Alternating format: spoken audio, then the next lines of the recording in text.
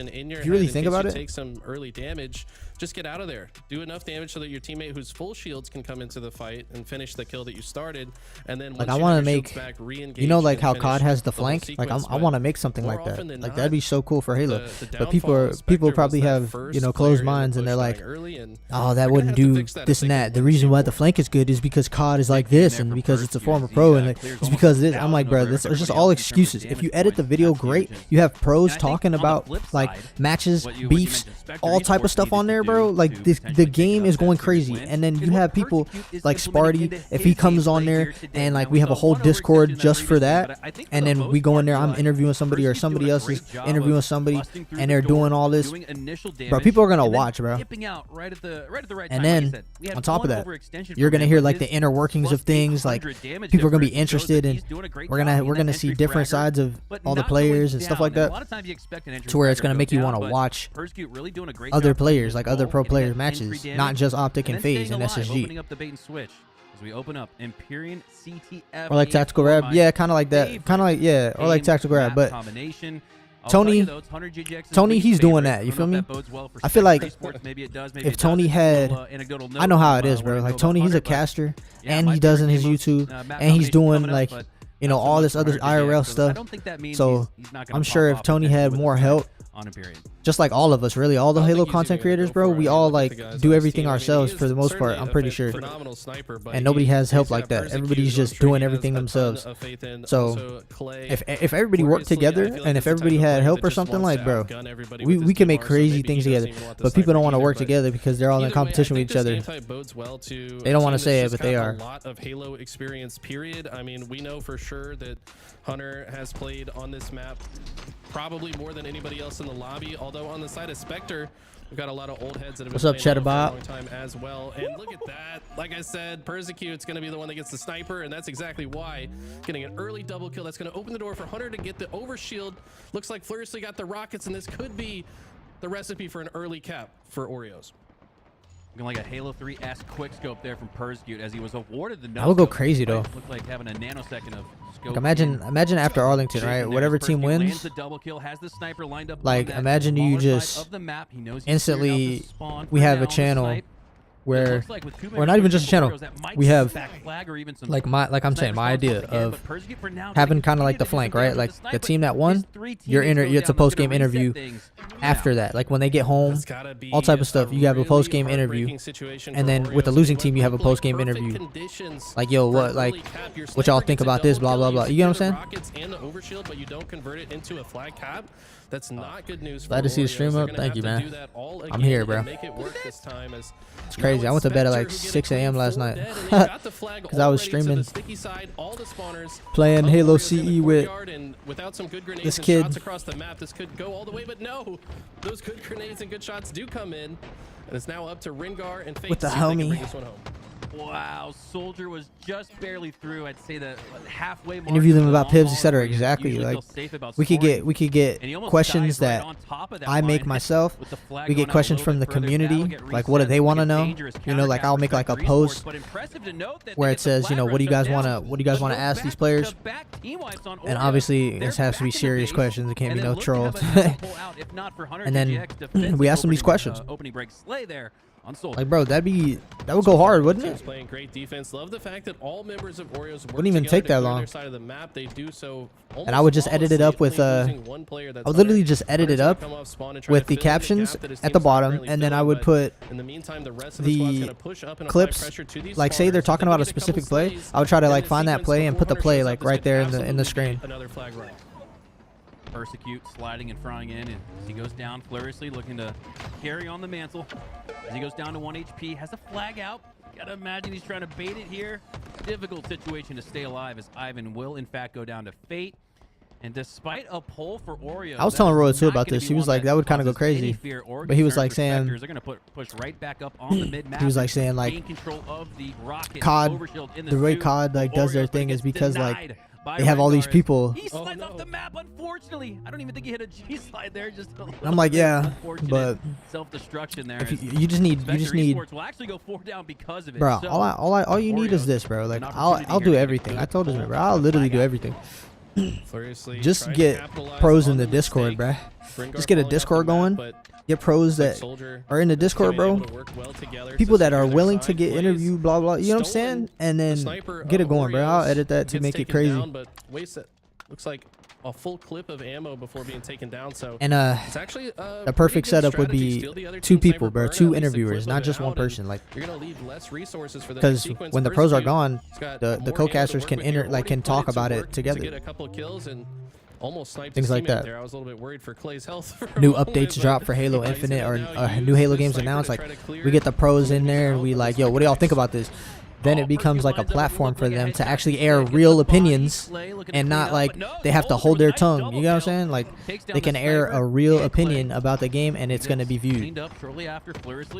On the training side of the map. Not like going in one ear for 3 for 3 and out the other. Like, they can't deny it type of thing. Push through the long haul side. Now he's going to time that re-engagement on the training side perfectly as Persecute and Clay combined for the double kill spawn snipe for the rest of Spectre Esports.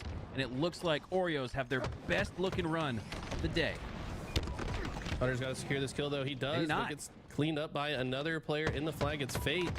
Fate now with a 1v1. He's going to win that against Clay. Great shots by Fate ZD. This young player definitely showing a lot of promise early on. And right now it feels like neither team has had a good opportunity to kill any spawners during a flag run. That's the #1 predictor of success. How quickly can you kill those first couple spawners while you have the flag out? And so far, those first spawners are the ones that are stopping the flag runs, and that's why we haven't seen a cap just yet. Oh, Soldier with a double kill. Perfect 5 shots. All 4 go down for Oreos, despite the all 4 down for Oreos, which we've seen now 3 times, I think. Persecute holding on to a +6 edge, and that's been the case for the entirety of this match. So despite the slay disparity going in favor of Oreos, albeit all from Persecute, Spectre Esports have done such a great job when flags have been pulled by Oreos. They look deadly and dangerous, but no, they don't even get that much further out of the base than maybe the Mauler, as Fate looks to extend it past that. And for now, it looks like we'll have a dueling situation. Flags out on both sides. Mirror image. Actually, bro, who y'all got winning this tourney, bro? So they knew after they got 4 we all know it's between FaZe and Optic or SSG, bro. Spectre's base, when Soldier had the rockets, he didn't know where to put them, and now Oreos are going to bring this flag all the way home, and finally somebody's on the board. And it was because even when Spectre was on Oreo's side of the map, Oreos just flipped the map, went to their side, killed the only guy on that side, ran the flag perfectly, and they get rewarded for it. Fate looking to push back on through the green hall like he's done so often in this game. And it feels like if you had to give an edge to time spent on the opposing side of the map, I wouldn't even be surprised if you said 51% Spectre, 49% Oreos. It feels like Spectre has that slight edge, but instead it's Oreos with a slight edge with the lead. 1-0. Flores is looking to push out off the back wall. Has 3 go down for Spectre Esports, and that's going to give mid-map control here to Oreos as they look to push through for #2. Bro, am I tripping for thinking really like does look like Oreos is finally starting they should low-key like try out breakout again?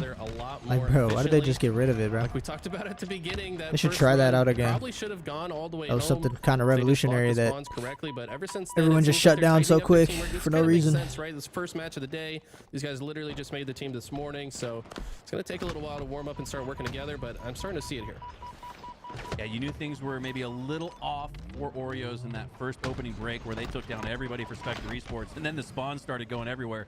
2 on the snipe side, 1 in the back of flag, 1 on Mauler, and ironically enough, this is probably the one map where you don't want to split spawns, Eli, right? You'd rather have all 4 spawn on that snipe side and you easily take them down. Optic FaZe finals, I guess. Oreos, as they were able to secure 1. Less than 5 to go as 2 go down on each side of the map. Flores that's a good guess. Control the green wall, but he goes down as well. And if Rengar can get this slay, this double on Clay, he should secure the rockets. And another chance late to bring Spectre Esports right back in it. Let's look at the stat line here. Persecute with more than double the kills of 6 other players in the lobby. Soldier, only person even close, and he's still 7 kills behind. Persecute absolutely popping off. He continues to do so. Huge piv as the rockets are coming up. Not only that, but Hunter JJX is also securing the overshield. But no, a perfect grenade coming in from Rengar. He might shut this whole push down. Oh, why aren't you ledge jumping? Wow. Nah, if that was me versus an overshield, bro, I'm ledge jumping, milking my life. Like going to the wall, jiggle peek, ledge jumping. Like, nah, bro. I'm not just jumping up like that, dying. Flag out down the long hall, and if it gets through the halfway mark, that should go in. Persecute gatekeeping on the bridge side with rockets. Should make this a 2-0 lead for Oreos, but despite 2 going down, Hunter JJX is able to secure. You can see Fate sprinting through the long hall, trying to get some last-second shots on Hunter JJX, but no worries as Oreos take a 2-0 lead. Fate feeling like he had to do his best to stop the flag, but him still being there and dying early in the next sequence is pretty bad for Spectre. Now they're 3 dead. They're going to spawn on the wrong side of the map, and Oreos could very well turn this into a 3rd cap right here, right now. Seeing that string of pulls here as Oreos have FaZe look amped up the unbeatable right now. The Slay Soldier. Bro, they are unbeatable right now, bro. Looking to make a hero play here. No shots from the training side, waiting for some type of damage to defend. That's my team, man. That's my team.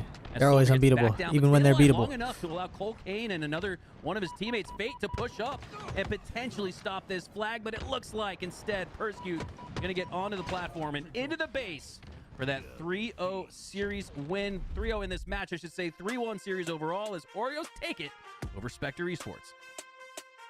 We kind of expected Oreos to come out on top, but they looked a little shaky early on toward the end of the series, kind of cleaning up the whole sequence and actually working together throughout those flag runs, not only the defensive efforts, but also the offensive efforts. And now that they're kind of clicking, they're going to be a danger further in the bracket.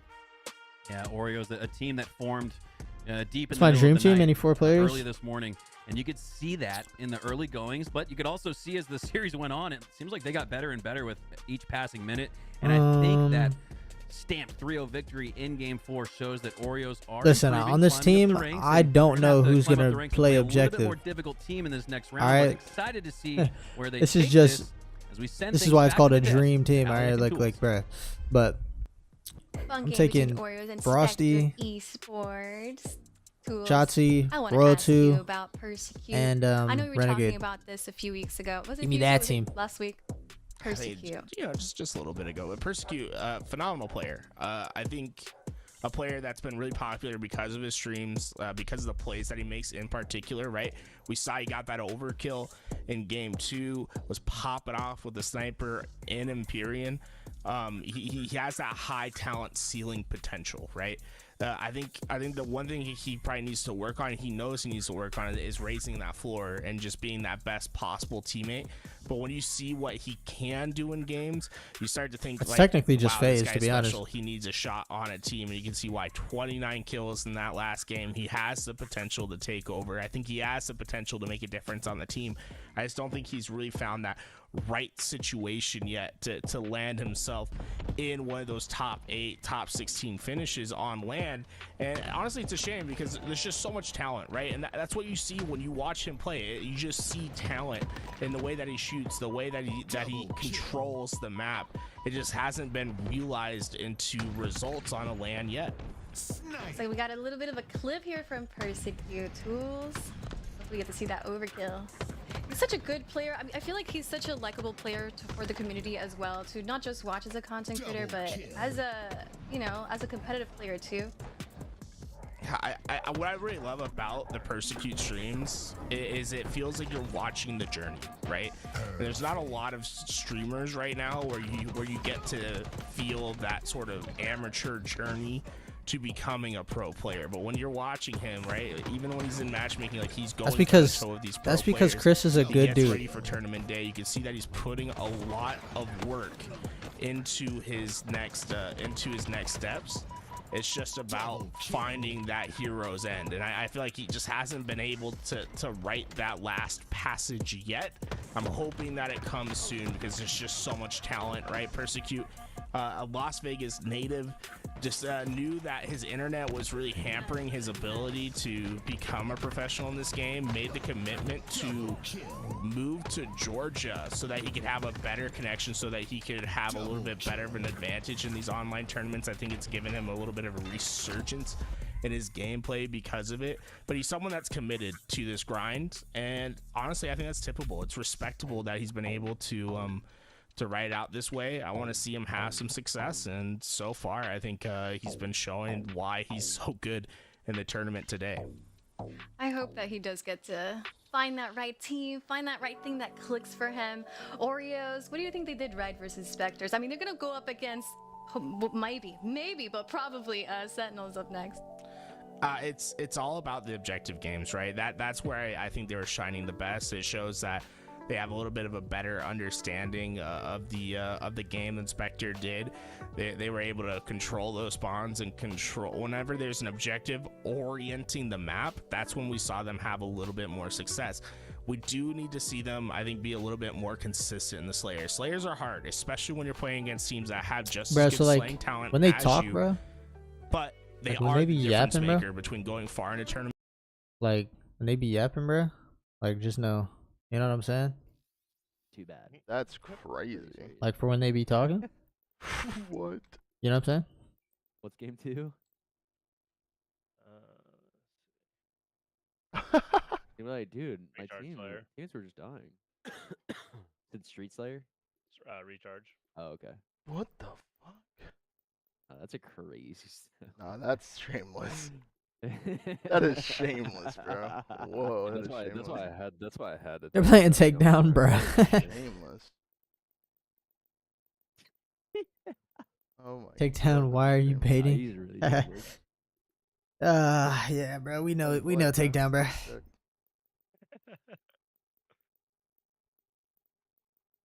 When is Arlington? I don't even know. We have to open it again. I don't know. Yeah. Soon. My man just compared himself to Ola. Yeah, it's unreal disrespect. Oh, we took 1900 damage and then said. Bro, if you guys don't know dude, who Ola's Takedown is, sitting bro, and living. He's not. he's basically like Sensor from Call of Duty, but like I just went foreign. I think I'm worse. We're in 5 for the Can't even lie. Like it's not even. not real. It's just like Takedown is funny because like he's kind of like a meme. Like he's kind of like a meme character. I love that Thumpy said thanks. I love that. He's probably just telling. Turbandos was good, homie. Oh, but yeah, Takedown. He's like the like him playing right now in like Verse Optic in this online tourney. Like he's putting this in the wiki. Like he has a whole wiki that he made for himself. You know what I mean? Like he's putting that in the wiki. Played Verse Optic. Played Verse. Like yeah. I'm being Ola. No, you're being like I don't even know. Are you even playing? Turn monitor on. You've heard so much about Takedown, but don't get it, bro. Takedown is like a meme character. He's like Sensor from Call of Duty. Like that's the best way I could explain it. Like, all right, look, this is how Takedown is. If Takedown beats you in matchmaking, he's going to screenshot you, I'm playing him. and then he's gonna keep him in a file on like his computer. Like I'm not even joking. Like he'll keep it on a file in his computer, and then anytime you say something about him, he'll be like, "Wait, didn't I beat you in matchmaking back in 2012?" And then he'll pull it up, Look at it. and then he'll put like in his wiki that he's a pro player, former pro or pro player. Yeah, top one. But like, and then he'll put like pictures of him with snipe down and stuff at an event. But like, what he means by pro player is in the H5 online tourneys that were like, I don't know, 5 teams, he won or something, like SWAT tourney. You know what I'm saying? I don't think he is. I mean, this is the nicest way. I don't think he is. Nah, he's not. He's not. I don't think so. Maybe. I don't know. Nah. I've seen him tweet random wins on Sparty. yeah. Like, nah, he's just a meme character, bruh. Like, he's just like, Oh my god. he thinks like that it's. I don't know how to describe it, bro. The whole community is just like, that's just Takedown being Takedown, bro. Like, that's Takedown. You know what I mean? Yeah. Sort of, sir, Bandos. Sort of. But that's why it's, it's a meme character. 2 top tower. Jesus Christ. No, get a kill for bats. See, like, look at look at that.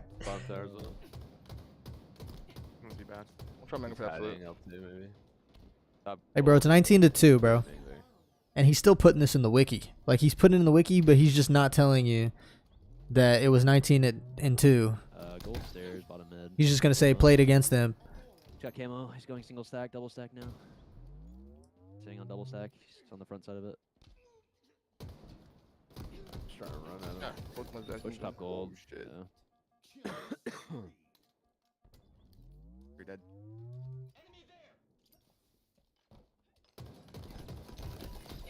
long haul. Now here's the comeback. Dude. Long haul 1J. I predict them getting Never mind. 17 kills I can put one shot. by the time the store. 17, bro. That's the score line. What's the predictions, bro? What's the predictions here? What are we thinking they get? Play heaven one shot. If you say anything over 20 is generous, bro. One shot tower, one on the jump up.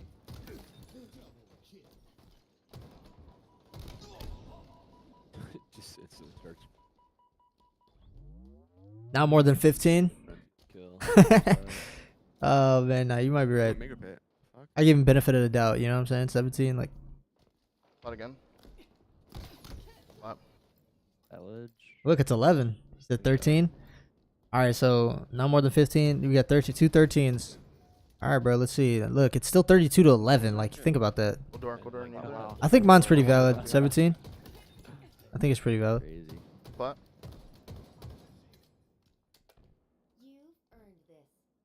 Let's see. Oh, let's not see. Oh, okay. Yeah, bro. Oh, yeah, bro. Yeah, bro. The heck? Oh, okay, never mind. It's 30 seconds. This one's 30 seconds. Don't worry.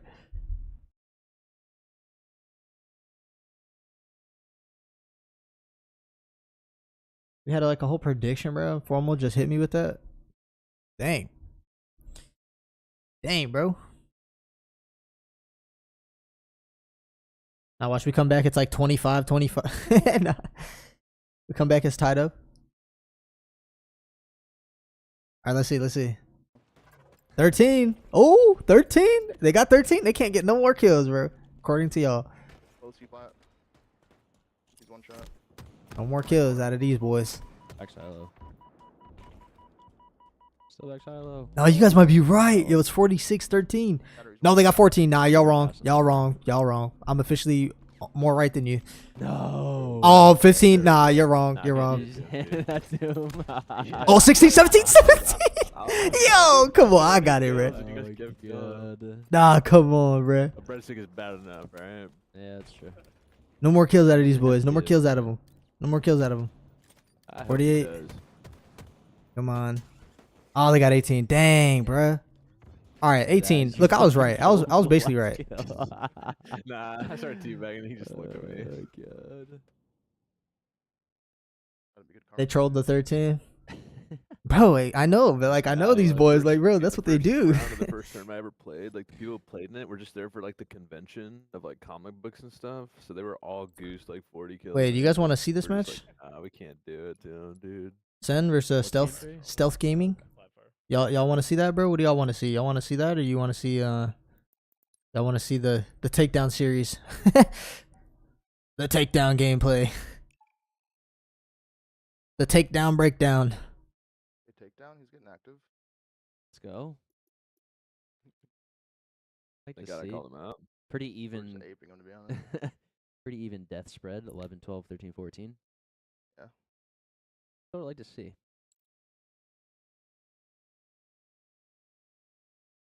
Bro, the Oracle. Keep it on takedown? Okay. He said Trippy hates takedown, bro. Bro,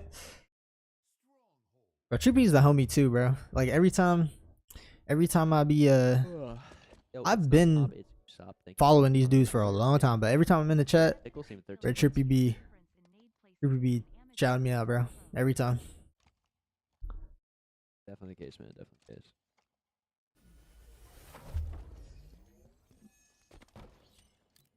He's aubergine and he's running at me.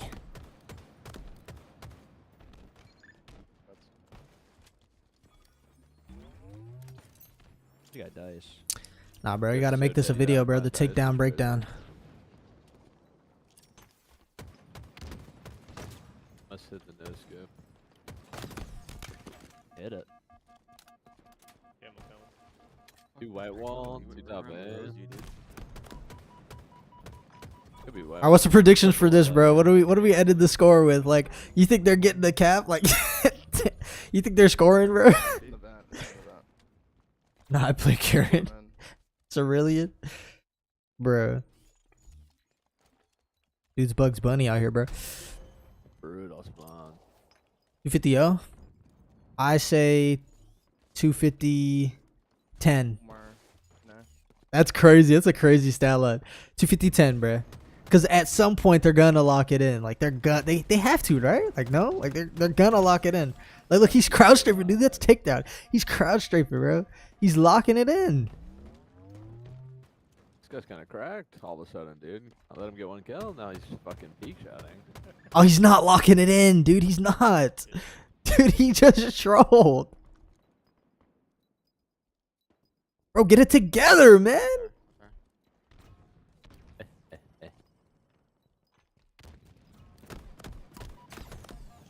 Oh.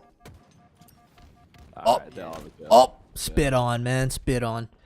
Fuck. Oh, this is the breakdown. They're locking it in. Here it is. Here's the, yep, here, they're locking it in. Dude, this guy's living perfectly. See there now. Fuck. Cement also. Wow. Back B. In the tube, in the tube. Oh, in the dude, tube. no. They're just going into the most nadeable spots. God. They just went to the most nadeable spots, dude. The 250-10, 250-30. 250-30 is a wild stat line, bro. That's way too generous. Maybe if this was Halo 5. Where did that guy just come from? Where the strongholds don't stop scoring when you're in them. Bro, at this point, like, I'm just rooting for them to get 10, bro. Nah, actually 10 is actually pretty generous. If you think about it.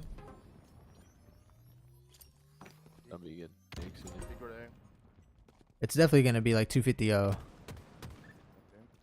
You guys in B? Where they? One guy in C, last guy. Oh, he's aping. That's a veteran play.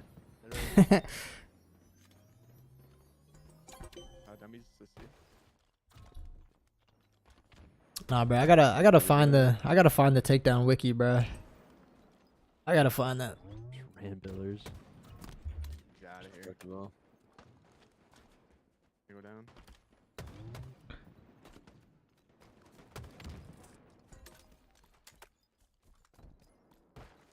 There's no way I killed takedown, and then my like announcer guy said good old fashioned takedown. Oh my god. That dead zone too funny, bro. Bro, I wish you could clip stuff. Can you clip stuff on YouTube streams? Yeah, that'd be crazy. I would clip that right now. Post that. Dude, I can't even, bro. There's like.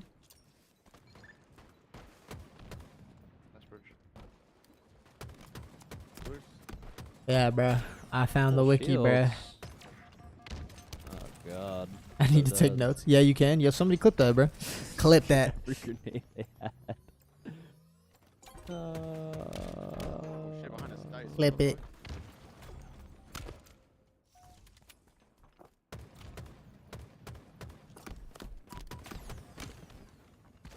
Dang. Oh, 10. They got 10. Oh, they got 11. See, I told you, sometime they're gonna lock it in, bro. Like, at some time, you feel me? Like, I know these dudes, bro. Look, I ain't gonna lie, they're kind of getting crazy with it. 20?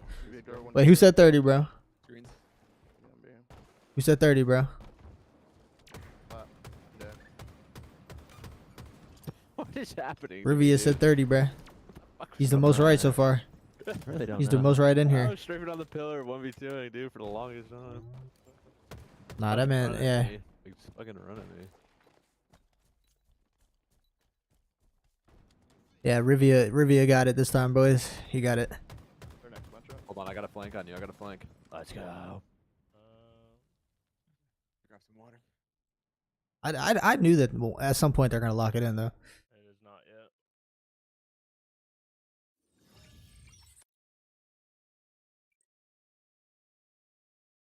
yet. Wait, hold on. Let's see. Like, is the formal POV active? Like, what are we doing? Like, formal POV active? Oh, they're playing matchmaking now. Is there a? Imagine you're. Yeah, no. Let's not imagine anything, bro. We're good. All right. Who's more than viable to pop off at any moment. We're as back. Sentinels That's hopping actually back perfect on board timing. with We're them. back. What was your thoughts as they placed 4th last week? Weren't able to get over His that name is Monster Chandler, hump. W. I believe Sparty has never beaten Monster Online, but they were able to take a 4th place finish. Rolf. Something to be proud of nonetheless.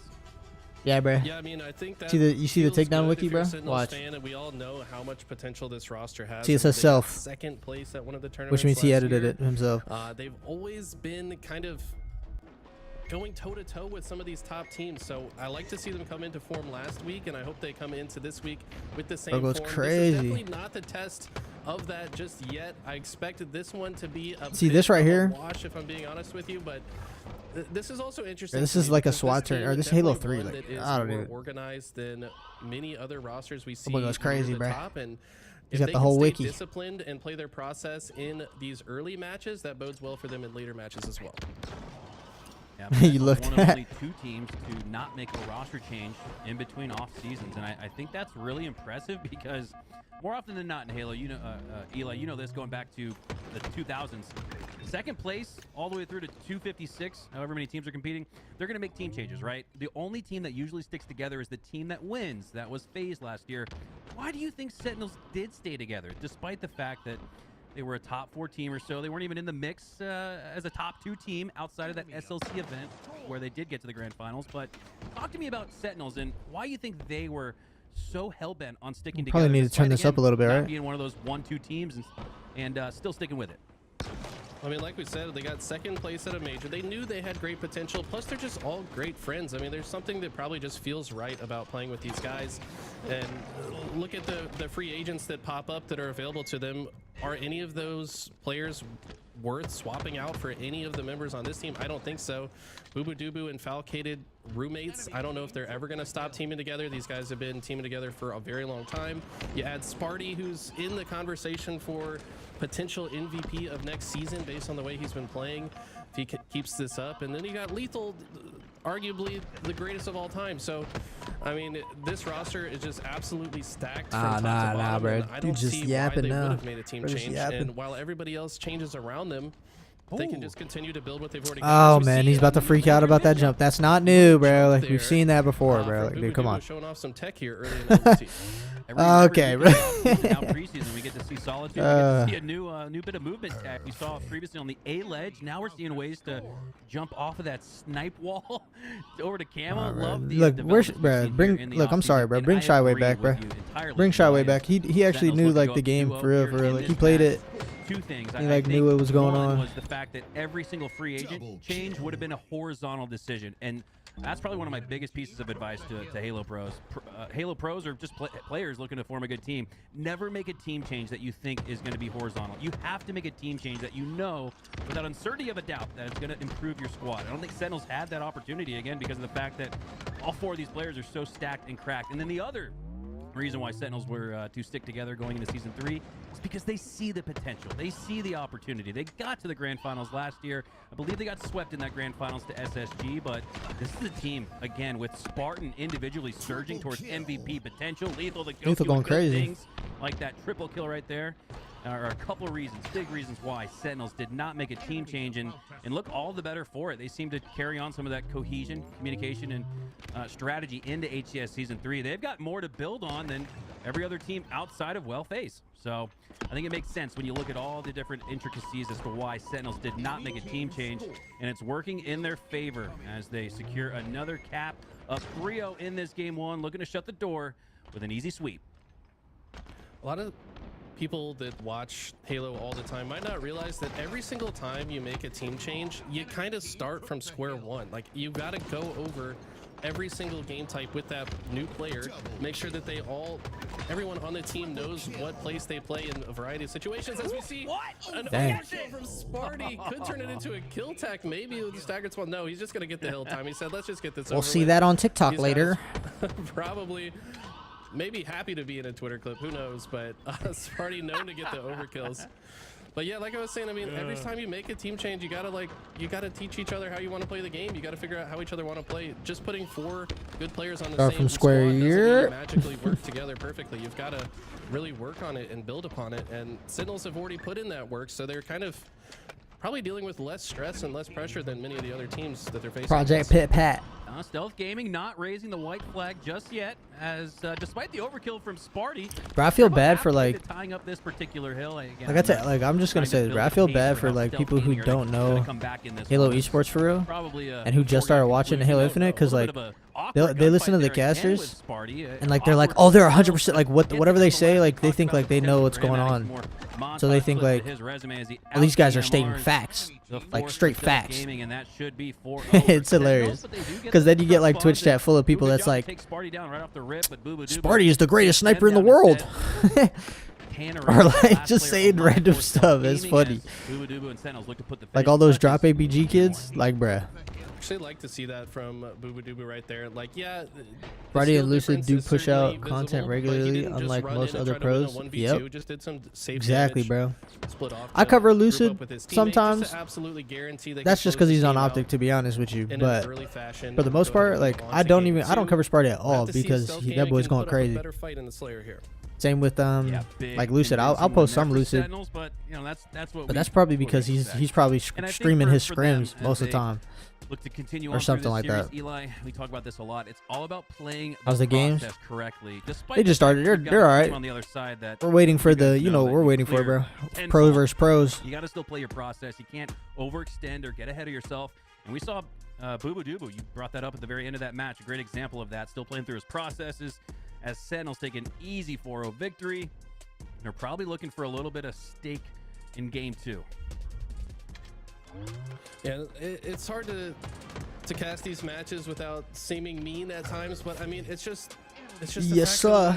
There's levels to Halo, man. Like, the skill gap is a real thing, and when you get to see matches like this, it does put it on display. But I mean, Sentinels, you got to keep in mind, Sentinels beats top 12, top 16 teams nearly as bad. So yeah, like this too. Yeah, so there's just levels to all of this, man, and there's teams that could beat Sentinels this bad. I mean, probably not this bad, obviously, but when they go against FaZe, it's a saying something like that. You see this overkill from Sparty, actually backed up to dodge the first. What's up, Jerry? How are you doing, bro? I'm straight. I'm doing good. A little bit of close quarters combat. But now you heard the caster about saying like, there's teams that can beat Sentinels this bad. He had to correct himself. You know what I'm saying? Yeah, almost a little bit of a underneath ninja there for Sparty as he does secure the overkill. Because like that was a bad beating. I'm gonna put a challenge like out there, right? yeah, you could go 4-0, but like that's a bad beating, bro. The way like the fashion they did that. Come on. Opponents, for Sparty, you got to challenge yourself. And I'll put new viewers is going to be like, Sentinels is trash. Otherwise, there's teams that could just destroy them. We're extended to a game 4 even if they sweep. That sounds ridiculous, but like I said, you got to have fun with it. You got to try to challenge yourself, and maybe for What's Sparty, good? That's one way. You got to secure the stake and an overkill here in game 2. Bro, casters just got to be better at like concealing the yapping. You know what I'm saying? Like the Sir Yappertons. Like, well, FaZe is the only good team in the league.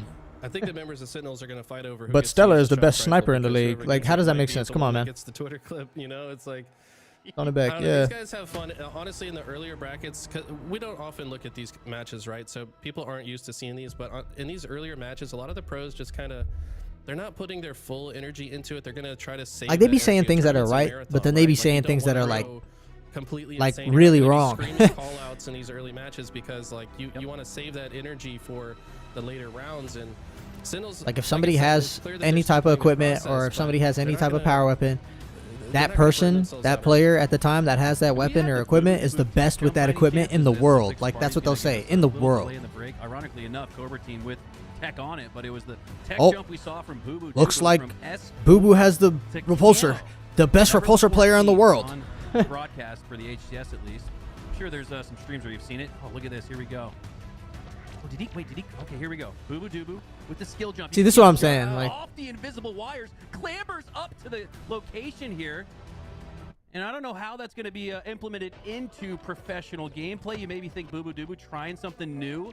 In a see, come on, bro. That's something new we have not seen yet. A new. That's something new you haven't seen yet, bro. Covered here on Solitude. Eli, what are your thoughts? I don't know. I think it's super cool, man. This is one of the few maps that has that double jump. Oh man, bring Shyway back, bro. Lots of different parts of the map, basically. Come on. there's certain ledges that you can't stand on, but if you run into them and jump, and you have step jump enabled, Like they so just saw the wall kick jumps so you like only 2 weeks ago jump for the as first high time. as the thing you're jumping on requires you to jump. So it kind of fools the game into doing the step jump, but then you jump a second time, and that's how you get a lot of the double jumps on this map. But that jump in particular that we just saw, that wasn't even step jump related. That's just somebody found a tiny lip there. You're right. And he's using it. Reminds me of like a ghost jump from Halo 3. If anybody watches, 100%. you know, those jump montages, which are absolutely worth watching, by the way. One of my favorite ones, Tangerine. I don't know if you've seen Dang, that. Adam. Yes. Oh my Great God. jump It's video. just a whole video about jumping. I mean, we got to be such nerds to get excited about that. But man, there's some cool stuff you can do.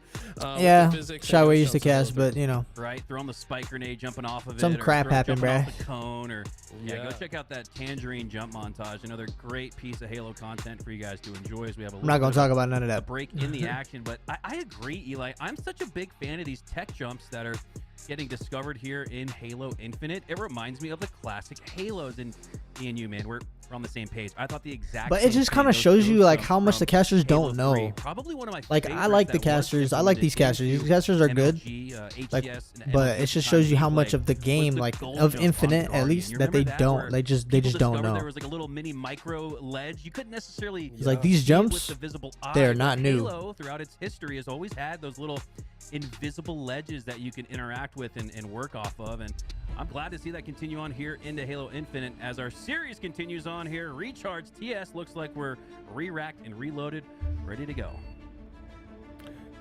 Man, what I'm looking to see here from Sentinels is perfect spawn prediction. I want them to be holding 75% of the map so that the other team has no space to work with. I want them to hit from multiple sides, maybe play duos on opposite sides of the map from one another.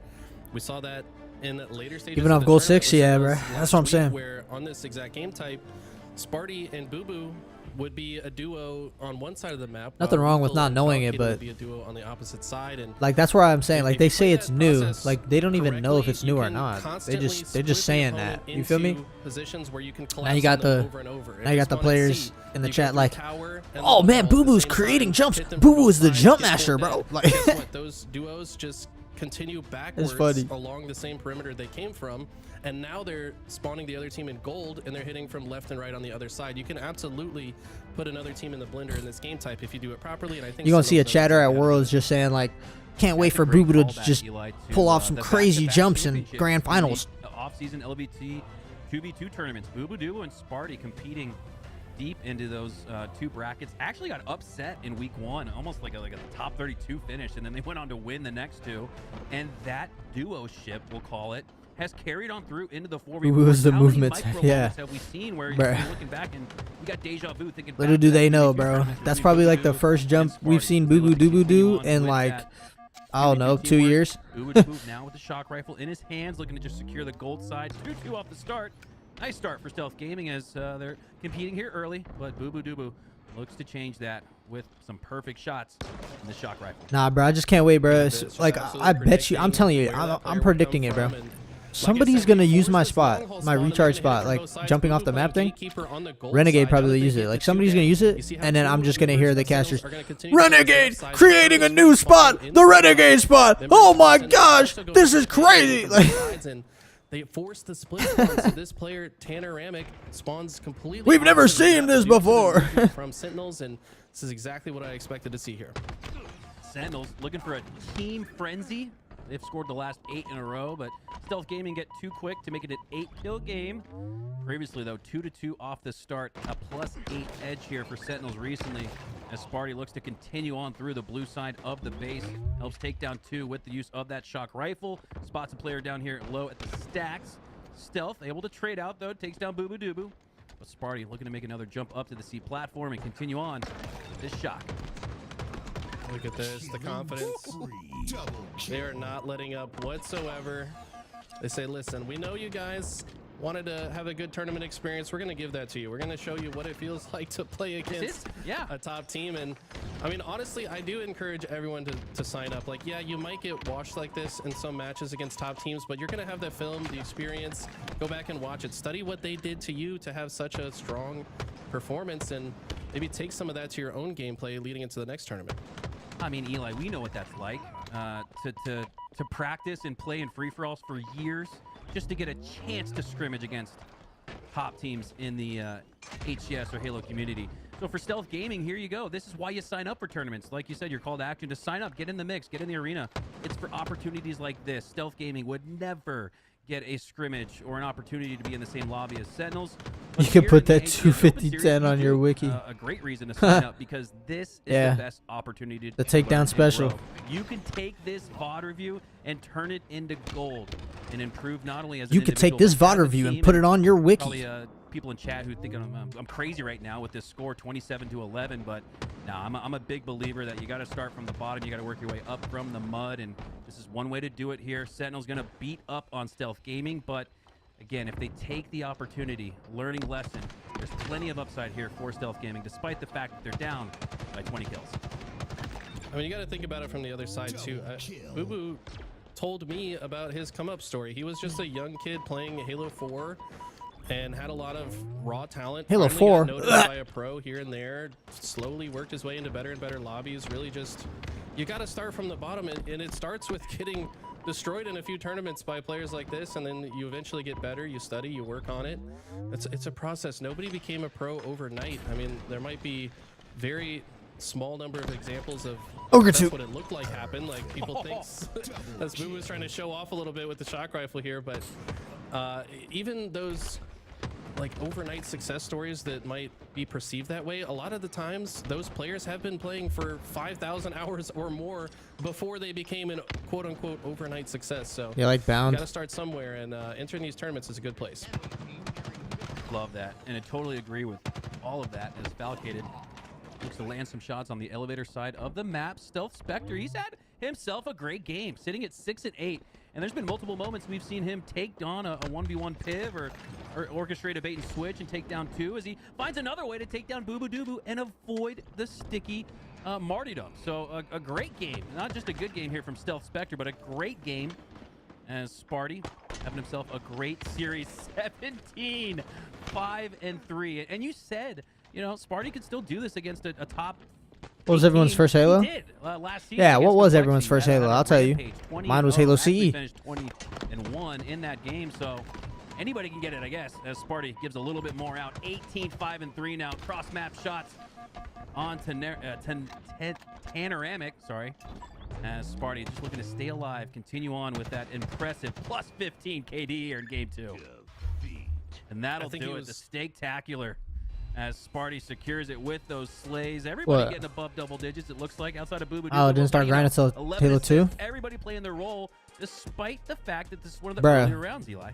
I'm gonna be honest, I always played like the game, but I didn't want to get good until MCC came out. On the guy long haul with the I was like a social kid. He was cooking in the kitchen, man. I didn't know TE what he was demo. going for exactly, but played silent guys, cartographer for 4 days. To practice some That's crazy wild. techniques that they might be able to pull off later, but they don't really have good opportunities against, you know, the top 12 teams. So we might see a little bit more of that. Looking across the board here, high accuracy numbers. Yeah, my first Halo was the CE freaking board game. Taken as well, almost a doubled up difference here. But I mean, honestly, I was playing the Halo pinball machine. Based on how many times they actually died, it's a lot more damage taken than you'd expect. But it's because they're just playing their lives really well. If one of these guys was that a bunch of H3 MLG events? Able to just back off. Remember, their team's gonna. That's another wild thing. I was 8 years old when Halo 3 was out, bro. One of the things that separate top players. I was playing Halo 1. The way my story worked, like with Halo, is that Halo 1 and 2 were already out by the time I played Halo 1. I played Halo 1 in 2005. I was 6 years old. I think after a week, we're back down to 19. And I fell in love with it instantly, bro. I was playing campaign like, pretty close to dude. 2,000 subs. You guys know, bro. Halo CE campaign has the feel, like it just feels Halo. It's like the most Halo feeling game of all time. That you would have missed if not for LVT Halo, and you guys show us the love right back. We appreciate you guys, and thank you so much for the support. All the subs, the bits, and I know I'm going to bring up a sore subject, but even just sitting through the ad break. Didn't play much H4 and didn't play H5? You missed out with H5, but I'm going to tell you that you did not miss anything with Halo 4. And again, you missed out on H5 only because campaign sucked, alright, but they had like great. They had great multiplayer. Like it wasn't bad. It was not bad, bro. It was great. Again, provide. I don't care what Halo that you guys people say. They're judging it based off of campaign, false advertisement, and no content year one. Just like this game. With the prime time, appreciate that as well. As the subs continue rolling, as to does the gameplay. As we get set for Game 3 on Livefire. I was sitting next to Walshy in the the grandstands watching straight and triggers down. Right. That's wild. Unbelievable. What the heck? Man, even stops by my stream after I'm done casting and drops some more on my forehead. So thank you, Peji, man. This guy is amazing. Also, Drager with the Prime sub. Those 3 days were sick. Into a tier 1, actually. I know. That's, bro. That goes a long way. The tier 1's very important.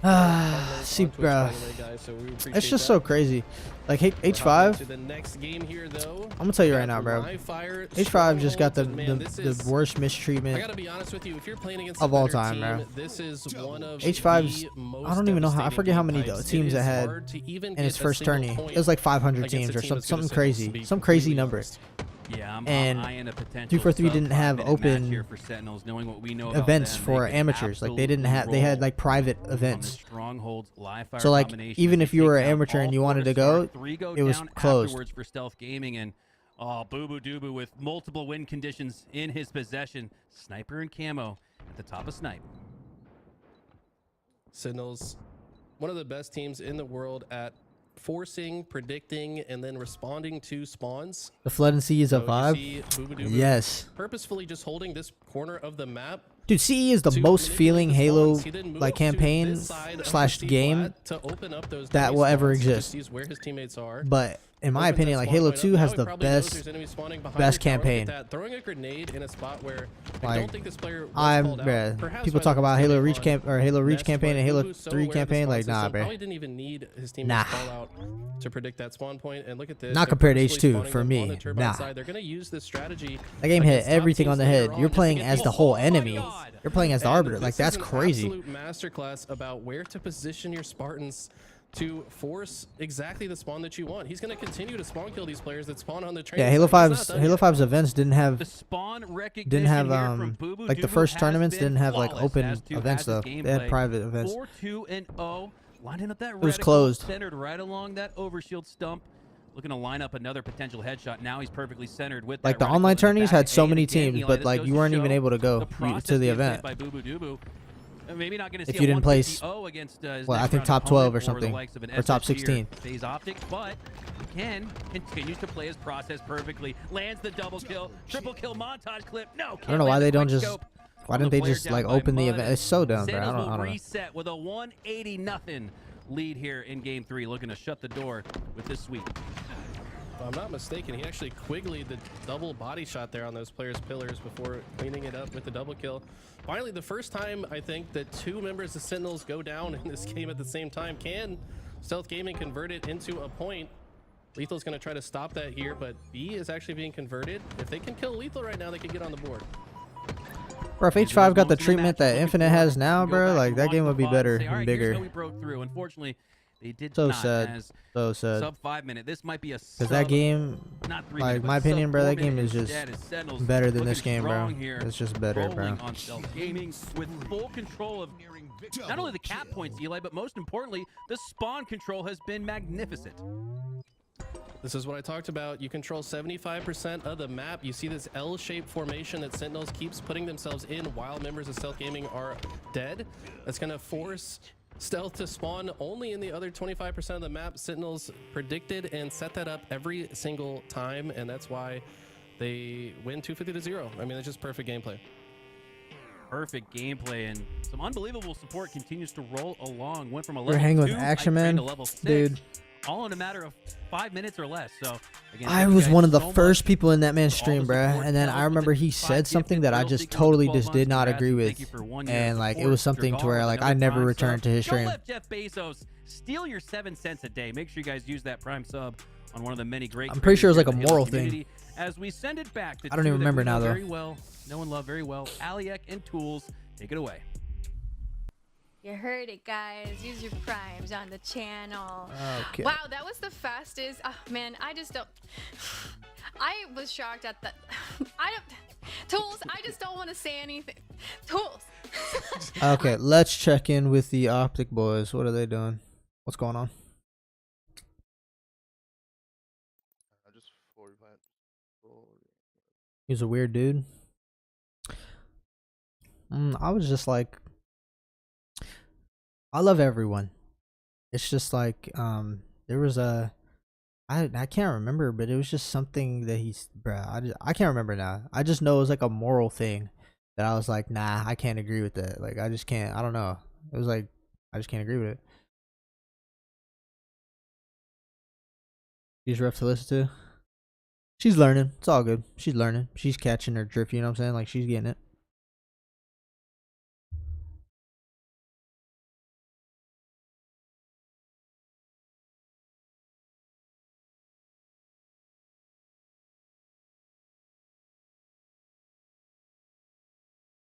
Sooner or later.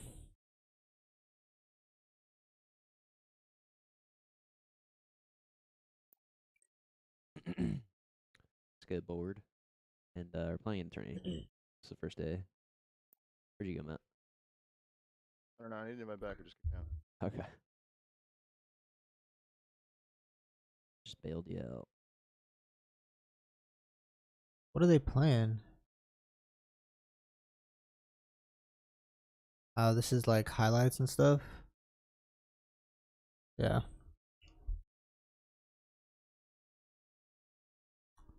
Yo, if y'all ain't seen, bro, I got the optic and phase scrim from last night, but I got like everyone's POV. So if you ain't see that, like, y'all should go check that out, bro. They went crazy. The series was 7-7. So they just broke even. They basically, optic went up 5-0 at the start of the scrim, and then they broke even at the end of it.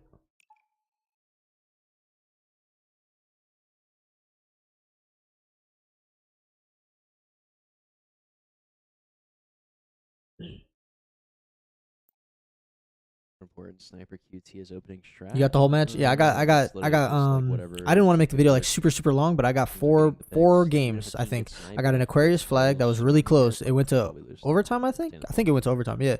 I got an Aquarius flag. There's a live fire strongholds. There's a recharge ball, I think, oddball. And all right, let's go. There's a street slayer. So it's 4 matches. And it's all everyone's POV. Like, you'll see Dead Zone's POV, Trippy POV, you know, everybody POV. Got dice. It should be the newest one.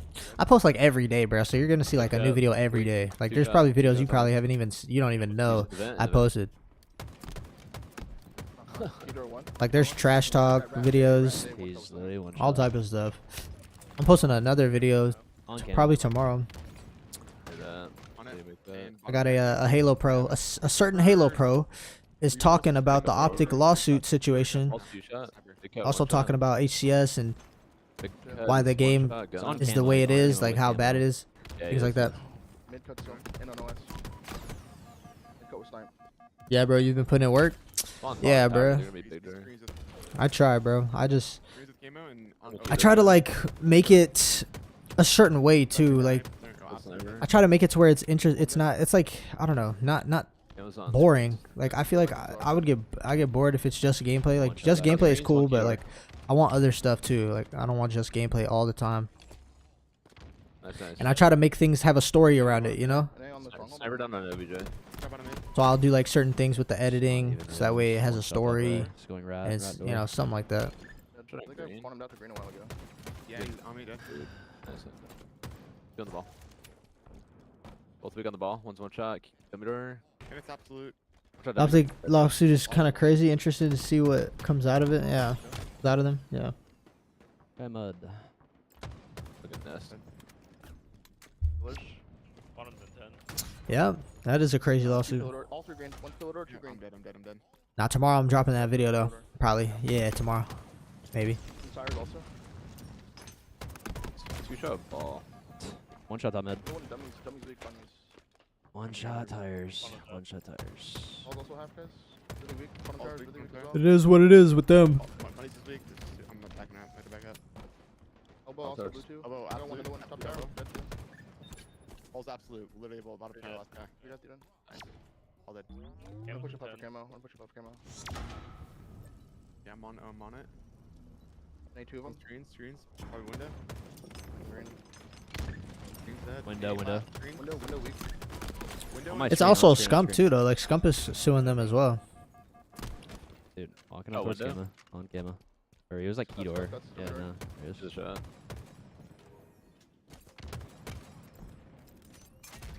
You're dead. Give me an A behind me, Joey. Long. Snipes in 10. In the Yeah, vent. spawn tower. Bottom mid. Oh, one shot keyword, bro. One get behind you. Two there. Oh, two on ball. Be there. I'm here, Tommy. I'm here. I'm literally have bullets in. I can't help. I should Got him, I got him. Three. Wait, Never this did. team Yeah, is actually Got it. winning right now. He's gonna drop.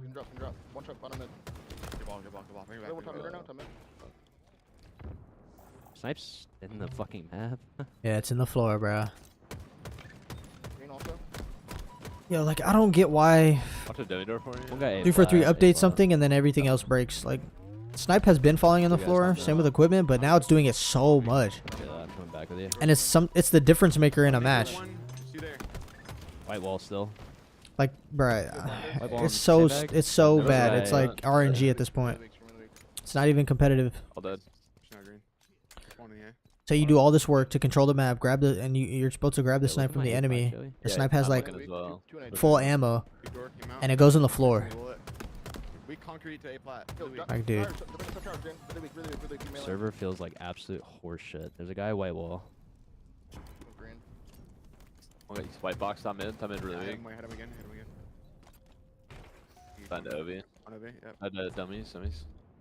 Make up maybe? Yeah, make up. On ball one. Hear that. This Another guy is green. dice. Check cuts. Check Yeah, cuts. dice. Gonna ape that towards nest. Break on mud. Already spawn green. Two shot green. One shot Kenneth.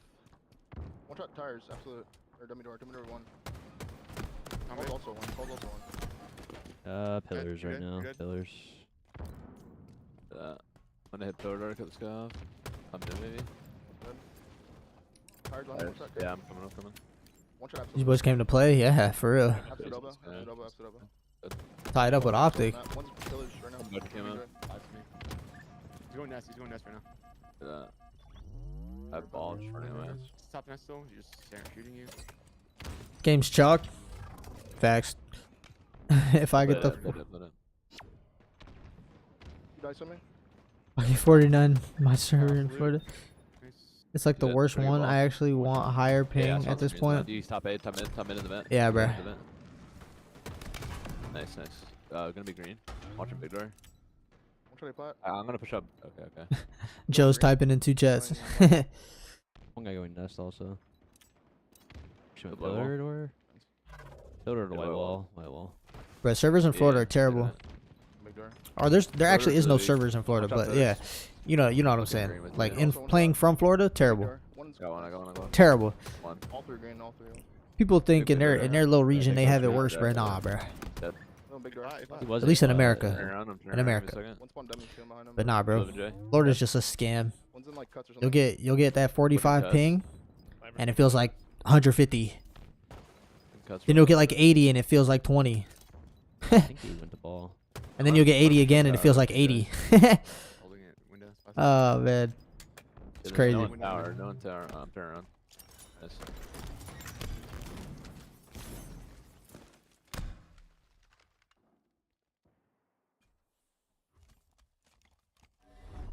Just gonna hold forward top mid and probably drop on the ball. Alright. You go absolutely. I'm gonna need. On OB. I have ball. Running dummies.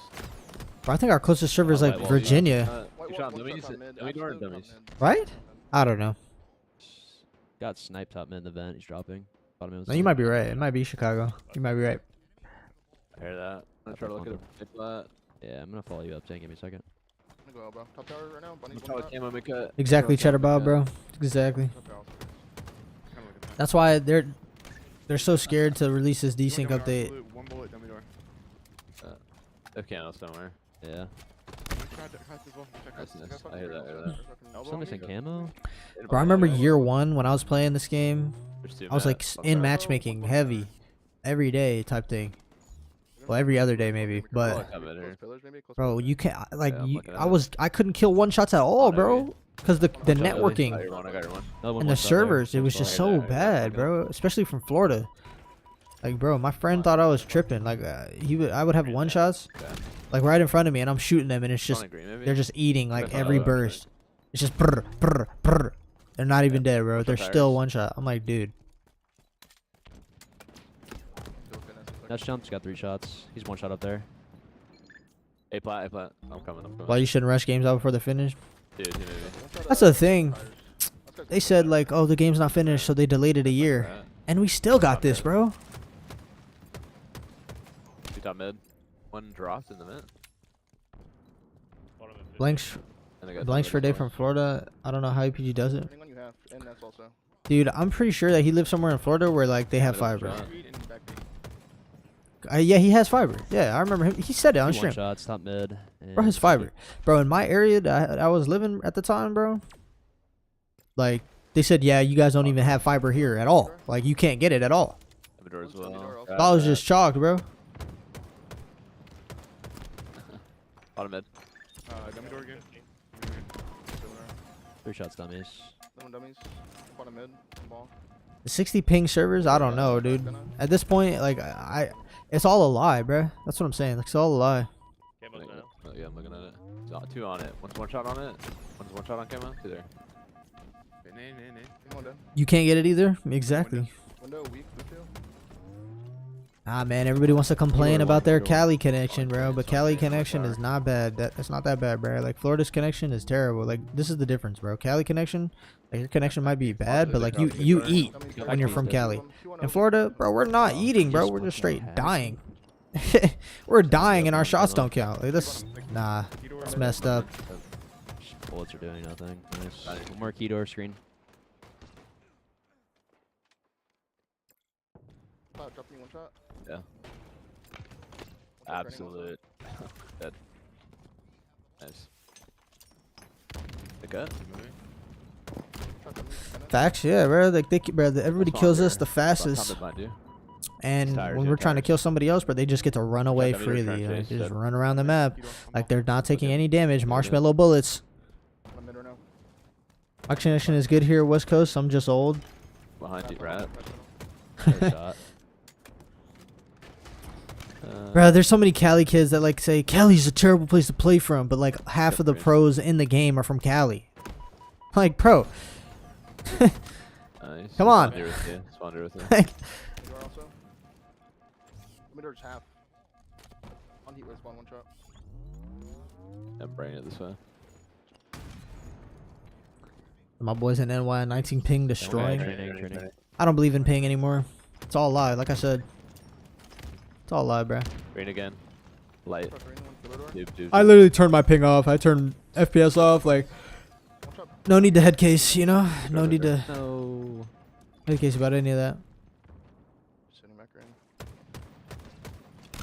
Nice. Pillars league, Kenneth. Oh, this is that's such a Jumped pet up peeve I down. have. Like, What a god.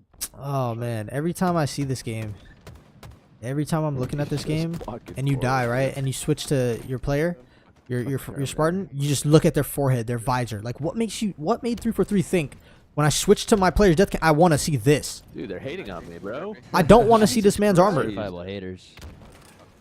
Like, I want to see what's going on the map. We'll spawn nest. And you have to turn your whole screen, and by the time you turn that slow I'm screen, just letting that reset, to be honest. you're respawning already, bro.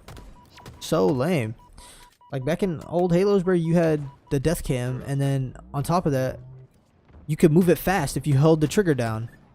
You could literally move it super fast.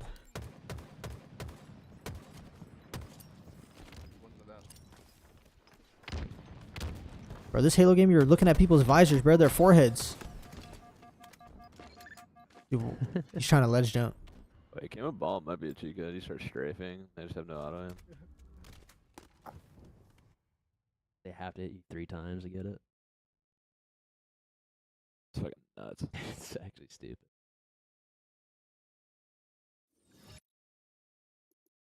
Death cam's glitch half the time. Yeah, I hate that glitch. It's so stupid. But I ain't gonna lie, bro. I feel like staying on your death cam, it definitely in certain situations, staying on the death cam instead of switching to your other players is probably better, bro. Because, like, bro, like I said, you can't move the death cam fast. When you switch to other players, you can't look around them fast and 3-peat them for real. And you're looking at their foreheads when you first look. So it's like, what information are you getting? Like, oh, his visor's green, sick. Like, nah, bro, we don't care about that.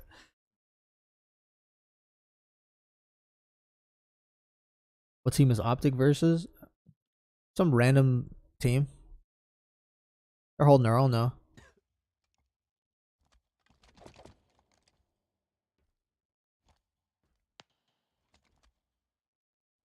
I'm doing this because HCS was yapping. This is what they're doing right now.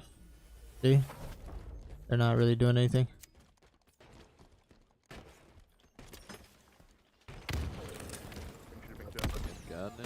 On it. Okay. I did that good. What's good, Monk? Okay, it's pink 1 and pink 2. There's 3 there. Look at top mid and throws. They're going for it. Car 3, 2, 1 shot throws, dead. Oh, he's from blue.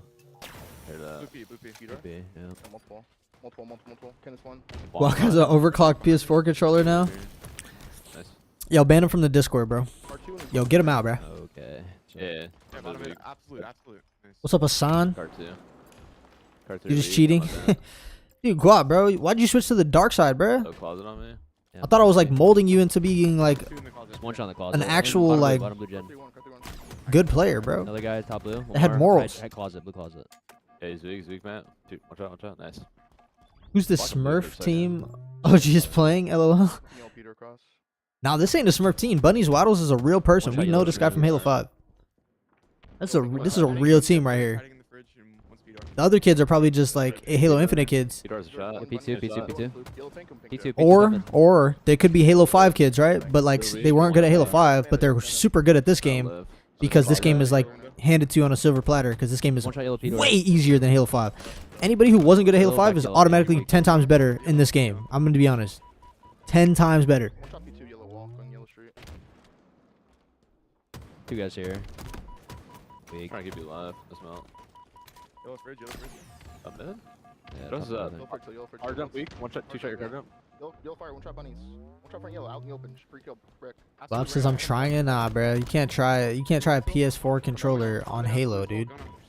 You're literally cheating. Yellow P jump 1. Yellow P jump 1. Still car 3 and P1. Oh yeah, 100%. H5 actually had a skill ceiling. Blue P, blue P. Dude, Yeah, that blue P still. Pushing it out. The rest still up as well. I'm telling you, bro. Hear that. He's just like P2 on us or something. The famous Trippy quote, bro. P1. The famous Trippy quote. Two window drive weak. I'll die on this hill till the day I die, bro. I'll die on that hill till the day I die. Should be there. He was.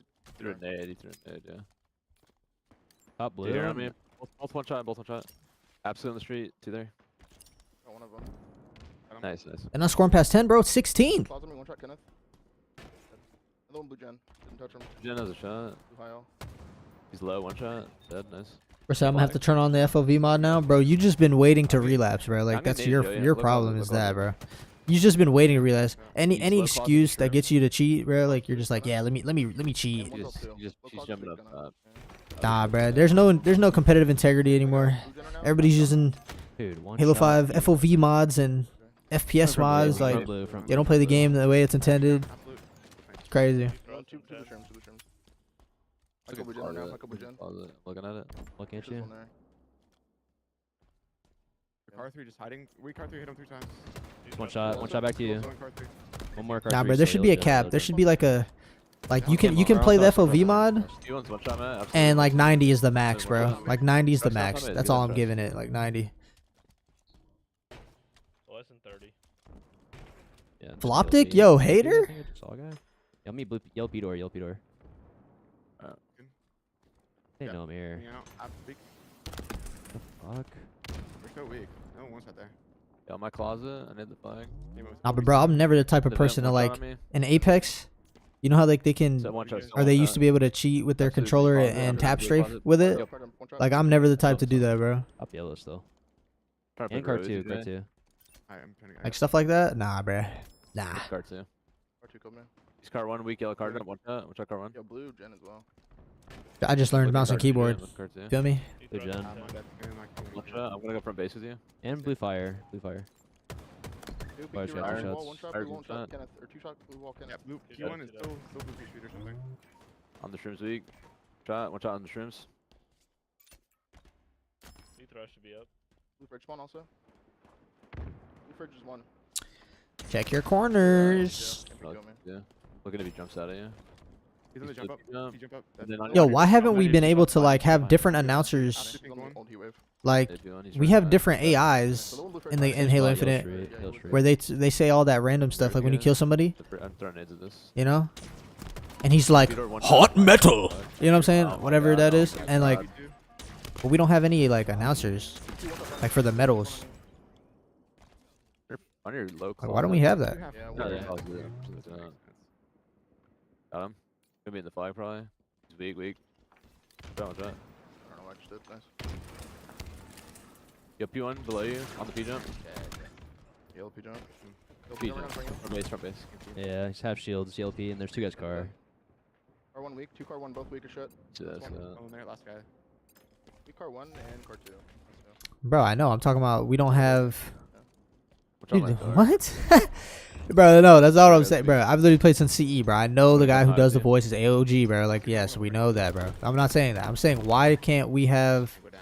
like in Halo 5, we were able to customize it. Like they brought out new ones, like a grunt voice actor for the medals. They had, who else? They had Buck, like from ODST. Like, you know what I'm saying? Why can't we have that? It's I'm trying to kill the customization. one-shot guy and he's just getting away because I teleported to P1. Like, bro, put a Master Chief one in there.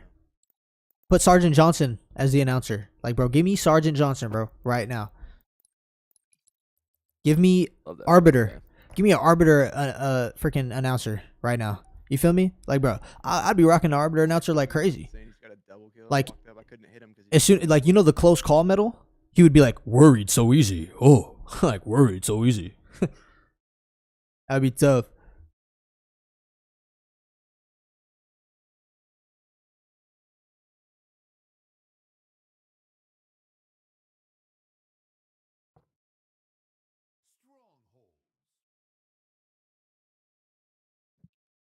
Nah, you get Sergeant Johnson. He's like, lock it in. See what the game says. At the strongholds. Capture and control. We're cooked, exactly. Yeah, Yo, yeah, facts. Big emphasis on that second part. Nah, bruh. Because See. if they have a perfect medal in the game, like they need to add a medal where like you miss every shot and get destroyed. Like you miss every shot and get destroyed. Gold steps. Bro. Class. It's gotta be some type of medal, Top bruh. tower. Top tower. 1-2 shot. Kenneth. Well, not medal, but like announcement, like some type of announcer. One shot camo jump. Oh, God. One guy in B. They're gonna get in B. Yeah. B and A, B and A. You guys weak. Car 1. absolute nay. Absolute nay. One's Car 1 should be 1, guys. I'm gonna look at it. Just spawned. Elwood also. Elwood I also. let him shooting. And one's top fake open. One guy, like, gold or glass. Tower weak. 2 shot. Yeah, I'm weird with this in. He went back. He backed up top A. One's neither as well. Look at top A for a second. I'm watching top A. Neither. Yeah, walk Let's go this, to walk mid. this, One walk bullet. Dude, man. Bottom A still. Jumped out bottom mid. One shot neither, absolutely. Here, he's in there. I pray this next Halo game is like Shot. good. You guys neither. Missing one. Mango weak. Mango weak. I can cap A if you wanna get out. I'm being on B. I'm gonna hit tower here. More and C. Top Top tower. tower above you weak. I should rephrase that. I pray this next Halo game is good year 1. 2 shots C flat. I'm here. Hiding on the box, I think. Weak. Shot. Could be back side though. I don't know. No, they should spawn long. Spawn long. They might get a bat ledge spawn now. Yeah, they're getting bat ledge. Kept him weak. Sneaky. Kept him weak. Bat ledge is weak. Trying to look at you, Joey. Need a top gold. Bunnies. Go spawn A. Need a top gold as well. Little gold. Absolute Looks top like A. like commando. One bullet. Top A. One's on commando as well. You can go bat ledge. Shot ballage. Thank God. 1-5, 1-20 flat. I'm watching C flat cross. 1-2 flat. And gold on me. What the fuck? Let me see flat again, guys. Yeah, one got glass actually. 2 shot and gold. 2 shot and gold. He's going top commando. Camo was up. have it. Stop gold on the B now. 3 gold. There's 3 gold. Bro, you're gonna see this team in HCS next year, bro. L2 is 1. Wait, what am I saying? HCS is dying after this year. Do it. And top cat. Haha, just kidding. Haha. Shot Mengi. Running to A. Watching your B. 1 in AJ. Should be long to me. I'm gonna hit out A. I'm gonna hit A. Okay, I hear that. I don't see neither. Yo, Top heaven, A, heaven, heaven, I heaven, think. heaven, Yeah. heaven. I killed top A. I killed top A. 2 dead. Evan probably. Top cat, top cat. Top A, top A, top A. Hey, one shot blue, make a bet. Nice. What's going on over here? Just gonna push Sentinels and Oreos. It's not bad. Yeah, I think he's bro. hiding We're just C. I think gonna. he's in We're the just gonna. Bomb tower to me in the backside though. Yep. Kill tower guy. He's Coming with up you. pipes, with pipes. He's above you, above you. Weak. Dead. Nice hope. Good, let's go. Just getting C. R2. Sitting R2. Just, oh, I'm gonna hit long haul. Fast, going long. One shot. Still Just one challenge. shot, just one shot. Look at tower spawn real There's quick. someone in B or no? Or gold? Maybe not. Just holding AC for a second. Yeah, he is. What the fuck? That ledge. Wow, shit on bad. 2 dead, 2 dead. Either. One guy C, one guy C. I'm gonna try to stop this. 3 dead or no? 3 dead or no? 3 dead. Got Fucking him. respect. In the kneecap, dude. Watching C plat. This guy going glass. I'm capping B right now. More sneaky. Started steps. I died to neither. Yeah, I got it. What kind of spawn did he just get? That's what I want to know. Camo's coming now. Hear that. Trying to look at you, camo. Going tower. Up you. Gold door. Top tower now. One shot, Kenneth. Commando. Gold commando on B. Hear that, hear that. Or Weak on your bat ledge. Watch on you. Another one top gold. Another one there. I'm just sitting at A for a second. Yeah, I'm capping. Get it, You get got it. you Hold got it. Get back. Come Yeah, back to I'm B. holding C. I'm holding C. Just one shot R2. I'll come on hold the B. Glass and shot. Trying to look R2. I'm hold also Still Kenneth. R2, still R2. I'm hold a season. Hear that. You guys on me long? Keep out absolutely. 2 guys one, 2 guys on. One shot long on. Nice, nice. Got him. Last guy. All dead. I'm gonna try to do some more shit. I'm gonna try to spawn close to heaven. Just went long. I'm holding C. Watch my cross. One long. Yeah, I got you. Up one on commando guys, weak blue too. On the C steps, free kill. Nice. On bat ledge. Rob Bat ledge. protected And C plat again. Never open yeah. On On grapple. On grapple. Killed C plat, here, grapple. That was 3. Caution, weak. BTH. Holding silent forever. Last guy. Last Last guy. guy. Gonna be BB. Getting shroud. in the gold. So generous.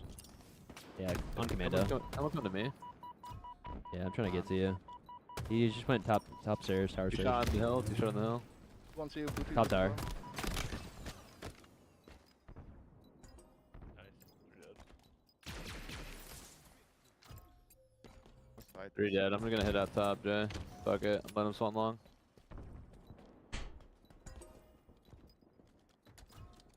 Oh, Wow, that was cracking. shit. Oh, Like, dude. what the hell? One more gonna get in it.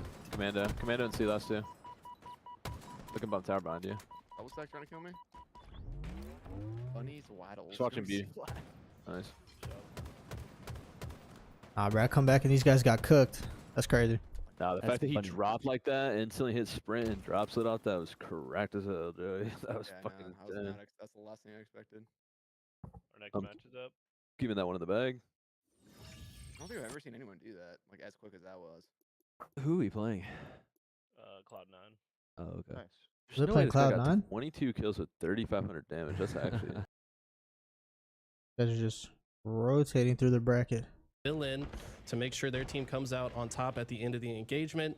Right now, they've been shutting down Furiously, who a lot would look at this team and say he's the most accomplished player, at least in this game. And he's been shut down so far. You have to think that if Oreos are going to come back into this, Furiously's got to have to come back into this game. Yeah, everybody's having a Bro, I enough of kinda- a game. We gotta watch those matches when they get good for him. Like, That what you're playing these days? Good eye, Remy.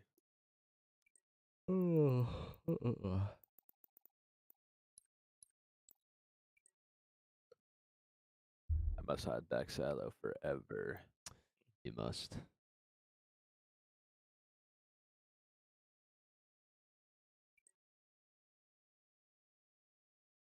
Truly, you must. Oh. I got some back silo strats we need to talk about later. No joke. You got it. And honestly, with the Shroud, might be even more OP. I can want to mirror.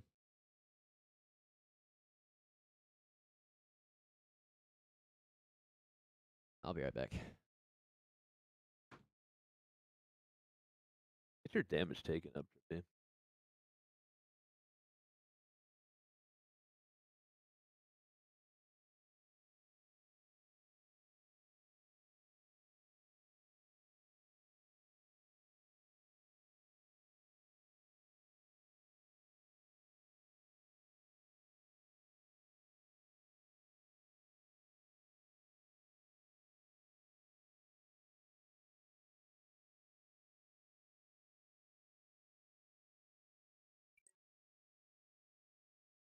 I'm about to send Jason $10 to change his gamer tag.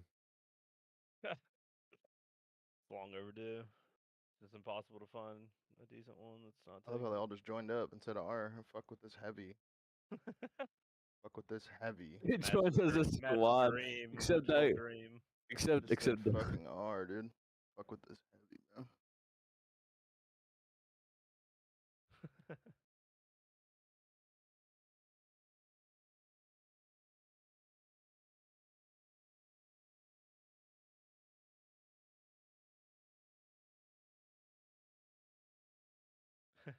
What are the game types? Wait, Guap, are you still here? PTF Aquarius. It's game Thank one. God. Player and recharge. Oh, this man's in Discord.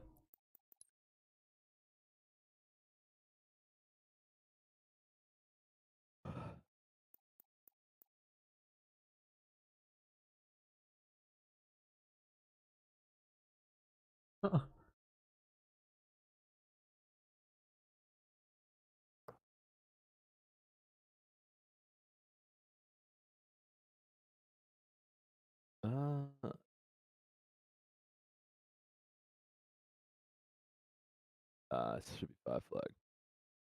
Oh yeah. Good looks. Somebody give formal party leader. I just see flag. I click. I get it. I'm actually not used to an Aquarius flag game one. Like I feel like we haven't had one of these in a long time. I'm not the best party leader. I can't lie. It's been a long time, man. Party's It's been a long open. time. Yeah, I close the lobbies 80% of the time now. Yeah, you're improving. See, there's a track I record just that's have, like, developing. such habits. Like, You need to once be there's two players in the close. lobby, I just instantly move them all teams, and I just instantly close the lobby, like, every time.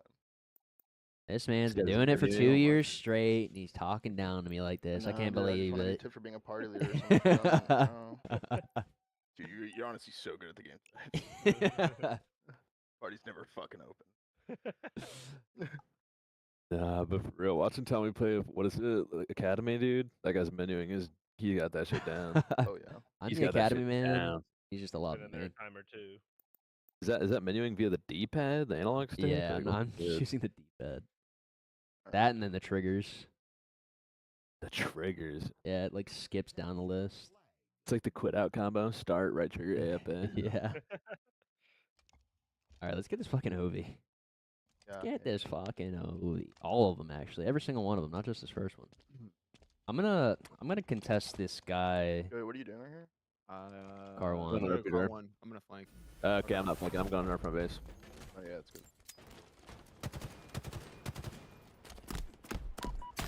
Bottom mid. I'm about to get pushed bottom mid. Honestly? Got car one, Actually- Remy. Let's throw a feature. Let's throw a feature. Damn it, dude. Oh no, S1. She goes on S1. They gotta be. Bottom mid as well. He's going our pink. They're literally not pushing our flag. They're just playing for the kill. Nice fucking stick. Nice. Obi dud. Okay, let's use our numbers here. Use our numbers. We are split. Behind I you, think we Jerry. should closet. One shot closet thrust. Could be two here. Could be two Yo, here. top mid. See top mid guy. One shot their car jump. Dead. Gen. Toss is one. Coming jump. I mean, peach up. They're They're flag. They're front base. Guys. Let's go. What? He's our front yellow. Our front yellow car jump. Our car jump. One shot car 3. Drew, hard high hall. I'm just running pink behind me. Push you on, push you. And they're front base as well. Dead. I'd be dead.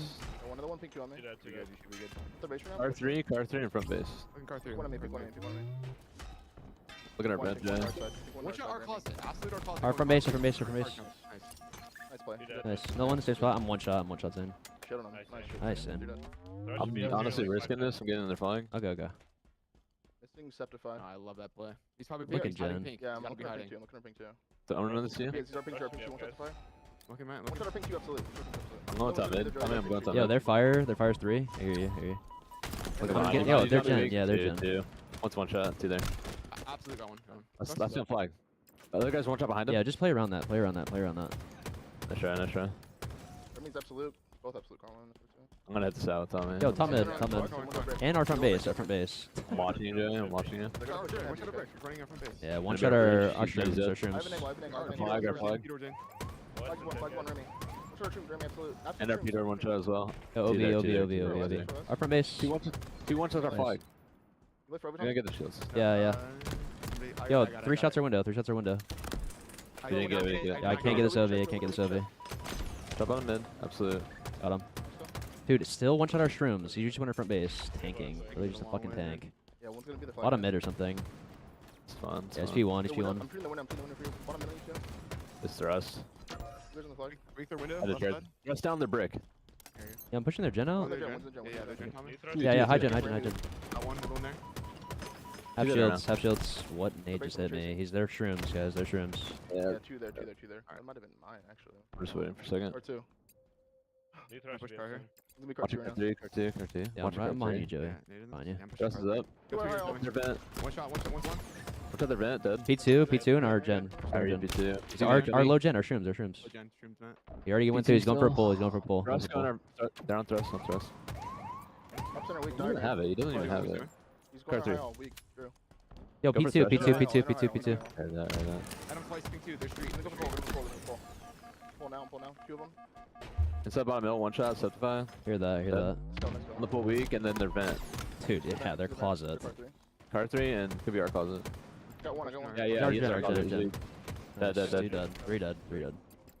Car 2, P2. Both pink. P2. Behind you. I can get re. I'm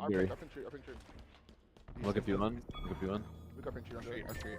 One shot. Look at P2. He has the Heard thrust. P2. that. Less than 30. Yo, 2 their gen. Shroom bridge. 2 guys shroom bridge. I can jump up here if we have In their help. window, their P1, window. Wing RP. Yeah, I'm one Revent, shot. revent. Car three now. Bottom middle on me. Dude, car 3. Looking car Alright, three. alright. Car three. He traded. Should be guy or Wow. pink. You dead? Yeah. Less than 10 guys though. Nice man. All dead. I'm playing for West, guys. I'm playing for West, guys. Yeah, I'm right You should behind push you. I'm forward. gonna push the street. Yeah. I like that. Yeah, he's already on it. P1. P1. One dead. And RP door, I think.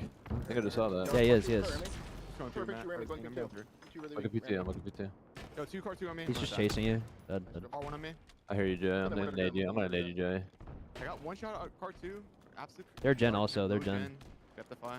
Car 3. Car 1. Tusk. On you. Car I 1. think our gen. I'm looking behind me. Dude. Dead. Yeah, Tusk never died. He was car. Might be on thrust. To their gen. Okay. Yo, I'm he lives looking down here. car 3. Us is weak. There's I hear that. Jen, one Two shot guys Jen. gen. Looking gen, looking at that. I needed that, Zane. I needed I'll that. shoot him. Ape and Joey top. I stay nice in. Yo, they're from base. To their closet.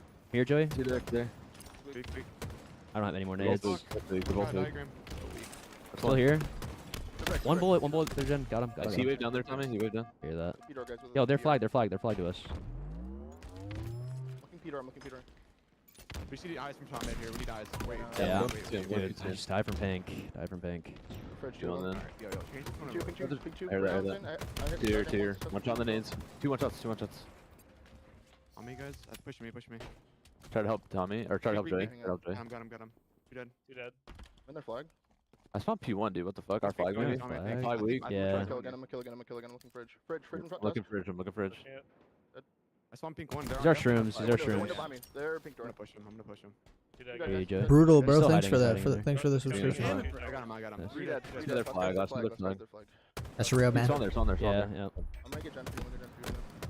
I'm just wondering actually. 2 one shots there. I hear you, man. I'm spawning I'm 1 here. second. Two guys are pink shoot also. I'm gonna go front. I'm trying to. Dude, P1. P2, P1 with rust. P1 2 shot. P1 one shot Drew. Hear that. Let me push my side. Yeah, they're P. Native pink. P Street, one shot Remy. Obi's up, Obi's up. Obi. Sitting our car jump up, sitting our car jump up. Bricks one. Oh, look, Obi's coming. P1 on you, weak. Nice. One shot the P Street, one shot the P Street. Remy. Hear that? I'm gonna go car through here. The fridge, Drew. Hear that? There's two Randy's here. also there. I'm playing pink door. I'm looking pink door. Two guys are back flag. Tusk is half on the pillar. Yo, one guy, they're front base. They're front base. Hey, they're front base. Dude, and they're pink. I'm gonna die. I'm gonna die. Look at our side bottom mid. Yo, he's their front base. They're front base still. In pink Guys are literally playing corners really hard. Just keep checking them. Pink 2 right now. Got the And front. they're closet as well, Jay. Our car Yeah, jump. he jumped up. He's our closet, yeah. You're going Yeah, also. Wow. running around bottom mid. Three shots. closet. 3 shots in their flag. One shot our closet. Absolutely. Yo, they're front Good. base. One shot their fire. One shot their fire. Hey, they're P Street. Car 2. One shot. Got him. Yeah, Look car at two. car three. Two. I'm trying to join this. Yep, I don't- Yes, Still car yes, 2 yes. on shocks. On shocks. Hear that. I'm going the gen. He's our top closet, gonna bridge. They're gen Yeah, ready, he has shot. one. He's one shot. I'll get him. Two dead. On their flag, you guys. Yeah, Yeah, I'm stay coming. alive, I'm man. Stay coming to the alive. closet. Give me 1 second. I have a thrust here. I'm walking at their shrooms. Yo, 2 guys are shrooms. Back flag, I need a back flag. Tusk is one. They're both one Shot, still. 3 both one shots. still. One shot their still, fridge. one still. One shot their You fridge. can pull a pink if you. I'm one shot. One shot Peter, absolute Remy. Yeah, run this way. Peter, Run hold on, this Remy way. still here. Remy still Yeah, here. Still back here. Back flag's also one shot Drew. No, Still back one Peter more here. still. Still one more here. They're done. Yeah, dude. Nice. 3. Watch, they're gonna probably be That's out fine. already. Just chase them. Chase behind them, Joey. Chase One behind shot them. L2. One shot the gen, absolute Tusk. Behind me, Absolute gen pink, behind Tusk. me, pink. Going L2. They're front pink. Automate P1, Tommy. P1 behind you. Behind the Three flag, here. guys, There's one. 3 P1. There's 3 P1. Here they. I'm looking at pink street. No, Oh, they're that's pushing your 20. pink. P1 again, diagram. He's going our pink jump. The pink 2 right now. Pink 2. 2p2, 2p2. Look at my nade. 2 Tusk, weak. Yeah, walk it. One shot pink 2. One's car 3. One's car 3. One's one shot the street. Absolute the street, then. Oh, He's that's challenging. okay. P1, He P1. dropped. Fuck. Car 3 shots, also. car 3. On OS, Shots on car OS, 3. second guys. Try kill sector 3 if you can. Go for Trust green gun. Let's coming go. up Play for green gun. Play for Yeah, green here gun. they shots, are. P2. They Shots, P2. Pink jump dead. On OV. They got it. Play Just for green keep gun. keep I'm here, our car. Remy, half. 3 shots in him, car Hey, 1. bro. 3 shots in car 1. Going our car jump. 3 shots just standing car 1. Going back to our car now. He's just standing car 1. Dead. Car 3 with Obi. Nice. Car I 3 think with yeah, Ovi's up. Ovi's above you guys. Yeah, Still love you guys, still still love love you you guys. Try to Trying to stay. try. Make him challenge. Yeah, make him challenge. Look at Yeah, the he's gun one shot. also. He's one shot. One shot. Their absolutely, I hit him closet. again. Their Nice. closet. Yeah, they're closet. One again. There's 3 And car our gen sides. as well. Our gen already. Our Look at our gen. gen mat. I've shots in him. One's our brick too. Our brick's also half Drew. Yep. Drew's dead. And the one our flag and one the front Our base. flag. Our shrooms. Our 3 also guys.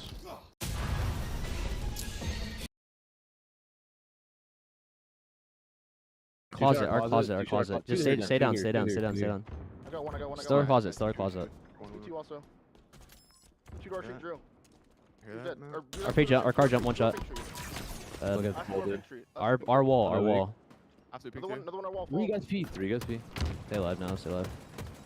One shot pink 1. One's our pink jump up. Okay, play your He's going our shrooms. Drew, right away. He's literally flying our shrooms. tap shields. See that? 2 1 shots or 2 weak here. 2 weak here. I'm literally a bullet. They did the top. They did the top. Got one, another one here, Drew. I know, it- Mirror. Yo, P-wall at the shot. Okay, he's still here. One shot our gen. One's One shot our pink gen. two, one's pink 2. See that. Still our Nice. gen. Still our Our gen. closet still. Our closet. I think there's 2 in our gen, dude. Low key. Yep. Flanking it, tell me. I'm coming with you, Matt.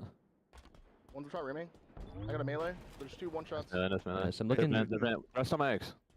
Yeah, Yeah. car 3 absolute Tommy. Weak our closet. Absolute our closet. Got him. I got him. There's our closet. Last guy. Yeah, he just Matt backed up. used it. Yeah, he did. He's on the head glitch. 2 of them. Okay. Needed it. Two to three. 3 of them. There's some damage. Okay, I'm playing around that. I'm not going in a gen. I'm playing around it. Peeking you 1 shot. Bridge, yeah.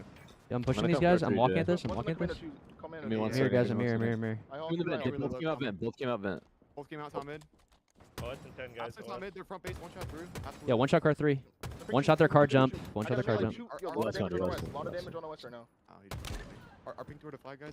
They need 1 our pink door to flag. what's right your now. Looking at Obi. Just 1 shot on Obi. 1 shot P1. 2 1 shots. 2 1 shots. 1 shot left. 1 shot right. 1 shot to the right. Okay. Just nading it. He dropped on it. Someone on it. Tusk. And then That's P your again, Obi. That's P your again. Obi. That's your Obi. He's P1. They're P1. They're P1. They're P1. Our gen, Drew. Pink shoot, weak. I heard that. Thrust Yeah, I was heard up. that. Thrust was up. 2 Remy or something. He's Yeah, our car yeah. jump. Car jump. Dead. Just 1 shot P1. 1 shot their pink jump. And then go for thrust, Matt, maybe? 2 dead right now. Pink 2 on me again. They're pink. They're pink. Damn, dude. Spawn killed. Our P street, guys. I heard that. On you, Matt, somewhere. I couldn't melee him. Pink 2 going our street. Can't see you, Zane. 1 shot RP 1 jump. shot pink 1. Yeah, 1 shot pink 1. Hear you. You want to push our closet or? Yeah. Just sitting our pink 1. Just follow me. That's Just right follow now. me. Car 3. Car 3. Car 3. Car jump, car jump. You went car run, you went Here, car here, run. here. They're high all, they're high all, they're high all. Can't see him. Car run as well. Nice. Both dead, both dead. Go Behind me, for car, it. behind me, car, behind me, car. He's pushing car too, I think. Yeah. So, We got a minute left. Let's make sure we're playing tight. I'm just yeah. gonna come PD you. I'm coming PD you. Watch you stay alive in the gen for One guy just spawned here. Yeah, spawn Two there, guys on me spawn there. P. Two guys on me P. I need P1. I need the street. I'm jumping up P2. One shot P2. Two shot P2. He's one shot on the nades. Two on the nades, both weak. Watch out their low gen, Drew. Yeah, guys. 2 on 2. Still pink somewhere. We're missing- Still we're pink missing somewhere. Tusk, we're missing Tusk. Oh, you got him actually? Drew That's was- fine. Drew was gen Yo, seven. car 3, car 3, Yeah, Joey. Car 3, yeah. car 3. Car 3 and going our gen. Yeah, there's two guys car. Another one our gen after that. Nice. Make sure we clear that. Look at the front basement. I'm here, Joey. I'm here, remember? Car 3 accepted 5. 3 shots in a row. Dial back. 3 dead. 3 dead. Kill him. Dial back. Missing one. Run it again if you want. Last guy ran me. Could be pink out somewhere. I don't know. Yeah, P2. That's a spawner. That's wait, he's our gen. Yeah, we don't need to run this flag in at all. Don't need to run this in at all. Just stay alive. Just watch the flag That's just good bait. That's just good bait. You gotta stay Or alive. 2 in our flag, 2 in our flag. Top middle one guy weak. Hey. They'll be in 10. They'll be in 10. Okay, they have a call. One shot at P1. One shot P1. On Ovi. 1 CP1. P1 dead, 2 dead. 2 Yo, dead. get this Ovi. Get this Ovi. Get this Ovi. Diagrams one shot here. Traded. Last guy a flag. Flag and spawner. Flag, flag. I pulled it out. Spawner. Two there. One more on touch. Yeah, they're Joe, you just gotta try to stay alive as long as you can. Behind you as Or well, really, Joey. they're gonna get Behind you, spawns on you. behind you, Joy. Watch out. Absolute here. Both 1. Spawn, So much just chamber, spawn. Joy. So much chamber, Joy. Both 1. Both 1. Stay alive. Good, I'm coming. You get it, Yeah, they're from base. Bottom mid, Bottom mid. Bottom mid. You good? And last guy feeder. Yeah, we don't need to really get that. Watch out at me. Nice shot, guys. Nice. Clutch. Can run it for like practice and end up turning really good. I guess he was hiding our gen.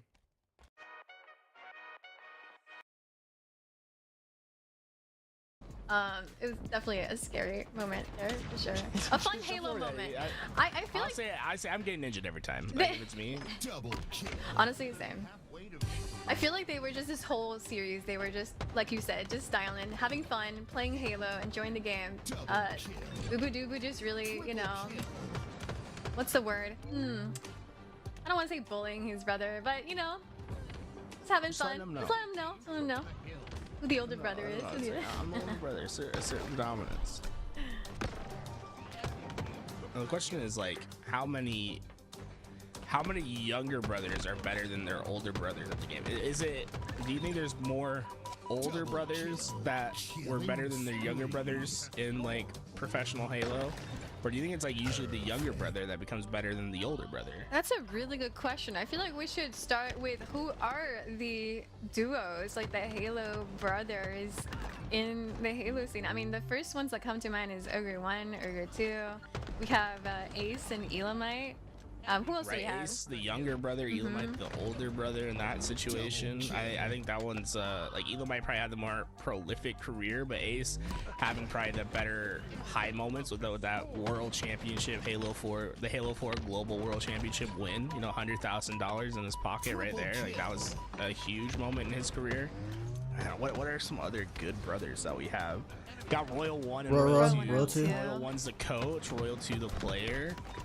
I believe Royal 2 the younger brother in that one, right? Yeah. Roy Lunchbox. Yeah. What was Gandhi and someone whose said Gandhi and brother? his brother. Who's Gandhi's Roy brother? I didn't know Lunchbox. that one. I don't know that. I don't know that one either. Well, we got the triplets, right? Diagram, Diagram Avenue, suppressed. Wait, Wait, that's wait, one that I How like. old am is, so excited is suppressed for. the older one, the middle brother? Or, I don't. Because I mean, they're triplets though. Who is We're talking about minute. We're talking about minutes here. We're you know? talking seconds. It's all here or there for them, but I'll say it's for them it's gonna be really interesting, right? Diagram got picked up by Cloud9. He's gonna make his some pro debuts over there. Avenue still trying to find himself that final roster spot where he can kind of cement himself in the pro scene as well. But then Suppressed, I think, is in the conversation to try to break into that top 10 player in the league, which is insane to see. Like, he's been phenomenal for Shopify Rebellion. So great to see the triplets causing so much mayhem in Halo so far. It's been incredible to watch. I think we were talking about how Halo is just one of those games where there's just brothers, right? There's duos, triplets. And to answer your question, I wonder if Halo is one of those games / sports where maybe the younger brother, because they started playing early, might end up getting more experience if they keep at it, you know? Is it like playing the violin or like piano, you know, the younger you start, the better? Or do you think the older player will just, you know, just gain more experience anyway? Well, I think the older brother is usually better to start, and then like the younger brother, because they have to play against a Goliath over and over again, like they just inherently get better quicker because of it, right? So it's like they're getting like when the older brother plays, like they have to learn it all brand new, like whatever being thrown into the fire. Still benches, still benches, still benches. I don't have any nades. Don't die, there's two there. Two guys snipe. S4, S4, S4. F shot. Yo, just stay down for a second, Matt. Stay down for a second. I'm coming soda stairs again. I'm coming soda stairs again. Yeah. Yo, come snipe. Come snipe, Matt. Blue window. Blue window weak. Remy. Remy's weak. I'm jumping S4 as well. S4. Yeah, let's go snipe. now. Let's hit snipe. Hit snipe. Turn. Bottom center weak. One's on truck. Dip. Low dip on me. And high window, 3 shots. And They're truck, hitting truck, flowers. truck, Hitting truck, flowers. And low Look window. at your sniper ramp, Tommy. One shot, low window. Dude, he's one shot top snipe. One bullet. Nice. Are we in yard maybe? Yeah, there's probably two, Joey. There's probably two. Two. High window saw you. High window saw you, Joey. They On know the where you ramp. are. Back, down, hotel. Camo and 10 guys, camo. Two guys on me. Two guys on me. Bottom dip, bottom dip. Don't move, Matt. Don't move. Oh, you got sucked. Dip is weak. Yo, bottom dip. I'm pushing this guy. Flowers as well. Still bottom dip. Dead. Camo, guys. Camo. We're on this, Got one. Watching your glass, Joey. Watching glass. LR weak. Okay, listen. LR. One shot LR diagram. Joey, let us help you in a second. Trying to get to your flowers. Diagrams LR. I'm coming, Joey. I'm coming. Two. Live. We're here. Yep. Thrush should be up in like 5 seconds. Still YBR. One bullet. Watching you, YBR. Joey. I'm watching. Getting into blue. Might be a guy near you, Matt. Might be a guy hiding. Did we get thrust? One guy's in blue. I just got it now. He's just hiding in blue. S4. Sniper's coming, guys. They're just nading Joey over and over. What's up, man? Got one. Yo, I'm coming. Get your shields and fight with me. He's just sitting S4. Yo, bottom mid flanking, one shot. Yo, look at that guy. Now look snipe. One. Watching LR behind us. He's one shot here, Matt. Class. Oh, he's one shot top snipe. One shot snipe. One shot LR. Yeah, we're looking at different stuff. Okay, He's sorry. soda challenging you. Traded. They're gonna go One LR and posters. And top gold. Poster stairs, 2 shots. I'm watching on shot Yo, now. On shot weak. yeah, Above I you, hear one that, shot, I hear Joey. Above you, one shot. And On the left. benches. On the left shot. I killed benches, still stuck in the lift. Still stuck in the lift. S1 still Drew. I spawned in blue. All gonna be loot. That's nice. I'm looking out to show your posters. I'm weak. Can't help you yet. Yeah, take your time. They're gonna be on it probably. I'm at posters. I'm watching. Yep, they have it already. Yami soda hiding one shot on the stairs, running away. He went LR. Camo's in 20. Wait, he's still there. Yo. One's LR home. Top gold. Might get pushed out. Yeah, Dude, already on my benches. I lost night. Flower mat. Through here. I just weak. Coming to you guys. I'm coming. Coming, guys. 5 seconds. They have a shock. I'm pushing snipe. Yeah, that's fine. I'm gonna go U-turn actually. I'm going U-turn. Okay. Look at it. Soda weak. I'm nading camo. Weak soda. S1. Dip. Market. Sniping S1. Just literally one shot. They watch camo, Joey. Yo, on camo, Joey. Look at it. Just dropped on the awning. Dead. Camo dead. Yo, top dip on me. I'm pushing this. One shot bottom dip. Nice. Lift with snipe. Bench is weak as well. Bench is Joey. Weak. Nice. Yeah, I'm hitting out. Yo, I spawned driveway. Yeah, tell me when you're looking. Yo, thrust is up. Be ready to fight this with me, Zane. Be ready to fight I'm this. hitting it. Yep. Okay, let's walk. We can walk dip. Side here. I'm absolutely here. Yo, bottom dip. Just soaring out. I'm top gold. I'm watching over here. Absolute poacher on the nades. Yo, one shot U-turn. Bottom mid. He's bottom market. 2 bottom market. And bottom dip. Market and dip. We get snipe. They have thrust on Zane. Somewhere. Siding here. Sneaky truck. In blue. Drew. Yo, S4. 2 in blue. There's 2 in Yeah, blue. high window. Flower door. They're hitting flower door pretty heavy. Use your numbers there, guys. Be ready for the fight. Zane's in a good spot. I hear that. Yeah. Both weak as fuck. Nice. S4. I hear that. I'm looking It's Matt. 1-0 right now. Optic has 1. D9 0. Can't see that. Nice shots. I'm hitting yard fast. Yo, I'm on me. hitting Yo, yard we're gonna fast. spawn yard. Yo, hitting just it come fast. get eyes on I'm me. hitting it I'm hiding. I don't see anyone. One shot here. Traded. Absolute. Flowers weak. Absolute 2 here. Both one. I'm on Absolute one. again. Tusk. They're gonna get spawns there though, Matt. I can look flower door though. I spawn bottom mid. Flower door right now. One shot. He's one shot there. There's gonna be 2 there. There's 2 there. Watching your back. Flower. Go on top gold. Yo, stay Okay, alive, stay yeah. alive, stuff. Looking dip, watching dip. Oh, one top of the ramp. Yo, on your sniper ramp, Joey, below you, behind you. Two guys snipe. It's blue ramp and, Yeah, and yeah. top Yo, just Absolute lift. yo, hold Mid my like bushes. flower door, Matt. Just like watch my flower door. That's four. Watch over me, get your shields back, and look at me, Zane. Ours pushing yard, one in yard. That's 4 Remy, really reflex. I got from low window. Yo, top gold, top gold. Yeah. Oh, dude, camo's burned, camo's burned. Much damage market, So much More. Okay, that's fine. He's hiding Yo, there, let's he's use our hiding. numbers right now. You don't have help, you don't have help, you don't have help. Market watching him. Market. Sweet market. He's bottom dip. Wait, Still here, still right here. Got one, got one. Snipe. Yeah, I'm walking at this, Snipe. I'm walking at this. Dead. Two dead. Holding I glass. think blue. I think they're just in blue. Here. Three times. Spawn yard weak. Watch It's out, a thrust. melee. I hear that. Dead. I got a shot on that guy, Joey. I have a shot. One shot yard BR. Hold that. No one in there, Zane, I think. I'm helping Zane. Yo, top gold, top gold, One. top gold. Yeah, top last guy. Nice job. Snipe, I think, or Yeah, they loop. might. They probably are. Loop. Yeah, I'm here. Zane. Actually, one shot. Dusk. Last guy right there. Nice job. Nice. Yeah, guys. What ping are you guys on right now? 13. On fucking 90. AIDS. I've never seen it get that bad on the central server. The fucking peninsula. It's supposed to be 45, and it literally just doubled that game. Makes no Gotta get out sense. of Ryan Noob territory. Game theory? Rechargeable. He fucking runs the Zephyr Hills. Dude.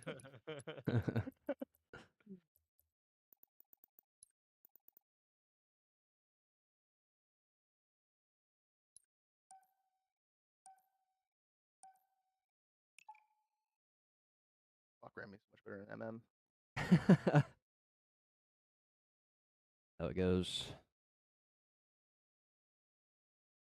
There's like tiers to it. It's like someone's always better in at matchmaking. Someone's always better in scrim. Someone's always better online. Yeah, it's a lot of excuses, and I love them. Wish there was more. No, it's just so much funny. It's better like in it's like an fucking upgrade warm-ups system. and- It's like an upgrade system. It's like you're Go to only LAN, good on only this. You're better- only good on that. Only good in pool play. You're only good on fucking Saturday. Only good with the winners bracket cushion. Like it goes on forever. We went back to console. These guys might win a tourney.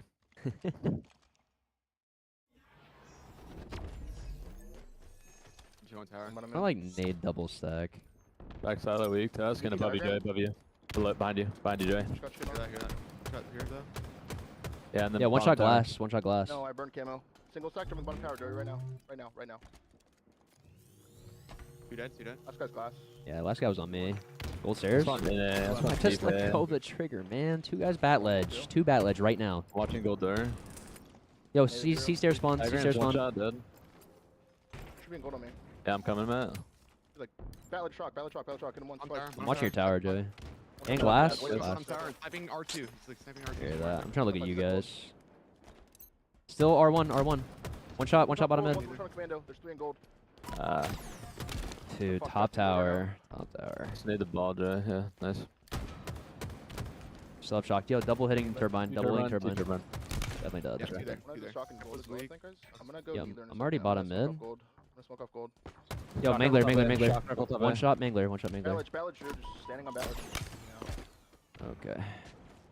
There's two on ball. I'm in gold then. One dead. Toss is absolute. Wow. Also mango door, except if I weak. Dude. Trying to get my ball here. Shock rifle bottom A. One shot lockers. One shot mango door, absolute bottom A. One shot mango door, absolute bottom A. Dude, weak silo Drew. I think he's just seeing mango pit. Oh. There's a guy in A as well. Two back silo. Just two silo. Still in A with shock. Yeah, dropping on you. It's just bottom tower. It's bottom tower. Bottom tower is weak, Remy. Had him twice. On the steps. Back silo absolute Drew. Just one shot back silo. One shot back silo. Two back silo. Last Two two, there. last two, Two there. Ammo 10. Still guy's one long bullet. wall. Still a bullet. Hey, the right side. Still alone with ball. That's Top played it. set. They got long haul and silos weak. He's going back to blue pipes. He's sitting blue pipes right now in the Yeah, corner. I'm just leaving that. Just sitting in the Okay, corner. He's camo. going to side double Camo, stack. camo, Going double camo, stack. Double camo, stack. Double camo, stack. single stack. Got shroud. Yo, glass right now. One shot double stack. One shot glass. One shot glass. Nice. Camo guy's on. Yeah, he's single stack. Yeah. Chasing you. Dude, he's one shot. He's one shot double. Ah, he is literally the best online player. He is the best. He's mid-bridge in the tower, I think, with camo. Or mid-bridge. Yeah, mid-bridge. Trying to get to you. Remy will die. Nice. Yo, hit gold with me. Hit gold with me. What's in towers in? Joey. There's combo here. Wait, I'm here, Tommy. Nice help. Pushing long, pushing long. Nice help. Good dead. Weak long, Remy, let's go. Trying to get, we got ball, Okay. CQ, one shot, Remy, double stack. They did low. Watching gold door. Okay, yeah. Watching tower for right Gold door on me now. already. Needed it. You two, nice nades.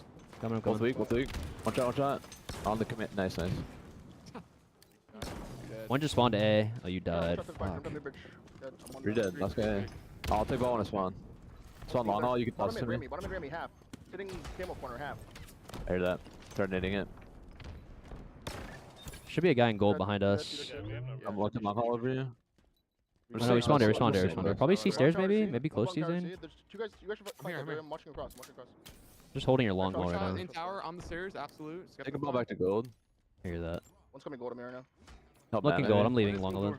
Yo, half shield's long, half wall. Half shield's half wall. Might go batteries. You might just go batteries. Long haul now. Dude, what are these nades? Bats. Two guys Coming up. glass right now. And then one, Big door. Yo, he came around. I'll give it to him. Caution. Long haul sniping and one on ball. They're gonna move it long haul. Yeah, we need this camo. I'm pushing past this. See boxes, half shields. Long haul weak with ball. No one see plat for camo. Going for double stack right away. Double stack right away to camo. Caution. He's on you. One shot. And one's batteries. You something? Battery jumped up. Diagram, one shot. Glass. I spawned bat ledge. Trying to look at you. I burned it. One's orange door. 3 mango. Balls alone. Dude, he's one shot bottom mid. See that. And mangler pit. They're all tower side and bottom mid. All tower and bottom mid. Bottom tower. Bottom tower, one shot, Joey. Bottom tower, one shot. Yep. He's absolute. Remy weeks Bottom. Look at tower. I'm watching him out. Let's go me. Can't see that. He's mid-bridge, side. He's going to see boxes. He's just aping I'm you. Just pushing. aping you, Matt. Aping you. Still behind me in I got a good spawn. Might be tower already. Probably tower already. I'm baiting you, Tommy. I hear that. Holy shit, Ramy. You're a fucking weirdo. Gold door and bottom A. Yep, I'm dead. I'm gonna hold bottom tower. I'm gonna check my pipes. Oh, man. Last is gold one shot, step aside. Good play. Tower now. Just drop ball and fight, Tommy. Yeah, you checked it. I got one. Yeah, aping you. There's two here. There's two there. Ball's weak. Diagram's one on ball. Two on ball. One behind me, caution, sniping. Ball was one, Joey. Grapple sniping. Step aside. Hear that. Yeah, he played ball. One shot back I'm down. gonna. Wow. Yeah, bat ledge. Shot rebel. Two guys gold pipes. There's two there. What are we, guys? Two guys see plat. Two see plat. Got a couple ball. Make the ball. Just gotta run on him. Spots really weak, one's bat ledge. Whatever. What's up,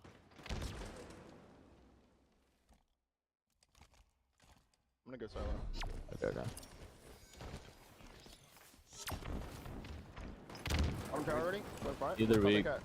Neither. And single stack. In single backs, yeah, single backs. Just stairs, running out. Wow. Either He's weak. literally a bullet. Single stack.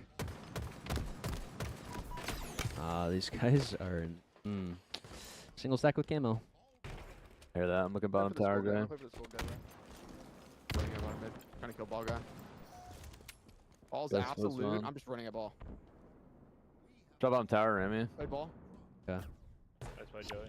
Yeah, back to yeah, back to Yeah, Camo's bottom A. Camo's bottom angler. Yeah, I'm just hiding long all for now. Nice shot. Two dead. Coming long all to me. I spawn in tower. I spawned silo. They're gonna be on that. There's gold door right now. And half wall. What? What? L2, and fucking L2's half one wall. shot. Nice. L2 is one. Kills He L2 would guy. grapple knowledge, dead. Let's go. Pushing him. Bring a ball to you guys. Wanna grab this? Yeah, I spawned silo. Wanna grab this? Yo, see plat on me? Yeah. Oh my god, he kicked it back. I got it. Last? Buy me C plat. So, We're gonna stay with you guys. Quite tight, actually. yeah, I'm just staying right next to you, man. I'm literally staying next to you. So we're holding ball A forever. Yeah. I hear that. Just watching triangle. Lich. Two guys gold. Wait, and bottom tower. Dude, he went mangler pit. Absolute dead. Yeah, triangle weak. Couple weak, triangle. One shot triangle. Gus, last guy. Last guy. You're dead. Hold. Last guy. Shock him max. Camo's coming in 20. Yeah. He's on me. Zane, He's he's on on me. Zane. Turn it, TJ. Turn it, to you. Grab it. Think Go caution. side. Bomb tower. He could be bottom mid. He's bottom tower. He's Bomb bottom tower, tower. Another guy like C plat or something. Bomb tower, fight. I'm fighting him. Okay, Dude, there's dude. more C One. plat. Yeah, Camo's coming now. Bomb tower, peek in front. One guy on camo. Drop on tower. Camo's gonna try to kill me, maybe. Bomb tower still one. That's absolute. Bottom A. True. Bottom A. Bottom A, one shot. Dead. Watching you for a Top second, side, Zane. all the way out. Yeah, top. He's Mangler pit. Bottom tower weak. 2 shot. Ball's weak as well. 2 on ball. One Bottom on tower Back still. silo. Bottom tower Camo still. silo, 1 shot. Camo silo, 1 shot. One shot. Bottom tower. Went front. Mid bridge. In front. Ready. I'm dead. I'm here. Spawner. There's 2 on the ball. Yeah, I'm here. 5 camo here. You're alright, I think. Yeah, he's in the smoke. We got I got him. Yeah. Got him. Nice. Dead. Might be Yo, half A. wall. I'm I mean, pushing. half I'm pushing half wall. I'm Triangle, pushing this. triangle. I'm pushing this. I'm looking triangle as well. Neither in gold. Bat ledge. Nice. Bat ledge above me. Looking above you. Shock on top. Drew. Look at long haul. Yeah, it should be long. Long haul wall. spawn. Big. Ramy's 2 shot. I Spot can't also get touch, ball, one shot. dude. God damn. You hear me? Going long. I'm dead. That's really shitty. He one shot. Yeah. Then he went out to double stack to bottom mid. They're gonna be gold on you. Yeah. Spawn turbine. Spawn turbine.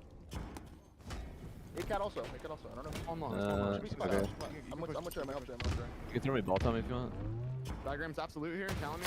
Okay. Drop One down. guy glass already. Glass. Another one tower. Yeah. Uh-huh. These guys are literally just blessed. Got one, I got one. Tower me. Just keep living to it. Keep living. Help you in a second, Drew. Nice melee, one yeah, shot. I'm gonna V-town, yeah, Up absolute a cat, back Drew. You're dead right now. Up a cat, one shot, Drew. Dead. Nice. Back Still side. one more C Yeah, I plat. spawned. On gold door. Back silo. Back silo. Nothing A right Yeah. now. Yeah, tower. Back silo, task weak. Mid bridge. Look at Come mid back bridge. out, Yeah, Gus. bottom tower. Half shields. Tower weak, Jay. Back Bottom silo, tower weak. task. Look at Silo, AJ. task, push scout. Still silo. 3, 2, Nice. 2, Shock, 2. main shock. He's bats Yo, for shock. long on two. haul.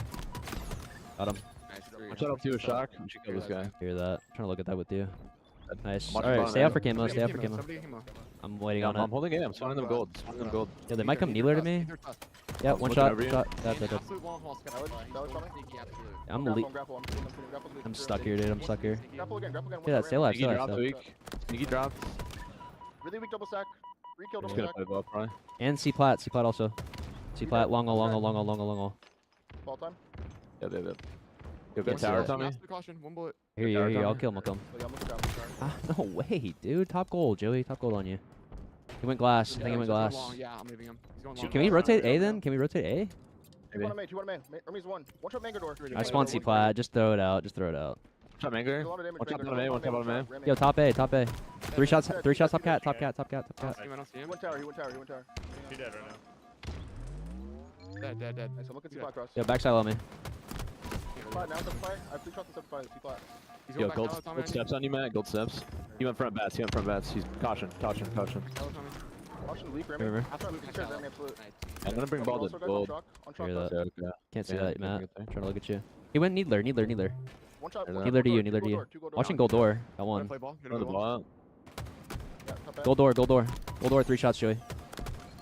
Then on me. I went Yeah, bottom no, Mangler. no. Mangler. On Ballage, also Ballage, step 5. One, two Mangler. I think he went back to A. I killed him. Good one. Yo, already on me A. Top 5. It's 3 shots. Top A. Top A's half. I spawned. Blue pipes here. He's got glass. Dead. Nice. Ballage, Remy, weak. Yo, there's still got I'm tower. weak, He's probably gonna hit your guys. tower. Bottom A weak. 20, Camel. I got one. I got one. The turbine, I think last guy. I think turbine. I'm bottom tower right now. Shock still up. Just on you. I shot. Neither trying to kill you. Spawned. Needle One boxes. One glass. Hear that. Might be sneaky, man. Might be Looking sneaky. glass. Two shot bottom tower. Two shot mid bridge. It's 1 shot. Dude, 1 shot bottom tower and then glass. Another one either, Drew? I burnt came out. Should actually get a decent spawn. We're gonna ball. There's one, Drew. Up to the 1 shot on ball. Ball, guys, I'm shooting ball. Ball's one, Drew. Nice. Ace mid. Bottom tower. Yeah, he's Three dead. Three dead. Top guy Mangler. Good ball. Just shooting me. Good shot. Bottom A. Go gold steps, maybe. Just getting instead. That was actually insane, dude. I can't lie. Oh my god.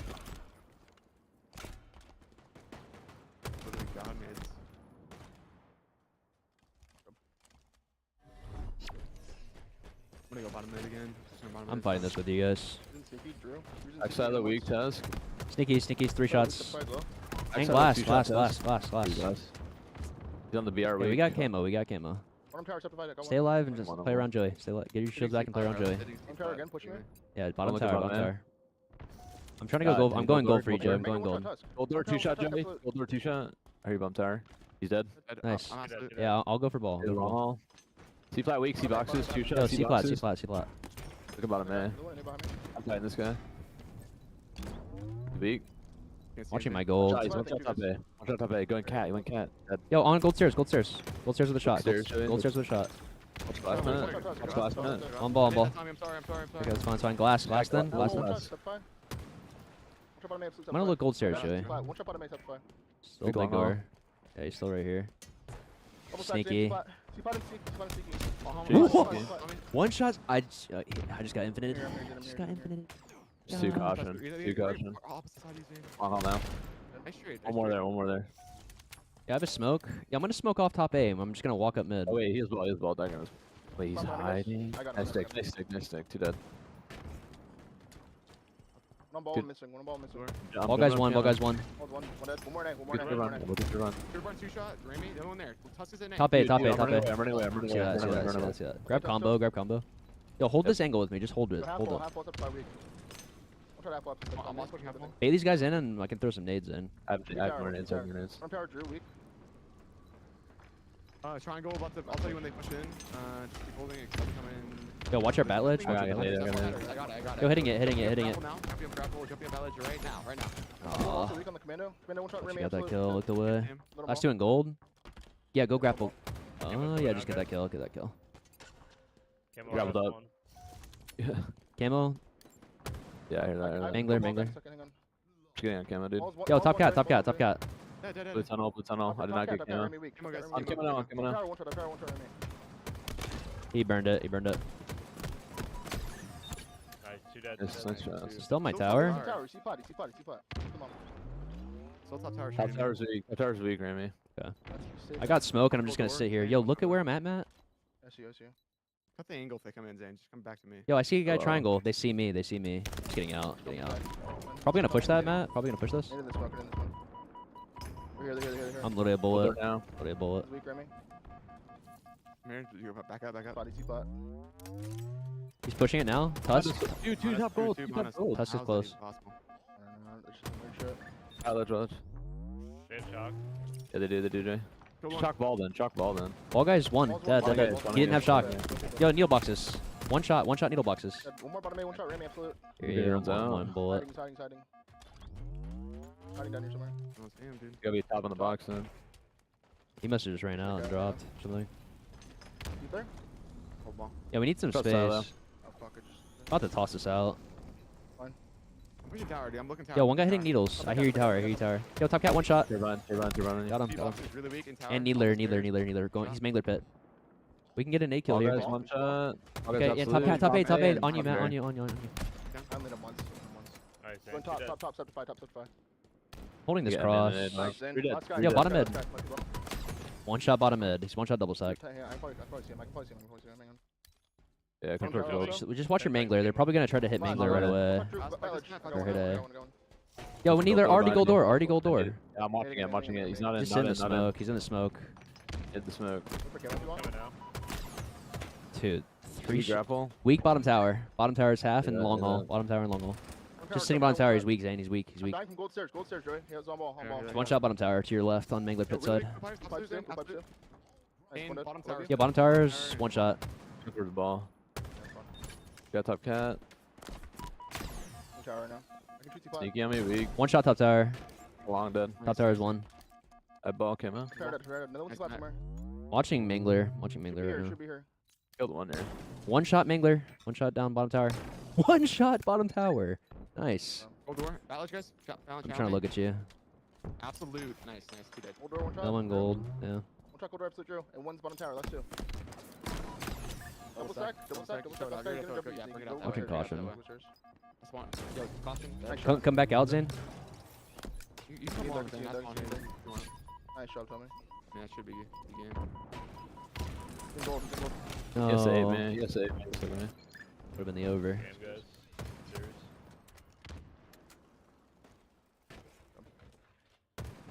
It's good calls about just like saying what you're gonna run at.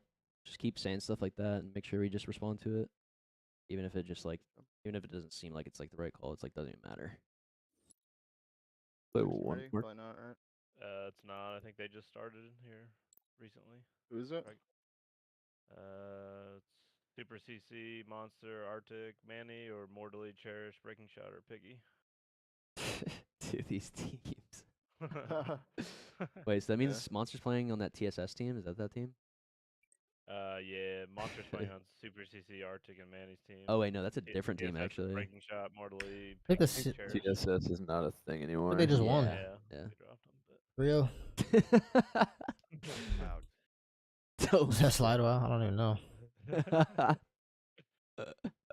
What's she doing? Jesus. Oh. I don't know if they know where Collect is. Collect might be in the other team's base.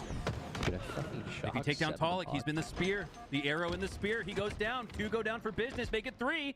And if Collect is still lurking in the back, he is. He's going to get a flag out. Drug top mid has a good chance to stop it. But he goes down instead. Wow. Collect going to get this flag to at least the halfway mark with a chance to tie it with less than 10 seconds left. I noticed Business had 3 dead, but they didn't find Collect. If you get 3 dead, you've got to be looking for that last player switch. Gonna find an angle to shut down the flag run, but if he goes down, then this flag probably goes home. We've got 2 members there on the double return, and wow, that was almost one of the most clutch plays we've seen. Collect must have been very patient, just waiting in the base there. He sat there for so long, finally waited for the right opportunity, gave themselves a good chance, but it just didn't work out. You almost wonder, and this is nitpicking for sure, but you almost wonder if after those that 3 went down for business, Collect maybe a second or 2 earlier. I know it's just a second or 2, but might have had a chance to get a flag run out a little bit earlier, as that flag will stop short just 10 meters away from a tie game. Both teams playing with a lot of fire early on. Like we said, the potential rivalry brewing here between these 2 teams. I have to say, from my perspective, the difference here that gave Business the edge was just that top middle presence. I feel like more often than not, they were controlling the top of the map, which just made it very difficult for Native to get out of their own base. And there's also times that it felt like Native had the opportunity to hold top mid, but they left. They actually maybe pushed in when at least one member has to stay top mid just to get that cover fire, just to slow down those spawners, just to add a little bit of extra gunfire in those. What's good, chat about? Business able to do that and secure game 1 victory. It's exactly what you want to see if you're a Business fan. Yeah, think about Swish. More often than not, we saw him at the top of pink, Pollock at the top of mid, locking down that mid-map control. And if they weren't at that location, Eli, more often than not, they're in the back of the base for Native Gaming, causing chaos. Because of it, they take a 1-0 lead going into game 2. Solitude. Eli, what should we expect or take a look out for as we load in? I think that both of these teams going to be fighting very hard for camo control. Camo, absolutely a difference maker on this map, but I also expect these teams to play in a way that if the other team does get camo, they're going to just watch doorways and play very carefully. They're going to watch the same area so that they can team shoot and mitigate the damage that camo can do. I think that both these teams are also going to favor the snipe side of the map more often than not. Sometimes maybe opting to leave snipe to intentionally spawn them bottom lift and then collapsing on it afterwards. So spawn control going to be a huge factor here. And keep in mind, Barcode is just getting in from ANZ. We saw last week Legend coming in from EU. Looked a little jet lag, right? And I think that's probably going to be the case for Barcode as well. I'm not trying to make any excuses for him, but something to keep an eye on, as it is a factor in this match. APG goes down first to a collective 3 for Business. It's a flawless start for them, although a mini one at that. 4-0 now, a full team wipe. This is, looking really strong, man. And if they keep going, it's going to look like a skunk. What turned into 3-0, now 6-0.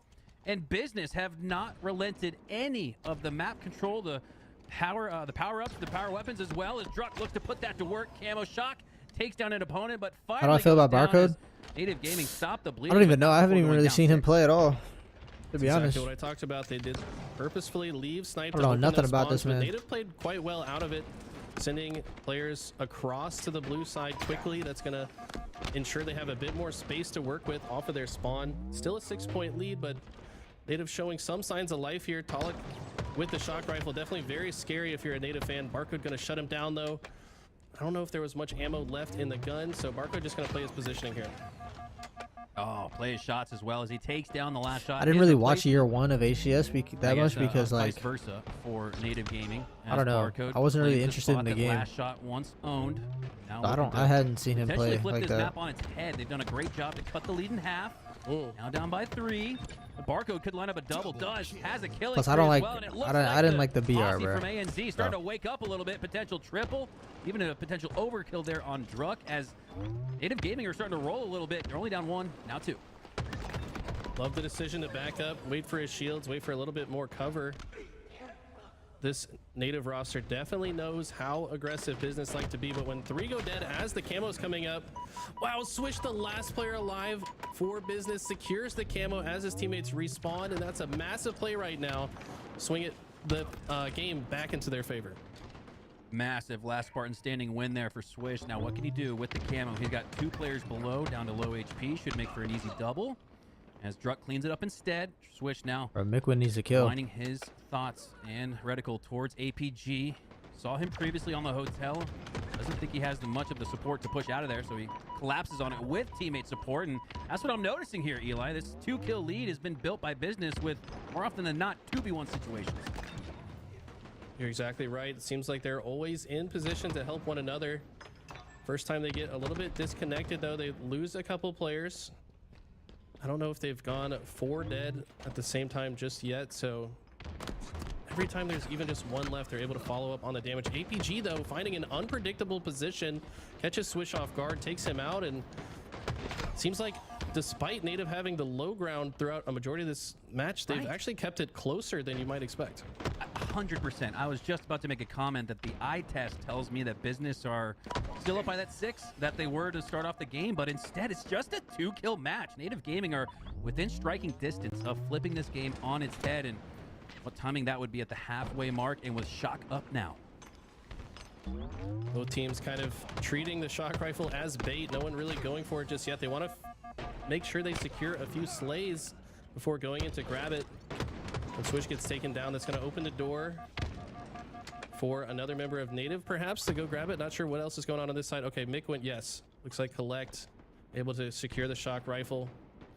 Just going to hold this side of the map, just kind of stop Business from getting close to this next camo that's coming up here shortly. These next couple of kills are going to be so important because they'll often lead to this camo grab.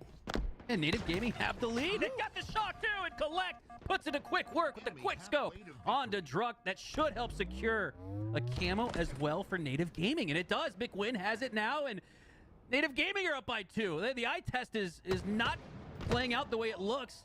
Instead, Native Gaming have a lead, and they're building on it, up 3. Love to see the way McWin played that. He actually waited to reveal himself until he was more hidden inside the dip area, just in case another member of Business was lurking and might have seen him, just maximizing the amount of time that he's invis instead of actually revealed. He does overextend just a little bit, tries to pin the members of Business in the yard, and you have to think these pushes were not really necessary. Business is kind of trapped on that side. Why not just wait for them to come out, let Collect do some work here, maybe pull some attention away from Collect, but those kills give the opening for Business to push out, and they're doing well with it. Swish finding an angle, so does Last Shot. He's going to find a double kill, and that completely changes this map on its head once again. I think your insight is spot on, Eli. Native Gaming did not do enough to draw Business out into the waiting scope of Collect. Maybe you could say Business choosing that strategically. Instead, they're going to flip the game 34-31 as they now have that 3-kill lead once again. 3 go down for Native Gaming. APG last player alive. Not going to last. Swish takes him down with the headshot. You got Barcode spawning on top of APG's Red X. Should be another Red X there for Native Gaming as Barcode goes down, and spawns are all over the place. Split from Hotel to S1 to Cafe as Native Gaming need to regroup, and they need to regroup now.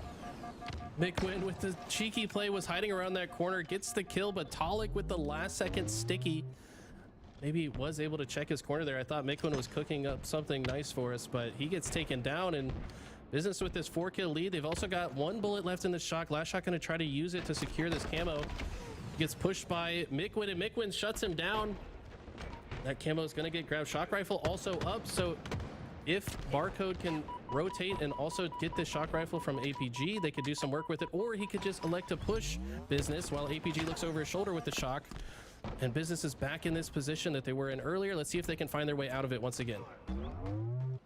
39-36. This feels a lot like game one, where Business have that one flag lead late in the game. Native Gaming with a chance to steal it at the end. Will this be more of the same here in game two, or will Native Gaming pull through? APG with the shock at the top of Snipe, and here's that stalemate that we were sort of expecting earlier from Native Gaming, with Business back at the back of A. Will this strategy shift lead to a shift in the score? 39-36 for now, as Business have the lead.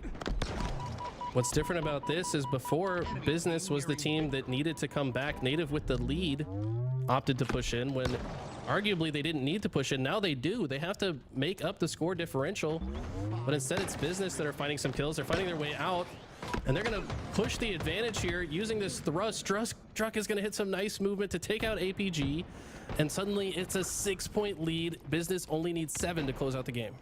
And that 1v1 could have been a 4-kill game had APG won it. Instead, Business get the better end of it as they take a 5-kill lead heading into the 40s, 44-40 now, as Last Shot cleans up on another kill, needing just 5 more to finish this game, as Native Gaming are 5 down. Gonna take out some shields here, but also just recognizes how many players are in here, finds a sticky trade before dying that actually turns 2. This Barcode gets killed by the splash damage, and Business come in to clean it up, and this game is over, Hunter. Wow, well played by Business. Yeah, very much so like the game one, where you think Native Gaming have a chance at the end to pull back and come back, but they do not. Business shut the door, it looks like, for now. Can't imagine the Twitter clip this would be if Native Right? Gaming come back after what we've said. But yeah, this is all over for all intents and purposes, as now it is officially a Swish earns the final slay 50-42 as Business take a 2-0 lead in this series. Business looking quite strong so far. Like we said, I mean, Barcode just got here to the States, set up currently at Sparty's place, probably adjusting. I mean, there is something to be said for like playing on a new setup.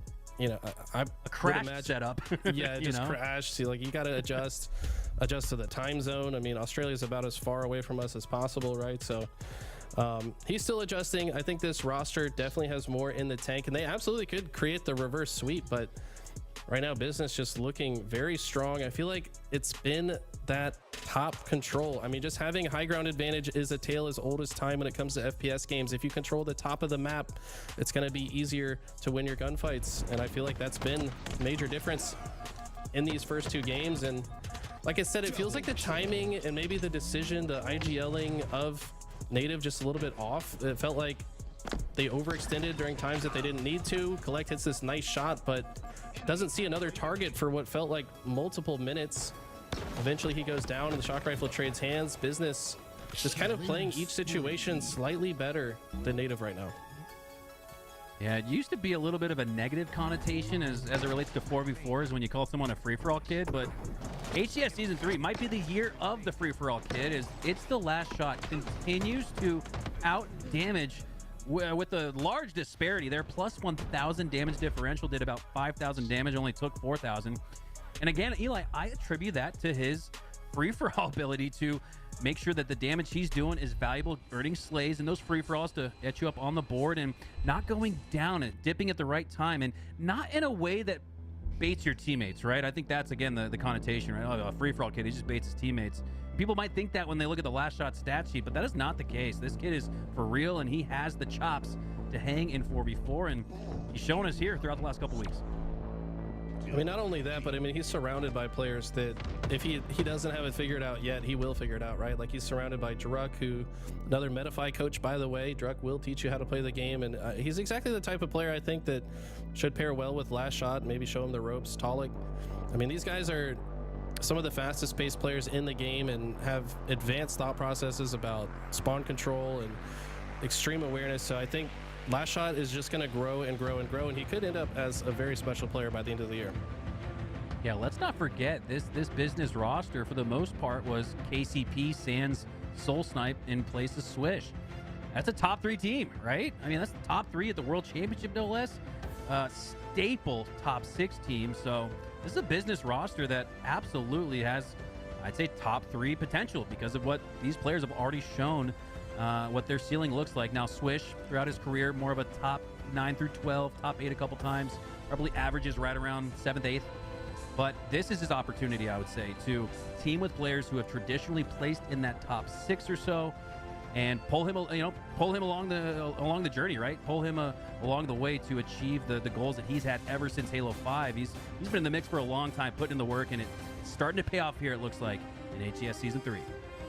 I mean, Swish, we've always known he has the ability to, he has an extremely high ceiling. When he's playing his best, he's lights out. I mean, he's winning every single piv, it seems. So, I mean, I've had the pleasure of spending a lot of time with him, just watching him play, sat behind that man, and I've watched him play probably more than any other player. And man, if he is on and feeling it, he is absolutely going to be one of the keys to victory for this business roster. And you're exactly right. I am excited for what this team can do, but this is one of their first big tests. Can they overcome Native? They've already got 2 on the board, but can they close out the series? We'll have to see. I always say an oddball game 3, Eli, always sets up for the best opportunity to reverse sweep, because if you haven't quite figured it out just yet, down 0-2, you got plenty of time in game 3. These games usually go 20 minutes plus. So for Native Gaming, still working through adding Barcode in as a new 4th, like you talked about earlier. That's you're completely having to rewrite the rules and strategies of your team. That's 25% of the squad that you've replaced and moved around. So for Native Gaming, this is their opportunity to start that road to a reverse sweep, and it starts with the 2 slays on Druck and Swish, as Native Gaming will have the first control in this oddball match. Got 3 slays on board as well. You have to imagine they've got the shock rifle in someone's hands here. Looks like the shock rifle player does pass the ball off to Collect. Gonna try to rotate it to A, and it's Barcode that has the shock. He's gonna hit 1. Can he turn 2? He does. Not with the traditional headshot, but with some fancy movement, secure that melee kill. And if he can stay alive, this is exactly what Native needs to start coming back.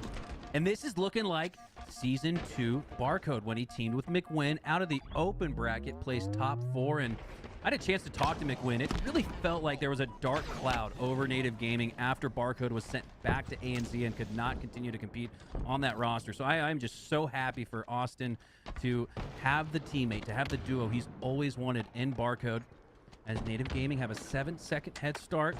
It looks like business are set up on the A side with a lockdown on it. Oddball in their hands now. Swish already in perfect positioning to make sure this setup rings true. He's holding top goal, but look at that. The Shroud play comes out. They know that as soon as that Shroud comes out, the rest of the squad is going to try to push in. Love the use of that. But Druck shutting down a player at the very beginning of the push is going to slow down the rest of business. He's going to continue to hit shots. Takes down APG. And if he can stay alive here, they could hold it for longer. But no, the push ultimately is successful from Native. Shut him down, and Barcode's going to be last man standing if he takes out Talik. All right, there we go. Business had a really good setup there on the A side. They turned it into 22 seconds, but it looks like Native Gaming now, mirroring that exact same setup that we saw previously from Business, should regain the lead, if not for some cross-map shots causing a disruption. Native Gaming not feeling content to hold on to the oddball. They feel like the pressure is a little bit closer than it really is, as you're going to play this one safe. But for now, they've regained the lead. 2 down on each side of the map. You're going to see Collect set up for either rotation or a reset here, as it looks like he's going to rotate it into blue, but Swish is there waiting, takes him down, but APG cleans up on that. Druck looking to push through with this grapple, and he gets the reset. Great played process there from Native Gaming as they regain the lead and reset. Kind of the way the meta has evolved in this. Like, yes, we know that setup is very powerful if you hold the A side and the gold pipes. You can watch those crosses, but as soon as you lose one side or the other, it's usually a good idea to just rotate that ball to C. Native plays that perfectly. Also just rotating the ball towards their surviving teammates. By the way, the ball never got played. It's still here at C, and that's going to play to Native's favor. And they've got another setup. As long as they can stop Business from getting into both sides, they could actually hold this ball for quite a while. I thought for sure that ball got reset. Excuse me. Instead, Native Gaming, maybe a mishap. You thought ABG probably thought he needed to reset it, but it works out in their favor, as Native Gaming are now going to double up, almost tripling up on this lead as Druck pushes in. He's able to take down Collect, but now that oddball does reset. So Native Gaming really playing a great game of keep away, it feels like, ever since Business were able to get 23 on the board. You're exactly right. Now with the ball reset, camo's up. Both teams going to try to fight for camo first, then map positioning for another oddball setup. Might opt to try to multitask here and do both at the same time. Barcode going to get the camo. If he can use this to get a few slays, and Native could very well get another setup here. Barcode creeping in with the camo. Hasn't spotted anybody just yet. Now he does. Has some shots there on Druk. Misses one or two, and that allows the last shot to clean him up with 2 shots. But he gets cleaned up shortly after. 2v2. Players are down for each side. Swish looking to protect the flank from the C side of the map. You see 3 players for Native Gaming there spawning, and now they're split. Barcode taking gold. The rest, the 3 remaining players, are still on the tower side. Let's see here if Business choose to isolate on Barcode. They know he's there. Right now, both teams just trying to opt for map positioning. That's why neither team has gone to grab the ball. It's just in too difficult of a location to safely escape with it. Finally, Swish going to use the grapple to grab it a bit more safely. But 2 of his teammates go down. He's going to know that members of Native are on their way to kill him. And Druk is going to try to play bodyguard here. And this should rotate Business's spawns to the A or C side. They get the A spawns, despite the fact that Swish is still on gold. Fighting a 1v4 for now as he takes down APG with the hands, and if Swish can just simply stay alive, it's going to allow Business to earn more ball time. Druk gets the slay on Barcode, and then McWin as well. Wow, what a play there from Swish to stay alive on the gold side. Last Spartan standing, and just come on over, guys. I got enough slays to clear the runway as Business are now right back in it, down by 10. Swish trying to thread the needle with this shock rifle. He's got a shroud in his pocket too, just in case he needs it to escape. Have to imagine he might try to use it, but no, doesn't get a chance to. Gets taken out by the grenade. Mikwin coming in from the other side, gonna shut it down. He gets taken out as well though, but it's Native that are gonna come out on top, and there's nobody in position to kill this ball player, at least for now. Business are getting the scrappy plays, it feels like. Even that example there, taking down McWin is... Native Gaming were surely going to hold on to the oddball, but taking down McWin is what's opened the door for Business to push on through. Last shot on the bridge side. It looks like Native are going to choose to rotate this. APG with another one of those well-timed rotations. Actually resets it instead over to the stacks. And if Business can quickly get this back to the back of blue, they're going to be set up for a hold that could just bring them back, tie up this score. They're down 15. Love the way Last Shot has been playing here, just controlling space to make it easier for his ball player to get to safety. Ultimately, he gets taken down, so does the ball carrier though. But look at this, because Business had to push into the C side to stop the ball, that means Native is now spawning next to the reset. So Native playing the process perfectly here, you could argue, and time is dwindling off the clock. There's only 20 seconds left in regulation. If Business can't get their hands on the ball, Native is going to win this one by time. 20 seconds left, about 20 seconds of separation in the score. More often than not, teams elect to play for the time, to play to milk out that clock. And it looks like that's what Native Gaming is going to do. They've made their decision. Now it's time to make their stand. Barcode takes down Tolik. Last second desperation OE from Last Shot. Able to secure it with 1 second left, but he goes down just a second after as Native Gaming have life in this series and a 1-0 lead. You called it, Hunter. You said that this is a good game type to start a reverse sweep because it's going to be a long game type. You have a lot of extra time to kind of find your footing, get your process down. And I liked a lot of what we saw from Native. A lot of heads up ball rotations, and felt like even though Native was winning the slays, in some situations, Native still able to escape with the ball. Native actually does have a slight slay advantage so far, but it just was the scrappiness and those rotations, the resets was really what earned them that first round. But can they replicate it again, or can Business maybe fix some of the issues they had in that first round? I think you bring up a great point. You could argue the scrappy plays went to Business. The scrappy time went to Native Gaming, and here in Oddball, that's a win condition for them as they ride that to a 1-0 lead so far. Almost 45, a full 45 seconds off the clock. We're about to see an entire minute of regulation drain away before either team has picked up a second of time. Both teams vying for the slays to feel like they have the control. For now, it's 3v3. For now, nobody has control. You see blue and red all across your screen on the gold side as the wall of death collapses. Barcode takes down one. Druk cleans up to take down Barcode. This is more of the same. Nobody's able to get the numbers edge or disparity. 2v2 gunfight again. Who's going to get the oddball milked out? It looks like for now, Native Gaming. And with 2 down on the gold side of the map, that should allow them to continuously score here. What a scrappy opening couple minutes of round 2, Eli. Yeah, but look at this. These two members of business come flying into pipes about as fast as humanly possible. Multiple curb slides on the way. They're going to force the rotation from Native, though. Look at how quickly they respond to the pressure. They immediately take it to the other side. But look at this. Swish at the same time is pushing into the tower to cut off the overextension.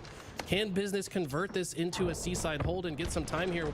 Last shot's going to have to hit these shots, and he does. He hits one just outside of the shroud, and he's going to stay alive with this rotation, but it's kind of in a bad position right now. He might get picked off here, but no.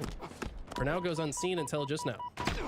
Last shot says, oh, that's your shroud screen? Well, it's mine now, as he hits the peek and pop out of the shroud screen. Goes down shortly after.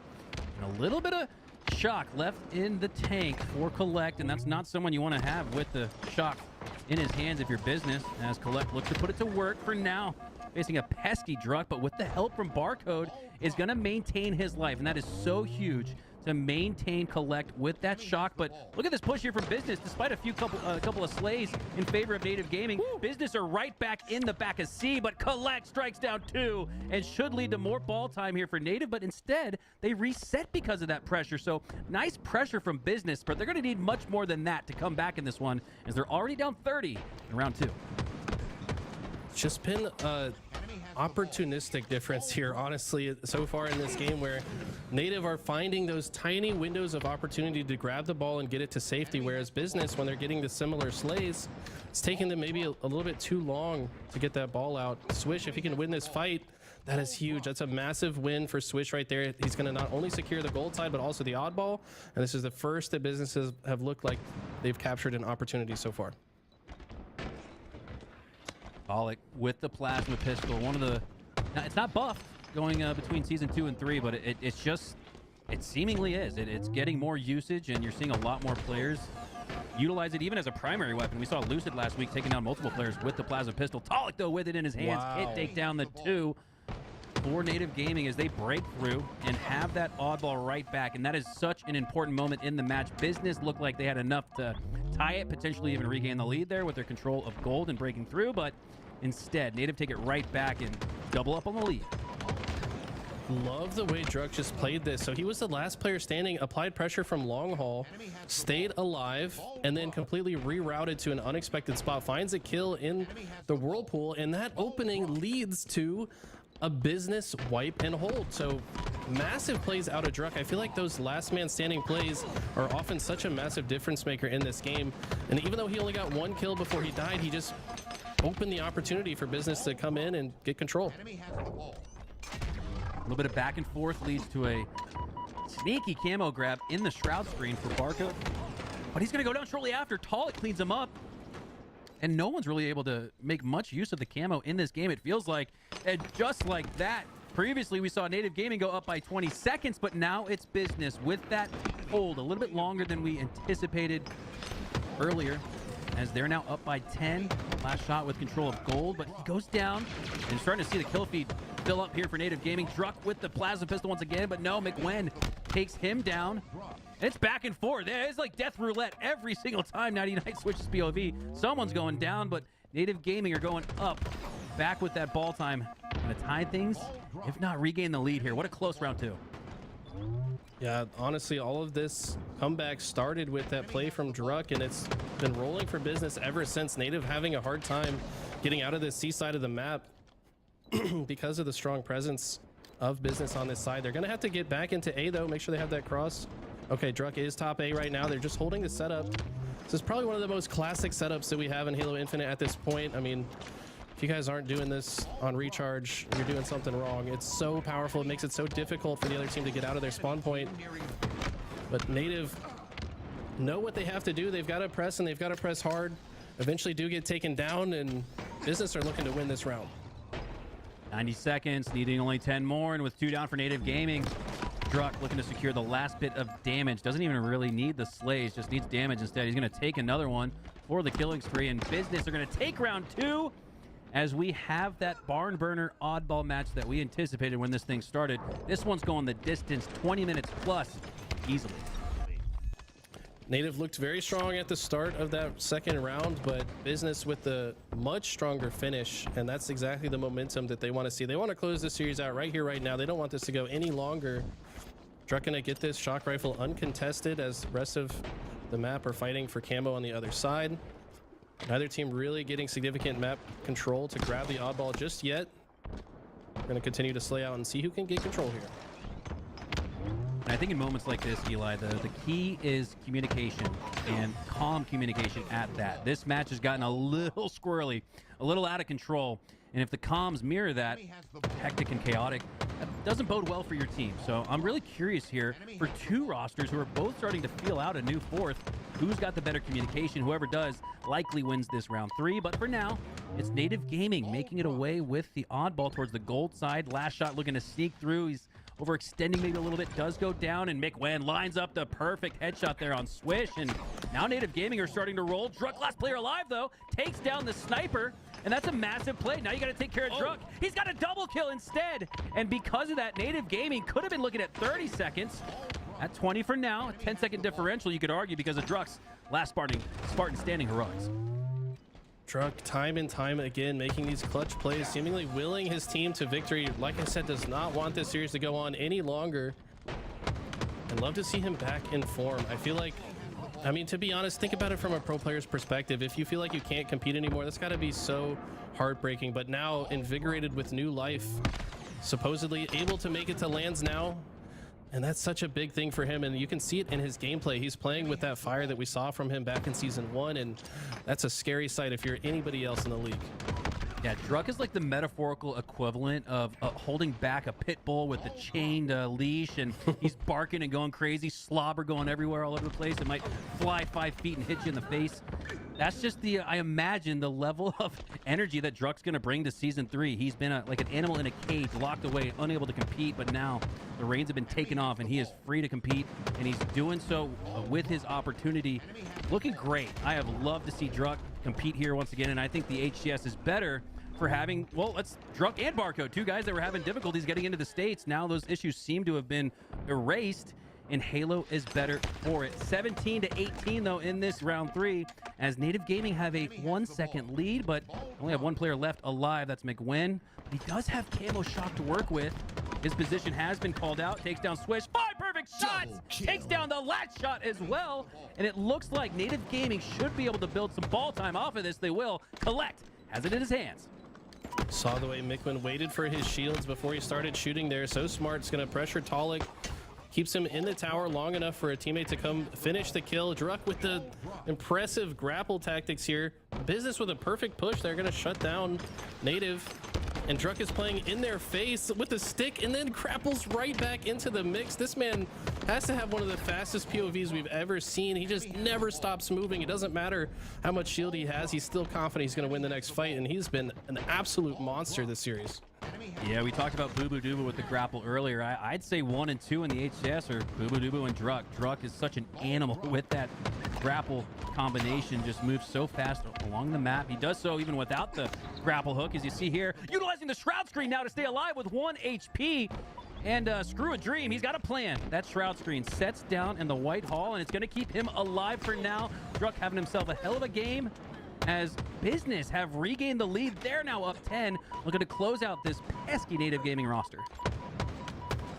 This man is possessed right now. I mean, he is optimizing his damage output, minimizing his damage input, moving so fast, just applying pressure on parts of the map that, frankly, Native are just not prepared for. I mean, when he comes off spawn, he is finding the fastest possible route to get into the mix, and he's hitting every single shot. That is a very difficult player to deal with.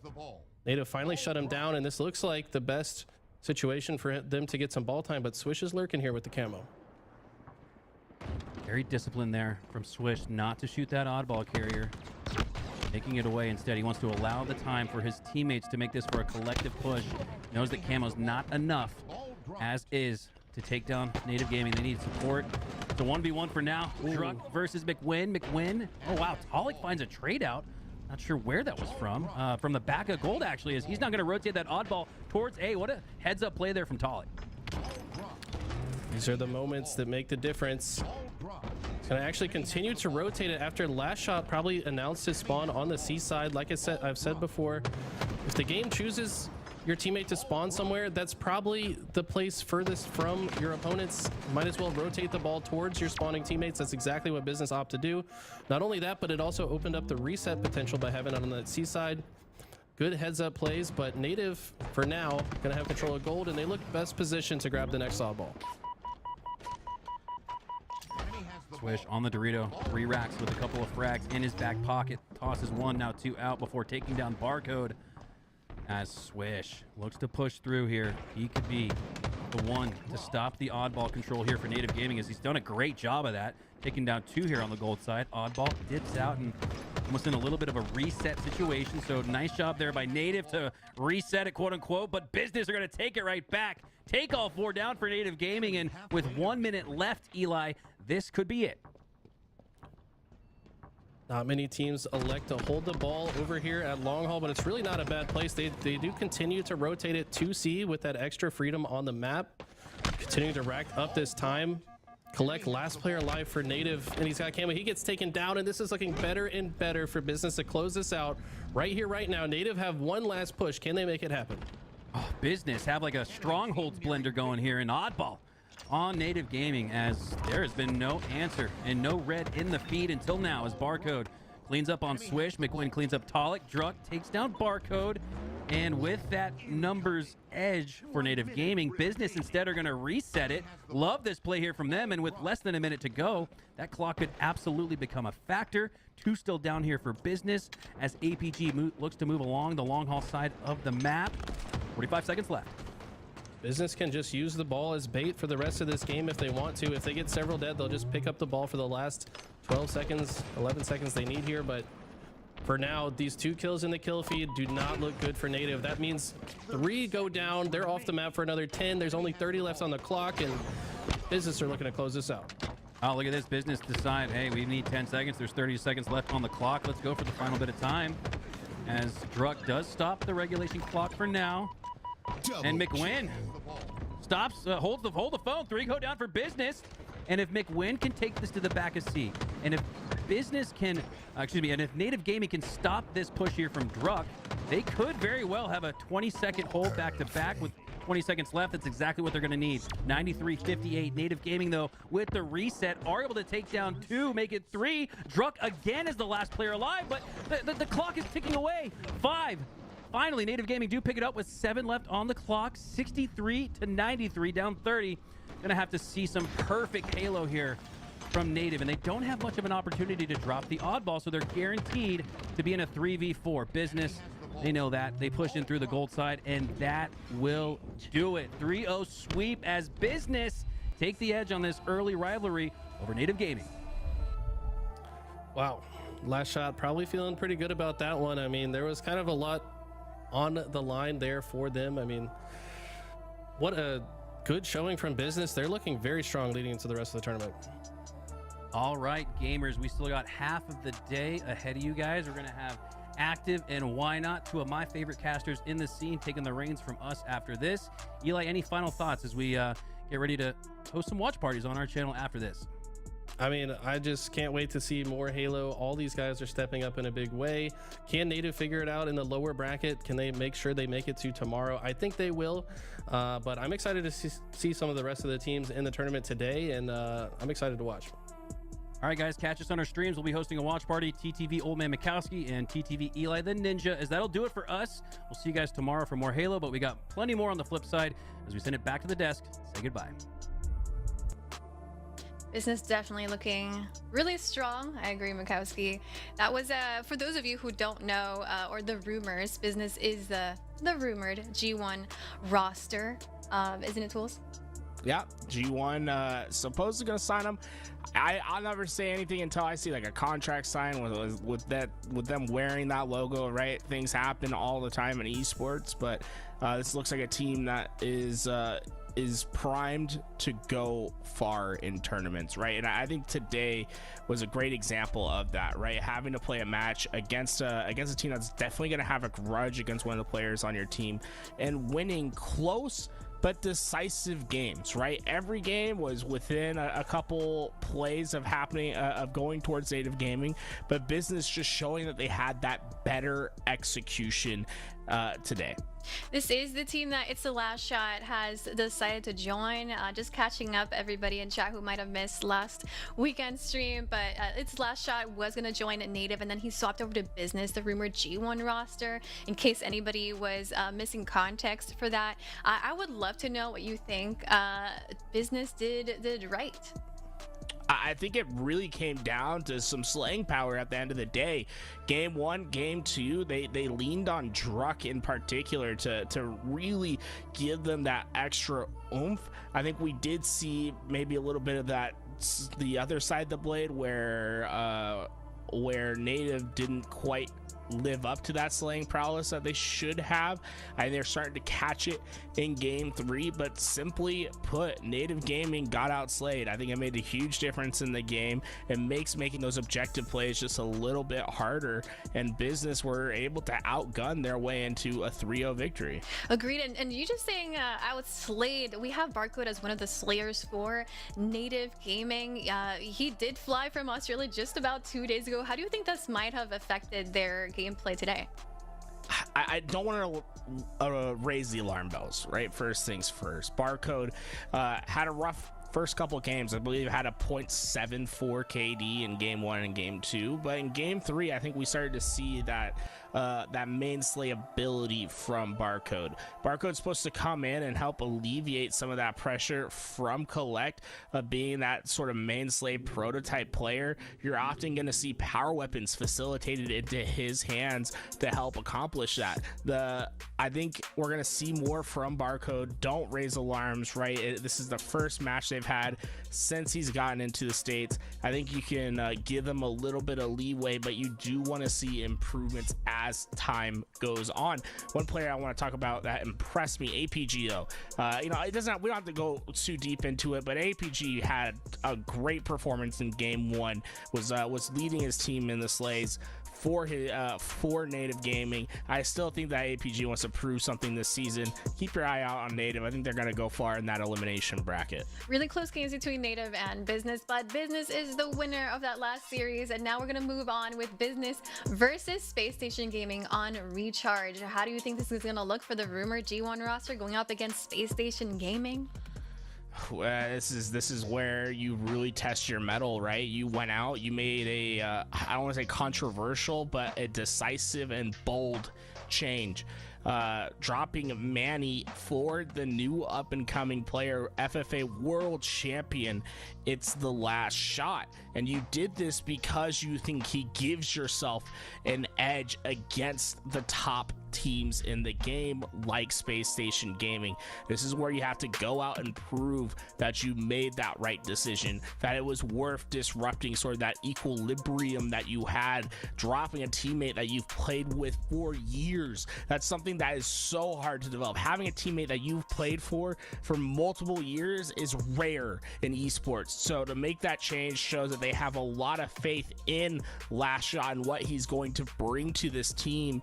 Now it's time to prove that's the right decision by making an upset early in this bracket against a strong Space Station roster. That would be an incredible thing to see. We do have Space Station Gaming also with a 4. You know, they did change one of their fourths. They brought in Legend, and I feel like they've had a little bit of growing pains, if you could even call it that, from last weekend. I mean, they did win the first weekend with Monster, then last weekend they lost to Optic. So that would be an impressive thing to see from Business, but Space Station Gaming still a very tough competitor indeed. Yeah, top 6 finish for Space Station last week. I think a little bit below what their expectations for themselves are. Legend, same situation that Barcode has this week. Legend just had gotten off the plane a few days earlier, was getting himself settled in. Not saying that those expectations shouldn't still be set for them, but I think today is the day that they prove that this was the right decision. I want to see Legend have a great game. You've had much more time to acclimate yourself to being in the United States, getting yourself on that right time zone, having more repetitions with the team underneath your belt. I think it's important for Space Station to come out here and have a decisive win against Business, make it a 3-1, 3-0. I don't want to see this go into a game 5. I want to see the Space Station that's rumored to be a Goliath this season by adding Europe's best player to its roster. That's something I would love to see as well. And I just wanted to point out, have you noticed that I feel like all these teams are bringing in people from outside of NA? I feel like we might have a bit of a growing scene outside that a lot of NA people might want to start looking at. You know, maybe the Australia, maybe Mexico, Europe, but we have Barcode from Australia, and we have Legend from EU. There's a few more. Yeah, Tapping played last season in North America. He, in fact, it's almost the opposite. Like, he goes back to Mexico, and I think that's a really good thing for Mexico, to be honest, because that region needed that sort of slaying power to build a team. And honestly, if you haven't been watching the Mexico HCS weeklies, go watch them. Like, go take an eye on them after we're done tomorrow. Usually we give them a host, let them look at those grand finals, but that top team in Mexico, I think, is a contender to make some upsets this season. Really interested to see what Tapping Button's able to do over there.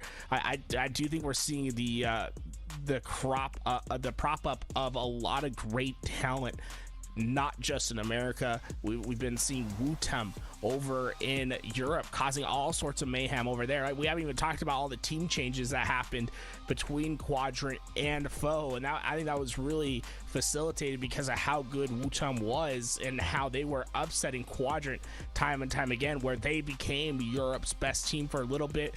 We saw Snipe Drone go over to Quadrant, lots of changes over there. Chick's gonna go over to Foe. And then in Australia, I still think there's potentially talent that's good enough in Australia to make its way to North America and to compete. I don't know if that's going to happen this season, but I do want to see a pipeline that's built that allows international talent to have an easier access to North American games, right? Being able to practice against the best of the best is really how you're able to solidify yourself as a top Halo professional.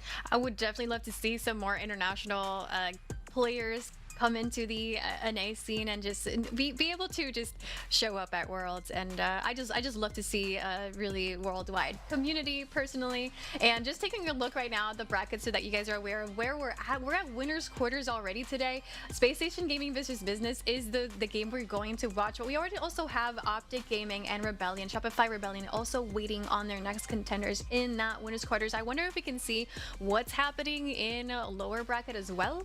That would be really neat. I could check in just a moment. Yeah, we might have to be getting on the bracket for that one, just because I don't think it's developed enough. But one thing I do want to talk about on that lower half, Optic Gaming, they're either going to play Sharks or they're going to play Reversal Perfy. I want to talk about these two teams real fast. In particular, I want to talk about the Sharks roster. Sharks is going to be Monster, Super CC of AIDS, Arctic, and Manny, right? So Manny, the player, dropped from Business, goes and forms this roster with Monster. They're gonna have to take on Reversal Perfy, which is Mortally, Piggy X, Breaking Shot, and Cherish to determine who plays against Optic Gaming. But looks like that Monster team still could be going far. Last time I looked, they were up 2-1 in the series against Reversal Perfy. Super CC trying to get some revenge on his old team. Love to see that that kind of come to fruition. And out of curiosity, do we have the seed that this team was placed, considering that they do have What's up, native, Brutal? Not native, that they have Monster. Thanks, bro. Glad you found it too, man. Yeah, this is the big thing. I got videos coming out Halo, all the time, man. Talk about it too much, but seeds Thank you for watching, really man. Important. We saw it last week, right? Native played with Monster on that roster, and it made a huge difference. It increased their seed. You can see this week Monster, in fact, so these seeds are just a little bit. So there was a change made to this. So you see Native's at number 4. Native actually moved down to number 10. So everyone's up 1 on this. So Sharks actually has the 6th seed today. And I also stream gameplay too and do, you know, things like that. So that 6th seed, I got it all here, man. Got it all. Much easier because of Monster's performances. Look, they have a higher seed than Business because of Monster being that sort of free agent player of hire to go and help teams finish in the top 4, right? You got first place to week 1, you got 4th place or 3rd place week 2. Huge point differential for him and his teams to help with their seeding and to get them further in tournaments. Monster just having fun. Oh, you are watching the stream? We get to see him in LAN? Is this what yeah, we're gonna play tonight too. Here, or is he just gonna stay online? What are we showing that dude Oh yeah, I'm gonna play Honestly, tonight, and I want to see him at land. did you tune into the second half or the first half? Basically, like, what did you watch? That he builds is almost guaranteed a pool play spot at this point. So next week we're gonna have the qualifiers for top 8. The 8 teams that qualify through there instantly get their pool play spots. If you don't make top 8, well, then it comes down to pro points. The next 2 top pro point teams will get in, and I think Monster, if he doesn't get top 8 next week, he has a very good shot at putting whatever team he's on into that top 2 remaining spots for pool play. Yeah, I really do hope we get to watch him in land, because this point collecting, this is impressive. It is impressive. It is definitely unique. In case you guys are wondering where we're at, this is who's that? HCS Open Oh, week number 3. No, you're talking Next about. Weekend, it's gonna be the qualifiers, Wait, guys. It's going to be the talking about qualifiers. when I was playing Infinite or when I was I playing feel campaign like with it's time for you all to shock test practice. your Oh, okay, yeah, knowledge. okay. But this time we're gonna make it legendary. Wait. What do you mean by that? Legendary Legendary edition, yeah. Legendary edition? Yeah, Okay. guess who's that Halo player? Legendary edition. Legendary edition. So what does this mean? Oh, you have to guess off gameplay only. Gameplay only. Oh my. We're stepping it up. All right, guys. So just watch the gameplay and see if you can guess who the pro player is. Who is this? Have it in chat. So we have the kill feed blocked. So it's a little QT play, able to get the QT, brings the This QT is a low back, FOV player, and so gets a little QT kill. Okay, I don't a know. little double kill. Seeing Monster, seeing Legend, some formals out there. We got Oh, I Monsters, see. Lucid. which power controller am I using? Double Kratos. Speedy said, guys, that's I don't know. It's just like a tools. normal That's one. tools. Stop It's like trying, the. trying to pull a I don't know if fast there's like a Gen 1 or Gen 2 Too ones. good. I don't know, a QT kill. but Could you know Legend have what? done that? Could Sparty have done that? it's just a Honestly, normal that's like. kind of a Sparty move. It's just a normal one. Well, let's reveal the kill feed, huh? But let's take a look at who this player is. Right, first kill in. Oh, it's Mr. Kratos. Kratos. Somebody actually got it. Maybe they had seen the clip. Nah, I Well, claw, obviously, bro. Lizzie I don't got it. use I'm paddles. scrolling up. Somebody did I've guess clawed since I was a Kratos. kid. It was Burton. Burton said that's Kratos, guys. And 100% Kratos. and Mouse is Uzi also said Kratos. All right, we got 2 winners here. Honestly, that's a pretty cool clip. One of my And I goals shoot for with my left trigger. 2024 is to get a QT kill. Oh, I've written it down. My overkill. Are you? Well, that's an kidding optic me? player. Look how fast that was. Who's this Halo Pro? Look at that. And then Osbot, boom, leaves the little Yeah. ear gone. That's formal. Go on, Yeah. What do we deleted. have here? This is insane. Same. It How feels so long wrong did it not take to use for him claw. get that? Yeah, exactly. At microseconds. That was You're right. micro- That's an that's the overkill. Fastest overkill I've ever seen in my life. Quickest overkill I think I've ever seen, and we are seeing a ton of Lucids? optic players being They're like, this is nominated optic time. style. This is optic style, guys. Come on. We got Trippy, Lucid, Formal. They're like, they know this is optic, but maybe it's because of, I don't know, the weapon coding. Yeah, I think the weapon skin might be giving it away. I mean, also The the clean weapon shots, coding. right? The clean So shots. who guessed this optic player? All right, let's see who it is, guys. Who is this? Let's see on the kill feed. Boom! Optic formal. Optic Formal. Ooh, I feel like maybe this is too easy. I mean, That was too easy. they're just getting it right away, Aliak. We're gonna have to cover the gun codings or something. Just blur the gun. Just blur the gun. All right, wait. Let's see this next one. No gun coding We here got- to give it away. Okay, couple good shots. Ooh, okay, snipes, nice, Sneaky snipes, double. nice. Okay. Oh, pop up. Over Not even kill. sweating. Not even sweating. Who is this, guys? I don't think it's gonna time in for the kill tag. Not quite a kill tag, but a killing frenzy. So let's say Stellar, Mickwin, loot with the gill key, ooh, complexity coding. That's they might be onto something right there. Frosty, Renegade, another gill key guess. Yonky. Shooting with left trigger is just Collect. better. I got a few gill keys in the chat. Juan said it was Aliak, me. I like that guess. I like that guess. I like it too. Our editor knows what's up. Our All editor right. knows what's up. Let's reveal who it is. Who got this killing frenzy overkill? see first kill in Mr. Gilky, the Gilk Duds. They know a game. It's my zoom. I think maybe the complexity Right is stick. giving it away right Baby. What makes me say that? Skin? I thought it was one of those It's like generic encodings. How can I describe it? Maybe they recognize on one hand, you're basically moving and shooting, and on the other hand, you're aiming and doing the rest of your movement. Like when I'm clawing, right? And you have the right trigger shooting. You know how like you're using your index finger and your middle finger that you're shooting with is kind of like scrunched up and it like moves with your index finger. You don't have that anymore. You have like full control of your aim and your shooting. That's 3 That's a really good BR shot. I like it because the BR shot. The BR shot's really nice. I can see a Royal 2 for sure. Yeah, very steady. Somebody said Bound, but I don't see it. But I could see Bound shooting a body after it. Nah, Bound like look. You see Bound jumps up right there. Bound would absolutely curb slide off of that platform. There's no shot that this is Bound. Yeah, I don't think this is Bound. Now, I'm gonna give you. I don't think I've seen one right guess. I know who this one is. It's not Royal 2, folks. I'm just gonna get them off the Royal 2 train. It's not Royal 2. It's not Royal 2. Anyone? Someone said APG, not APG. Not APG. I just want to see one person get the right guess. I haven't seen it yet. This might be too legend. Is this like a skull on? I think it's because they don't have a weapon skin. No weapon skin. There's no weapon skin. They're like, I can't figure it out. So Valkyrie suspect. No. No one's getting this one right. In fact, you know what? I think we gotta show it. Fast circles. This one is. That's called an ogre twitch. Basically, like ogre 2 created that. Like, but what it's for is like.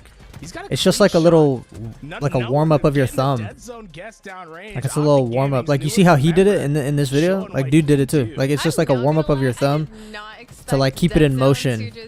Cause like you know how like sometimes when you're just idle and you're not moving, you feel like you'll miss a shot.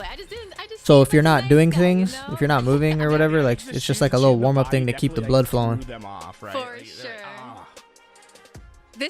This is why he changed his name. He's like, nah, I'm just gonna be Dead Zone now. I'm not doing this anymore. I'll say you've been playing Recon with Claw for so long. I think Optic might be a little bit happy with what they have right there. I mean, Dead Zone. Yeah, I mean, I played one of those players that people don't I played like talk H4 about controls. How good of a shot he has, what he can do in that individual. And I just switched my game, triggers. And why they went out and picked him up.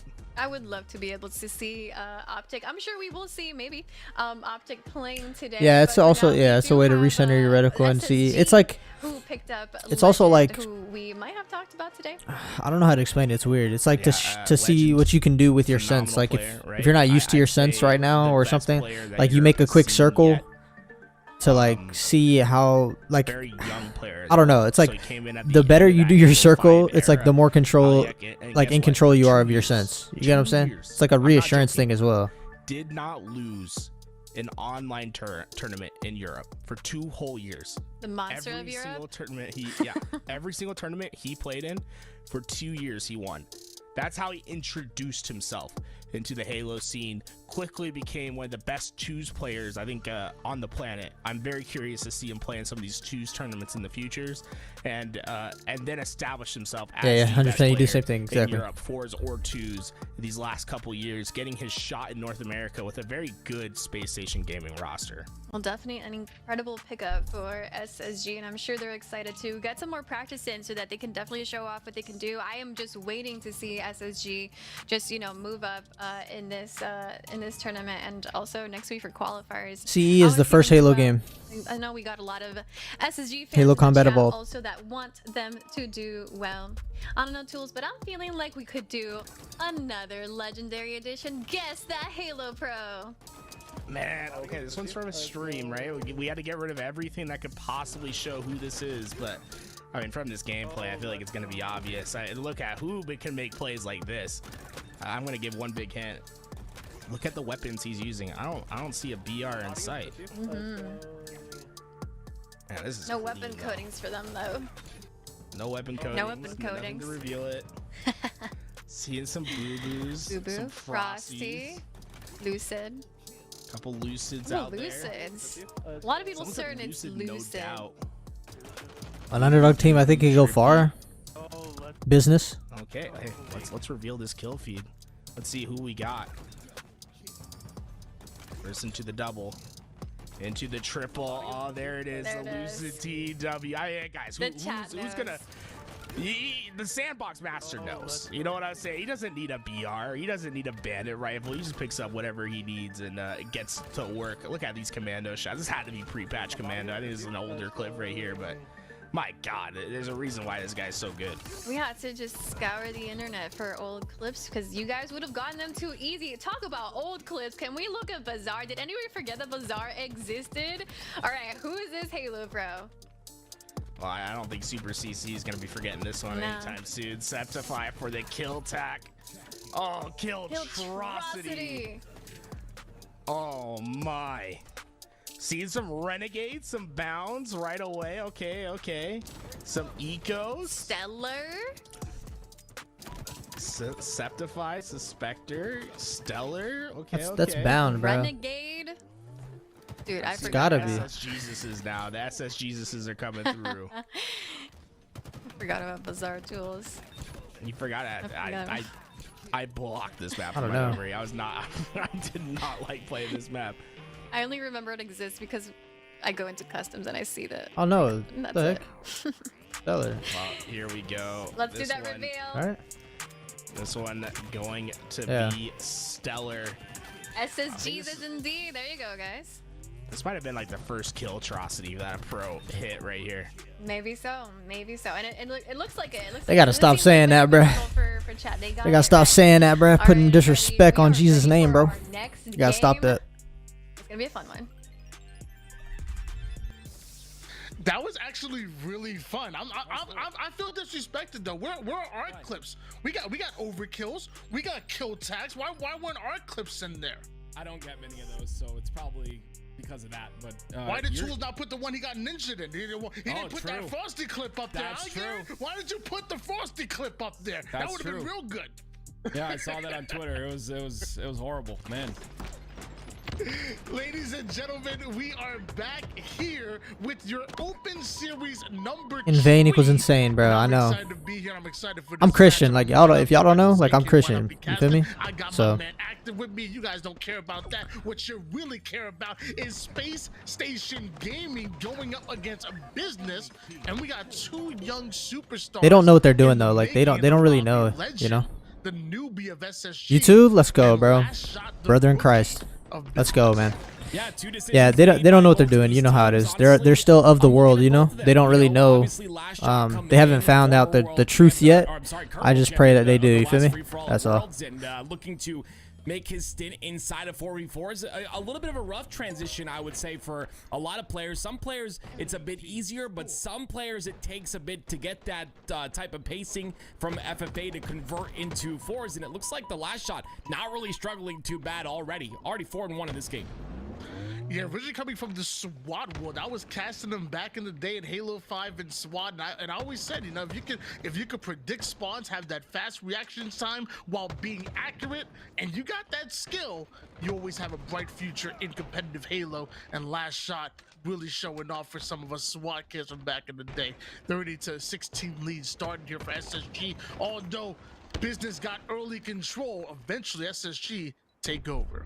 Yeah, and I mean, speaking of SSG, of course, we can't really forget about Legend. It's a pickup that I think was probably the biggest pickup in the offseason. I think Legend's an incredible player, and the fact that he's now in the U.S., he's starting to get his reps in with this SSG roster. That's why I want your eyes are open and see it, but everybody just not there. Coming into this bro, I know, like I know. Great of a performance last week. It's wild. I was just telling this 15-year-old kid that. Camouflage coming up, and you see Stellar putting himself. Because like I wish somebody told me that. Told me things, you know. We all find it at the end. Like hopefully we all find it. You know what I mean?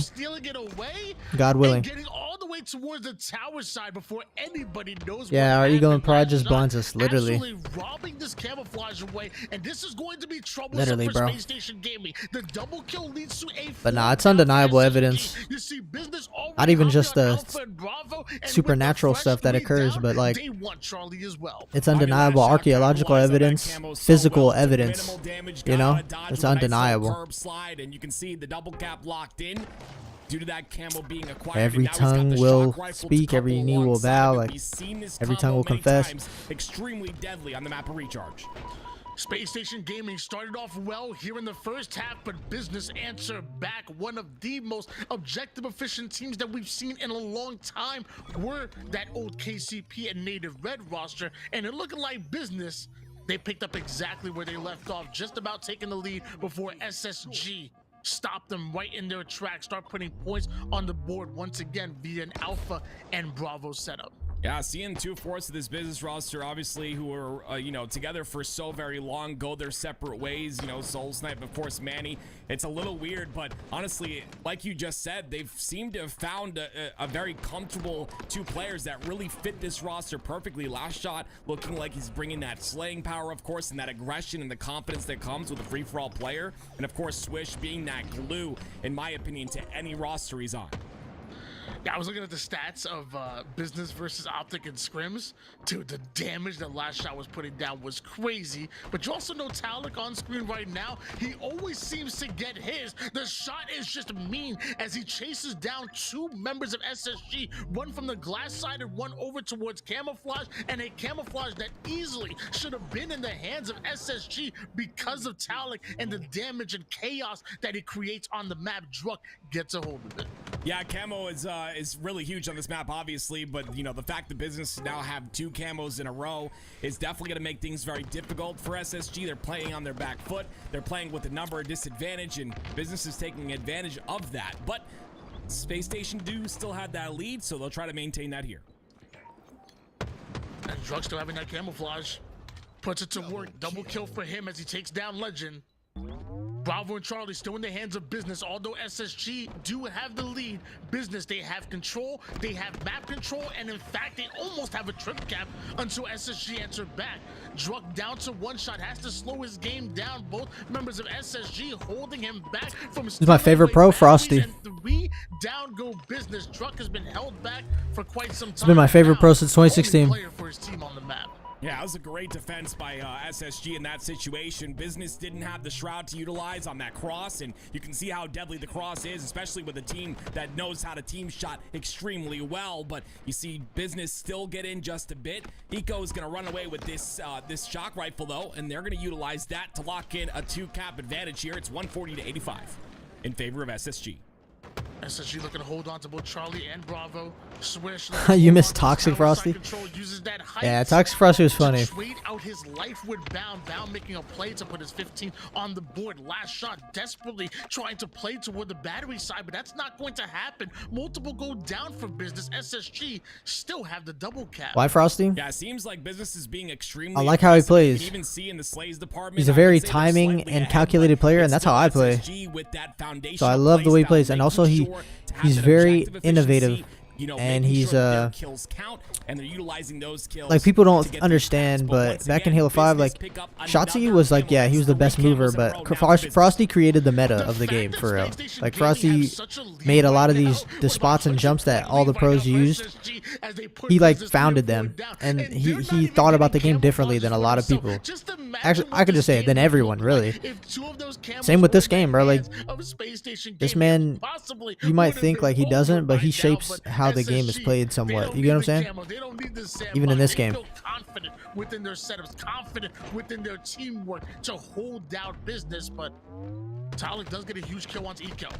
Bound now. You find it insane when people lose it over a simple body shot? I know. Gets those. Alpha and Bravo still in the hands of SSG for now, but Business like casters Alpha with the quickness. and just people in chat. It's the teamwork, right? Even with these You can have somebody that's 3 shots in with the bandit, and then like a pro will just come out of nowhere and no scope their body and kill them because they're already weak.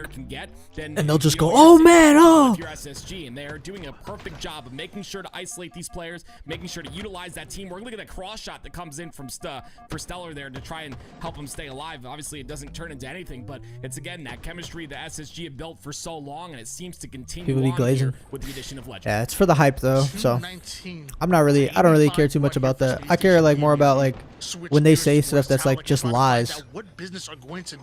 Like Business, the top team in the world, like you know they're not the top team right now, bro. Like come on, stop saying that. You know what I mean? Druk, the best camo player in the game. Like, okay, bro, come on. You know, just because he has camo doesn't mean he's the best with it in the game. Get a hold of this shock rifle and get a hold of the game. Legend and Bound both end up going down, leaving the other two members of Space Station Gaming back. Yo, Guap, bro, don't play. I sent you a message. Don't play CE without me, bro. Like, we're gonna stream that later. Having a setup of their own, but Druk maybe bites off a bit more than he can chew. Yeah, and this is probably the best camo that SSG can get here because they're 10 points away from closing out this game number 1. And Facts. this camo is going to solidify that for The tour guide. They didn't get any camos the entire game, Tony, but they got the most important one. We're gonna do all the fun stuff. On B with the shock. Oh my goodness gracious. That's my MVP right there. That's my MVP right there, coming in with the 180 turnaround with the shot, ending it in style. Bro, every time they say that, like, yeah, nah. Every time he says that, I cringe. So crazy, I literally right? Because, cringe. you know, they get their first camo Like, bro's just blaspheming and he doesn't even know. Like, that's so cringy. What's crazy to me too is that Bound was the only one in double digits on his team with kills, at least for a bit of time there towards the very end. But he was 21 and 10, I believe. So again, utilizing that very heavy Slayer and Bound and letting him run around the map freely, they got outslayed in the grand scheme of things. But again, objective efficiency is king. You see Stella right there. He ended up, passing that double-digit mark with 13 kills. But dude, Bound went crazy. What the heck? Out of SSG again, not having that sandbox to use, not having the shock rifle for a lot of the game, not having the camo, but still able to get get those kills and make them count with some objective points. 22 kills out of Bound with that game. He was absolutely impressive. He was very aggressive and really doing what his team needed to do as an entry fragger, but also as a slayer. But to me, it was all about that Stellar ending it with that little 180 snipe shot. Ends up putting the opposition 4 down, and with all the chaos, he emerges on top, standing across 4 dead bodies. You know, if I was a freestyle battle rapper, I'd call that standing on business. It's crazy. It's crazy to see. I really do love, we talked about this before a couple times, Tony. I really do love this additional legend, and I think he fits so well. I still don't think that he's hit that comfortable mark yet, though. And that's what, to me, is going to be so scary for Space Station, is when they get him comfortable, when he starts to fit into that groove. This team I only cringe when they call Stellar Jesus, bro. That they're going to be, obviously in that top 3 conversation, but possibly even win some tournaments here in this next season. And SSG apparently picking up exactly where they left off in game number 1. Business finding himself 3 down once again. Eco finding himself a camouflage. They may have been struggling to grab a hold of the camos in the early game on recharge, but the first one goes in the hands of Eco of SSG. 4-2 lead early, but Business strike right back. Yeah. Eco, a player that Frosty says is one of the smartest players in the game, and having the camo in his hands, obviously very scary, but he does end up going down here. And like you said, camo goes in the hands of SSG. That means it's not in the hands of Business, so that's a plus, but they're not able to get too much out of that camo, and it's now a 6-8 lead. Space Station lead by 1 now, actually 8-7. Eco breaks right out, getting a double kill. Onto Business. So far having 2 players early in the Goose department, but don't worry, it's plenty of time. Tyler taking a lot of damage though. Down to 1 shot he goes as he throws a couple of denial grenades to try to keep SSG from hunting him down. Another side of things, you see Business trying to take space, but apparently so. I ain't gonna lie, I did cringe at the Demon Bandit. Like, bro, what? On the subway side of the like, map, nah, bro. over toward the Alpha side. I cringed at that too. I ain't gonna lie. All sides of the map leading to a 2v2 next slay. So important, and Talik does have the Bulldog. Yeah, very good sequence there by Talik, right? Stays alive on the purple side. He goes for a push as SSG is rotating through B, like you clearly mentioned. And he's able to get this tower, or the C-side control with camo coming up. So in a prime position now to try and aggress and make sure that Business can get their first camo of the game. Oh, Talik putting a shotty to the body. Shroud goes down so that he can stay alive.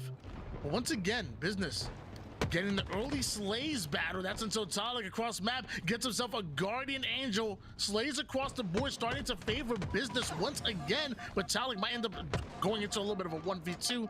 High IQ play to back down, play his life. Druk looks like he's the first one to go down in this engagement, so Talik immediately adapts, pushes up towards last shot, keeps his teammate alive. That's a killing spree for Talik. Yeah, he's just playing so well. He's all around the map at all times. He's now got the timing on the Bulldog as well. Last shot's able to run free. I mean, business in general, able to run free here. They're isolating so many players of SSG. Look at Eco already, isolated on that B side, and look how aggressive they are on Eco. But finally, it's a little bit of defense here from SSG. Bound gets a double. It looked like Eco was isolated for a bit, but Bound coming in out of nowhere gets himself a triple kill, was the MVP of last game, and now pulling up the rear as far as the scoreboard, but covering his teammates. Back is Bound, sending business to the black screen. Now attacking those spawns immediately. Does he notice a player on the PD side right next to him? Apparently doesn't care, because he still puts damage across the map, and then SSG deal with the final player towards PD. 3 down, go business. That was well executed by Space Station Gaming. Yeah, I mean, it was all Bound, right? The fact that he's able to isolate angles on himself so he doesn't take a lot of damage, but he's still able to be aggressive and impact on the PD side of the map is what makes him such an incredible player. He does that, and because of that, it's now a 3-kill lead for Space Station Gaming, 21-24. Camouflage coming up. You're gonna begin to see both teams start to move in position. What's most important though is SSG trying to get somebody over toward the top or bottom A side, at least able to use that camo as bait and secure their slays. SSG always through their slays to attack a power-up, and they do it well enough to not only put business 3 down, but to let them know about it a little bit. Nah, I love Bound, man. Such a personality in the Halo scene. You watch his streams, you see that personality come out, but always in business mode when he's playing in these tournaments. Obviously, very important that you play well in these tournaments. Of course, as I say that, he ends up going down, but these tournaments, of course, decide your seeding for the very first event next month. And, you know, Arlington gonna be a big deal. These teams want to try and get the best seed possible, and that's what makes these tournaments so important. You control your own destiny. Taking these tournaments seriously is going to get you a better seeding going into that qualifier, and that qualifier, I promise you, is going to decide seeding going into LAN and giving yourself a little bit of an easier run on LAN. People, like Tool said before, people don't want to talk about it, but seeding does matter. Yes. And could be the difference of you making a deep run in the winner's bracket, which then maybe going down to loser's bracket gets you out of harm's Eco just got an way, overkill. Oh my gosh, Eco with the overkill, seemingly out of no. Where did he come from? He's a sneaky snake, Tony. And you know who else is as sneaky as Talik? He's got 13 kills on the board. No one else passing that 6-kill mark on the side of business. And Space Station, because of that, leading by 8. So it's up to these 3 players on the side of business to really start to pick up on the slay momentum, because Space Station are running away with this. Tyler with the cross map shots with the BR. SSG not prepared from this flank from Talik. We barely missed out on 1 overkill, but we might just see 1 on screen right now, because Talik is a 1-man army right now, bro. Members of the opposition. It's not over just yet. Space Station Gaming might just be He's a 1-man army right now from ending it, but a killing spree out of Talik, almost the back smack out of 2 players of SSG that are seemingly taken over. Was he able to get away with camo? No, Druck was not. Camo gets shut down, and maybe the hopes of business taking this game along with it. The final 2 kills looked for SSG, and business find himself just too far behind. I mean, Talik's got 20 kills in this game. Obviously, he's got 2 assists, which is understandable, but not one person is in double-digit kills for the side of business. Talik is literally willing his team forward, and all the while, SSG sitting nice and pretty with 49. Nah, bro. If I'm Talik there, bro, I'm kind of mad, bro. I ain't gonna lie. The top left corner, Talik, 21. That is. It's nuts. I will say, you know, it's ultimately still a loss, still a losing effort. But if you're gonna go down, I mean, go down like that. Because I feel like if I'm the coach of business, you know, I'm in here saying, you know what, hey, that sucks. But dude, that's crazy. You keep playing like that. You keep playing like that, and we'll take game number 3. Because I promise you, the likes of Druck, the likes of Swish, and y'all may not know him too much right now, but you will. Yeah, Frosty is amazing. They're going to catch up. They're going to bounce. Did y'all see my mini montages in my shorts video? I have Lucid. I edited a mini montage for Lucid and like just a little clip, and then Frosty one. I'm about to do a Bound one, and then I'm gonna do So like other pros, I'm gonna do like APG one. Because SSG are ready for it around every turn and every corner. So Talik maybe understanding that the pace needs to be slowed down, maybe playing that back roll a little bit, getting those clean kills. Ended up with 21. They're gonna need to do something a bit different here because the aggression's not so much. It's not working so well for them at this point in time. They obviously need to change things up when it comes to SSG, because SSG are ready for them and their aggression. We'll see if they do that here. We need to see a bounce back coming from business. Otherwise, they're going to be swept and going down to elimination bracket. We talked about Talik's 21 kill performance, but it's still SSG with back-to-back wins in the series at the moment, and Stellar was able to get a hold of that tower side control bound, stealing away both the ball and sniper, and instead sees his teammate spawning over towards green, hits him with the repulse ball, says hold on to this for me, I gotta slay some heads. I'm gonna be honest with you, that would have been disgusting if Bound were to hit that. He repulses himself just over the floor of C Plat, tries to get the shot. Obviously it's not gonna be anyone home, but would have been really sick to see that being utilized. Regardless, I gotta ask, in what business does Stellar think it's okay to still wear a Christmas hat? Christmas is over, Tony. Just got a blank. Oh my gosh! Yeah, that's going in the bound clip, bruh. With the quick Yeah, that's going in the bound clip, bruh. Defense of business, and business it's going in the bound ties, bruh. Force this ball off the map for SSG. 20 straight points. Business off of the respawn. And now 10 seconds off of spawn, and another 15 to 20 to get back on the map. SSG are that was already crazy. flying right now, but business flying just a little bit harder. 3 down go SSG, force the play ball, last shot with the double, and that ball's over toward the mid map. Yeah, Talik pushes in there a little bit quick, right? But he gets the damage necessary for the rest of business to come up and clean up just a tad. And they will do that. A tower setup now locked in for the side of business. SSG, though, a little bit of a stagger push here. They're gonna make it through and get 2. Sorry, get 1. It's gonna be last shot. A lot of 1v1s coming through for SSG, though. This is not generally what you see out of this squad, and it's gonna give business a little bit of time on the board, but they do play the ball now.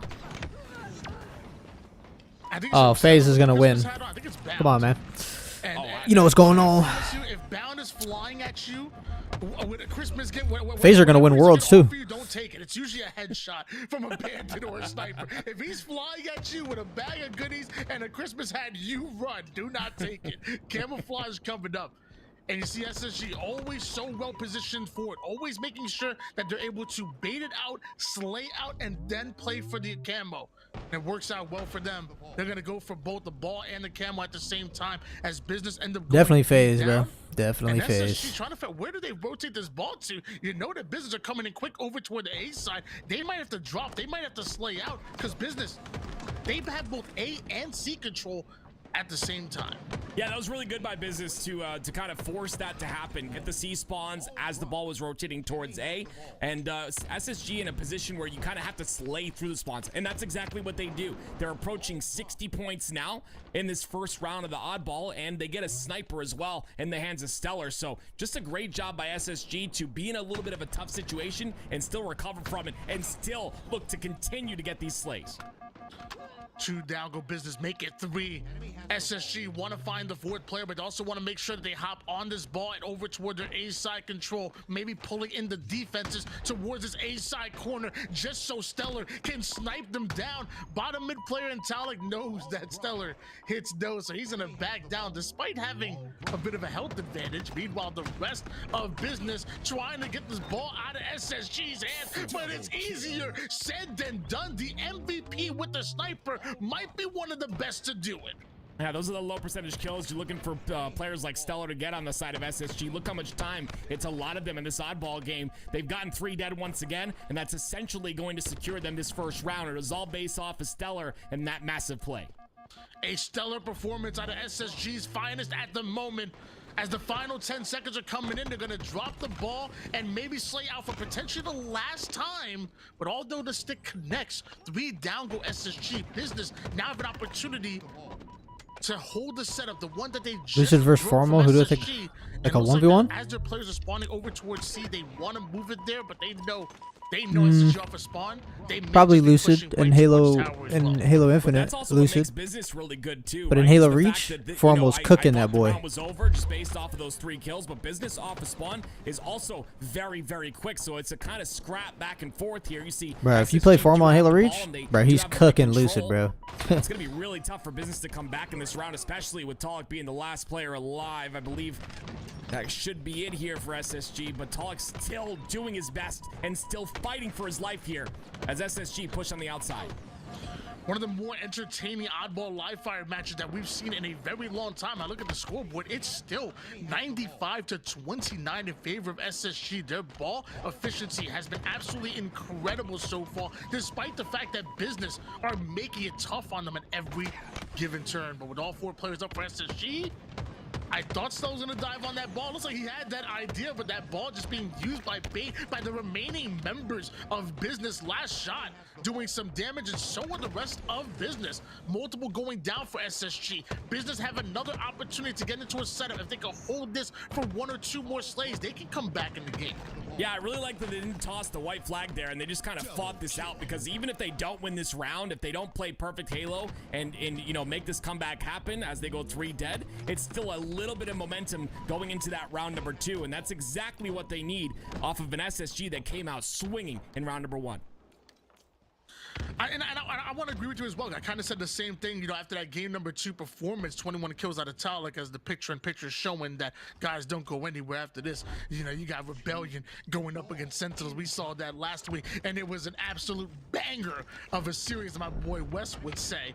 Don't go anywhere. We're going to have action on top of action on top of action. But as I was kind of alluding to, like, you know, after Talik's 21 kill Slayer performance, great. You know, that should be some momentum still going on your side. You know, after you making a run late in that game, great. You know, that's your momentum on your side. But, you know, when is potential not enough? At this point, now we have to see you win a freaking game. You're down 0-2 in a series against SSG, and you're a team that we have high hopes for. Half of that native red roster from last year. In fact, you actually, you know, dropped one of your players that was 3/4 of that roster to bring in last shot, because you thought that would make you better alongside Swish. I know how good this business roster is, and I think they're good enough to take 1, maybe 2, maybe even go the distance with Space Station Gaming.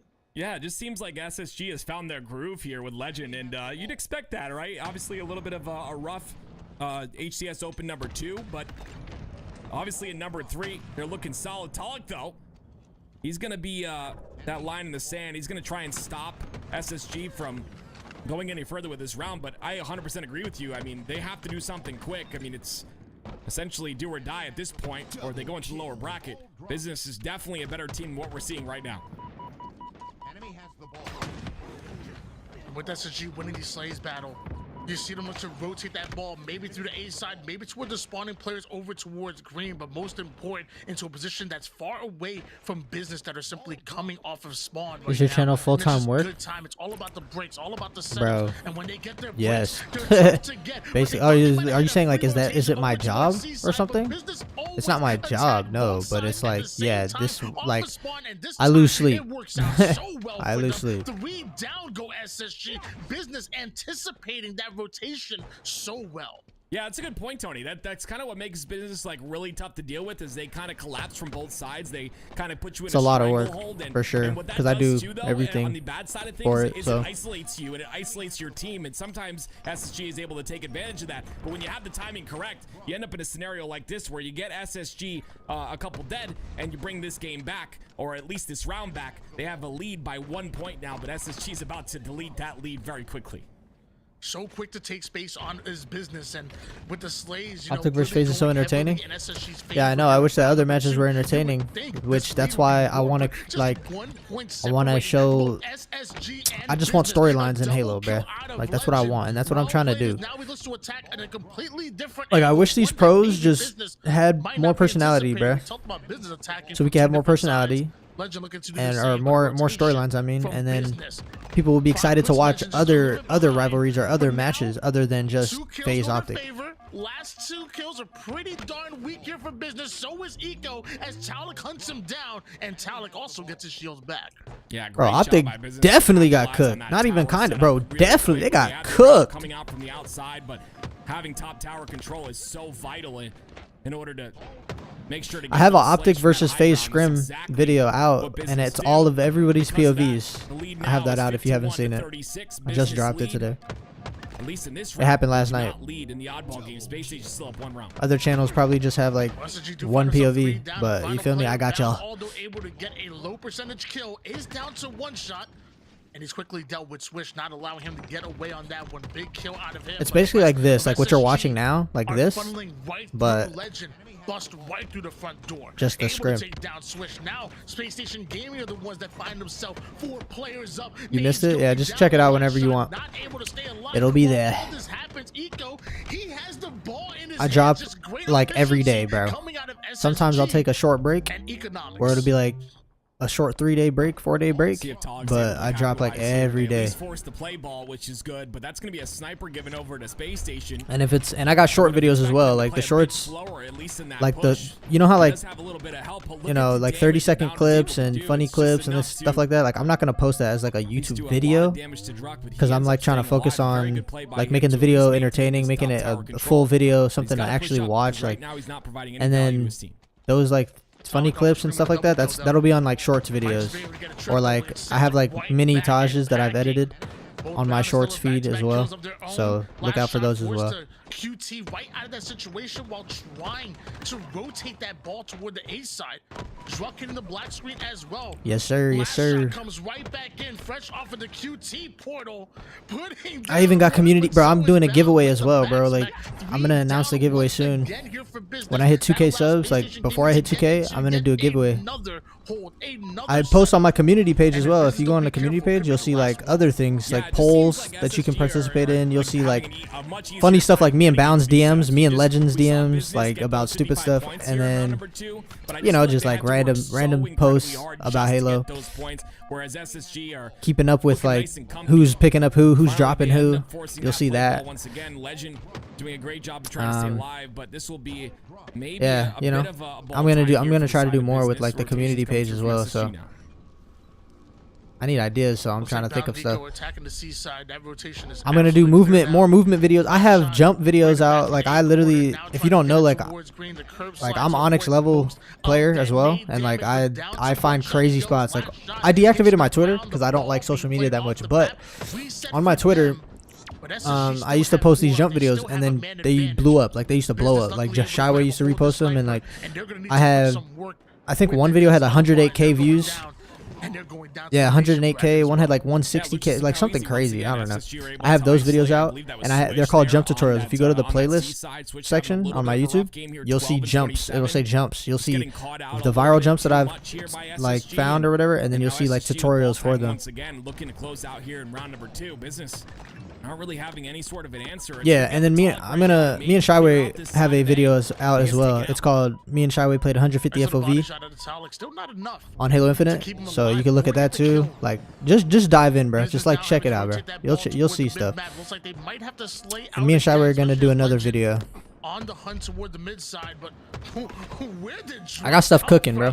Oh, there he QT back, I believe, to get that kill towards back green, then QT out to grab a hold of the ball. I'm also streaming tonight. Like, bro, I be playing too, like streaming. Yeah, I mean, they only got like 2 seconds off that play, unfortunately, though. Like, it just comes down to SSG outslaying once again. You can see it's pretty sizable here in terms of the kill counter for both sides. And what's interesting to me is no one player is really popping off on the side of SSG. They've all got, you know, decent assists. They've all got decent kills as well. And SSG, like you said before, Tony, will sweep the series and send business down to the lower bracket. I would take it one step further, what you were trying to allude to. The kills and the assists were pretty well-rounded, but so was the objective time. Like, literally everybody from SSG stepping up in all facets. We're probably Shyway trying to figure out how to do it. No, that's the funniest thing I've ever read. No, it's funny because when I was in a custom with Shyway, like when we were doing the 150 FOV video, me and Shyway were talking, and he was like, "Yo, like, how do you do this jump? How do you do that jump?" Like, Rebellion with Sentinels about to end game 1. I mean, yeah. I mean, thank you, Brutal, bro. I appreciate y'all for like watching and like actually just being in here interacting. Like, I love that, bro. I don't see nobody as like a fan, bro. I just see all of us as like a community, like a family for real. You feel me? One more point. So what pro you like watching the most? Number 1, Rebellion having a little bit of a rough bound kill counter on that left side, Tony. I don't know if you noticed that. Like his POV. I didn't exactly get to see. What was there somebody that stood out to you?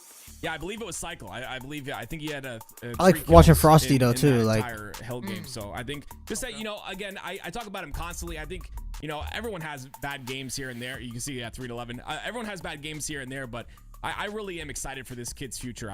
You know, being one of the youngest players in the HCS. You like watching Lucid? At a pro level, I think I got some Lucid on there too, bro. Don't worry. He's definitely got the opportunity here on the side of Rebellion to make waves here in this next season. Obviously, just having a bad game there, but Sentinel State game 1 and Sparty having a very convincing game in terms of KD at least, and of course damage as well. 4,400 damage. No, I literally made a spot like on recharge. I found this spot. It blew up on Twitter and everything. Like that's how, it was funny, bro. Royal 2 was asking me how to do those spots as well. But anyway, I like watching Royal 2 as well. That's another pro that I like watching. And Renegade was using it in pro scrims. Like I was just spectating his game. They didn't stream or anything, but I saw him using the spot that I made. It was hilarious. He was doing it in pro scrims. I have a shorts video about it. It's hilarious. I'm one of the best in the business. But game number 2 coming in on the streets. It's going to be Slayer Sentinels going up against Shopify. I'll drop you a follow. Thank you, bro. Thank you, man. 1-0 in the series. Tony, you had a bad game playing with me the other day. Bro, on top, bro. You always have bad games. Ross on top too, bro. We're all on top. You know what? What's not we all in this together. Sentinels is up 1-0 in this series, and we're gonna hop on with Booba-Doobu. I think Rebellion have a chance to obviously answer back here in the Slayer. I think very solid Slayer roster. Mental, I want to see a little bit out of him, and I obviously want to see a little bit out of Cycle here in this game number 2. If those two players can step up, well, I think we'll see a big difference in this game number 2, and maybe even a tie in the series. Camouflage about to come up. Thought Booba-Doo was gonna keep that. But yeah, bro. One of my ideas I just really want to work, bro, is like I want to create the flank. Like you know how COD has the flank. I want to create that for Halo. Grabbing hold of active camo and Sentinels get a nice little early lead, but more important, I want to create that. Resources. Exactly. That's low key what I'm doing right now with like all the trash talk videos and like the showing you the personality of the pros and the pre-scrim banter videos that I have. Like I'm trying to create like something like the flank to where like pros will be on the Discord and me and somebody else could like interview them about like the games they just played, things like that, or like infinite news, infinite updates, you know, blah blah. Wants to rotate over towards Cycle. Cycle really creating hell over toward the subway side, but didn't exactly have the help he was looking for. And sadly, nobody else on Rebellion's able to pick up on that damage. So Soulsnipe ends up being back down. So are the rest of Shopify Rebellion. Sentinels are going to slowly start to inch forward and take over that map control. Fresh off of going multiple down, Sentinels not wasting any time to push up onto Shopify Rebellion to take space on them, and Psycho with the black screen. Now to save from Mental, we literally saw this entire play break down from Soulsnipe's point of view, and now it's Soulsnipe that's forced to maybe run away. Okay. Yeah, Soulsnipe does a lot there. You see that he kind of decides to go towards purple, clear out the lane, make sure that there's no flank coming from the side of Sentinels. And like you said, we saw it all play in front of his eyes, right? It was a quadruple push from Sentinels on the side of B Street. And, you know, you'd think they'd come out on top of that one, but it's Rebellion with a 2-kill lead here as Mental gets another one. Mental does have 2 players from Sentinels that are starting to push up on the subway. And actually, Sparty camping out in the corner there. Really hard to catch players off guard at this level of gameplay, but Sparty, heads up play by him. Off the screen, I did see Psycho was able to take down Falcated. Psycho goes down immediately. Sentinels do have map positioning and also have a slay advantage. He sees the damage going down, so Sparty wants to get involved. Repulse on repulse crime, and eventually Sparty gets his. Yeah, I love the pre-fire there by Sparty, making sure that player does not stay alive suppressed, trying to escape towards that front tram side, gets taken out with the nice flick pre-fire by Sparty, and because of that, it will still be within 1 Rebellion still leading 14-13. It's going down here. Cycle trying to stay alive. It looks like Soul Snipe's to be the first one to push up through Subway. He wants to attack Driveway over toward the B side. Cycle taking an immediate direct route. Mental did go down, but he created a lot of chaos for Soul Snipe and Rebellion to take advantage of just that. The nades are zoning Soul Snipe out, but you got to deal with both Suppressed and Soul Snipe, and they are playing so well off each other. Yeah, Soul Snipe playing his life there was so important, especially with that Stalker in his hands, and they're going to utilize that Stalker to try and pressure here. They've got Sentinels trapped on that purple side. It's just how do they execute on this push is the question. Camouflage about to come up. Psycho was able to take down Lethal. 2 down go Sentinels. And eventually 3 down. 3 down go Sentinels. Rebellion have control right as Camo's coming up. Active, I know you like that. Yeah, it's great. They got the seaside control, which is exactly what is necessary in order to get this camo. They'll have to get some more kills here, of course, as Suppress goes down. This might be a little rough in terms of them getting these kills. Dude, their screens froze. Hopefully they can as camo gets picked up. Looks like I'm waiting for things to break down. Okay. It looks like That's humility. I mean, hey, Sweet. They're playing so damn well that they done messed it up. They done gave us technical difficulties right there. Awesome. I was seeing out of there. I thought it was just me. I pressed the refresh. I didn't know what was going on. Tony, I'm gonna be honest. I said camo gets picked up. I completely lied to the entire chat. You got me with that. I'm like, yo, he out here radio broadcasting. I'm like, let me refresh. I'm oh snap. Sorry about that, guys at home. We're gonna figure things out here, but a lot for us to gain off of that, because I feel like that was an absolute war. That was a fight. There were so many times where we saw Sentinels, for example, play a great fundamental game, slowly start to inch forward onto Shopify Rebellion, and it just takes 1 or 2 plays for them to kind of turn things right around on them. I'm really loving this. Hold on, bro. While they're having that, this is what Optics is doing. Let me know when you guys see. I got naded though. Top dice. 2 guys dice. Dice, breaking shot, still one shot dice, breaking shot. Weak dice, Piggy. 2 more tires, 2 more tires. 2 more tires, top mid or not? Top mid. I'm behind them, I heard that. Just got quantum. One shot bottom mid with snipe. Here you go. Cuts. Running away. Grabbing ball, I'm gonna chase got this. that. I'm chasing this. Okay. Sitting key door sniping. To your left. Do not tell me. Dude. He's going up cuts right away. They also have snipe still. They still have snipe. A plat top mid. Alright, I'm gonna top mid behind you. They might go big door soon. I got the POVs like ready. Sniping A plat. Sniping A Camo's plat. tires. Camo's dice and one's elbow on doing. Looking elbow. Top mid 3 sniping. guys pillars. They went back to tower. Right next to you, Matt. I'm gonna try to kill ball guy now. Yeah, look at it. Yo, A plat. Top mid weak with camo. One shot in the vent. Yo, 2 shot. Sniping dummies. He's gonna be cut sniping. Shot top mid. Bottom mid. Yo, sniping on Obi. On bottom tower. I'm here. Yo, I'm seeing him here. He's one shot on cuts.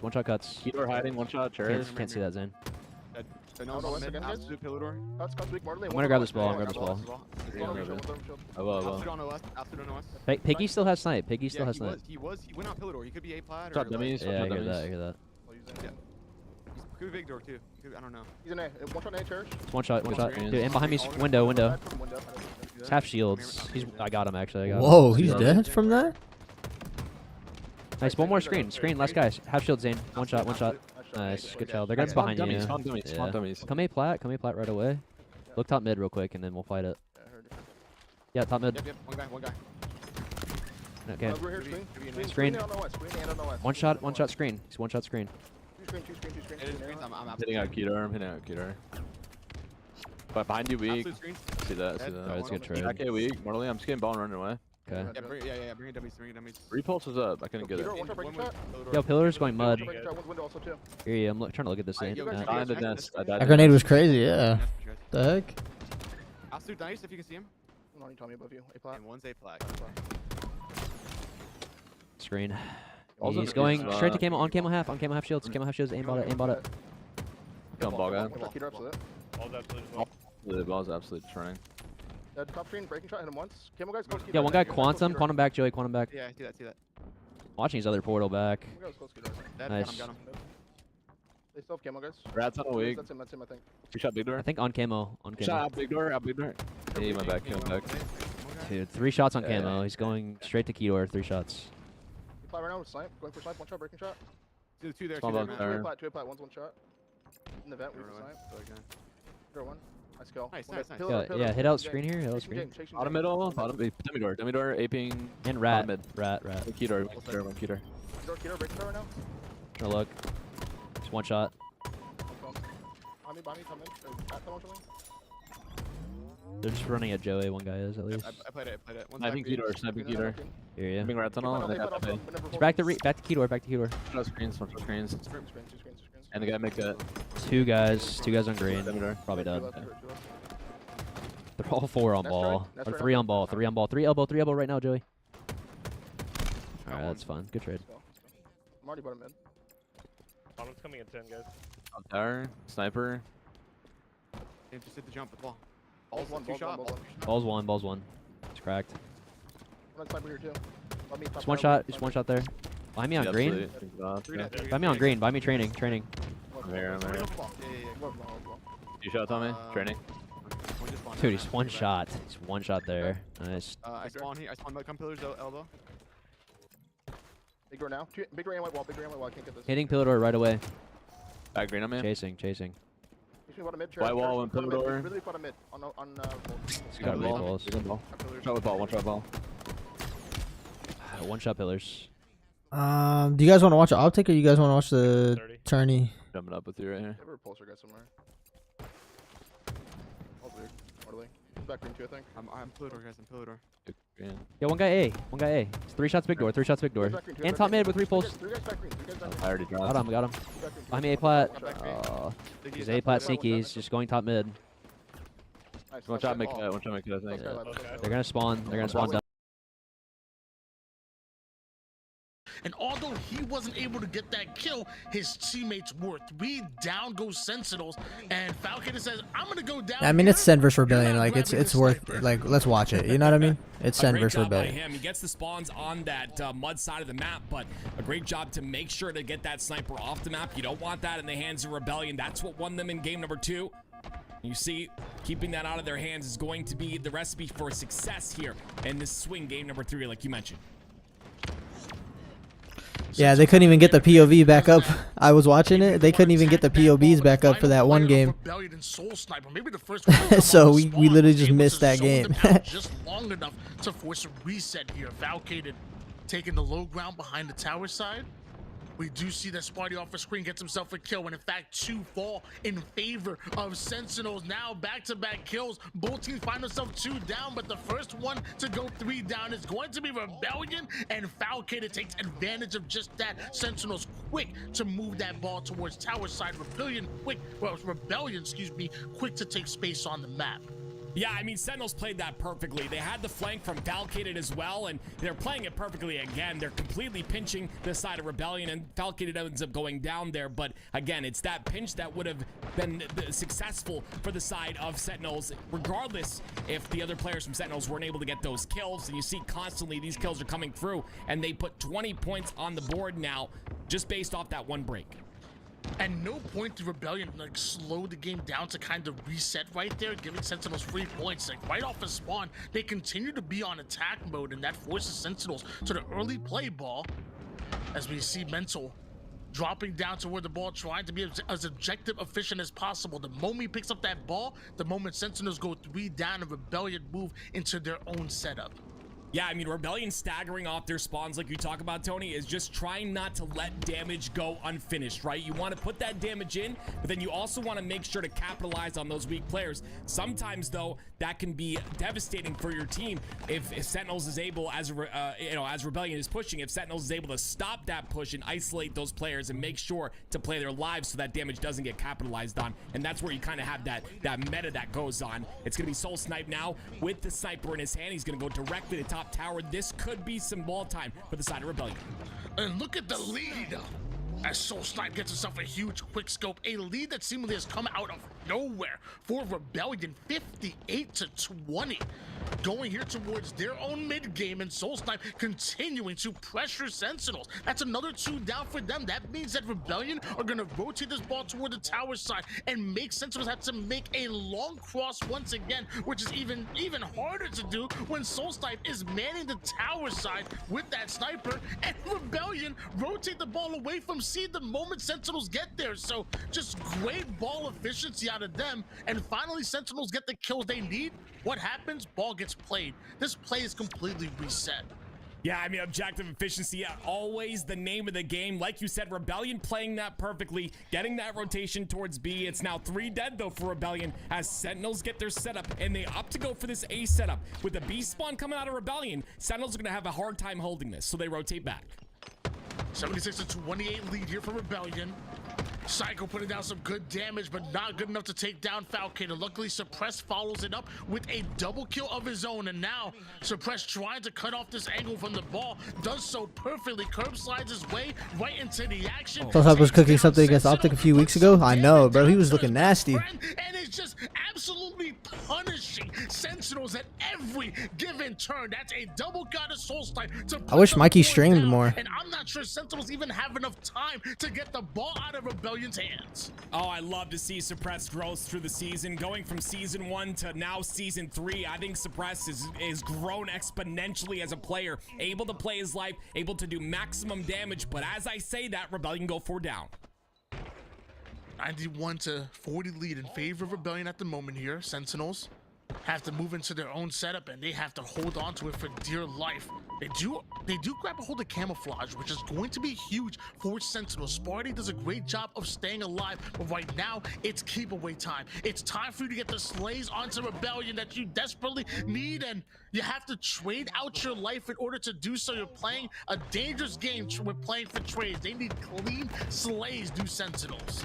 Yo, look at Suppress. It's the role that he plays. I'm telling you, he sits behind, he gets the damage in. You saw him play his life there. Didn't give information away, and he stayed alive on that window side, pokes out at the perfect moment, gets the damage in, and there you go. Rebellion take round number 1 in this game number 3.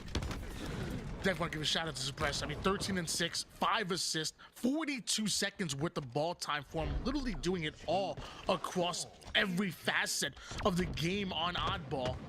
Suppress now applying pressure from the left side. Soul Snipe's gonna play a bit more forward, maybe try to play onto that damage, but Suppress wants to continue to put damage down to multiple different members. Hopefully Rebellion are able to get the cleanups. As of right now, doesn't look like so. Yeah, Mental, the last player alive, has to live with this sniper. It's vital for him to do so. Don't want to put this in the hands of Sentinels, especially with them having ball control and this camo being up, and that's why you keep the sniper. Make sure to put the sniper into the body, make sure to secure that camo, and now he's creating space. Mental doing everything right now. 3 down for Sentinels. Camouflage just about up, and Soul Snipe finds himself one shot and still is able to grab hold of it, get his shields almost back. Suppressed with the rotation, drops ball. He knows he has to put down that damage. Soul Snipe is giving off information left and right with this camouflage. Doesn't exactly get a kill, but hopefully with that information, Rebellion are able to get these kills and move into their own setup. Mental is getting aggressive. What time stream ending? I don't know. When the tourney, like, so this is what's gonna happen. When the tourney ends, I'm gonna end this stream, and then I'm gonna go live like an hour later. Yeah, from that, losing that camo there was and aggressive, right? He goes for the peak, because basically get as much damage as possible, I got a friend who's never played Halo campaign at all before, and we were playing Halo 1 yesterday. We had people in the chat and stuff. It was a fun experience, so I'm showing him the ropes, and he's having like so much fun doing it. So we're gonna play some campaign, and then after we play some missions of campaign, we'll probably play like Halo Infinite a little bit, and then I'll get off. These get to kill along with the cycle. With the double to answer right back. 3 out of 4 members of Sentinels are down, and the final one in lethal is trying to get through the big door. Great damage, great kill, perfect out of him. Is it enough to stop Rebellion? Well, Rebellion still have that ball in their hands, so again, getting that perfect and trading out is not what you want, especially when Rebellion have full control. And one thing I gotta point out about Rebellion is these rotations, they're so clean, always at a perfect time. They're getting this ball rotated, they're playing this ball off the map, and they're still able to get a couple of kills as well. With Suppress being the last player alive, these couple of kills are huge, and he gets 2 of them, puts 1 player down to no shields as well. Sentinels thought they had an opportunity to grab a hold of that ball, but immediately shut down is Boo Boo Doo. And Soul Snipe once again grabbing his second camouflage in a row, but ends up moonwalking his way right into Lethal's grenade. Yeah, that's beautiful right there, right? Generally, you see players throw nades directly on that camo pillar, but you're seeing the meta shift a bit where players will they'll walk backwards with camo and use that pillar as a line of sight. Lethal read that all day long, throws a perfect nade and once again gets rid of camo out of the hands of Rebellion.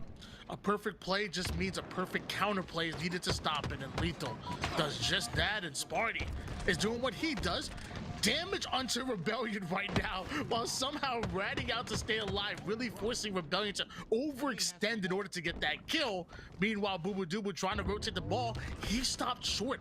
A well-placed grenade onto Lethal is forcing him back towards the rat tunnel, back towards his teammate to try to stay alive while Rebellion immediately takes space and surround the rat side players. These nades, these shots are going to be devastating, and not for Rebellion, definitely for Sentinels. Oh, so good. Soul Snipe just did a crazy job there, doing massive damage in the rat tunnel, isolating the player coming out from Big Door, realized that he was pushing, and isolates him and kills him as well. Just a beautiful job by Soul Snipe once again to put this sniper to work and do massive damage. Rebellion 51-15 lead still in this oddball round number 2, and they're up around as well.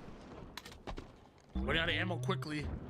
And that sniper is Soul Snipe, and I saw 2 members on the top mid side for Sentinels. Luckily, Soul Snipe doesn't go in for the early challenge.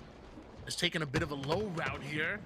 Gets a couple free shots onto Sparty, suppressed off a screen, taking down Maj and Boo Boo. 2 members of Sentinels now trying to put down any kind of damage. This is way too much time for Rebellion. 67-15 lead, and it's still going as Mental still has that ball in hand. Sentinel, they want to break the setup quickly, but you can't make too many mistakes. Otherwise, Rebellion are going to burn you for it every time. Look at that rotation. Yeah, once again, right? Sentinels do a good job. They stall and wait for the spawns to come up onto B so that they can push together. They see the break in their eyesight, but then the rotation comes out once again by Rebellion. They get the ball played, and now Sentinels have to fight for this play ball. Rebellion are playing this perfectly. This entire game has been perfectly played by this Shopify Rebellion roster. 78 points and counting here for Rebellion. Sentinels find themselves in an uphill battle, down already 0-1 in rounds. Soul Snipe grabbing a hold. Is that his 3rd camouflage in a row? 3rd camouflage in a row here for Soul Snipe. It ends up with a trade, but he trades out his life to put Sentinels 3 down. He trades out his life to potentially give Rebellion the last 10 seconds. He trades out his life to maybe, just maybe, give Rebellion a 2-1 series lead as they continue to rotate this ball. Oh, snap. Mental goes down. Soul Snipe snatches it up. 3 down go Rebellion, but the final player alive is the same player that started off that play. 2-1 Shopify Rebellion. Just a beautiful job once again by Soul Snipe at the very end of that. You saw that trade, right? Yes, he had camo, but getting that trade gave Sentinels a spawn all the way on B, which allowed the rotation through bottom center, allowed them to get all that extra time, and allowed them to get the victory as well, and a 2-1 series lead. Shopify look extremely solid here in this series versus Sentinels. Sentinels have to answer back.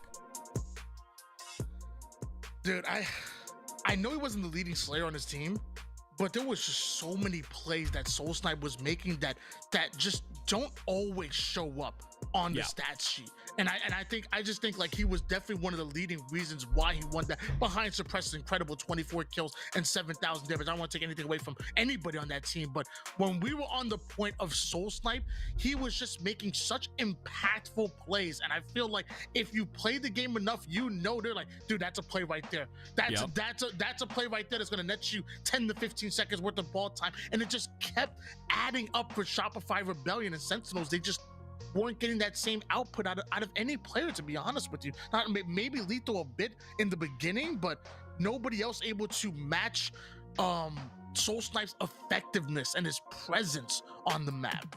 Yeah, you got to talk about it, right? It's constantly, you say it all the time, the stats, you know, the things that don't show up on the stat sheet. But it's very important to understand that because, you know, generally it's a rule like stay alive, stay alive. You have camo, stay alive. Well, no, I mean, camo, you trade camo for a victory in that round, 100% you die there. 100% you go for that trade because you're aware of those spawns. And again, it's what makes Rebellion a really solid team, their rotations, their objective play in general. But now we go on to the newest map of the HCS. It's Forbidden, and honestly, Tony, this map has grown on me quite a bit.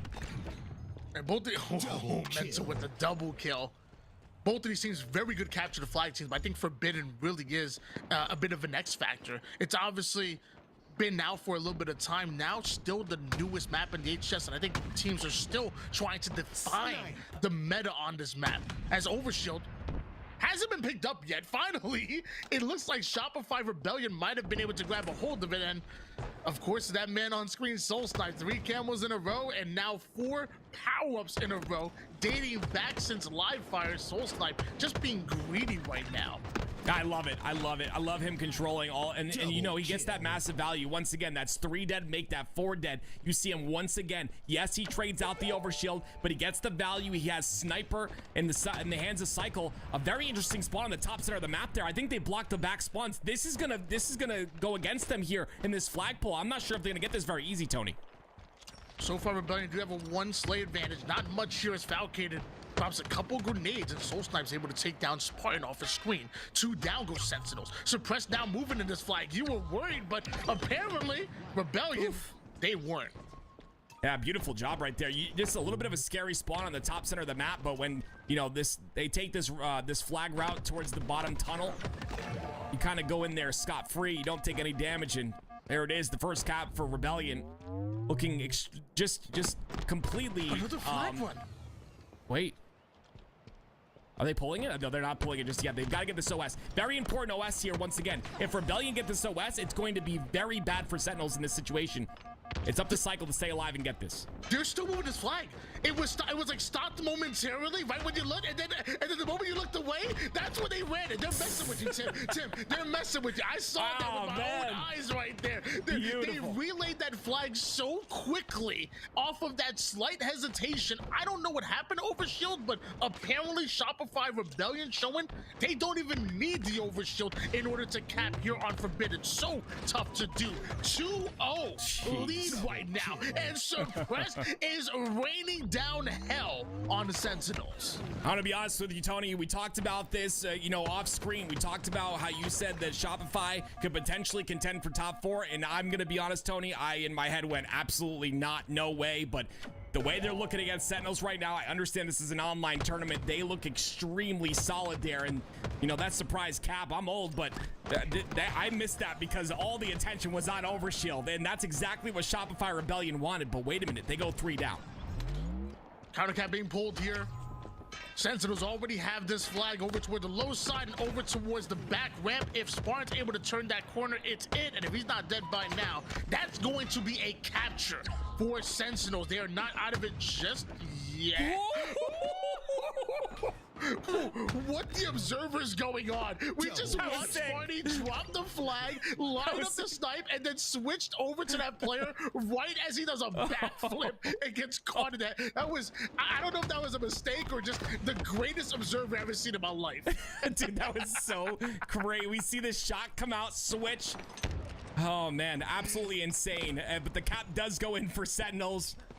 Very quick. What a play by Sparty, though. Plays really quickly, and it's gonna just speed up as time goes on, which in my opinion gives for some exciting games, right? You have the pace can slow pretty drastically based off of this OS grab, but overall a very fast game type here. And as the meta shifts and as people get more comfortable with the map, we're gonna see even quicker caps here coming out of these teams in the HCS. We might just see another quick cap coming out of Rebellion. They already have Sentinel's flag outside of their base, and Cycle's really doing a great job of putting his overshield, putting his body between the Sentinels members that are coming off of spawn and the flag that is already towards the mid-map. Still not touched just yet. Sentinels put Rebellion 3 down. Quickscope gonna be too good, and now the final spawning player of Cycle, the first one to go down, the first one to go up, kept just out of reach of that flag. Sentinels have now infiltrated the base of Rebellion. Now they have an opportunity to maybe turn that failed cap by Rebellion into a counter cap for themselves, because it's already past the 50% portion of the map. It's already, I believe, in their back tunnel going up the ramp right now. Sentinels might be able to tie things up here. I don't know where Rebellion but they're too far behind. We have a tied up game. Next cap is gonna end it. Yeah, Rebellion took a very unorthodox route right there, going through the tunnel, like you said. That's a weird route to take because you're kind of pinched from the high ground, and Sentinels did a great job of utilizing that high ground to stop that cap from happening. And like you said, they tie it up now 2-2. This next capture, excuse me, is either going to send us into an elimination. You look away for 2 seconds tied, yeah. End the series here and knocking somebody down to the elimination bracket. Tied up at 2 apiece as we switch gears over towards Soul Snipe. Already finds himself a kill and does some great damage onto Boo Boo Doo Boo while simultaneously staying alive in the enemy's team Snipe. Meanwhile, Suppressed doing damage, laying down the law. Still 3 down, go Rebellion, and Suppressed does end up going down. Sentinels now have an opportunity to take map position on Rebellion and make them very uncomfortable. Our Rebellion, with something that makes them extremely good besides their objective efficiency, is the damage difference, right? They just do a great job of utilizing those angles and putting that damage in. It just seems like maybe on this map the angles aren't discovered just yet because Sentinels are consistently finding them isolated one-on-one. You see it right there in Mental. He goes down, the flag is pulled out. They just need a couple more kills and this flag will go. Sentinels have been able to weather the storm here, and now with Shopify Rebellion, the boys in green that find themselves 3 down. Rebellion were looking like they were going to end this right here, right now. But there's one thing I learned: you never doubt Falcated, you never doubt Lethal, and you certainly don't doubt Boo Boo Doo Boo and Spartan, as that flag is almost just about home. Yeah, they get the 4th down. That was Suppressed, the last player in position, and there you go. It's going to be Sentinels who bring us Game to 5. Game 5. I told you before, and I was saying it again real quick for you, because I don't think you were listening to me, Active. I don't ever listen to you. It's not the first nor the last time that we are going to see Shopify Rebellion and Sentinels match up in a match that means this. But this is a match to make it into the semifinals, by the way, here in the winners bracket. This is a match to decide who, maybe the 4th best team in the entire league. This is a rivalry in the making here in year 3, and if you don't see it by now, I think you're watching with your eyes closed. I love this matchup between this new Shopify Rebellion roster, just put together, by the way, and the tried and true, the old school, if you will, bringing their entire roster back from year 2 to year 3 when everybody was making changes. That's right, that's Sentinels, and Game 5 is on the way. I got to take a look at Sparty's kills again if we can go back to that column. I mean, Sparty absolutely popped off in that game, and you love to see it, right? It's a beautiful game out of him. 18-7, willing his team. And again, you need players like that. Sometimes it's going to be one player who takes the spotlight and he runs with it, right? That's exactly what happened there. The damage pretty even across the board, but a beautiful job right there by Sparty at the very end, of course, as well, to capitalize on that overextension. Shopify overextended a couple times for that last flag cap that Lethal had 10 assists. In a great position to go in, but sometimes you overextend Crazy. the wrong points of the game. And here we go, Tony.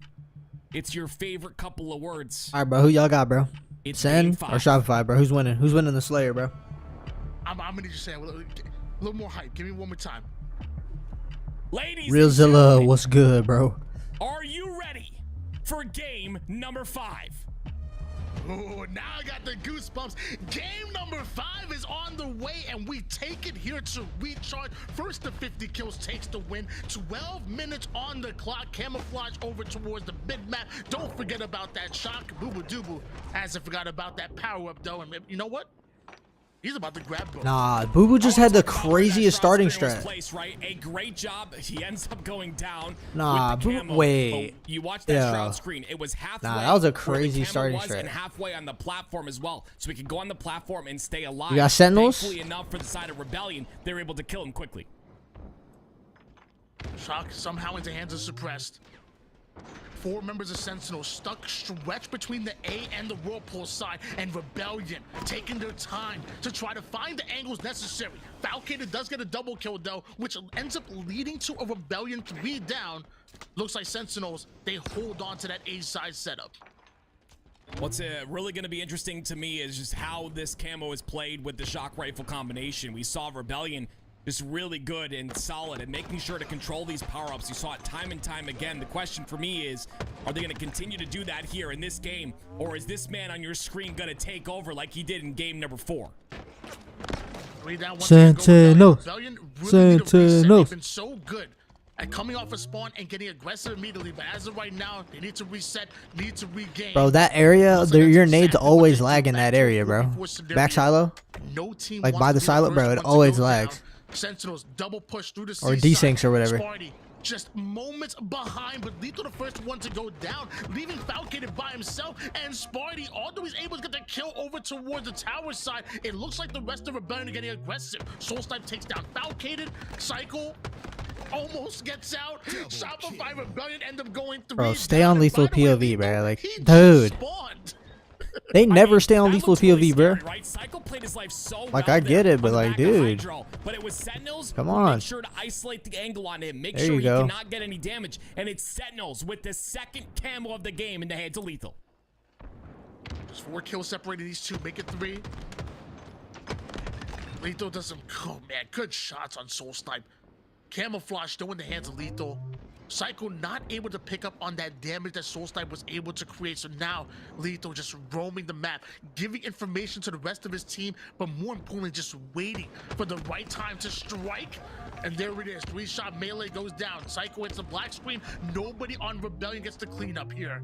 18 to 14 Sentinels.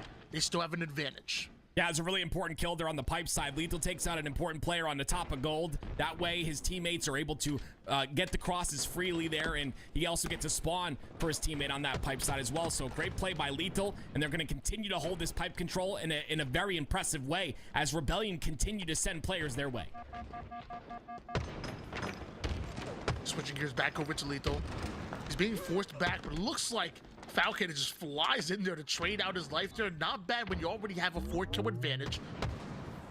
2 members of Rebellion are rotating from the C to the long haul side. Lethal did get that information. Will they headbutt? Will they out-rotate? It looks like we have half the members doing both. Half the members watching the long haul push, the other half watching the A push. The problem with this is you're kind of stuck back gold right now, and once that damage starts coming in, you better win your gunfights. Soulsnipe flies over towards the gold stairs like a bat out of hell. The rest of Rebellion clear out gold. Double kill for suppressed Sentinels. Right back to respawn. Yeah, and I really like after they clear out gold, they push through and create space on the map. You don't want to get trapped inside of the pipes there, especially with the push coming through. So you see Suppressed make his way out, especially with this very important shock rifle in his hands. We'll see what he's able to do with it. Suppressed wants to catch up to Mental. He and Mental want to work a 1-2 combo to attack this camouflage, but Sparty being such a nuisance. Eventually, Sparty goes down. Suppressed does end up getting a double kill. My question is, what happened to Camo? It looks like Mental just grabbed it, and he also just got some cover fire with that Shroud to stay alive. All 4 members of Rebellion are up, tied up at 25 apiece, and large because of that man you just saw on screen. Suppressed 10 and 5. Mental with the camo. Yeah, we saw it. Sentinels were able to get the first 2 camos, and this is still pretty much a tied game here. So let's see what Rebellion is able to do with their very first camo of this game. This impact could be crazy. Mental trying to find the right angle. Ends up getting on his offense, maybe a bit too late. Soulsnipe did end up going down, and Suppressed, though, right off a spawn, immediately rotates over towards his teammate. Mental and Suppressed gonna watch each other's back. Soulsnipe taking a lot of space along with Cycle. Rebellion immediately have map control, great positioning, but will positioning be enough? Sentinels, their teamwork, really tough to break. As we wait for the push here, I just want to give a quick shout out to Lucid, who rated the channel. I just got word, so thank you very much for the community bringing on through, or bringing your community on through, I should say. 30 to 30 tied up here. Rebellion on the greater end of the camos, at least in terms of getting camo control. Sentinels looking to fight back regardless. It's a tie game now, and it's a very, very strong setup on this long haul side, but they decide to split through, and Boo Boo has a shock. Maja Boo Boo coming in, and Raising Hell does exactly what he needs to do. Trades are going down. Falcon takes down Cycle. Suppressed, the 1-shot player not able to stay alive. Mental coming in. I'm not sure that was a skill jump or the grapple, but doesn't matter. He's sent packing right back. 3-kill advantage once again. Sentinels have control. And Falcon is now rotating the shock into a more favorable power position onto the A side. 3 down, go Rebellion. Make it a full squad wipe. Falcon is on a killing spree. And now Sentinels have a camo to couple alongside all of that. It's a very solid lead, 32-41. Sentinels leading in this game number 5. A very important game for both of these teams, of course. Sparty looking to be aggressive with his camo now. Gets caught out, but still gets the kill and stays alive. 3 down once again, find Rebellion, and Sentinels really have complete control. I don't want to be a negative Nancy, but I gotta point out Mental 2 and 11, only 4 assists right now. You had a camouflage at one point in this game. Some way, somehow, things had to be better for Mental and Rebellion. Large reason why they find themselves so far behind. As Mental gets caught out, double push out of them.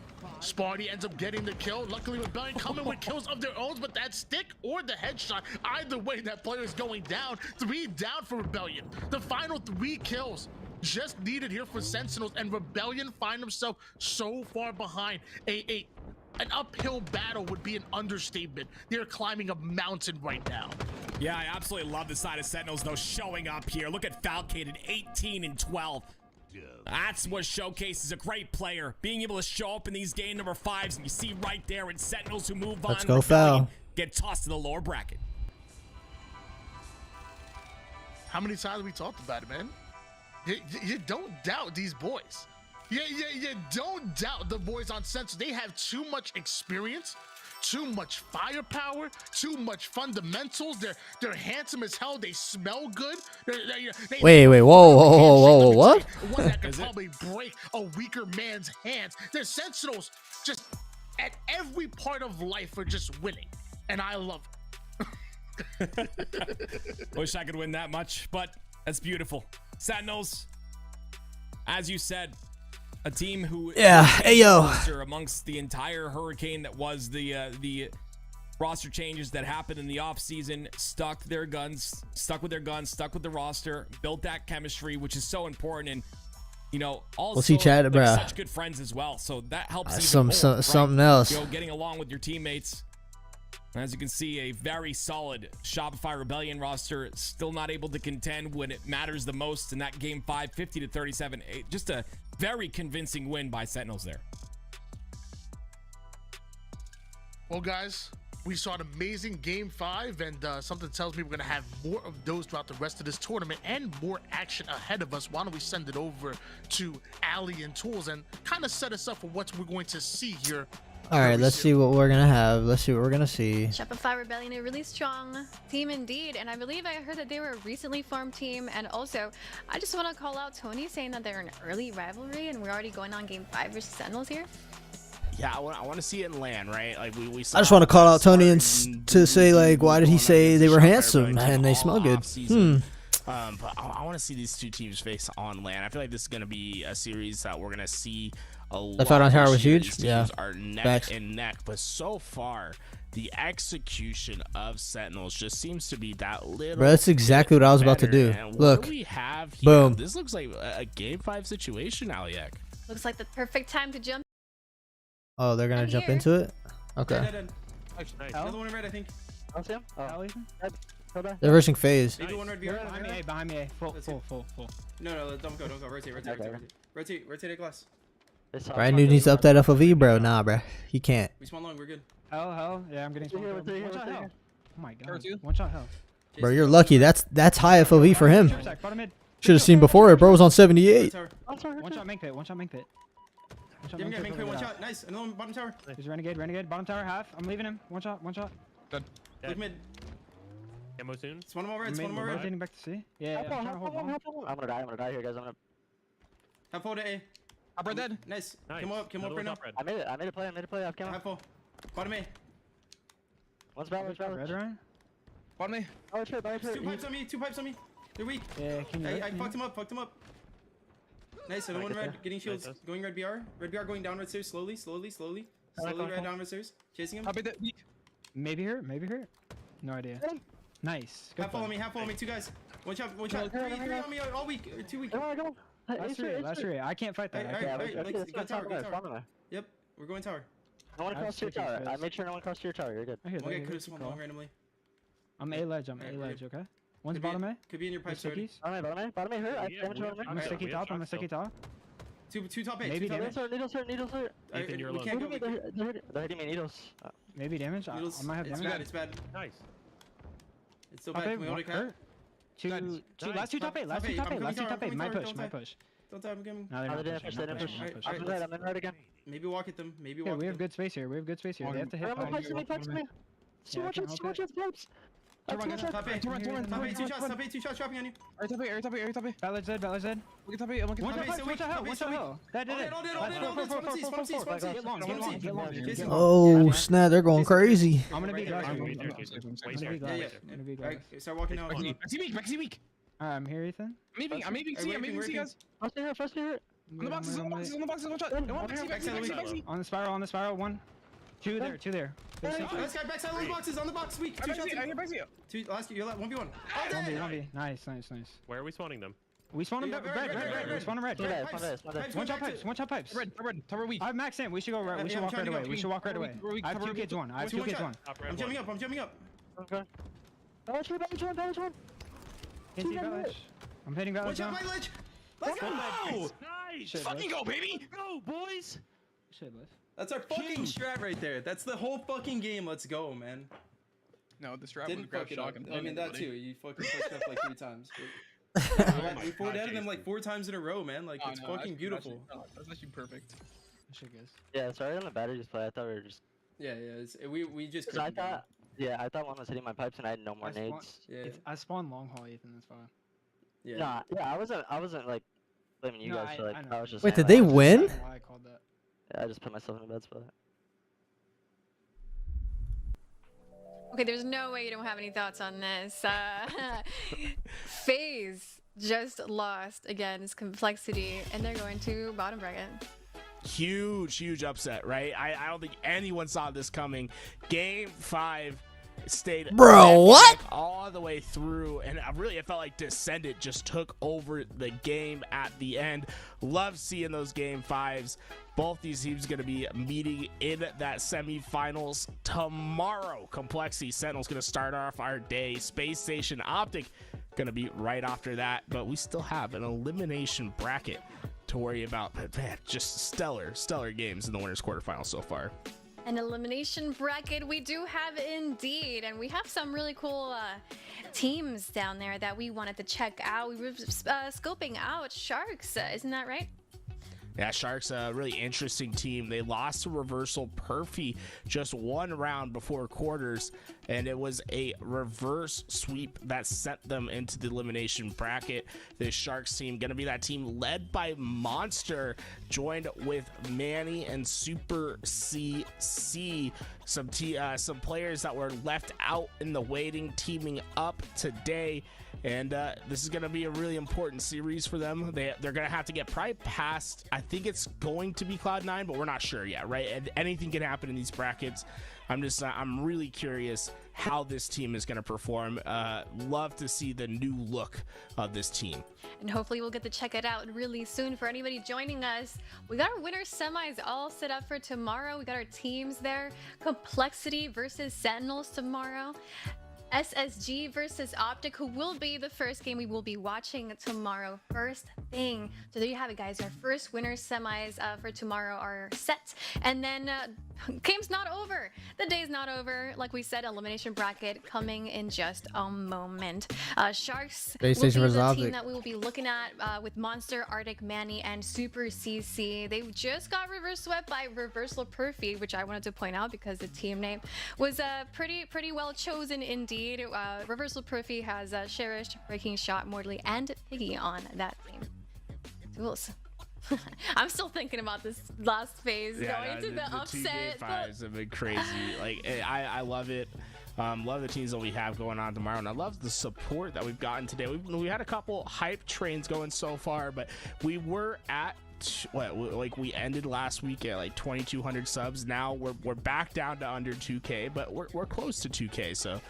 Oh, actually, with the subs that we got this morning, we broke 2K once again. So we're at 2,045 subs. Just want to say thank you to everyone that's been hanging out, chilling out with us. And for anyone that's wondering how you can support the stream, you like all this Halo stuff, well, let me tell you some simple ways, because what we do here at LVT Halo is completely community funded. There's no big organization behind us, 343 Microsoft.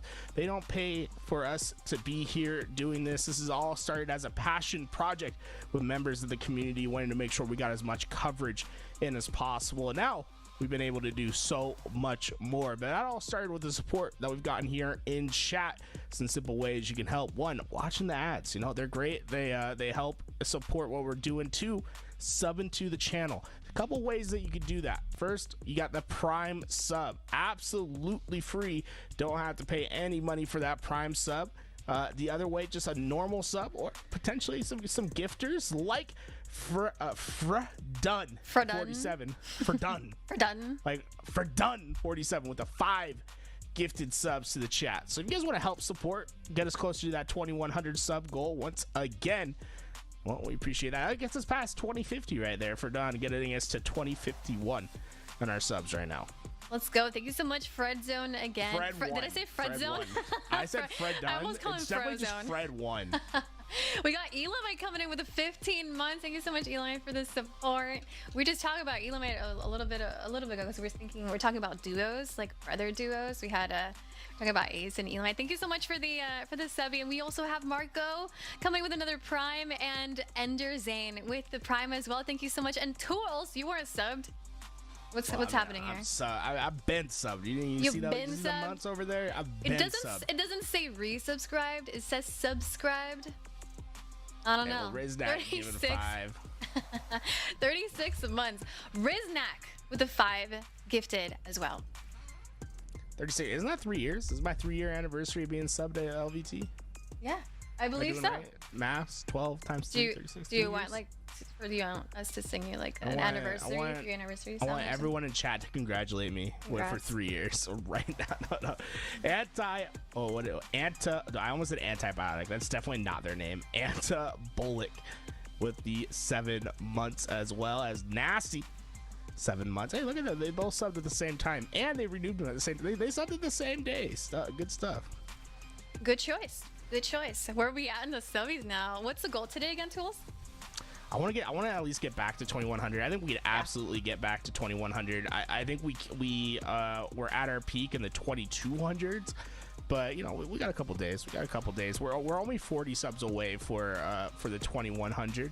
So I think we can get to 2100 by the end of the day, or at least by tomorrow. We're at 2060, guys, so only 40 subbies and we reach our goal for today. Guys, thank you so much for hanging out with us so far today and just watching the ads and subbing, and honestly it's just being great vibes in the chat. Whoa. Sub bomb from Timmy the Monkey with a 10 gifted. Thank you so much for the incredible sub bomb. Tools, wow, that was crazy. Timmy, that's the first time they've ever gifted subs too. Thank you so much, Timmy, for helping us out over here. 10 gifted. That was to celebrate your 3 years. Yeah, hey, that's. I did not think FaZe would lose that, bro. Me neither. On that train. Step it up. That's crazy. Moses said he's been a Tools literally fan wild. Since Halo 1, bro. He's been when Halo literally 1 came wild. Out, I think I was 4. I was 4 years old. So thank you for supporting me since a young age over there, Moses. That's right, guys. The games are not done, everybody. We are gonna be hopping in shortly to watch Elimination Bracket is what we will be seeing in just a few moments. So just hang out with us here while we wait for the next match to be set up. More games to come indeed. Oh man. I got a question for Chad Elliott. I had a question too, but you go with yours. Okay. I want to know. Okay. Well, first of all, go with yours. Thank you for the biddies. I believe that's 500 biddies. Basically the same as a sub. Appreciate that. It's also the other way you can support, you know, if you've been wondering. But I want to know, everyone in chat, how old were you when Halo 1 released? You know what I'm saying? I want to try to get a I was 2 years old. Like, how old is our chat? Because I feel like we have the rare opportunity for our chat to be a little bit on the older side. I want to see who's the oldest so far. I've seen quite a few 12s. The seniors in the chat. You have seniors. Someone said 65. 65. Red Amardo with the gifted sub as well. So thank you guys so much for the gifted sub. I think we're still trying to rock that hype train. Still, oh my god, I did not expect chat to blow up. It's okay. We got someone that was 32, Aliek.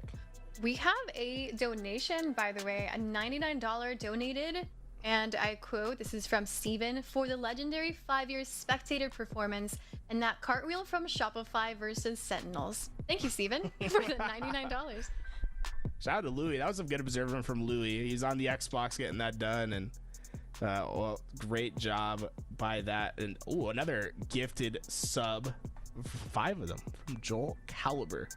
5 gifted subs on the Twitch page. For all y'all over there on YouTube, thank you guys for watching. I think we've been hovering around 700 to 800 all day today. Appreciate all y'all watching over on the YouTube. I know we don't talk to you. I would have been negative. We know you're there. We know you're there. -7. YouTube viewers. I think we just got a few subbies as well, but I'm still curious to see who the oldest person in chat is. 38 years. Scroll up.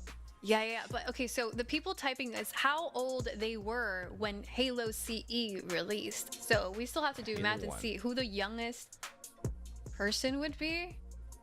Yeah, and that would be the was oldest. there any negatives? You know what I'm saying? Like, oh, they're saying their age now. And now they're just gonna say their age, right? Say their age. I guess we can just ask what people's age are. Cody Right? said he's 22. How old is everyone? Someone said 11.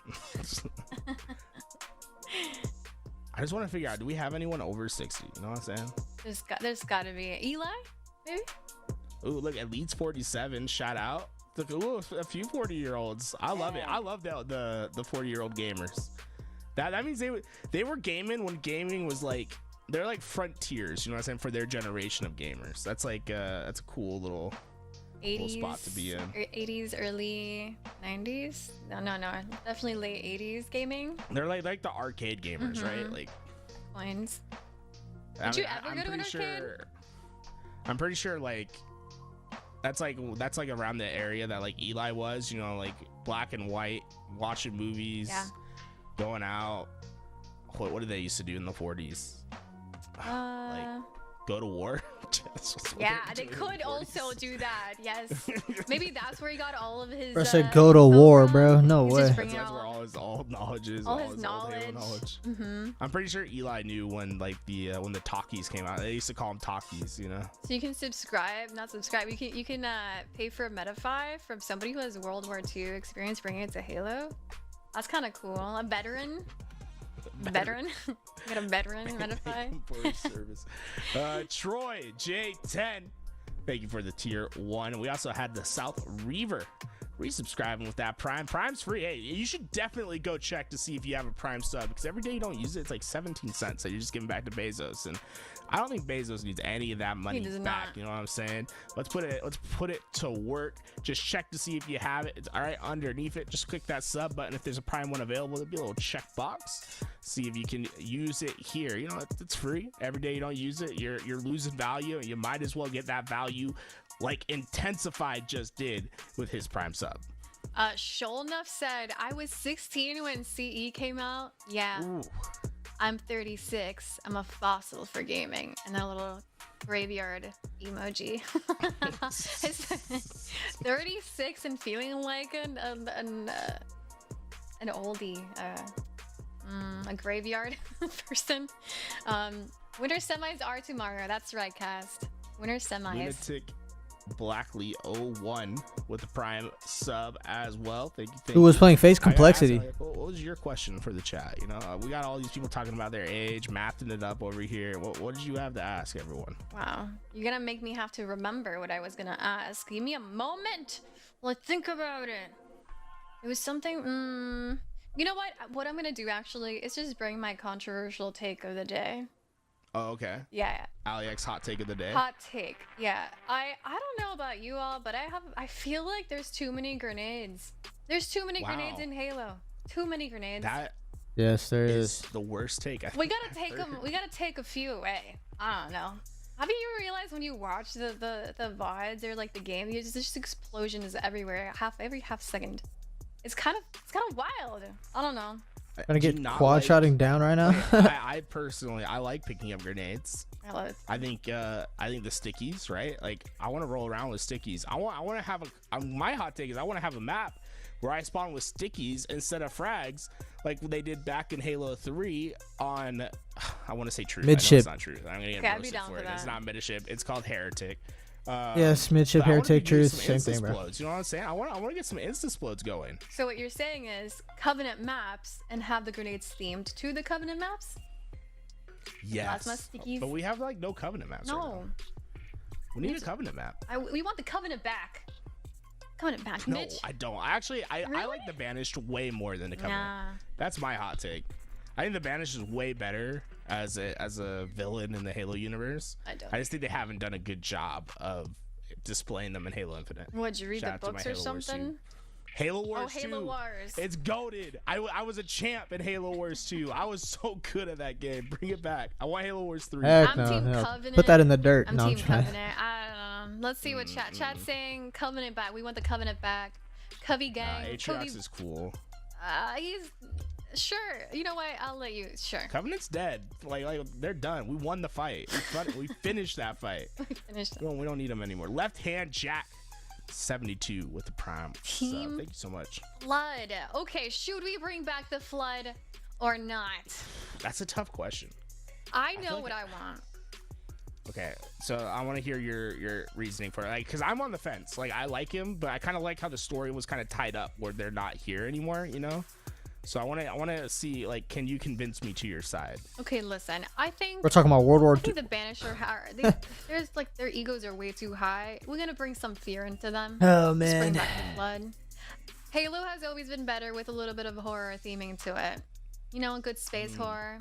And I think we could re-theme the Flood to make them really scary. They're not doing that with the Is that not good teenage. enough? Because I see you thinking. No, I mean, Teen I like rating. what you're saying. It's just like I feel like the games did such a good job of like eradicating them. You know what I'm saying? Like they did, because like I feel like the beginning games did a really good job of building up the Flood to be this horrible threat to the universe, right? Like.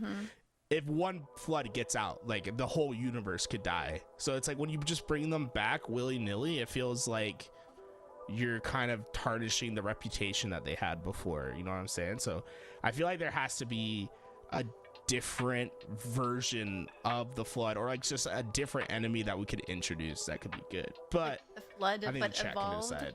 The Flood evolved, maybe. Right. I just 'cause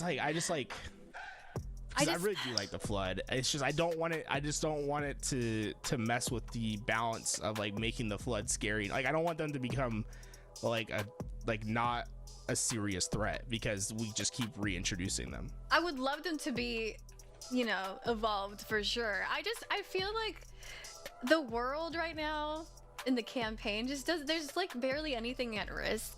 I don't know, before it's like, hey, Earth is gonna blow up, and so is every other planet, and all these rings, and we gotta break them, and right now it's like, oh yeah, the Banished are here, and they're terrible.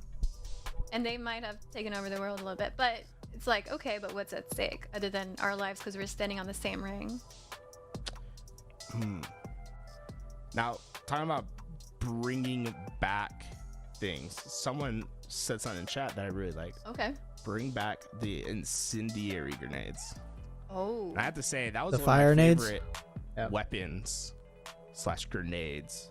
Miss, I don't want any more grenades in Halo. Okay, but that'd But be I kind of would cool, love though. incendiary grenades back. I would swap some for some incendiary. I'm not sure though. We have the Ravager already in social. But honestly, some really well-placed incendiary grenades, I could see that for zoning, maybe. Now you can just jump over them. I don't know, tools. I'm not sure. Bring back the carbine for sure. I feel like the carbine is something that we should. You guys have no Halo knowledge, yo. Which carbine? The carbine's like the sniper? The Covenant sniper? Or are we talking about the carbine? The rifle. The carbine. Bro, did she just say the 'Cause we have sniper? the Sentinel right now. Nah, bro. Kind of similar. But I love the carbine. Nah, bruh. How'd you guys? Someone said railgun. How'd Nah, you guys feel she's about the trolling. Covenant sniper though? No reload? No, it's tough because She's trolling, bro. Right? You can't put it in competitive, but She trolling. She calling the carbine a sniper, talking about the sentinel beam similar. She talking about the focus rifle, bro. She don't know what she talking about. You have to be able to have the Covenant sniper and the UNSC sniper in the same playlist, so you can like use both weapons to get like killionaires. Okay, you know what we should bring back though? The brute shot. The brute shot. That's a tough one. Did you not find the brute shot annoying? Like I felt like it was really. But she was just talking about how there's so many nades in the map. That's a grenade launcher, literally, like but now I want it back. I want to bring some chaos back to the game. I feel like the skewer is like a better version of the brute shot. I don't like the skewer at all. It's not fun to use. Like you hit a vehicle and it like moves it. You know what I'm saying? Like, it has that physical effect on the vehicle. The Spartan laser. I would swap for the Spartan laser though. I would eliminate the skewer from the entire game. Wow, that's Blood was so good. I know. You really do not like the skewer like that. No, I don't like it. It's a boring game. It's a boring. You pick it up from the ground and you always have to reload it. Somebody dropped it because they died while reloading it, or they hated it so they dropped it after shooting once. It's horrible. Pick it up off spawn. They need to have a skewer that's like dual loaded. You know, like if it had 2 shots instead of 1, I think it'd be a lot more fun. But like the 1 shot reloading, how long it takes to reloading, that's definitely not as fun. Okay, we got the poll literally about to end right now. Do you want the flood back? 81% said yes. Right, and I get it. Like, I'm not saying that they're wrong. You know what I'm saying? Like, I get why you'd want the flood back. I just think you have to be very careful on how you reintroduce the flood, because it can be very easy to tarnish the. Dude, just hire me as creative director, bro. I'll reintroduce the flood so easily, bro. I'll give you a whole DLC straight arbiter only campaign mission where he's going out to make sure the flood is dead, and he finds them somewhere. Like, bro, I got you. Don't worry, I got it. Like, I'll do it, bro. Gravemind comes back, sees that man, shows him like back like in Halo 2 days, like they meet up again type stuff. You know what I'm saying? Okay. So you jumped to the flood, yes. I'm flooding. I would love to have the flood back in campaign, because they are awesome to play against. Like the best campaign missions are usually the ones with the flood in them, right? Most of them. Shut up. We got a sub right here. Let's go. Arc. Oh my. Okay. This is 6. Arctic 36. clutch, but they use the K twice, or like they use the K for both. Proud of myself. Good job. Arctic clutch. Someone call Hidden Xperia on me. I don't. I like. Am I not? Hidden Xperia is like really known for the lore, right? Yeah. Jack with the Prime. Thank you so much for that Prime. And Tony said, "Am I the only one who's scared of the flood? Were you guys like really scared of the flood when you were little, like hiding behind? Were you the brother or sister that was like behind the couch, like with their older brother playing the game while you watched, or were you the one playing?" I definitely, me and my brother. So my little brother would be the one watching. Me and my brother would be playing, and I was always the arbiter. That's why Arbiter was my favorite player, because I didn't start playing Halo until Halo 3. Like, I played on my friend's. What's your favorite Halo? I played the campaign for them all beside 5. I only played PvP on Infinite. Repeat. And I'd just be the Arbiter, messing things up with my carbine. I have favorite Halos for different things, but I want to go a little step further. I don't have like a favorite overall like Halo, because there is none in my opinion. But I have a favorite like. Honestly, probably the one with a shotgun. Like my favorite campaign is Halo 2. Because I would kill it and pick it up. My favorite competitive multiplayer is Halo 5. The popcorn. My favorite social game is Halo 3. The little sack my favorite Halo that gives me the actual feel of Halo, like it brings joy to my heart, is Halo 1. The bloater. Is it called the popcorn? Is it called popcorn flood, or is that something that me and my favorite spinoff is Halo Reach? I don't know.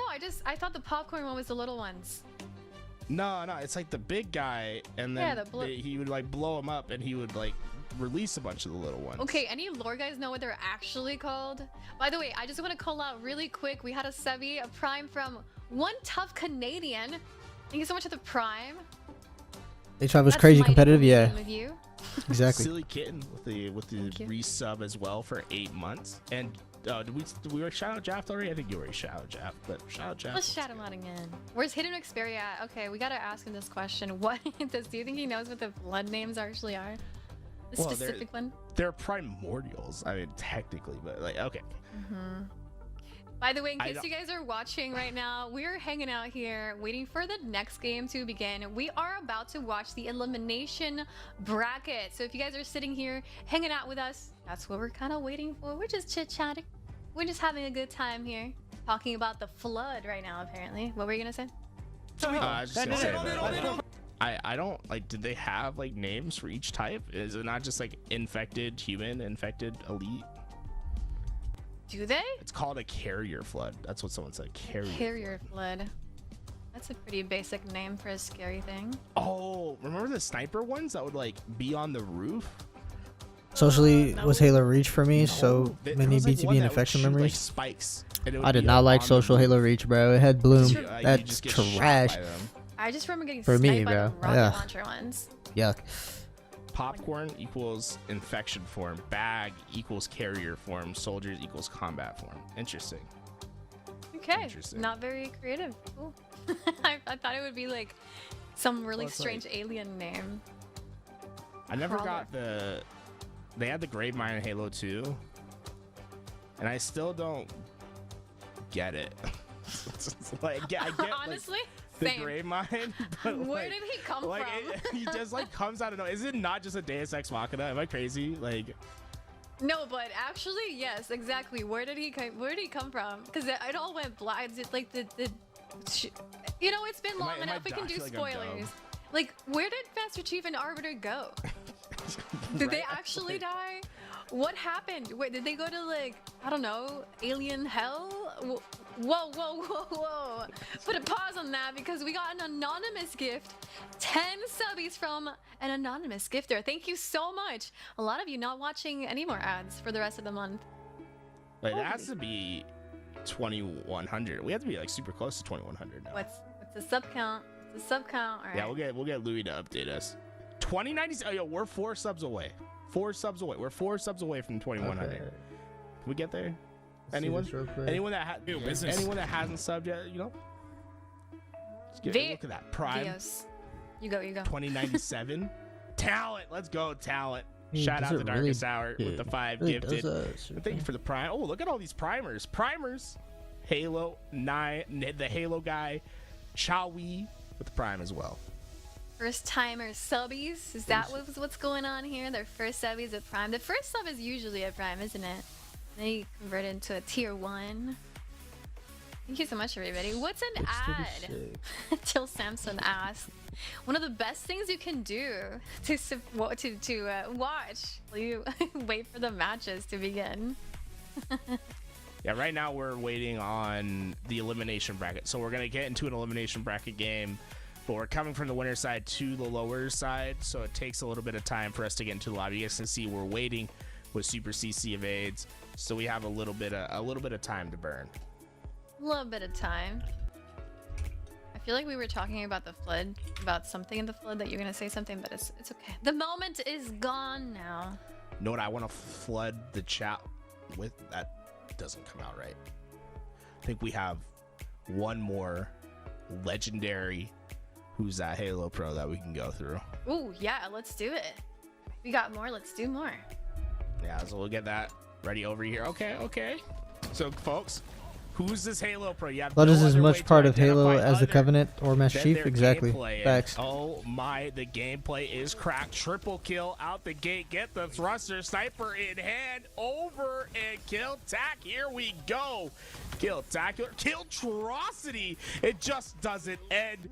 Can they get the spawn snipe at Cafe? Is anyone going to come in? Yes, they do. Oh, to the head. Frenzy's out. One more to go. Are you kidding me? This kid's cracked. Who is it? Let's see. We got Lucid, Mr. Snipe, Drippy APG. There's no consensus tools. There's no consensus. Fancy Panda with the 10 gifted subs. Thank you so much. Someone said Mint Blitz. This has got to look like a Mint Blitz sort of gameplay. Dude, this clip is crazy. It looks like Frosty though, kind of. Crazy. But someone's very sure that it's Trippy in the chat. They're saying it's Trippy, all caps. It's Trippy. Yeah, I'm gonna take. Have they got it right? This is what we're gonna do. We're gonna do a 30-second poll. I'll put 4 names up there, and we'll see which one they think it is. I actually forget who it is, so I'm gonna play too. I don't remember. But I'm pretty sure they're not getting it right. Formal or trippy written all over it, says Pinchy. Wow. Okay. Okay, look, very sure. We got 1 minute on the poll. Let's see what the people think. We got 4 of the results in right here. It's one of these players. The question is, who is it? A lot of Trippies. Trippy's getting an overwhelming amount of votes right now. Oh, why? What do you think that is, Tools? What makes this look like a Trippy clip? That's what I want. Is it the sniper? It's like, it's the sniper's I feel like Trippy isn't like I feel like he's more of a snapper with the sniper than he is like we're seeing some like patient let the player jump into it, whereas I feel like Trippy like oftentimes like try to swing with the sniper. But I'd say it is like Trippy is overwhelming in the lead right now with this poll. 52%. Trippy's got half of the voting right now. Frosty's in second place with 25%. Formal in third, and then no one thinks this one's Lucid. This just looks like such easy gameplay for whoever this is. They're like just chilling. You can tell they're just chilling. They're like. This is why I hate pro players. They're like. Just make it look easy. Onyx lobbies feel like gold lobbies to them. Whatever. Wait, someone said Frosty only plays rings, so it can't be Frost. Interesting. Well, let's take a look. They be right. Who is this pro player? It's Frosty, bro. I knew it. Reminds me of Frosty. What gave it away was when he looked at the ground to place the equipment or whatever. Only 26% of the vote. The people get home with Frosty. So it is Frosty, huh? Yeah, this is some Frosty gameplay. I mean, holy, this guy taking over the way he's moving. This is a beautiful, beautiful clip, by the way. All right, do we have another one? I think that's maybe. I don't think we do. I think this might be our last one. We'll wait for that. Guys, if you're hanging out with us, we are waiting on the elimination bracket. We have Super CC in the lobby with us, and it looks like we still do. Oh look, Arctic just joined Tools, so we only need 6 more players for this elimination bracket. Just waiting on 6, right? I wonder why he shot the threat seeker at the ground. I wonder if they thought they had no. That's it. No, he probably shot the. He might have thought he had repulse, but that's an old clip. No, there wasn't repulse on the map. So he shot it because basically he'll shoot it at the ground because anybody who passes behind him he'll see. He was setting it up ahead of time. Are we seeing FaZe? Wait, hold up. Where did FaZe fall in the elimination bracket? Are they? Because he knows the players that are in front of him, and if anybody comes behind him, he'll see them as well. With that. Waiting on tomorrow. I want to see who they potentially play, but I also want to give. I don't think we shouted out these guys for subs. I want to give a shout out to Fancy Panda, 10 gifted, and then Ashman and D with the prime. Shout out to Ashman, and then Nair resubbing with the tier 1 sub as well. Thank y'all for the support. Our next match is gonna be the one we're waiting on. Is Sharks versus Handsome. We got Sharks. A team that we definitely want to be watching because we got Monster on that squad. We got Super CC. We got. You think a Halo 3 equipment jump? Nah. We started talking about Sharks. I miss doing that though. I remember doing something like that. Thoughts on this team? With the power drain and really radar. Interesting to me. Jammer. I feel like this is the team of parts discarded. Right, Monster was filling in as that hitman, but then you had players that got dropped from their team unexpectedly. Right, Super CC and Manny both lost their spots. In some recent moves in Roster Mania, they team up with Monster and then joined with them as Arctic, who I think is one of those really they did good. Individual they won. Players. Like there's a lot of they won their on thing. This I think the right. The question is, will it mesh together, and then, like, do they have enough time to make it work? I think they do. I think this is a team that can they won in Game 5. Go far. And they're gonna have themselves a little bit of an interesting matchup here as they're going up against Handsome. Handsome gonna be tricky. Kid Nasty, Grand Shiesty, and Despiteful. Any thoughts on Team Handsome? I believe we got to see these guys on our off season, didn't we? Yeah, we got to see some of these. We saw some moves being made in the elimination. In the amateur scene. Kid Nasty was playing with Common, I believe, last week. Looks like they decided to make a change, so that left him in the free agency win. I think this is, I don't necessarily know if this is a pickup or if this is going to be a roster they're going to try to go to to Arlington with. But a lot of up-and-coming grinders on this team. I think Kid Nasty's been on the stream plenty of times. I think a lot of folks know about him. Tricky, also one of those players that's been there time and time again. This is a team that's always been on the bubble. The question is, can they pop it, right? Can they get to that day 2 finish? It's going to be really tough for them. If they beat this team, they most likely have to go up against Cloud9 after, which is also going to be a really tough road ahead. But that's the kind of, those are the kind of brackets that you have to bust in order to get yourself into a top finish. Well, I think we're going to have a pretty interesting match coming up ahead against these. Would you say they're more like online players sometimes, some of these players? No, not really. I feel like we've seen a lot of these in pool play and in lands. Or tonight. No, not tonight, tomorrow. I think the best way to do it is like top amateur. I think. Right. Yeah. It's definitely top amateur. I'll say I Wait, oh no, because FaZe is in losers. the I think, yeah, monster, tonight. Pretty sure. The monster roster, which is this Sharks roster, I would consider that a pro roster. What would that so be?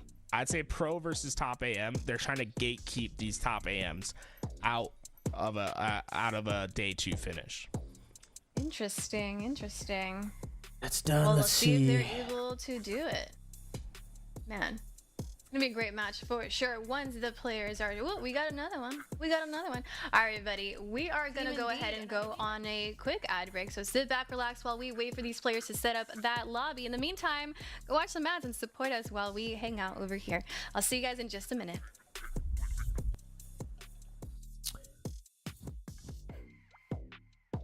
Is Optic knocked out? Nah, they're in losers, right? Yeah, they're in losers with Space Station, I think, or winners. Bro, I don't even remember. No, yeah, they're in winners. My bad. My bad. They're in winners with Space Station. They're gonna verse Space Station tomorrow, and FaZe is in losers right now. I'm like, look, I'm literally about to edit a video right now and then drop it right now, real quick. Nothing crazy.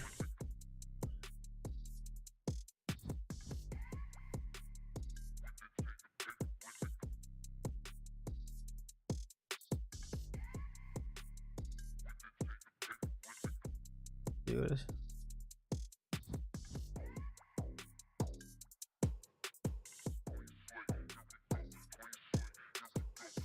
Thoughts on that? Yes, we got that. Again, it's complex. Neck and Alright, perfect.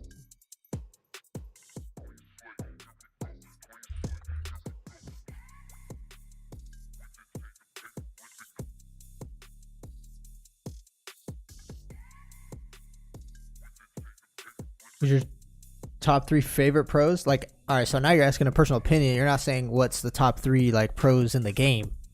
So you're asking my personal opinion, right? Frosty is my favorite pro. Then I would go with, this is like people who I like watching and I think are really good. Frosty's my favorite pro. Then it goes to Shotzi, even though he doesn't play Halo anymore. And then it goes to probably we're gonna see this is where it's tough. A lot this year. I think probably Bound now. Nah, Renegade. I gotta give it to Renegade, bro. I like Renegade too much. Renegade's just so good. My 4th would then be Bound, though, for sure.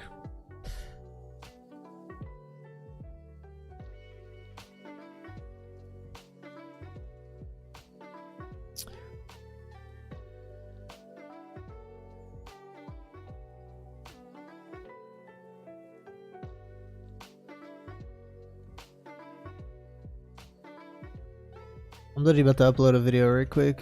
You guys probably missed this. I just want to upload it.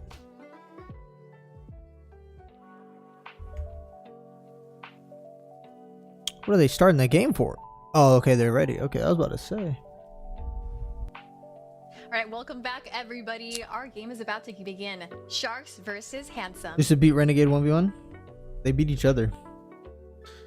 All right, guys, I'm ready. I guess in this, I'd be the 1v1 don't matter, bruh. The It's Halo Infinite. Everybody's the best. Definitely another way around. Wait, what do you mean? Definitely other way around. Like, you can headbutt your controller and be the best player. That's on me. That's So. on me. My bad. You know, my wife thinks I'm very handsome, Tony. It doesn't matter what you think. Anyway, Dang. here we go, ladies and gentlemen. My boy was It's game mad. number 1. Sharks versus Handsome, and you know, Monster's been, you know, creating some waves here and there. Okay, and Tony, are those waves gonna be big enough for this challenge here? Are they gonna? Is Monster gonna will another team to top 3? Assault Lethal Royal too. It's possible. Okay. Definitely is. I mean, Monster definitely. When is playing Halo, the online I'm whisperer, getting man. 1% He CPU comes onto usage and teams, 80% like GPU. Anyone know if that's hired okay? I assassin, don't gets know. onto teams and No just idea. puts I have down no damage and idea. Really gives them some of the best placings that they've seen. We saw Native jump from top 12 to top 3. We saw SSG win the tournament and then end up top 6 literally the very next week. He's been damn good, and now we're gonna see what Sharks can end up doing. Meanwhile, on the other side of things, Handsome, Tricky and Grand Shiesty, formerly of Darkest Hour, Despiteful and Kid Nasty, an interesting team on this Handsome roster. Yeah, definitely very interesting. You wouldn't expect, I wouldn't expect to see 4 of these guys together, but we'll see if it ends up working out for them. On the side of Sharks, you know, you got Arctic, who, you know, for a couple seasons now has been in a situation where he's a very solid player, just really not able to find a home anywhere, and not able to solidify himself or plant his feet in any sort of roster for a very long period of time. Maybe that'll change here with the side of Sharks. Maybe, but one thing that's not changed is the score line. Handsome with a 41-0 run to start things off until the curse comes in, and they end up going 3 down. Sharks quickly moving in for Bravo. Looks like Monster and Sharks looking to snatch away Charlie, and all 3 end up in the hands of Sharks. Maybe they catch up on the backs of this trip cap. Oh yeah, Artico's a little too aggressive there. Ends up right on top of the spawns of Handsome. But like you said, the trip cap is locked in. Kid Nasty, the last player alive, he's going to be contesting A. And what he'll also do is get those spawns for the side of Handsome. It's up to Sharks now to be aggressive on this A site. And they end up getting the first pick, Tony. That's going to be 2 down for Handsome now. Sharks looking to be aggressive as they smell blood in the water. Handsome worked so hard for that 43-0 run, and Sharks make it look easy on the backs of a single trip cap, taking the lead and now holding on to Bravo and Charlie for dear life. The former native Red Star, formerly of Business as well, Manny with this camouflage, no longer on that squad, but I think it'd be interesting when you see Sharks going up against Business. Oh wow, that'd be an interesting matchup. Yeah, honestly, Tony, you make a really good point. Manny is one of those players, and I always talk about that native red roster, aka KCP, aka a whole bunch of different names, and they were my starting casting. So it's just so weird to see them all separated on different teams, and no one's friends anymore, and everyone hates each other. That's not true, but it just feels weird. You know what I mean? And well, maybe these are good decisions that this team has made, and maybe Manny is one of those players of that board that made a good decision here going into the team of Sharks. We're gonna find out here, 136-43 lead. Sharks have taken control over towards the early game, and since then, Handsome haven't scored a single point. That's until they attack Bravo, and looks like they might be able to get away with it. Finally, Handsome putting points on the board after that 43-0 run. Can they make a comeback similar to the way Sharks did? Well, you know, having this 2 cap for Sharks here, going into that triple cap scenario and then getting 3 dead is going to really solidify things for the side of Sharks. So that comeback not looking like it's a storyline for us here, at least for right now. It's going to be Sharks again on that aggression, and you know, the positioning is what's impressing me the most. Look at Manny kind of isolating those 2 players in the bottom center, getting that kill. It's gonna be Kid. All right, I just released the video, bro. Basically, like, Complexity just upset FaZe, and FaZe lost to them. Good Nasty. And so, I mean, it's crazy. So in the little video, it shows it shows them in Game 5 clutching it up, bro, and beating FaZe. Now FaZe are in losers bracket. That's wild. Ryan Noob getting his revenge. Having to trade out his life, and luckily, despite Kid Nasty able to work together, because the next side is clear. Sharks are 3 down. Same for Handsome and Monster. Not wasting any time. Still feeling confident enough to steal away Charlie and the trip cap here for Sharks. Yeah, Sharks being 3 down and still getting that triple cap locked in, it just showcases their efficiency, and they're continuing on that. It's going to be Monster with a beautiful nade inside of A. Not sure if it'll remove them from that A site, but he's got shock rifle and camo combination in his hands, and he's putting it to work. It's 225 and counting now for the side of Sharks. Handsome are backs up against the wall trying to figure something out here. Still really hard to believe that Handsome started off this game with a 43-0 run, and since then have only put 5 more points on the board. Handsome starting off well, but it's really about how you finish, not just about how you start. Sharks really showing us that as Manny gets one, but ends up going down himself. Handsome finally getting another double cap that's ultimately going their way. Charlie in the hands of Sharks still, and the Sharks immediately attacking the Bravo side. Monster finds the one-shot player. Kid Nasty ends up getting the kill, pulls right out of that situation, then goes in for a reach out. Bit aggressive there for Monster, but it just might pay off. Sharks end up not with Bravo, but at least with Alpha and Charlie. Baby, baby, baby. It's Sharks once again on that aggression, 10 points away from closing out this game, and they're looking really good. And you said it yourself, right? That over-aggression, that re-challenge, and they continue to control the map. I mean, this Sharks roster looking really solid, at least against the likes of Handsome here. 3 down go Handsome once again, and it may just be for the final time here. Sharks have the trip cap. It looks like Handsome gonna try to go over towards Bravo, but it's not going to be enough. 250 to 64. The Sharks, they're out in the water. No, I'm really excited, right? Because, you know, there's so much talk about Monster and so much talk about him as a player and all of this, you know, he's an online kid, this and that. I'm excited.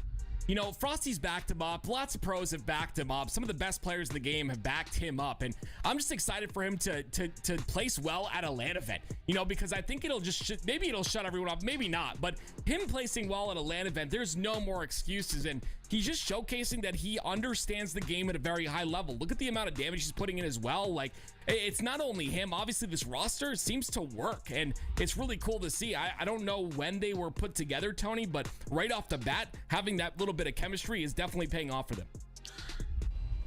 Yeah, I mean, you feel like it's only a matter of time before he's able to convert some of that online success to LAN. I mean, obviously, LAN it's a different animal. I tell people myself, you know, when I get to LAN, it's really tough. I play better when I'm in a familiar environment. So I need the same gaming shit I normally play. I need the same setup. Like, just one thing feels off, and I'm just like, I'm just not playing the same. So I feel like it's only a matter of time before he's able to convert that success onto LAN, and as of right now, he's getting valuable. My bad, I was dropping like that video, bro. So what are y'all talking about, bro?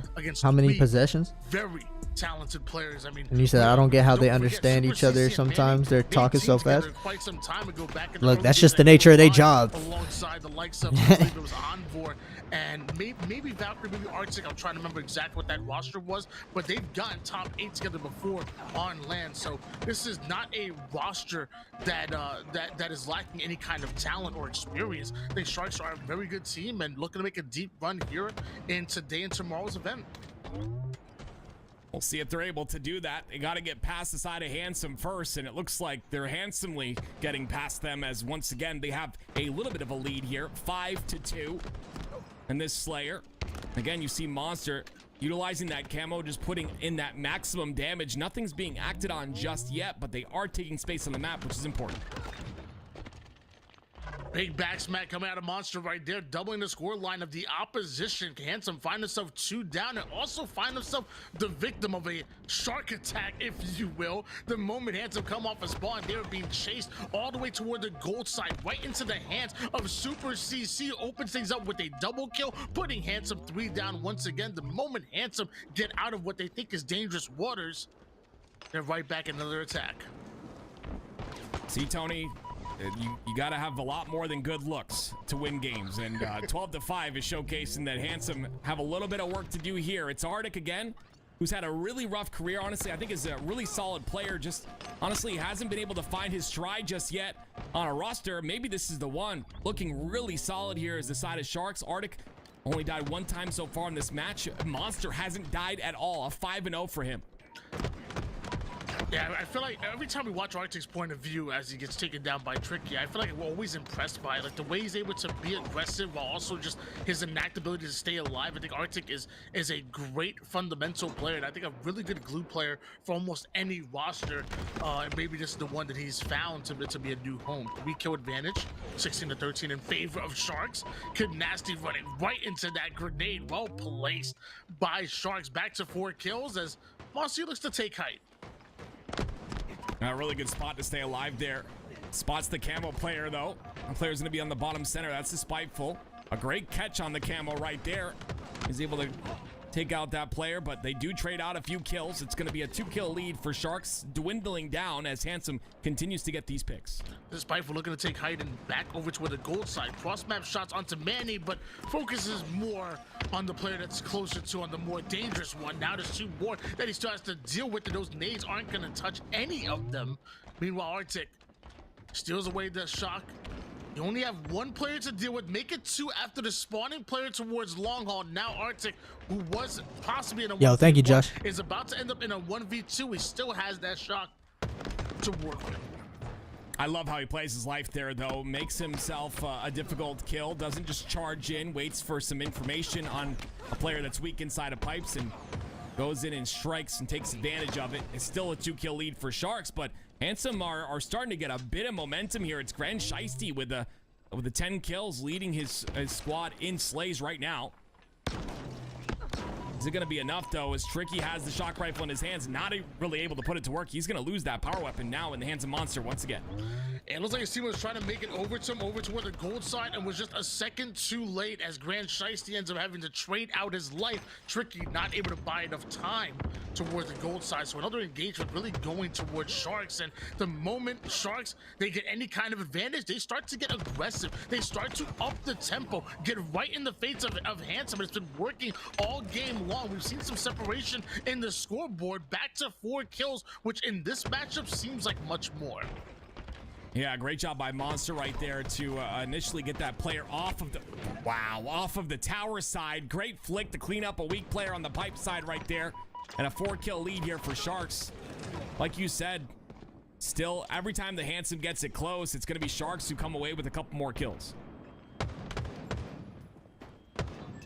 Monster slowing the game down, trying to provide cover fire for Arctic, who ends up going down toward the bottom tower side, and now we're dying staggeringly.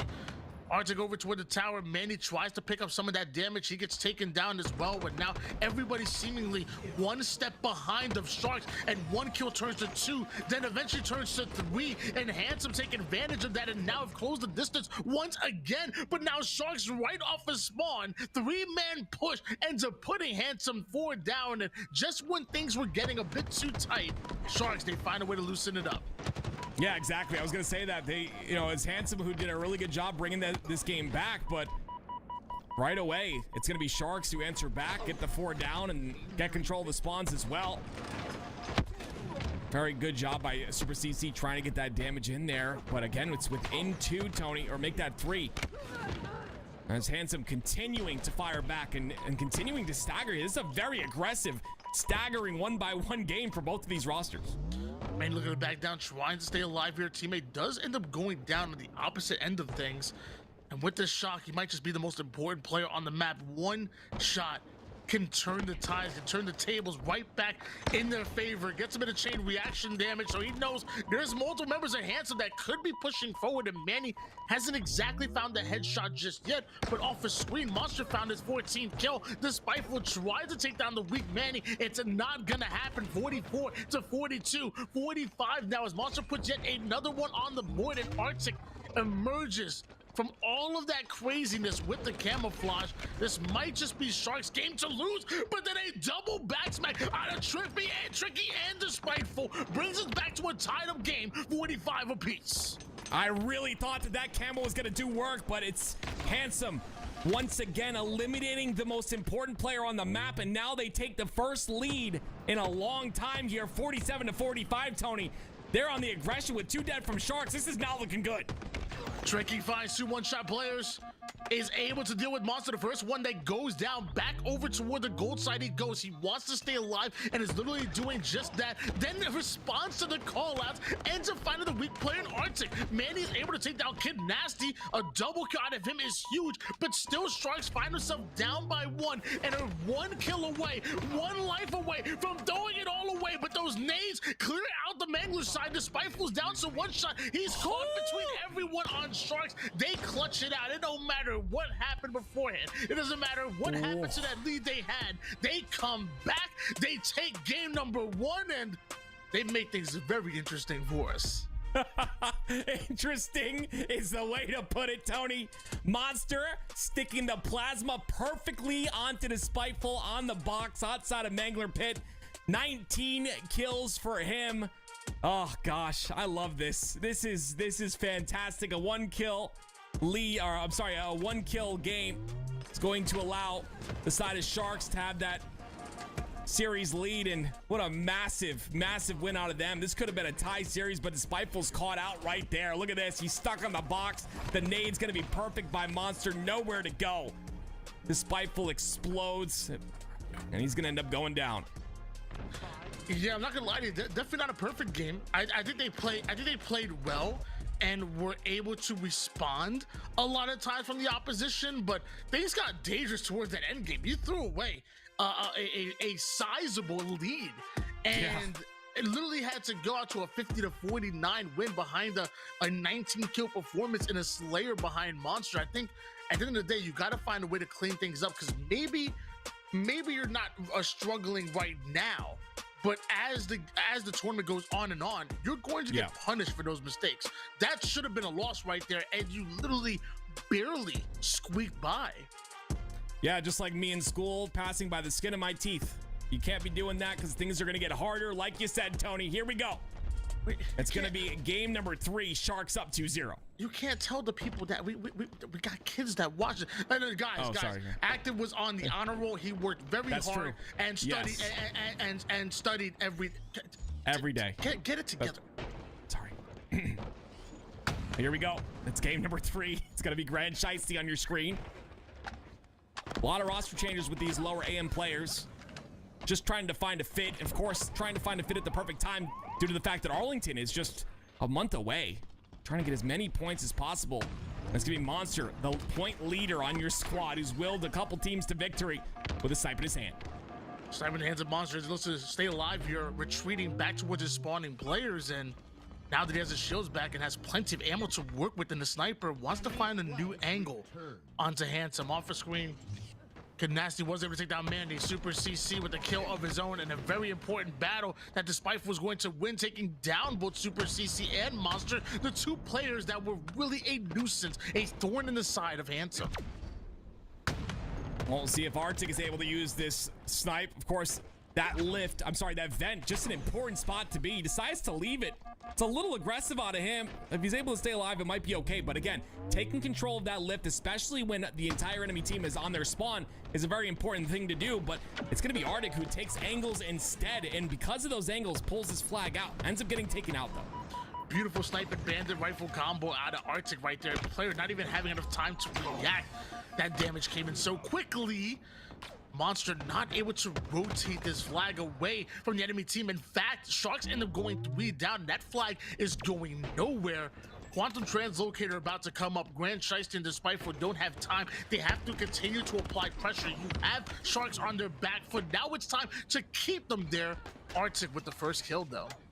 Yes, what you were talking about earlier, Tony, that clean gameplay. We're not really seeing very clean gameplay out of either one of these rosters. It's kind of just a scrap battle to see who gets that 50% portion and who's able to get slays in order to get into the base and pull flag. You see a very aggressive pull once again by Arctic here. The entire enemy team is in that back base, and Arctic decides to go in. He's going to be the first one going down, which is going to make it very difficult for the side of Sharks to stay alive off this push, but Monster's able to do so. The double out of him, almost a triple as well.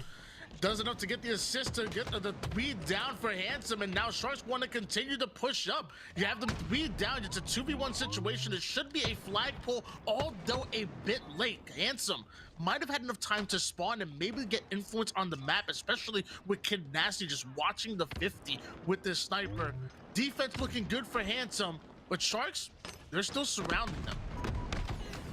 Yeah, that first kill by Super CC is going to open things up a bit. He gets a trade on the bottom of the enemy team's base, which is, you know, a trade in a 2v1 is everything you can ask for. But like you said, Handsome does have that 50% portion of the map. They've also got Sharks on the back of their base as well. It's up to Despiteful right here, and he does it with a double. A nasty shot there to take out two. That might be enough, though, for the side of Handsome to push in, but he gets traded out pretty quickly.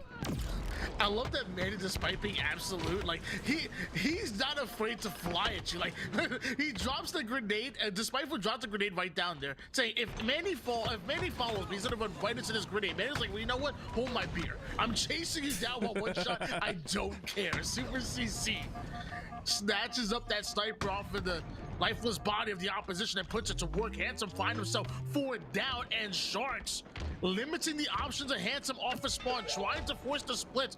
You already got the split spawners. Now you're immediately starting the flag, and there's no shot. He makes it through. He makes it through without going down. This is bad for Handsome.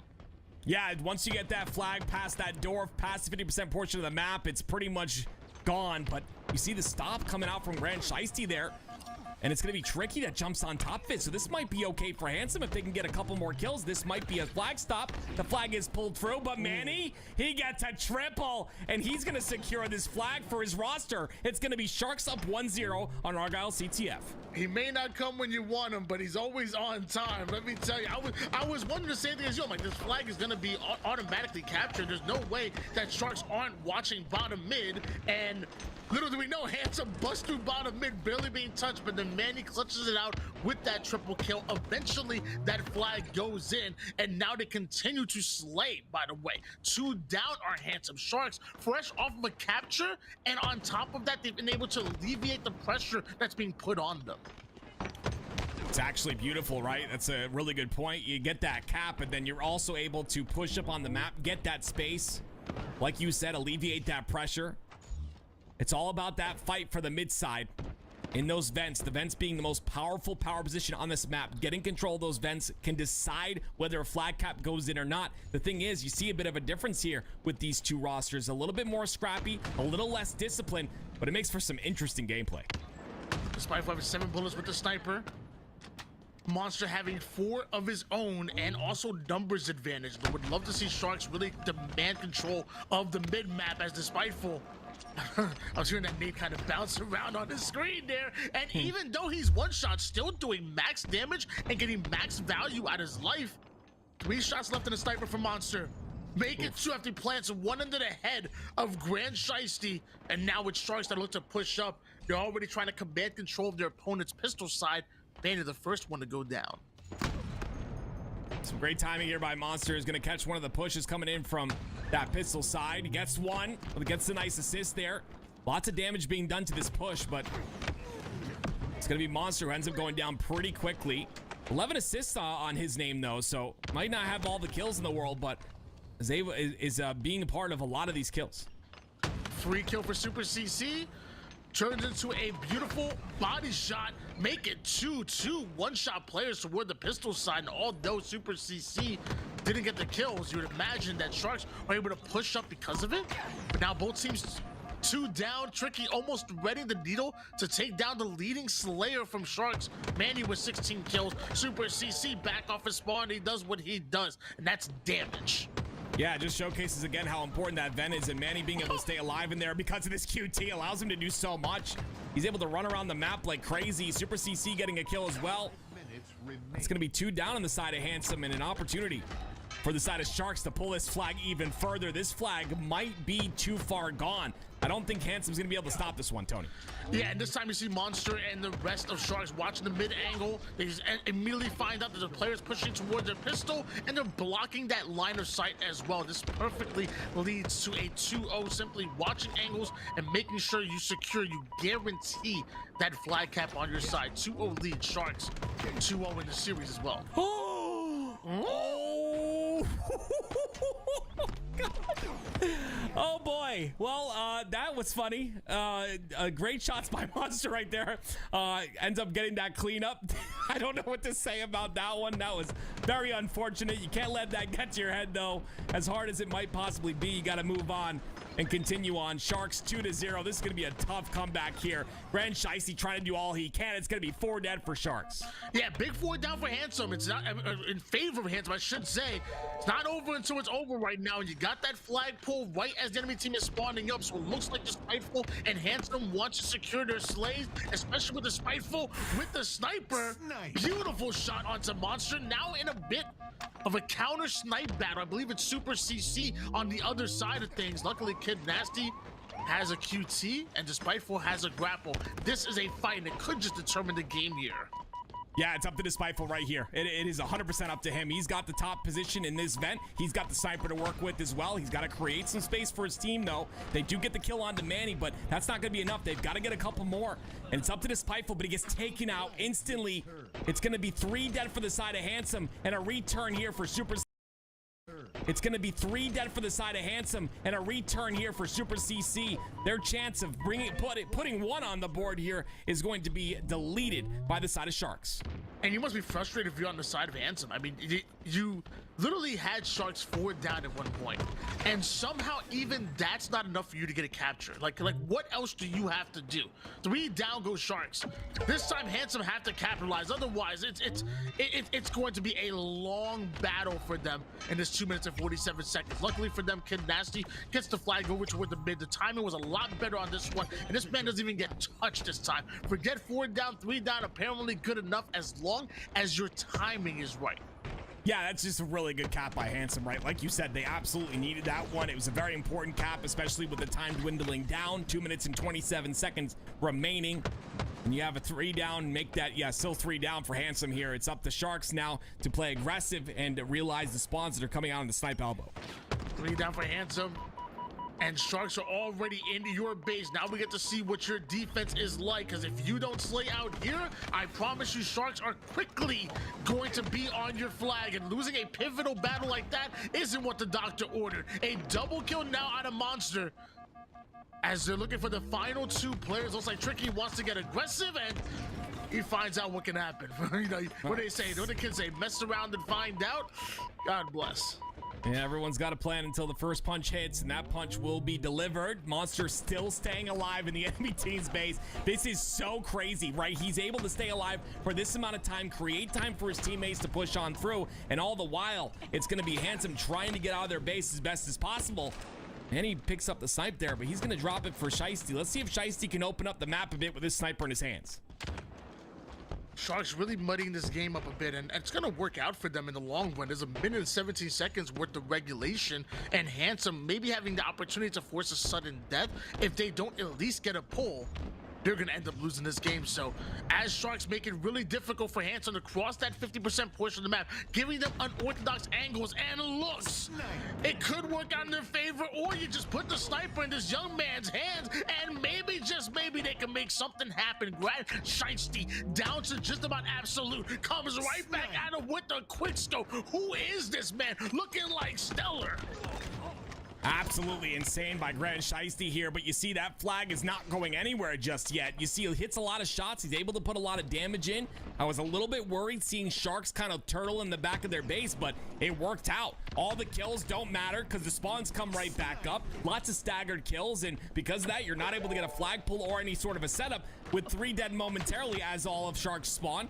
That flagpole could be pushed through, but once again, the slays are on the side of Sharks, and they're able to get that return again. Yeah, it really was a last-minute desperate push there by Handsome to even try to move that flag over toward the PC side, and Sharks just great fundamentals, knowing that Handsome are on full offense. What do? You go on full defense, and you ultimately test them at every given corner. And Super CC, forget the period in that sense. He puts an exclamation point on that game and series. Wow, a great 3-0 here by Sharks, and looking very dominant. I want to see them kind of like, you know, as their tests come through the rest of this lower bracket, I want to see how they're able to fare, but they look pretty dominant in that one. That game number 2, extremely close. If we saw a different game number 2, I think this could have been just a different series entirely, right? Because you got to see that 50-49 really kind of hurt the side of Handsome, really kind of got in their head a little bit, but a great effort by them, but Sharks come out victorious. Well, guys, we're in the elimination bracket where, you know, the intensity is just a little bit deeper. You know, these matches mean a little bit more. You are literally fighting for your tournament lives, trying to make it to Championship Sunday, or ultimately going home a bit earlier like Handsome. Sending it over to Ali and Tools. What you got for us? Definitely great effort by Handsome on that game too. I think we were all kind of heartbroken by that loss, as well as the team themselves. That game 3 was pretty close though, indeed, Tools.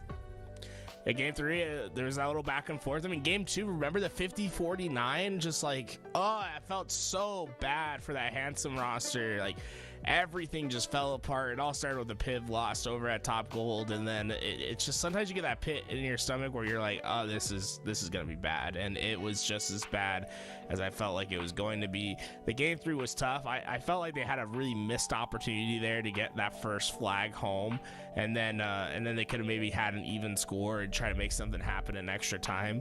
But at the end of the day, I think Handsome would be pretty proud of how they played that game 2 and game 3.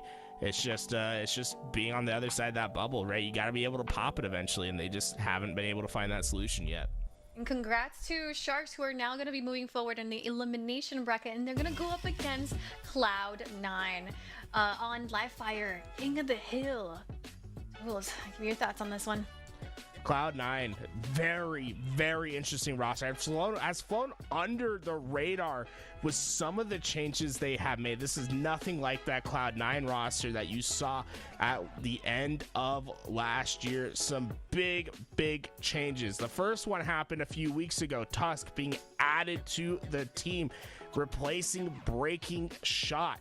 Well, that didn't quite put them over the edge yet, so they made another change. Triton was removed from the roster, dropped, and replaced by Diagram, one of the triplets in the Halo scene, the Lopez brothers, making their stamp on the scene. And now I have to say, I really like this roster. Rami, Septify, 2 very good players that I think mesh well together. You add Diagram for some of that explosive playmaking, and then you have, I think, the General in the background with Tusk, a very cerebral player that's great at controlling comms, leading teams.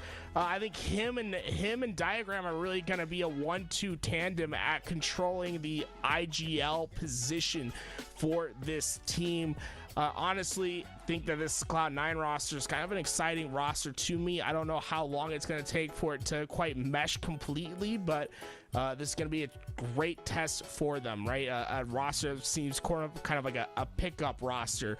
This is something that you have to overcome. I think for them, anything but a win here is a huge disappointment. I mean, they will be going up against a team that's also kind of thrown in together as well. So I think this might be a pretty even matchup. I'm on the side that I think Cloud9 might end up taking this, and I'm really excited for this roster as well.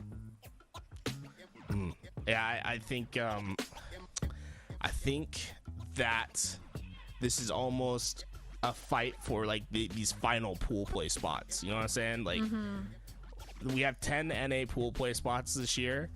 I think whoever kind of wins this one is going to be that team that is going to claim one of those last spots, that 10th spot at the end of the qualifier. That being said, I think Cloud9, it's vitally important for them to win this match because of the pro points that Monster's been able to accumulate by playing with Space Station, by playing with Native. They have to get at least one high placing on one of these open tournaments if they don't place top 8 in the qualifier to try to beat them out in the points race. That means sending them home day one and getting yourself to a day two finish where you can try to go a little bit further in this tournament. Really important game for Cloud9. You guys heard it, going up against Sharks right now with Monster, the player who has the most points right now in the Open. Next weekend is the qualifier for Arlington, guys.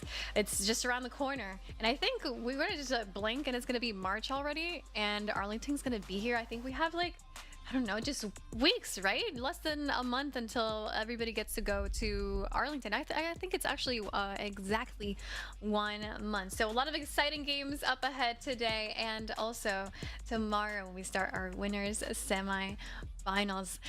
Any thoughts on how this could go? I know you said that. I feel like you feel like Cloud9. I mean, Cloud9 needs to take this, right? They need to take this if they want that spot and if they want to be in the qualifier for pool play. How do you think this is gonna play out? Our first match is King of the Hill, live fire. I think it's gonna be hard. I want to give the edge to Cloud9. I see this going to game 5, going the distance, absolutely. But this is a win or go home, like no point return sort of situation for Cloud9. You need the pro points, just simply put. Like they just don't have as many pro points as other teams in the HCS. Not that the talent isn't there, they just had some lackluster finishes to start these first 2 weeks. They've added Diagram. I think it gives them a little bit more slaying power. I think they need to finish top 6 probably this week to feel good with the pro points and where they're at. But even then, they're still going to have to try to overcome some final positions. So this is, honestly, I can't understate how big of a match this is for Cloud9 in particular. On the other side, right, for this Monster roster, this is them trying to see if this is going to be our roster coming Arlington, right? You're trying to feel it out. Like, if you beat a team like Cloud9, I feel like that's a good sort of indicator of where you sit compared to the rest of the teams in the HCS, whether this can be a roster that has legs to go far and make it past pool play at Arlington. Real questions for them. They're going to have to execute, play at a high level, and finish out some very close games. So I'm curious to find out, or maybe this could be a question that you might or might not be able to answer, but having a player that has this many points, first of all, has it happened before? 2, what does it feel like to maybe know that there's a player that has this many pro points in an Open like this, from the perspective of another player? Right, it's almost frustrating when you have a team that's been performing well, right, and then a player like Monster comes in, gets a bunch of pro points, and then kind of just completely disrupts what the rest of a bracket looks like, right? It could feel unfair at certain points, but I mean, Monster went out there, he won those games, he got himself far in those tournaments, like he earned those pro points, and I'm sure he's going to be that free agent that everyone's going to seek out, because those pro points are going to make a huge difference in online and at Arlington. Well, we're about to find out if Cloud9 is going to be able to take that win on this match up against Sharks. Yo, what is up, guys? Welcome back. Why not be reckless? AK why not be casting? I got my man Active with me. We just saw an amazing round just before, but now things get harder for our roster. And was there any player that stood out to you coming from last series and ultimately going into this matchup when you're playing against Cloud9? Honestly, Monster, I think he's been performing really well. I mean, that's an obvious answer, though, and I'm assuming that's probably not the one you needed. I think Manny's another one to watch on the side of Sharks, but like you said, going against Cloud9, this is going to be a massive test for the Sharks roster. They barely got through the side of Handsome, so looking to see how they fare up against this Cloud9 roster who, you know, like Tools that just mentioned, is pretty much under the radar. Like a very, very solid roster with some changes that I think make this roster a lot stronger than before. And within 9 seconds, you're able to put a very good Cloud9 roster 4 down, so things looking pretty good for Sharks. That's until Cloud9 come back off the spawn and really kind of return that same energy that was just getting put on them. So already seeing quite a war going on here on Live Fire. And throughout all of it, Septify was able to get away with the sniper. Not sure exactly what happened without the camo. I mean, Sharks got that really rough spawn on the big door. They were pinched behind like 3 Cloud9 members, but they were still able to fight out of that so cleanly. They didn't lose any numbers or hardly any numbers, and they take back control once again of the hill for a little bit of time here. But it's again Cloud9 who get a couple more slays. Monster, though, with the snipe in his hands, looking to make a difference. Checking out the green side, just barely misses out on the quick scope onto his former teammate in Tusk, and Rami from across the map through the sandbags, pulling a double kill out of nowhere to give Cloud9 a momentary advantage. Now Rami looking at aggressive, doesn't want to just get slays, but also wants to apply pressure to the spawning players, and although that pressure was felt, it was also dealt with. Sharks answer back, putting Cloud9 3 down. Yeah, Rami being aggressive there. You're absolutely right, Tony. He's the first one to die, but he's trying to do enough damage to prevent the push onto B. That damage is not going to be capitalized on. The pinch comes in from Sharks, and because of that, they will potentially score this last hill, but a last-ditch effort coming to the big door here from Cloud9. Super CC taking height behind 2 different one-shot players. 3 down go Cloud9. Shots weren't exactly on point, but still good enough for Sharks to come in, put Cloud9 3 down, and more importantly, take the first hill and really set the tone in the game. Yeah, not only do they take the first hill and set the tone, but they also rotate very cleanly over to the tower side. That's going to be an immediate tower control here for Cloud9. They wait, they quickly go to that rotation. They quickly get control of tower. It's looking like they're going to get the slays first, but it's Sharks once again on the aggression. They get 2. Cloud9's down 2 right now, and that'll be Sharks in control. 9-1 start coming, make it 10-2 start out of Monster. Meanwhile, on the other side, I think the opposition only having 13 kills as a unit. Probably a large reason why Sharks were able to not only grab a hold of that first hill, but now you see an early setup toward the second. Already about halfway done with this hill as Super CC throws up a prayer, and it's answered. The Hail Mary grenade connects. 2 down goes Sharks. Arctic still has that camo though. Yeah, it's unfortunate, right? The camo goes down at the worst time possible. He's the kind of point of contact to allow Sharks to clean up the rest of this hill, but him going down and giving up that sniper now gives the control to Cloud9. The question is, will they be able to hold this setup here as Cloud9 come off a respawn? Sniper in the hands of Rami. With this, I would expect to maybe hit a shot onto the players that are pushing up over towards sandbags, but there we go. Rami connects onto 1, responds to the call. That's a double kill, make it a triple kill. 4 down goes Sharks, and Cloud9 sending Sharks to the cloud and may have just stolen their first hill. Well, the question was Cloud9 going to be able to hold the setup through the push from Sharks? And the answer is yes. A great hold, great snipes by Rami to facilitate that hold and make sure to lock it in. Now it's going to be Sharks, though, in control of this A spawn. They get the initial hill time as well. Here comes Cloud9 with their own push. Big damage out of Rami to try to cover his teammates back. Teammate was 1 shot and in a bad situation, but Rami gets aggressive and gets himself a kill because of that. We're talking about Monsters 10-5 with 6 assists. Well, this young man on screen is 15-5, and he still has at least 1 bullet to work with the sniper, making none as he shoots that player through the heart. He was too late. You give love a bad name. Sorry, I'm sorry. This isn't karaoke, Tony. It's the HCS Open number 3, okay? Number 3. Karaoke's later. Well, there you go. The push comes in once again from Sharks, and it's Rami on a killing frenzy. Camo's coming up as well. He continues to fire on all cylinders. Rami is absolutely popping off here. 18-5. What a massive, massive performance out of him. He's currently on a killing frenzy right now, and something tells me he wants a bit more. Apparently, Arctic, he wanted to heat check him just a bit. Big kill by Arctic and Sharks. When the player has the hot hand, you got to get the ball out of it. So great job for them. Cloud9 still in this hill though. Still almost done. Sharks need to continue to apply pressure. They need to drive Cloud9 away from this A-side corner.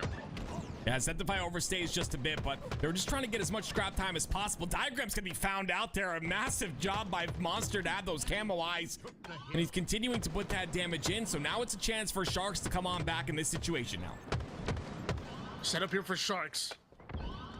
but they would have to hold this setup through at least one, maybe even 2 rounds of slays against a very good Cloud9 roster. The moment I even think about it, the moment I even put that into the atmosphere, Sharks find themselves 3 down. Cloud9 infiltrate and steal that hill away. 2-1 for Cloud9. Well, there it is, Cloud9. It's going to be huge by them, right? Having that little bit of a lead with 2 minutes and 55 seconds left. Hill's going to be moving down towards the mud side now. And Septify in a big position on the top of tower with a snipe in his hands. He gets a double. Double kill. Septify looking to rectify what has happened in that first hill. Back-to-back kills for Cloud9 and Septify.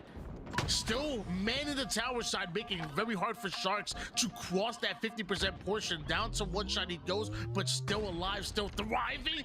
And body shots Monster from across the map. That damage is picked up. He absolutely drains Arctic and is still on the hunt through the mud, getting down and dirty. But eventually, Septify hits the black screen. Cloud9 go 3 down, but look at these spawns. Yeah, Septify played that pretty well, but yes, the spawns come out onto B side here for Cloud9, and even though Septify ends up going down there, they're able to get those close spawns because of his positioning when he died. So it will potentially benefit Cloud9, but as I say that, they're gonna go 4 down. Tusk is the first spawner. He's gonna spawn on the C tower. So still the contention coming through for Cloud9, and I believe the rest of the spawners are most likely gonna be close as well. So Cloud9's still in a position to contest this hill. Pistol in the hands of Arctic. Camo just about to come up. Now you have to worry about both the hill and Camo at the same time. These slays so important in this pivotal situation. Arctic puts the pistol to work, able to take down Septify, drops from the heavens to make sure that Rami goes down the diagram, looking to drop a play to stop this weak side flank. Arctic just staying alive, being a nuisance, does some good damage. I wonder if it's enough to grab Camo. Well, the couple of kills here from the side of Sharks. 3 down for Cloud9. An opportunity to get a little bit of control here, but the last player alive, you never want to die to the last player alive. Very important to make sure to spot him out and trade him out, but Septify gets a nice little trade there, and that's going to mean that it's now up to Sharks once again to fight back for control. Super CC, excellent damage. Great job staying alive. Yeah, more nades are coming in. This hill just about even right now. And when I say that, Cloud9 ended up going 4 down. Tusk the first one to spawn up, but this should be some good time coming in from Sharks, especially if they're able to take space and watch angles. I like this position by Monster as well. He's in a spot off the spawns on Camo to just put as much damage as possible. That's what I was gonna say. His job though is to stay alive in this scenario. If he's able to live and get his shields back, which he does, he can come back out, do some more damage. Sharks are in a great spot right now, and it's just a Monster's ability to live that entire time. 3 down for Cloud9. Sniper coming up as well very shortly. Yeah, I feel like when it comes to holding a setup, people don't value how much staying alive is. Like, staying alive is actually even more important than both the damage and slays. Your opponent can't push you or break your setup if you're 4 alive. So the fact that he's able to really play his life as well as he did, I thought was great. And maybe Sharks finish this off, but if they don't, look at the time.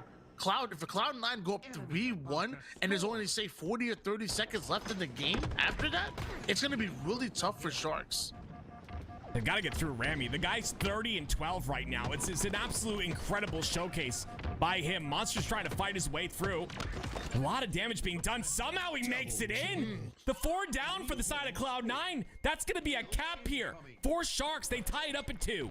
Big plays for Sharks, winning a must-win hill, and now they already have C-Plat control, which is what they want. They want to be on this tower side of the map, and Monster also wants to be in this hill, but 3 members of Cloud9 wanting to zone them out. Rami and Tusk taking the low side. Rami with the skill jump and the green gun just barely missed out for Monster. Off screen, Tusk gets a kill onto Arctic. Rami already goes down. Monster doing everything he can to try to stay alive and somehow finds himself a sniper. Don't know where that came from. Yeah, I have no idea. He stumbled on a sniper, probably used a scan there, so he's going to have that sniper and top tower control. And I'm going to tell you something right now. This is very dangerous for the side of Cloud9. They need to prioritize getting him off this tower if they want any sort of time in this hill. Diagram does take the low ground. Monster not allowing him to stay alive, not allowing him to get away. Then repulses right back up where he belongs. Killing spree out of Monster. The final player is Rami, and Rami would love to clear out tower side. He would love to get a kill onto Monster, but it ain't enough to just want it. You gotta do it. You gotta earn it. 3-2 for Sharks. 32 seconds on the clock, and from this point forward, Sharks will not step 1 foot in this hill. Well, we talked about Rami going 30 and 16, but on the other end of things, we've got 27 and 14 out of Monster with 14 assists as well. Super CC now on your screen gets an overkill out of nowhere. He's going to pop off as well. So you've got 3 players popping off on one team. What do? You hide. You run, you hide, and you just start game 2. That's what you end the game. Throw in the towel. Cloud9 going down. They've done it again, man. From one round to another, still looking good, even as the competition gets tighter. Tony, please tell me that Sharks is not going to place high at this event. Like, listen, these guys are great, but this has got to stop. Monster just gets on a roster and they start like winning games. I don't understand. This is insane. Cloud9 looks so solid right there, and then again at the very end, things just come together. And a 19.0 KDA out of Monster in that game. Absolutely disgusting. I mean, he's been doing his thing, and it's funny because I sit here and wonder. I think it's hilarious. I honestly think it's hilarious that these kids will talk crap about Monster because they wouldn't say it to his face. And on land, he's jacked. Not only that, but he wears the freshest clothes, eats at the chillest restaurants, hangs with the hottest dudes. I mean, honestly, dude. I think some of you guys are pathetic in the chat. Honestly. They're jealous too. I think they're jealous, Tony. I mean, that's insane, right? You have all those things going for you, but honestly, incredible comeback by Sharks. A beautiful job. This is a big play right here, right? The last player alive decides to be aggressive. He's got teammates there to clean up. Decides to be aggressive, and then just come through. They just come together at the very end. 30 seconds left, and they just play their time. It's all they need to do at this point. And again, I mean, Super CC gets an overkill as well. So like, what do? You got Super CC popping off. You got Monster. Just an incredible showcase by the side of Sharks. Overkill. Gotta love when Jeff Steitzer comes in. Overkill. I can't do it. I don't know why I tried. but like you said, I think multiple players really popping off when it matters most. I look back in the early game when Arctic was doing such a fantastic job of staying alive and continuing to put damage on the map. Monster obviously standing out in the slays department. Super CC was doing his thing with that overkill. You know, the only other performance that it really kind of stands out to was Rami, who was that the same game that he dropped the Killing Frenzy? Now I look back at it, wow, what a journey we went on in that game 1. Yeah, 30 and 18 out of Rami at the very end there. Now we're starting off on the Slayer game number 2. Sharks with the very convincing game number 1. Was really close for a long period of time. Cloud9 even had the lead for a while here, but let's see if Rami can continue on his performance. Obviously playing really well and starting this game off pretty solid as well. That's going to be 2 kills for him, and Camo down bottom center with a Bulldog in Rami's hands. Tied up at 5 apiece as that shotgun hits the ground, and I know Super CC, he wants to combine that shotgun with the camouflage, but Diagram with the camo eyes hunts him down immediately. Camo's off the map. Shotgun probably has minimal damage on it, and Rami, who although was sitting over toward the backside of heaven trying to conceal his presence, Monster knows where he's at, able to get that kill, turn it into a perfect, well played by Monster to hunt down the player over toward the bottom heaven side, and now it's a 10-9 lead in favor of Sharks. Yeah, they've got the knowledge on the spawns as well, but Tusk with a massive win right there on the Monster. Monster deciding to hold forward on the bottom center. A very questionable play by him, but it's going to be Cloud9 who make him pay, and with that, they will take the lead by 2. It's 10-12. Just 2 kills between them. Monster trying to push up over and looking across map for the B Street players. Doesn't realize the player right under him. Still gets himself the kill, or at least the assist. Get a bit of a challenge. Does enough to put that player down to 1 shot, and Super CC comes in quick with the cleanup. Camouflage about to come up. Sharks and Cloud9 need to put themselves in a favorable position to at least keep eyes on it, at least use it as bait. Well, Sharks are in the position, but oh my gosh, it's going to be Septify who takes out Arctic very quickly. And look at that, with that kill, it's going to open up the center of the map. It'll be Tusk with the camo in his hands now. Let's see what he's able to do with it. Wants to take it right up the middle. He already has 5 bullets to work with this shotgun, and mind you, his teammates are already starting to push off a spawn. The melee not quite connecting, but it's okay. He got it. Eventually, Sharks end up going 3 down. Tusk still has some damage to do with the shotgun and camo combination. He still wants to push forward as 3 members of Sharks are trying to rotate out of harm's way. Yeah, that's a really good job by the Sharks to rotate off of the camo, make sure not to let this camo player get a ton of value. It's going to be a nice little lead for Cloud9. It's a 19-23 now. And you see they slowed down the pace of the game pretty heavily here.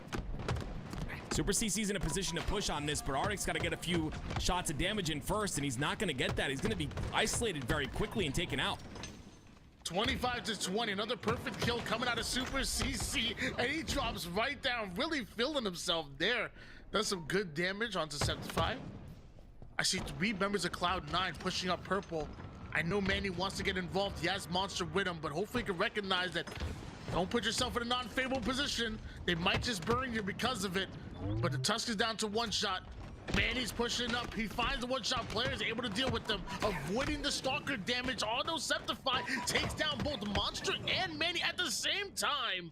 Almost gets the 3rd. Still 3 down goes Sharks. 29-23. Cloud9 look to tie the series. Yeah, it was questioning the play by Cloud9 there. They backed off on the purple side. They went towards the lower ground, and I was like, you know, they're playing scared, but no, they were setting up for a trap on that cross on B rail. So a beautiful job by Cloud9. They're going to get some kills off of that. It'll be a 4-kill lead for them, 25-29. Cloud9 starting to run away a little bit with this one. Sharks have to be careful.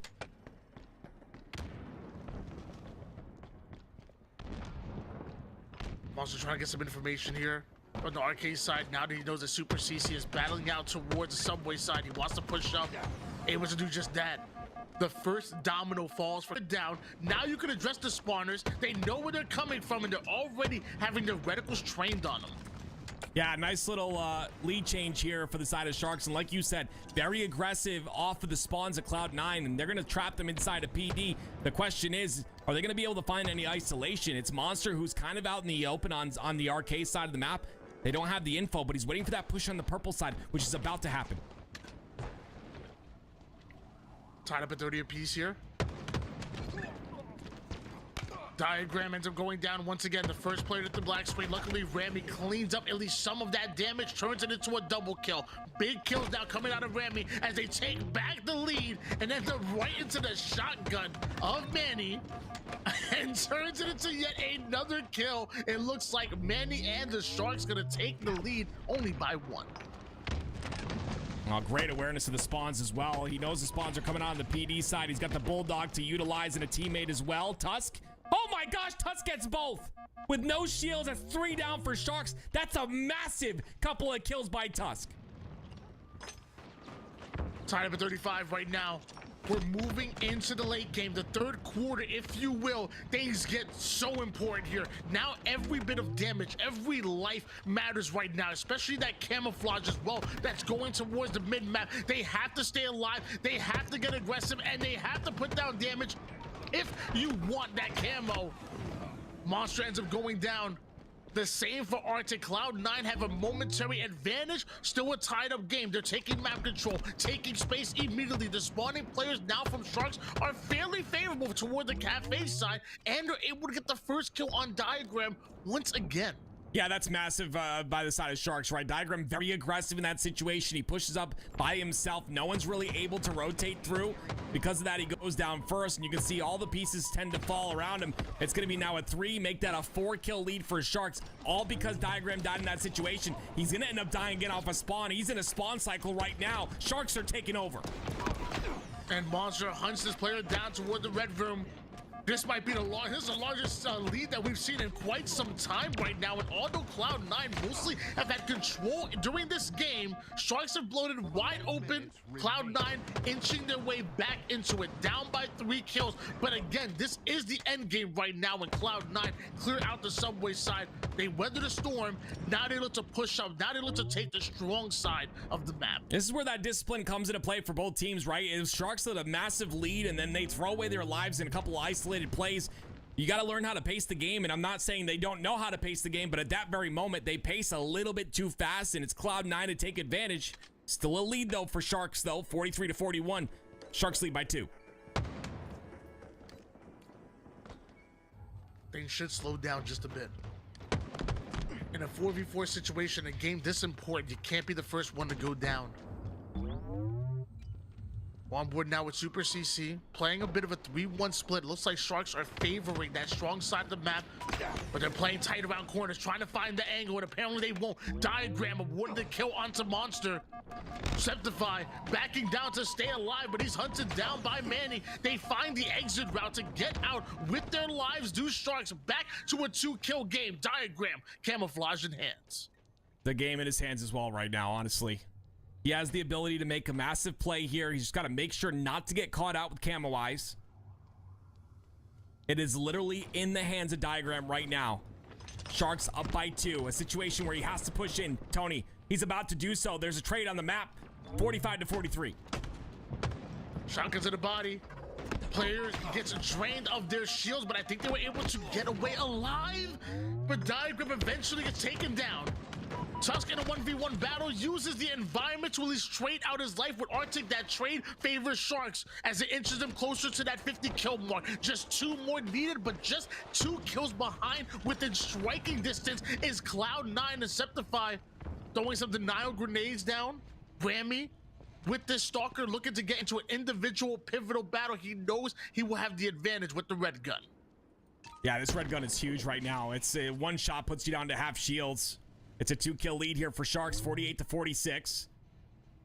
We talked about the game being in Diagram's hands in the last play, but right now it's up to Rami. A couple of shots into a couple of bodies and be in a massive spot, but Monster does have that Bulldog, so you have to think about it, right? Time's probably not going to be a factor here, but it's up to Cloud9 to make a move, and they've got to make a move against a player with a Bulldog in his hands. Monster's making that move, and he gets a kill.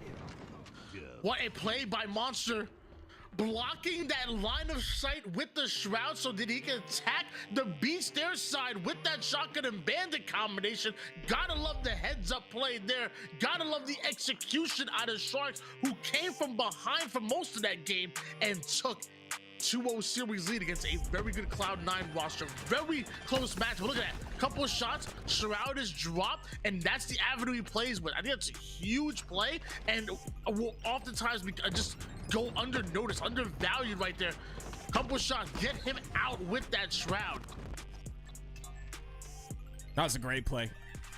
You can see he gets Septify weak. Knows Septify is rotating that side. I like these nades as well. I'm assuming those nades land inside of B stairs, so essentially putting some damage in on the B stairs player, or at least backing him off. You see, because of those nades, he has the timing on that B stairs push as well, and timing is everything in Halo Infinite. A great play by Monster in that situation. It's going to be Sharks who lead over Cloud9 in this series, 2-0, Tony. They're about to close this out. They need 1 more game, and we're going to recharge strongholds next. And things have been so close, man.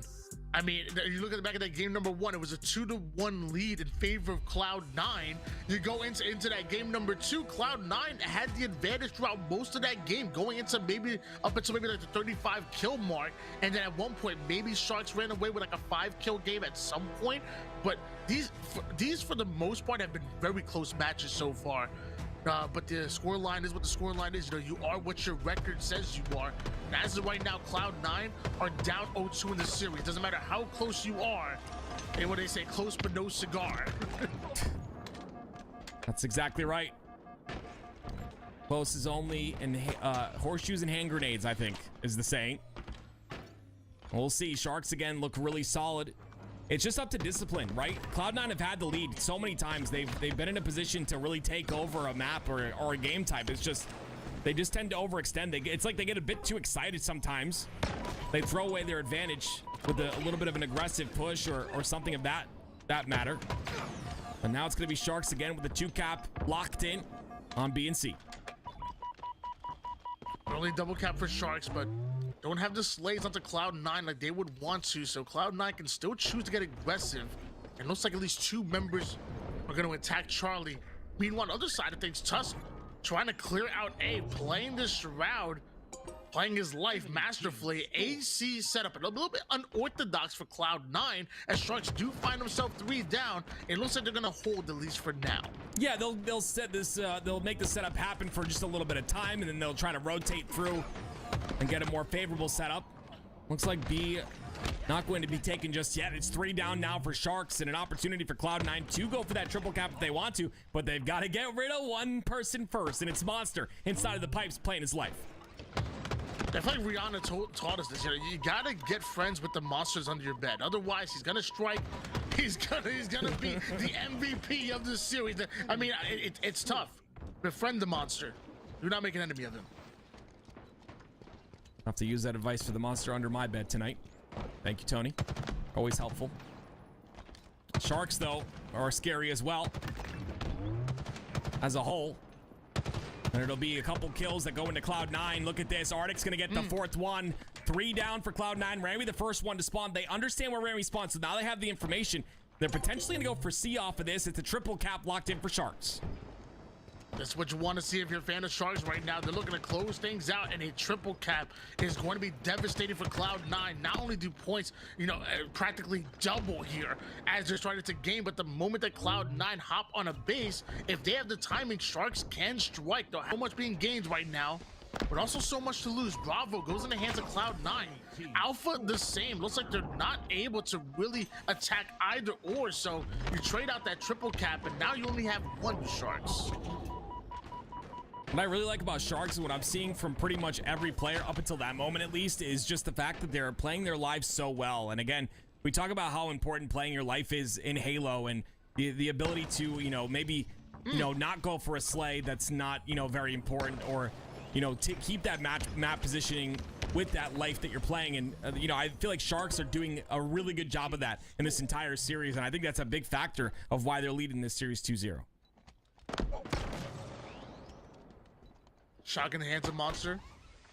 About half shields right now. They know where his position is, so he gets a new angle off the top rope with the grapple into a headshot with the shock. Is not only going to give them Bravo Charlie, but they're greedy. They're taking 3 again. Alpha ends up in their hands. It looks like they're going to defend Bravo for dear life. Maybe they punch Charlie right now. Not sure they have the timing they're looking for. But 2 down go Cloud9. Only 1 down in exchange for Monster. Great damage there. And I'm sure Sharks have plenty of time to come off a spawn. They do, and they seem really comfortable as well. Having that whirlpool side, Manny having the glass here, it's going to be really difficult for Cloud9 to push on through. This is one of the most important parts about Recharge, is having this cross shot. Look at the damage Manny's able to put in. His job is just to put damage into the players that cross and just keep control of gold, and of course, control of that shock rifle as well. He's got that on a timer too. 145 to 57 lead, still in the favor of Sharks. Double cap working out so well for them. And Manny trying to zone out Cloud9 from the back gold side. The green gun does connect. And looks like one of the players do end up going down, but 3 in exchange for Sharks. An advantage for Cloud9 that they want to take advantage of, but Monster just being a nuisance. Finally, they take him down. Can Cloud9 take away Bravo? Well, you see Cloud9 is backing up towards A, which they already have, so they're not taking the space on the map with the kills that they've gotten on the side of Sharks, and it's going to be Sharks continuing to have control of this Hydro side. It's Super CC, of course, in control of this. And I was going to say, you know, Sharks are winning a lot of pivs. Finally, Rami's going to win a piv there, and that'll open up C for them to get this with that Shroud screen. Almost 200 points and counting here. Finally, Monster is able to take away Alpha for Sharks. Cloud9 fighting back, tooth and nail, looking to take over Bravo. And he just about do it, Cloud9. Charlie Bravo set up for them. Still a 2v3 scenario. Sharks can take advantage if they want to. They can push up, and looks like Arctic does literally just that. Manny takes the 1v1 piv and really makes this easy for them to take Charlie right back. Alpha and Charlie in the hands of Shark. They're gonna hold for now. Cloud9, they need some slays. Yeah, Cloud9 are just, you know, they're going for these 2 caps and they're getting them, but at what cost, right? They're losing 2 players in the process. Finally, they get a 3 down for the side of Sharks, but it's Manny once again in control of this B side of the map. He ends up going down finally, so now it looks like Cloud9 in a little bit of a position to try and get some points, but look how far of a deficit they have to climb. 199 to 78 right now, Sharks lead. Big melee out of diagram, not good enough to take down 2 though. Cloud9 still scoring points on the board, back on the Alpha and Bravo setup. Camouflage snatched up away from Rami as Cloud9 momentarily go 3 down. Super CC with the double, back to 3 down they go. Numbers advantage slightly in favor of Sharks, but they're not able to take Bravo. Spawning players coming up. They'll have to slay out once again. Same for Sharks, but also on the other side for Cloud9. It's a 4v4 scenario, and Monster just took a green gun to the face. Yeah, he's got to back off because of that. I don't like the chow here at all. It's going to be Diagram who cleans up that kill. That's a really big kill by Diagram because they have that A control, but Diagram ends up falling, and it's going to be Sharks once again in control of A. They've got a pinch on to Septify as well. If they can take Septify off this top gold area, it's going to be Sharks in control once again. Bravo and Charlie back in favor of Cloud9. They've been fighting back so well. 200 to 120 lead. Sharks gonna take away Bravo, but you know Cloud9 are gonna be right on them. A trade out in lives there. Leads a 2v2 scenario. This next kill gonna be so important. And Monster looks like he wants to grapple and go right over towards Alpha. So confident as he pushes his former teammate, takes down Tusk. But now the rest of Sharks are really funneling in through that damage. Remy gets a must-win kill as 2 down goes Sharks, and Super CC falls as well. That push really not going to work in their favor, and Cloud9 might get a trip cap because of it. Yeah, Cloud9 had a nice little 2-2 setup there. They had 2 players. You can see them still in the pipe side pushing that guy off the gold, and then another 2 players and 2 resources on that A side. So they get AB now. And, you know, this game's getting a bit close here. If you're the side of Sharks, you got to tighten up a bit because Cloud9 are starting to catch up.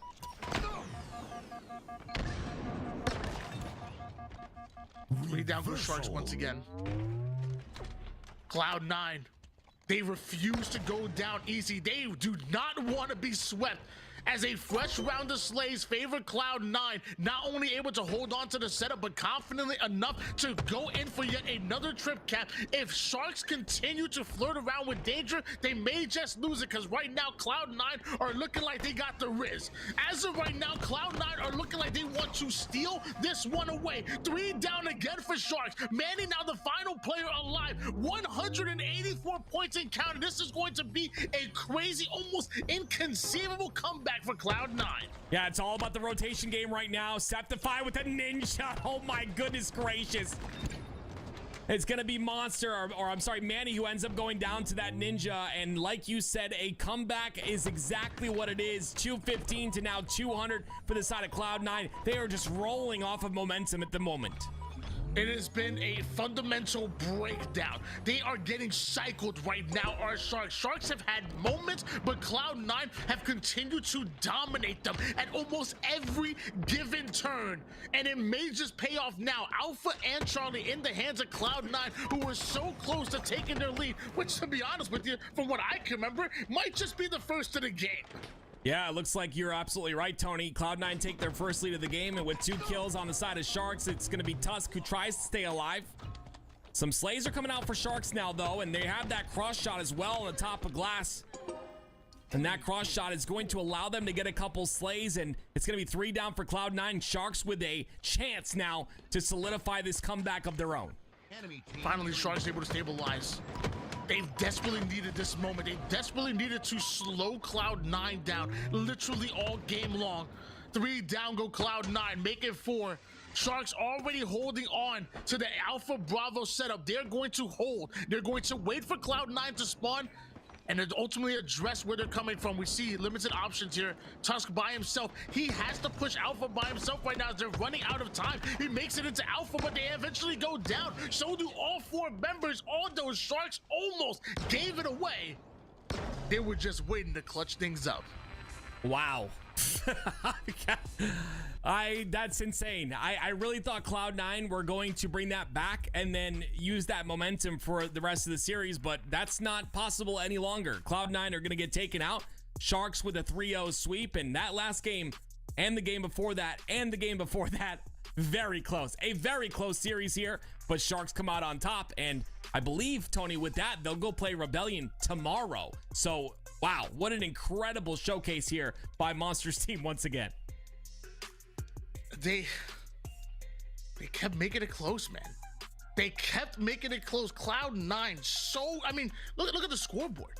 3-2, just a one cap advantage. Again, Cloud9 had a 2-1 lead in that game number 1. Street Slayer, very different score line, because the Streets literally had, Cloud9 literally had the lead on Streets almost the entire time. It was crazy. And then going into that game number 3, at one point, Cloud9 almost stole that game away. They were so close to stealing it away, and just maybe ran out of gas, maybe emptied the tank in order to make that comeback, and Sharks once again steal it away. Well played by Sharks, and I would love to pass it over to Ali and Garrett, and Ali and Tools, and get their thoughts. Wow, that was close indeed. I think we were all just like, come on. Okay, I was rooting for Cloud9. I was rooting for Cloud9 in this one. I don't know why. That first game, I think I just want to call out how incredible Remy was in that first King of the Hill live fire match. Yeah, he had an incredible triple kill to start that game, right? And it felt like they had complete control, but suddenly you let the other team in. They slowly start crawling their way into a position to steal a couple hills, and then an overkill made all of the difference in that game. Definitely, indeed. We're gonna hop on to take a look at King J's stream right now. He's playing on Team Leftovers. I believe this series is 1-1 as well, and the winner of this series will go on to play against Native Gaming in the elimination bracket. So this is Leftovers versus 4G, as in Fort Gale Lewis. Shout out to Gale Lewis over there. That's right, guys. We're watching the elimination bracket right now. We have Native Gaming waiting for the winner of this match, so that's why we're watching it. Leftovers versus 4G. Let's listen in. No, man. Let me grab the flag, bro. I'll grab it. I should have just took your time more right there, but whatever. I was getting them all weak for you, Kyle. Overtime. Yeah, and they just push the flag guys before I can do anything. Let's show them what we're made. Grapple. My bullets don't do anything. They're frags, 2 shots. We're fine, guys. One shot, they're frags. Yeah. Ain't that long, I'm dead. One shot of frag. Oh my god. I got him. Holy shit. Dog shit. No one vent. I'm dead. Where's the sniper, Tony? They're vent. Oh, nice. Live F. Oh, bro. I try to get the sniper. I'm here. I'll try you. Needed me, bro. Oh, okay. There's a sniper down on my X. Our stickies. Going for pull. One shot pulling. One shot pull. Coming down from base. Yep, shot base. Dead. Our face, one shot. Oh my god. Sniping their vent landing. Sniping their vent. Did anyone grab that other snipe? I have it. Yeah, Squall's cheating their fucking... Yeah, he actually... Oh, it's weird. This is search. And they're vent sniping. I'm watching your elbow, They're commando, going their frags.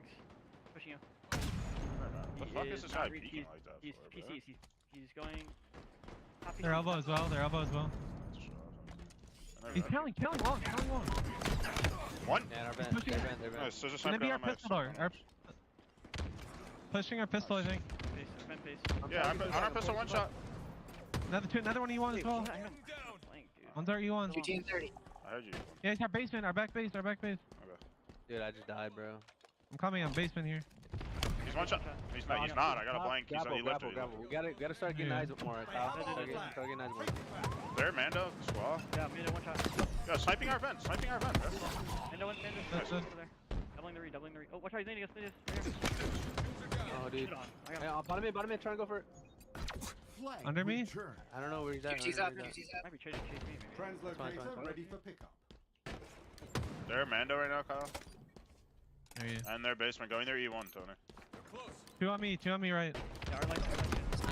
One shot, one shot. Wait, our caution, dude. He just pushed our caution. Yeah, two are vent, two are vent.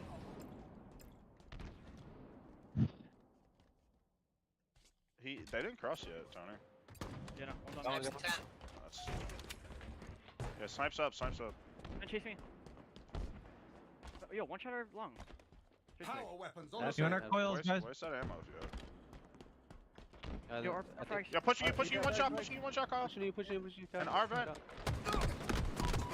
Our vent dead. I'm good now. Well, here, yo, our frags. Straight six on our frags. Yo, One shot on Kyle. And our sniper as well. Another on our snipe, guys. Why are we just sitting back there? One shot on the guys. Anyhow. Another Our vent. Living face. Our vent. One shot. Burton. I can try killing. I'm living. Is he in the vent? Yeah. He was. Yeah, two right. One shot their Mando, sniping their Mando. That was the vent guy. That's the vent guy. And our coils. They're vent. One shot, they're long. Dude, my bullets aren't doing anything. Wow. Where's your food? Where's your food? Yep, one shot, probably. They're top. One shot in front of you, Tony. One shot. Grappling bottom mid. I'm on the side. He just grappled somewhere. I'm running this bottom fast. They're caution. They're caution weak. And they're fucking PCs. Damn it. Yo, pieces go out. Henri. Again. enemy flag returned. QT and 20. They're snipe. And they're PCs. To you, yeah. Eric. Nice. There's a sniper down there, S2. I got two one shots. One they're vent, one they're plasmas. QT and 5. One shot. They're vent and plasma. Plasma's E2 weak. 1 minute remaining. I feel like one shot. Vent's weak. Vent's weak. He's L2 somewhere, I think. Or bottom mid, he fell. Yeah, bottom mid, go in their coils. Go in the frags. I'm with you, Edor. Yeah, he's under me. Yeah, they're sickies. One shot. Weak. Gavin, one shot. Bottom mid's Collie. Right here. Back right, both. One's weak. I'll run it. Watch me. Pull front. Oh, go pieces. I'm getting him. Gonna be E1. Yes, I hear that. Just get it. Still. That's... They're coming. I couldn't frag still. I'm getting into the door. I gotta live, bro. Yeah, that's huge. On me, I guys. shot. 2 1-shots. You keep pulling me. PCs. Man right. Trying to get it. Throw it up front. He's under me. Don't let him pull. One's our E2. Might push our door. Power weapons inbound. Our plasma sitting over full. Enemy flag. Yeah, he's running it. 5. One shot running it. Okay, 2 1-shots are court. 2 1 flag and 1 shot are court. Snipes up. I mean, dude, we haven't touched. We haven't touched. Behind me. Our court still front base. I'm up in one. Our window still going. Our bottom E1 onto you. I don't know where he went. To your right. They're gonna relay the flag, bro. One touch. One shot, straight six. We have eyes on the enemy flag carrier. He's their main right, I think. There you are. Snipe out. Another one on touch. Nice shit. Nice, they truck. He's one shot. I'm getting a counter. Take your time here, bro. You're good. Okay, whatever. Sure. I don't know, man. Alright, whatever. Just regain. We said still one flag, right? Yeah, we can do that. I have no idea. I'd rather just do full whatever. Yeah, I'd rather just do 4 dude, I'm not gonna lie. Really? You guys rather do full read? I thought you have to play on this. Yeah, I'm pretty sure it's one flag, but if we both agree to it, I'm pretty sure. Nah, I try to live, dude, but I got hungry for their snipe. Fuck, man, we could've had that. Bro, yeah, look, dude, how am I not getting kills? Look at my, I had 9 kills, you guys all had 20, and just look at the damage, bro. That is 9 kills? Bro, at one point, yeah. Oh, yeah. You guys all had 20 before I had 10 kills.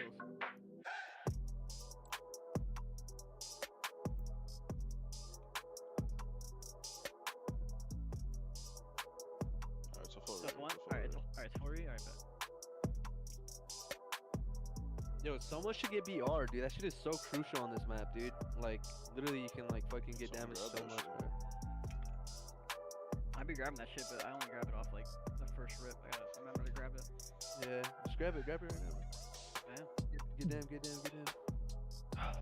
One's been going like their frag, trying to walk bottom, but we meet each other. Bro, I should have told you to cut that flag straight down mid, bro. I had you. Capture the flag. Or you could have went PCs, bro. Because they always flank. No, he died. He died. No, I'm saying that last flag we were running where Kyle died from the guy at E1. If I just told him to go. That's what I'm saying. He should have ran at PCs. Nah, he couldn't. He was already on his way. Like. Okay.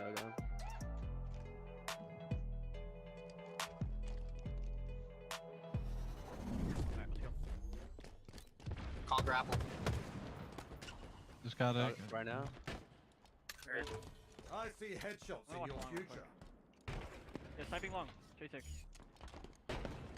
RPCs, guys. RPCs. And, dude, on our flag, guys. What the fuck? Yeah, on our flag. Above me. I think he grappled. He just grappled. Yeah, Burns one shot. Burns one shot our flag. One the rest. Their flag somewhere. Dude, they're running at PCs, Kyle. Enemy flag carrier spotted. Flag's one. Another one with him. Another one E2. I'm being annoying. Yo, I want shots. Give us time. I want shots. They're fucking Classes. running it again. Two shot running it. I killed one runner. One more on it. On it. Dude, I just choked, bro. One shot on the flag. Blew it up. Maybe. Can't. Oh, it's a full rate, right? Yeah. Yeah, for you. Damn it, bro. Enemy captured your flag. Yeah, the bottom mid, I think. I don't see anything right. That's fun. Yeah, I hot can't shots, they're fucking Bottom mid's calling. Going on coil. Or they're running. All right, so that was a little bit of leftovers versus 4G, but we're hopping really quick over to Tourney versus McPookies. Any thoughts on that match before we jump in? No, I'm just excited for it. This is going to be a match to determine who continues on to tomorrow to play in day 2 of the HCS tournament. Sounds good. We're going to send it over to one of our favorite casters. Not that Eli and Mikowski are not favorite. Active and Tony. Yo, what is up, Tim? I hope you're ready for some action coming in here. What if I told you that the likes of Envor, previously of that War roster, has joined the likes of Haynes and Common, previously of Proton Gaming, and they brought in Darkest Hour's very own former IGL in Yaxon, and they're going up against a team named McPookies. Does that sound like a winner's bracket round 1 matchup to you? Because it's not. It's actually here in elimination bracket round number 7, and this McPookies roster may even be the favorites in this matchup, fresh off a top 12 finish. Ezzo, the free-for-all star phenom, Facti, former Lies duo alongside Sylvanic, and Parabola and Ivanized coming in. They've been the real deal for quite some time. I actually played a little twos with Parabola. McPookies, they're good, man. Yeah, I mean they're 10th seed as well right now, going into this this event, or this tournament. So, very solid roster. We've seen them for a couple weeks. This Tourney roster very interesting. I've always talked about Envor, and I always talk about him. I always mention that he's gonna go to Street Fighter. It's one of my other favorite titles to watch. But we got him back, and he's back in Halo once again. I think he's just a great talent. So it's really good to have him be a part of Halo again. And you can see the Tourney, they're immediately going to take that first hill, Tony, very quickly, if I must say so. That they do, but they end up going 3 down, and McPookies do have some early presence onto this next show as they look to tie things up. Ivanized with the sniper, but what a quick bounce back. Yaxon and Common, they're already on the dummy side. They're already putting down damage. Parabola doing everything he can to hold down to tower. Tourney end up going 3 down once again. There should be some more time for McPookies. Yeah, definitely, and that tower control is once again going to be the most important part. When you're breaking apart this setup, the very first person you need to take off is the guy on top tower. You gotta at least put a lot of damage into him so you can back him off. Parabola's playing this really well, though. You see, he doesn't take a lot of bad damage, and he's still able to watch the lanes on the map, spotting this player going back on the back of tower. Gets the kill onto Haynes. It looks like there's a player right behind him, hunting him down. It's gonna be Yaxon awarded the kill onto him. McPookies find himself 3 down, so that means Tourney gonna do everything they can to try to hold on to that setup, try to catch up as far as hill progression. Seaside setup almost locked in for Tourney. Yeah, that first kill onto the McPookies, though, is gonna stall them a little bit. You see, they wait for the spawners that come up. Haynes is the first one to die on the Tourney side, and it's Envor on the top of tower with this camo. He's gonna be a nuisance to deal with. We'll see if he's able to get any kills though. I've never actually taken camo to tower before. Me neither. I usually try to like roam around the map, but honestly, it works out really well for Envor. McPookies never know when he's going to strike, and by the time they find out, the damage is just too much. I may have to steal a play out of his book. Fundamentals are key, and tower side is what you want for holding on to C-Plat. Yeah, look how well they hold on to that tower side as well. It's a push that comes in, but you see that player right there. It's going to be 4 dead for Tourney, but that player was no shields coming into tower once you see that the defense is really solid. McPookies, though, they're going to get their first bit of control here on the A side with this A-pit hill, and the spawns come out onto B, so it's a big push, and Parabola has to do all the damage he can in order to stop this push from happening. But half of McPookies go down. Tourney wasting no time whatsoever to make sure they're in that hill when watching the camo side. Meanwhile, Jackson, and Common are already watching the green. McPookies have to make a long rotation over towards this hill, and they need to get slays while doing it. So far, they haven't gotten either just yet, but Envor can't hit the fadeaway. And barely missed as well, which is unfortunate because that's going to be 3 down for Tourney, and you know, they're up 2-0 in hills, but they did get halfway through this third hill, so still McPookies have a lot of work to do. Stop this push from happening. The push that's coming in from the outside with a lot of damage being taken here from McPookies, and Tourney have an entrance into this hill. Another kill favors McPookies. That's opening within the defenses to try to push up towards Tourney. 2 down for them, and Jackson playing through this green side, keeping an eye out on that portal. On his teammates. I'm not gonna lie, I swear that was the enemy portal. My bad. No, me too. Me too. I think he thought the same thing, which is why he was watching it. But it's gonna be a 2 dead. I'm sorry, 2-3 down for McPookies, and once again, Tourney. All the while, you know, that hill looks potentially like it's McPookies. Tourney come in at the very last second, and they're gonna look to score this one as well. They just gotta fend off one push. Could be 3 in a row here for Tourney. McPookie's really struggling to try to get them out of this A-side setup. And with that snipe, putting an exclamation point on that. 3 down go McPookies. They can break the green side spawners, just leaving 2 behind, and push the hill right now, which it looks like that's exactly what Action Jackson is gonna do. Killing spree for them. Clearing out this entire zone right now is Tourney, fresh off of getting a capture as 3 down go McPookies. There's the 4th. Yeah, this kid is good, right? Jackson 19-6. What a massive start for him in this game, and it's been the factor I think that's willed this team forward. The slays constantly when McPookies has a setup. It's Jackson getting those slays and making sure to continue to put damage in and play his life. He's only got 6 deaths in this game, which is absolutely incredible if you look at the death score of every member in the on this match right now. Now Jackson pushing up with that portal. He's already been able to stay alive without the equipment. Once you add that in there, he is so tough to deal with. Damage output has been fantastic so far in this game, in addition to his ability to stay alive. And now, at any point in time, he can just portal right back towards tower, catch the backside of the opposition for the double kill, and stay alive, flipping the map almost entirely by himself. Another 3 down go McPookies. Tourney in what could be their final setup of the game. McPookies have 2 players that are coming out for spawn, 2 players that are pushing up, but I'm not sure they're gonna be able to end this, Tim. This may just be it. Yeah, this is definitely gonna be it, Tony. Look at Jackson on the top of tower. Finally, McPookie's get a couple kills, but they are 3 down. So that'll be it. It's gonna be Tourney taking game number 1 in very convincing fashion off of the massive, phenomenal performance out of Jackson. We saw what he could do back in Darkest Hour last year. Let me tell you, he ain't slowing down. The man might have gotten even better here on Tourney with mind you, 3 very experienced players at this point. Players that were young guns themselves at one point, but now are quickly becoming veterans in the scenes. And Dax is the one to stand out in that game number 1. Absolutely incredible. Tim, break down these freaking stats. I mean, let's just take a look at Jackson's stats, right? Just a big game out of him, and utilizing that QT towards the end of the game really showcases how strong that you know, power up is. And you know, I think I mentioned this before, but I talked to Sparty about it, and he said that, you know, having QT and the camo on that map, it's just too much power. And, you know, to be honest with you, at first I was like, yeah, you know, camo's really, you know, kind of, it's easy to die with, you know, on that camo platform.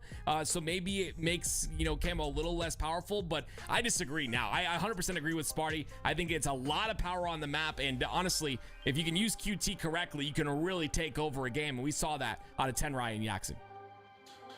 Going to game number 2 is going to be Streets, and obviously a much different flow with the game. If McPookie's game plan is to muddy up the game and make it less coordinated, less fundamentally sound, I think Street Slayer is where they want to be. Live Fire King of the Hill is a very structured game, a very, you know, optic type of game or SSG type of game that you want to see structure. And where if McPookies want to throw off the rhythm and maybe attack it like how a Native Red did over in Season 2, this is a great game type and map combination for them. Yeah, 100%. This is their chance to kind of bring this back. It looked very, I don't know, it just looked like they were always fighting from their back foot. Every single hill, even though they were like getting that time inside of the hills, they just weren't able to hold the setup for long enough. It was just broken so quickly, and that aggression and honestly just the individual skill and the mechanical skill out of this Tenrai roster was a bit too much to deal with. Let's see if that changes here on the streets. Both teams fighting really for the strong side of the map. This B side, B really makes it so tough to deal with, and especially as camouflage is coming up, this is where you want to be, along with having presence over towards a bottom C or a bottom A side of the map, so you have a clear sight on camouflage. Facty, there was a one-shot player in front of him with the whiffing a few shots. Let me tell you, you can power the entire map of Streets with that windmill. Oh my gosh, that's the second time today we've seen something crazy. Yeah, Tony, definitely good power in the streets with that. That was unfortunate, right? Because that's a stalker rifle, potentially in the hands of Tenrai now, and a lead for them as well. Let's see how this kind of snowballs, though, as Parabola does have the camo. He's trying to do all he can in terms of damage, but that camo is null and void. Switch gears over towards Ivaniz's team, down by 4 at the moment, and could be more if you keep allowing the enemy team to grab a hold of that shotgun. The shotgun's so tough to deal with, especially when you're down in numbers, down in scoreline right now like McPookies are. McPookies really need to tie things up. The last thing you want to do is give Envoy, you know, the king of passion, any kind of momentum. When he starts yelling, you're in trouble. Yeah, I was gonna bring that up earlier. You know, it's a big factor, right? If you have a player that's kind of passionate like that, popping off. You see a lot of pro players in the scene kind of have that personality trait where, you know, they can really light their roster up and help their team, will their team forward with their energy. He's definitely a player that does that. Great personality and skill as well. We see it's going to be a double for him as we're talking about him. A 2-kill lead as well for the side of Tenrai. Tenrai wanted B Street control so much they're willing to send 3 bodies straight towards it in a 3-1 split. You gotta love Tenrai really focusing on the strong side of the map, and now the question becomes, will it net them a camouflage because of it?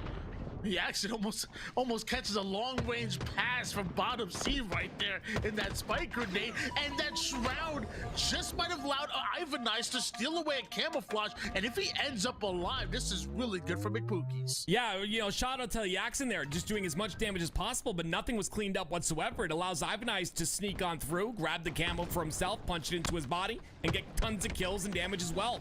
That's gonna be the first kill for him. We'll see if he's able to get more, but yeah, I think Yaxin did a really good job in that situation, but there just wasn't any capitalization on the damage he was putting out. Ivanize backing down with this camouflage. Most important for him to simply stay alive, especially when you have a teammate with you, but the pings are coming down, trying to figure out exactly where they're attacking from.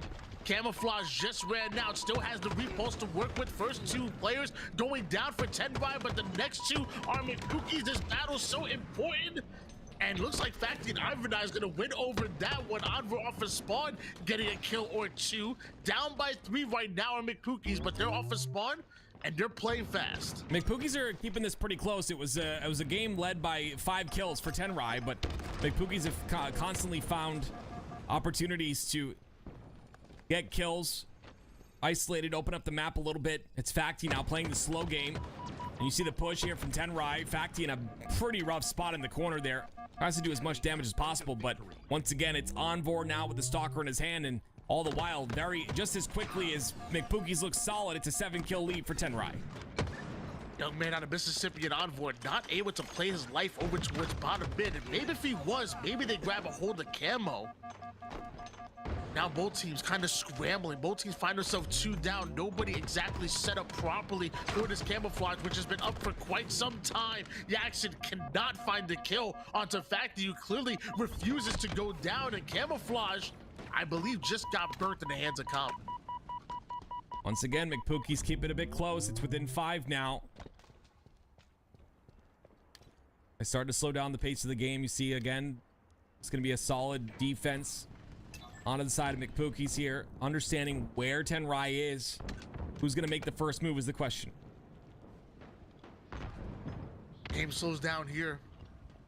McPookie's starting to realize down by 5 kills, every mistake is ultimately inching Tourney closer and closer to that 50 kill mark. So they really need to start valuing their lives and taking advantage of some of the damage that they have been able to create.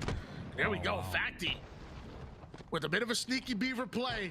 Already got the kill, wants to turn it into 2. Jackson with the shotgun gonna be good enough to get that trade, but 2-for-1 kills now. Trades out are what McPookies want to get. Maybe even turn into 3-for-1s. They're not out of it just yet.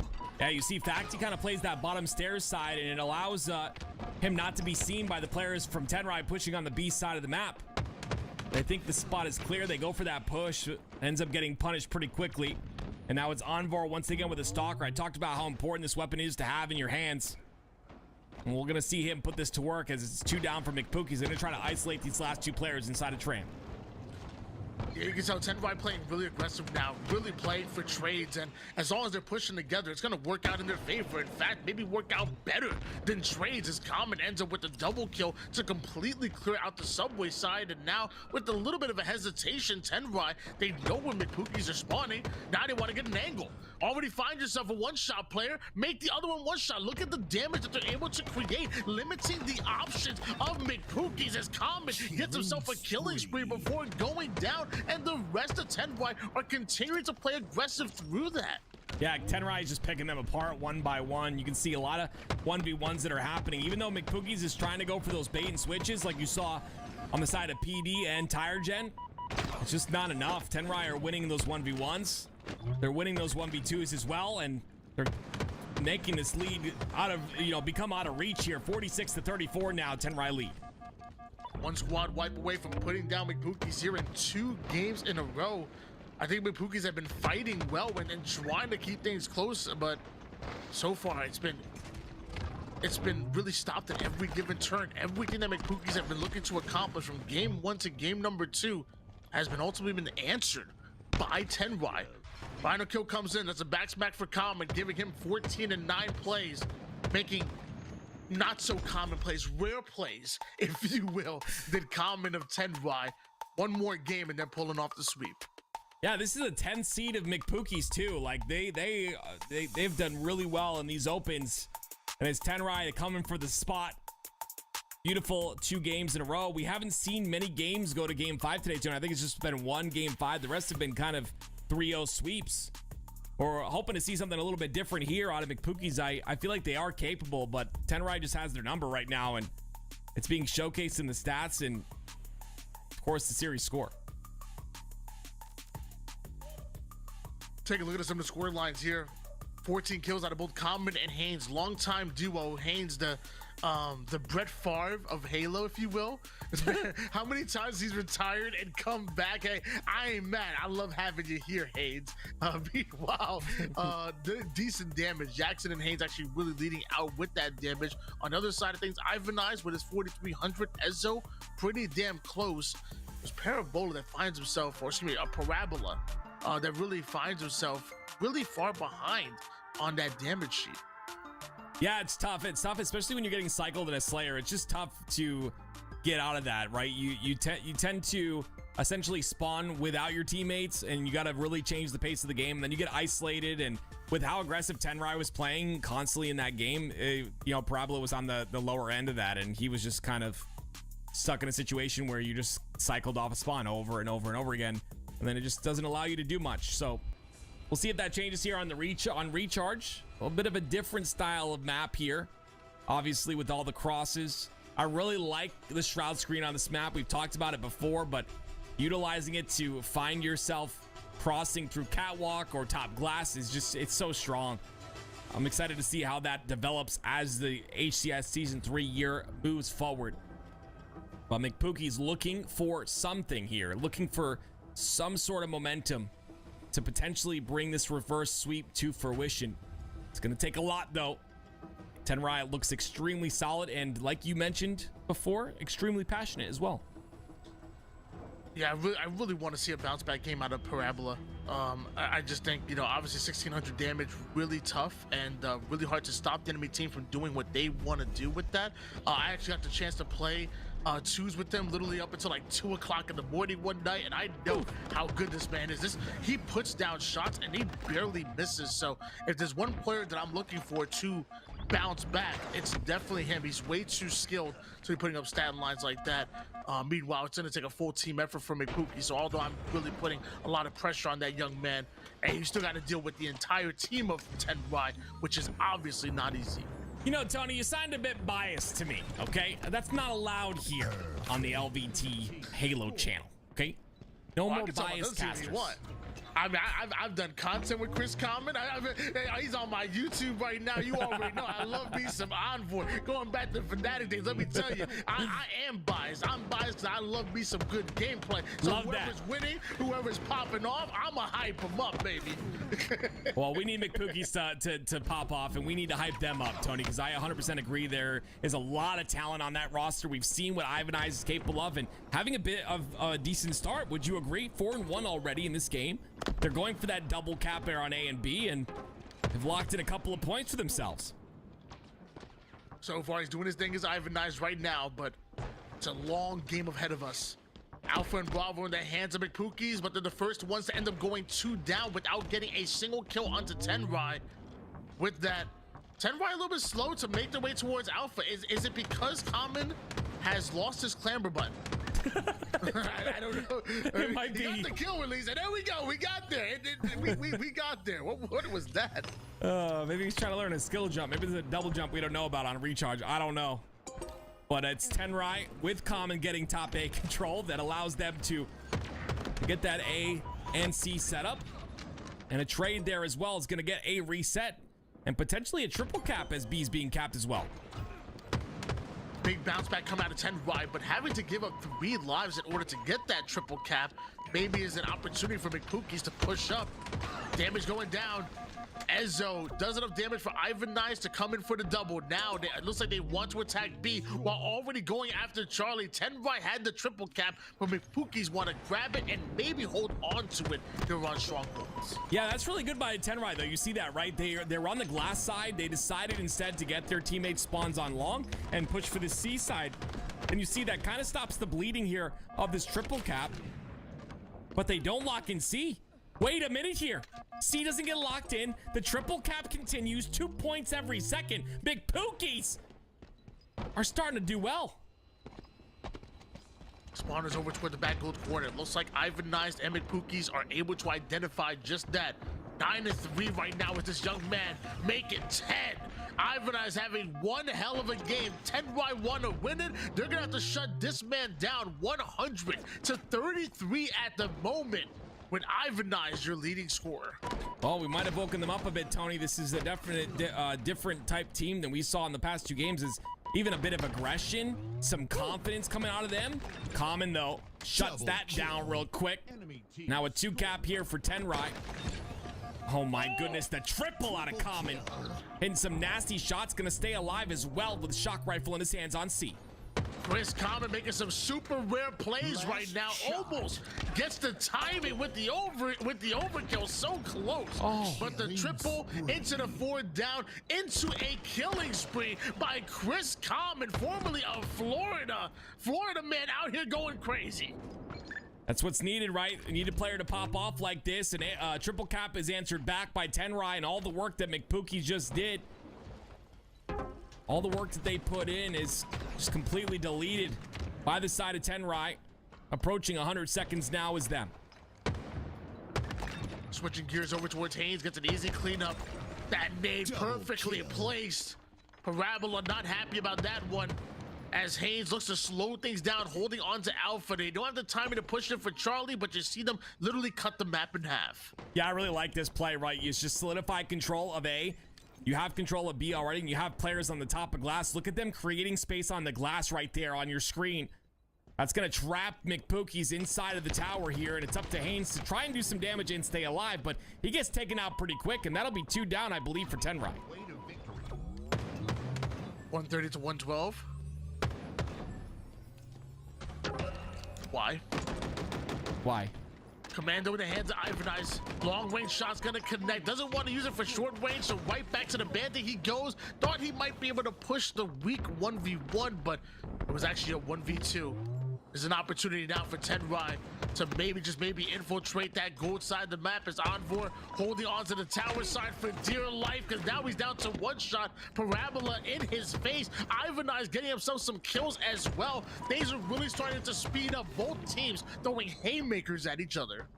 Now, I know, chat, that you can't see who's dead or who's alive, but this is practice for you. Look at the darn kill feed, okay? I'm sick of you guys. Never mind, I'm not going to get mad at you guys. I love you all. But there it is. It's 3 down for McPookie's. Sorry, 2 down. Apparently, I don't look at the kill feed either. McPookie's starting to do some big work here, though. A little bit of a lead, 25 seconds and counting. And they'll maintain this control and force the spawns on to C. McPookie's have over a 30-point lead at the moment. They've been playing some great fundamental Halos, and honestly, they've been leading this entire series long. Question now becomes, is it too little too late? Is Tourney already up 2-0 in the series, or is this an opportunity for McPookie's to just maybe pull off the reverse sweep? You already know they're feeling themselves when Enzo is flying in with the grapple like that. Meanwhile, off the screen, Common taking away Bravo while losing half of his team. Alpha and Charlie in the hands of McPookie's once again. They look to put points in. You gotta love Enzo's stats, right? 5, 12, and 9. A lot of damage output out of him. And it's gonna be that. It's gonna be, of course, McPookie's in that lead. Common, though, a big play on the pipe side. He's gonna try and prevent this B from being put in, but you see already getting his shields back, timing that push. You can't make that jump. I don't know if he was going for that jump, but regardless, he's got that bat ledge control, and him being up here is just, it's becoming a nuisance for the side of McPookie's. They really need to prioritize him inside of pipes. 3 down go McPookie's. This is opportunity for Tourney to put some valuable points on the board. Finally able to take away Charlie, plus you know where McPookie's are spawning. Now you limit their options. You know they want to break out of tower or try to break into gold, but with that, there's a player already that's rotated towards C. Common recognizes that, adapts immediately, relocates, earns himself a double kill because of it. Bravo's already in the hands of Tourney. They're taking back Charlie. Yeah, you see they immediately rotate towards A as well, so they're going for this triple cap. Spawns are a bit wonky, though. There is a player on the pipe side. They might get... No, they're gonna get probably a C spawn here, it looks like. Blue pipe spawn. A great job by Tourney, though, consistently isolating these players. Look, they're coming off a spawn, and Tourney's getting the kills on them pretty quickly. Common trying to put some damage as he backs down to get some kind of cover. Still 2 more players to deal with for McPookie, so Common not able to stop everyone from McPookie's from grabbing hold of Charlie, but more importantly, still holding on to Alpha and Bravo, so extra damage, extra pressure. Nothing wrong with that. Haynes with the shock rifle, nothing wrong with that either.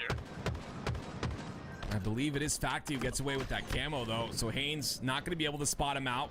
And this is going to open things up a little bit for Tourney. Facty pushing in now. The last player alive is on this A side, but what he does by this pressure is he blocks those spawners from hopping onto A, and that's going to force the spawns onto C, so it's going to be McPookie's with a bit more control once again.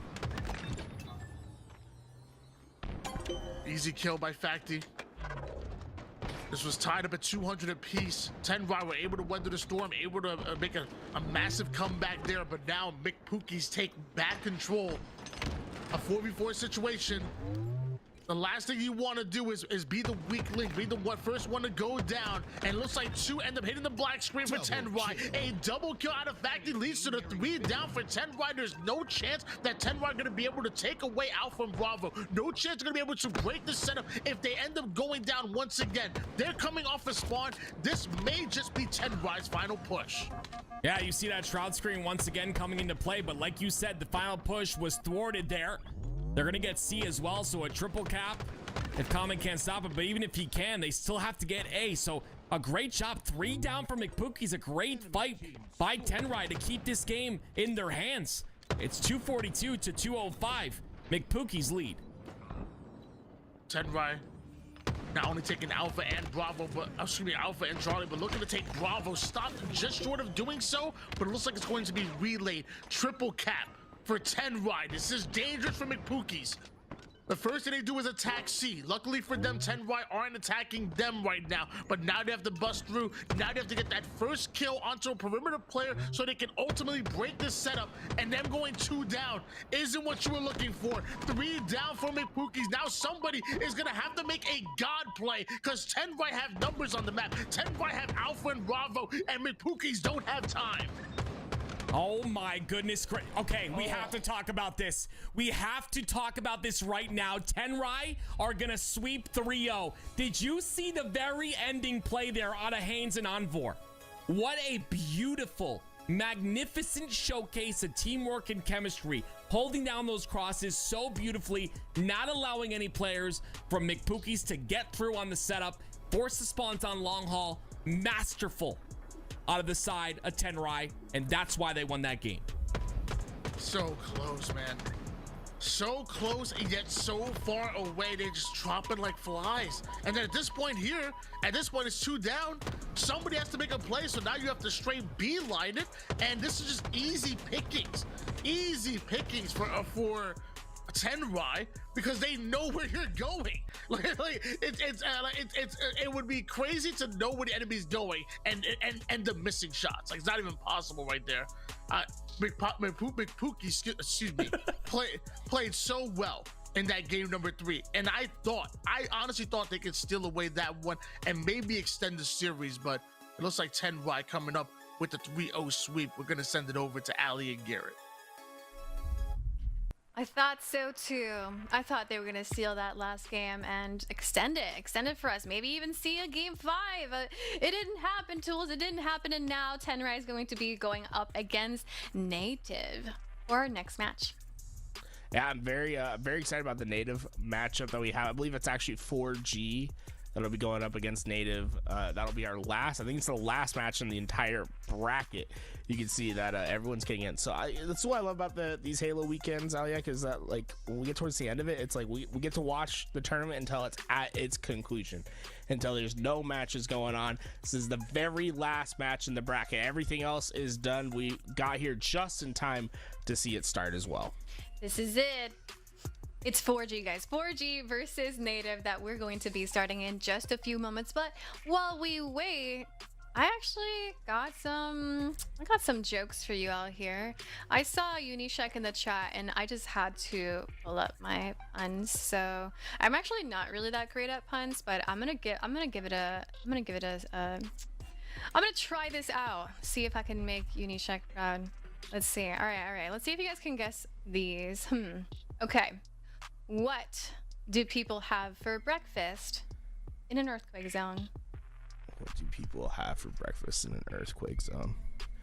God, they said it's like a Unishek thing, so it's gonna be like a pun. Maybe, yeah, maybe. You said maybe. Okay.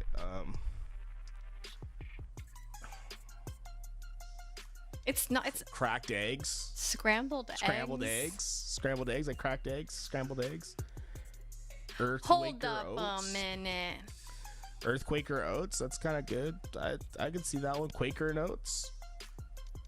Did I say this joke behind the scenes? Did someone get it? Yeah. Wow. Eli X came in really quick and said Panquicks. It's Panquicks, guys. It's Panquicks. Wow. Panquicks. I was like, instant. You got it right away. Panquicks. Oh my gosh, I made Unishake laugh. Let's go. Okay. Next one. Please stop. I got another one. Okay. This might be an oldie but goodie. Let's see. What do Spartans have for dinner? What do Spartans have for dinner? Nobody's getting it. Actives. Nice try, Active. I like Tony's. The Covenant's good. The Covenant. Pasta.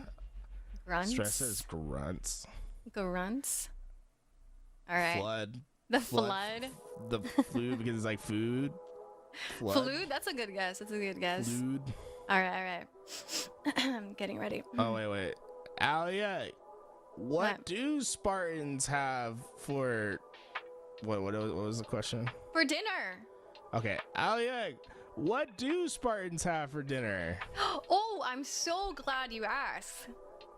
A meal. It's so bad. It's like Spartans are gonna eat a different Spartan. You just don't get it. It's a good one. Okay. You got a better one? Yeah, I do. Okay. Okay. Just one more?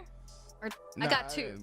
Yeah, two more. I can do two. How about one more? If we get 5 subs by the time this next one's done, then we can do another I'll throw one. the fourth. All right. I'm gonna be tapped out, I think, after this one. I like that. Okay.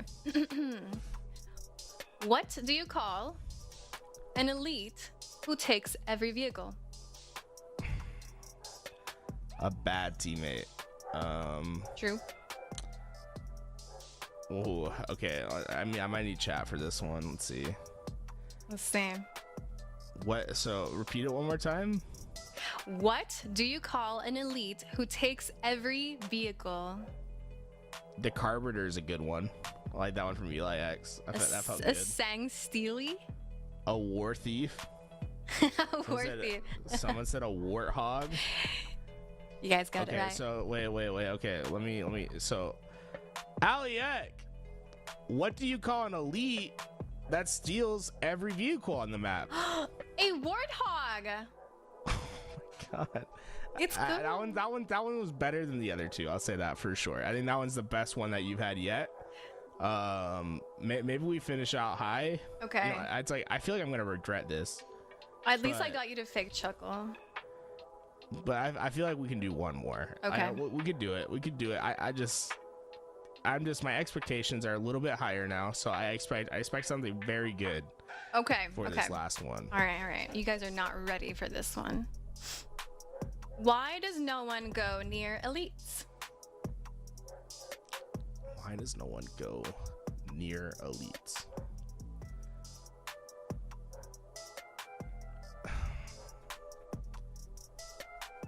Aliek, why does no one go near elites? They don't want to catch warts. Yeah, that's one. That's one. That's great. Good. Oh God, how many people are here, Louis? I feel like you're overreacting. Tools is overreacting right now. He's fake sweating right now. I do not like this. How many people do we have in the lobby? How close are we? I think my jokes are 10 out of 10. At least Unishek thinks so. I think that you gotta wait till Pun Tuesday for that. All right. Oh, are we making this a thing? I'm ready. Pun Tuesday. Let's go, guys. Tools just announced it. Pun Tuesday. It's happening. All right, guys. Let's see what's happening in our lobby right now. We're missing only one player, is it? Yes, one player. What do we have to do to get them over here? Wait, hold up. Is it? We gotta come up with a pun for the player that we're missing, right? So Mickwin, Barcode, Collect. Who are we missing in the lot? We're missing APG. So we gotta come up with a pun for APG. Oh God. And then if we say that pun, then he'll come. Okay, listen. I think we're gonna have to leave chat to make puns because I don't make puns. I steal them. Wait. Oh. I just borrow jokes. and then I tell them better. You're saying that you have no original, like you have no original jokes. No. You didn't come up with any of those? No. I'm honest. What do you call it? Well, okay. What do you call it when you're late for your Halo match because of your teammate? A late gamer. Oh, that's a. I see. You're getting there. Late gamer.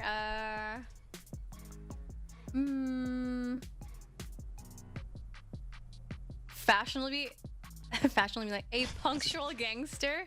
A punctual gangster. Okay. I was gonna say an unpunctual gangster. A wait PG. A wait PG. I think mine was better. Wow, a procrastinating gamer is good. A procrastinating. Yeah, a procrastinating gamer is a very, very good answer. That see, I like it. So like, I gotta find a better punchline. Oh, waited. What is happening? Sorry, I just got distracted by my dog. What's your dog doing? Can we get full cam here? Can you move a little bit? Let's see what this dog's up to. She's going crazy. By the way, a lot of you guys have asked about my dog. Her name is Mila. She's a dog that thinks she's a cat, also a goat, and a bunch of other animals, but mainly a cat. She climbs my desk and she's cat dog. Yeah, it took her a year to wag her tail at me, so she's an odd one for sure. You got like a little Halo 3 pillow in the background. I like that. Oh, this? Halo 3. Oh, well, that's not a Halo 3 pillow. I'm glad you asked. That's actually... It's gonna be like a segment. Yeah, I'm glad. I was so ready for this. This is actually my Halo 3 Xbox 360 original t-shirt. Oh, okay, that's fun. It's I an like original. that. I need to. Well, last I looked, I think we had all 8 players ready in our lobby. Yeah. All right, everybody. Next game is about to start. Casters, take it away. Active. I have a joke. One more. Not another one. Listen. What prehistoric animal has a huge head and little arms? You.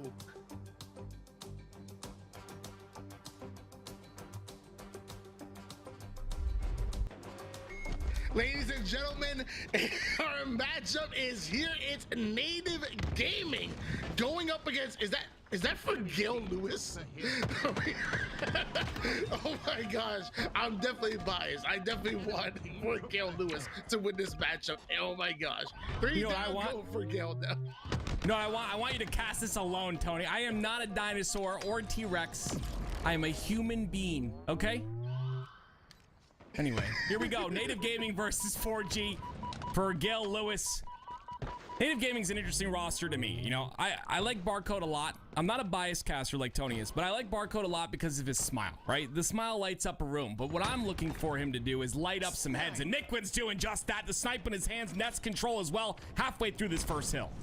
Gail Lewis did not retire after 10 years at Walmart for them to lose hill number 1 in this fashion as McWin really laying down the law with that sniper. Another 3 down go for Gale, and now they're just about able to finish this one up and now move on to the next one. They're already having presence on the tower side, and looks like 4G might have punted this first hill and now is trying to push up early towards tower. Yeah, that's exactly what they're doing. It's a good play as well because it's going to be Barcode who's going to get those big doors / green spawns for the side of Native Gaming. Actually, they get splits on the camo side, but it's gonna be 3 down for Native now, so that early rotation is gonna pay off here for Gail Lewis, and 4 down for Native.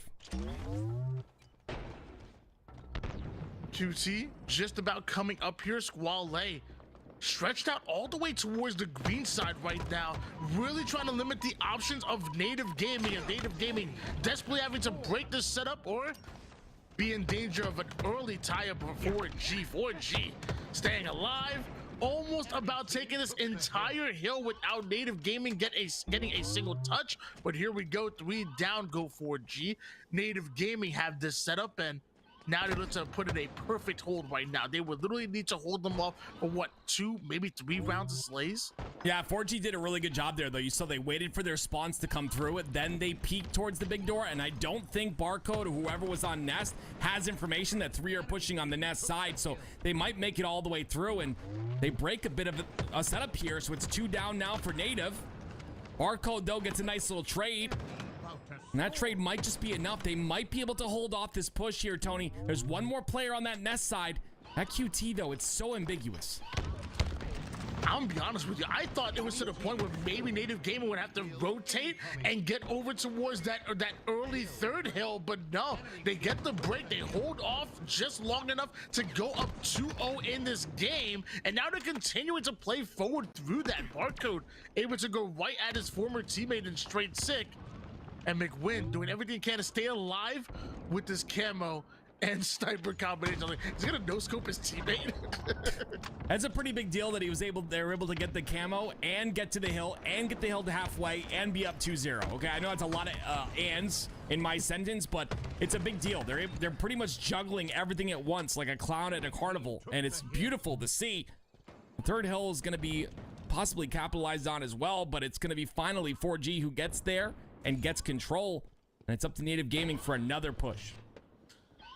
Unlike a clown at a carnival, 4G, they ain't playing any games at the moment here.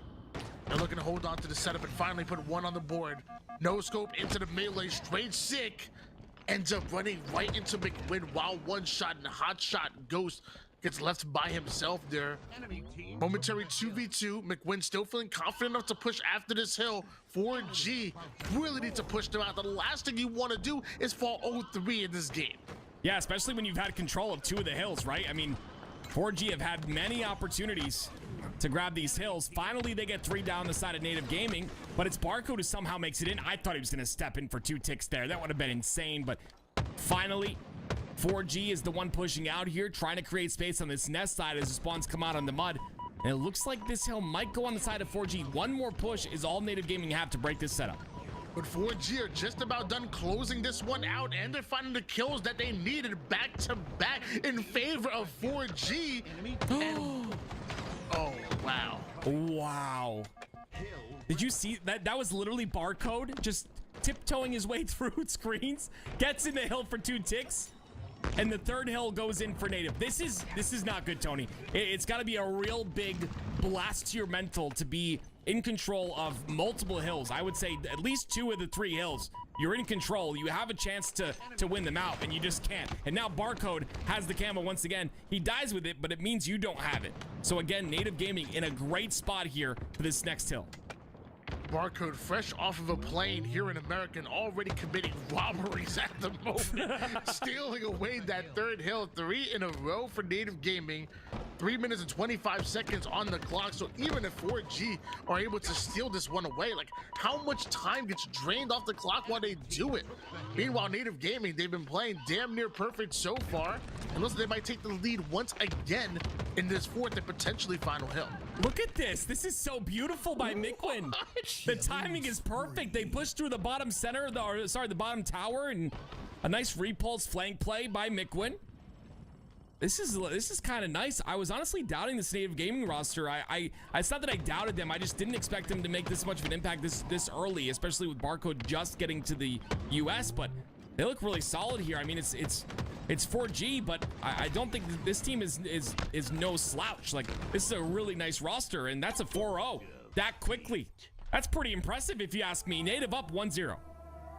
I mean, yeah, luckily it's been really easy to implement Barcode in. I mean, at one point, this was 3/4 of that Native white roster, if I remember correctly, McWin, Barcode, and Collect. And now you bring an APG, who I feel like can complement almost anybody in any team. And you have a really dangerous team you have to mess with. Native Gaming probably upset that they're in this position to begin with this early in the lower bracket and looking to take out their frustrations on 4G. That was a 4-0, but more than that, it felt like a message to the other team and to all of us saying that we're back.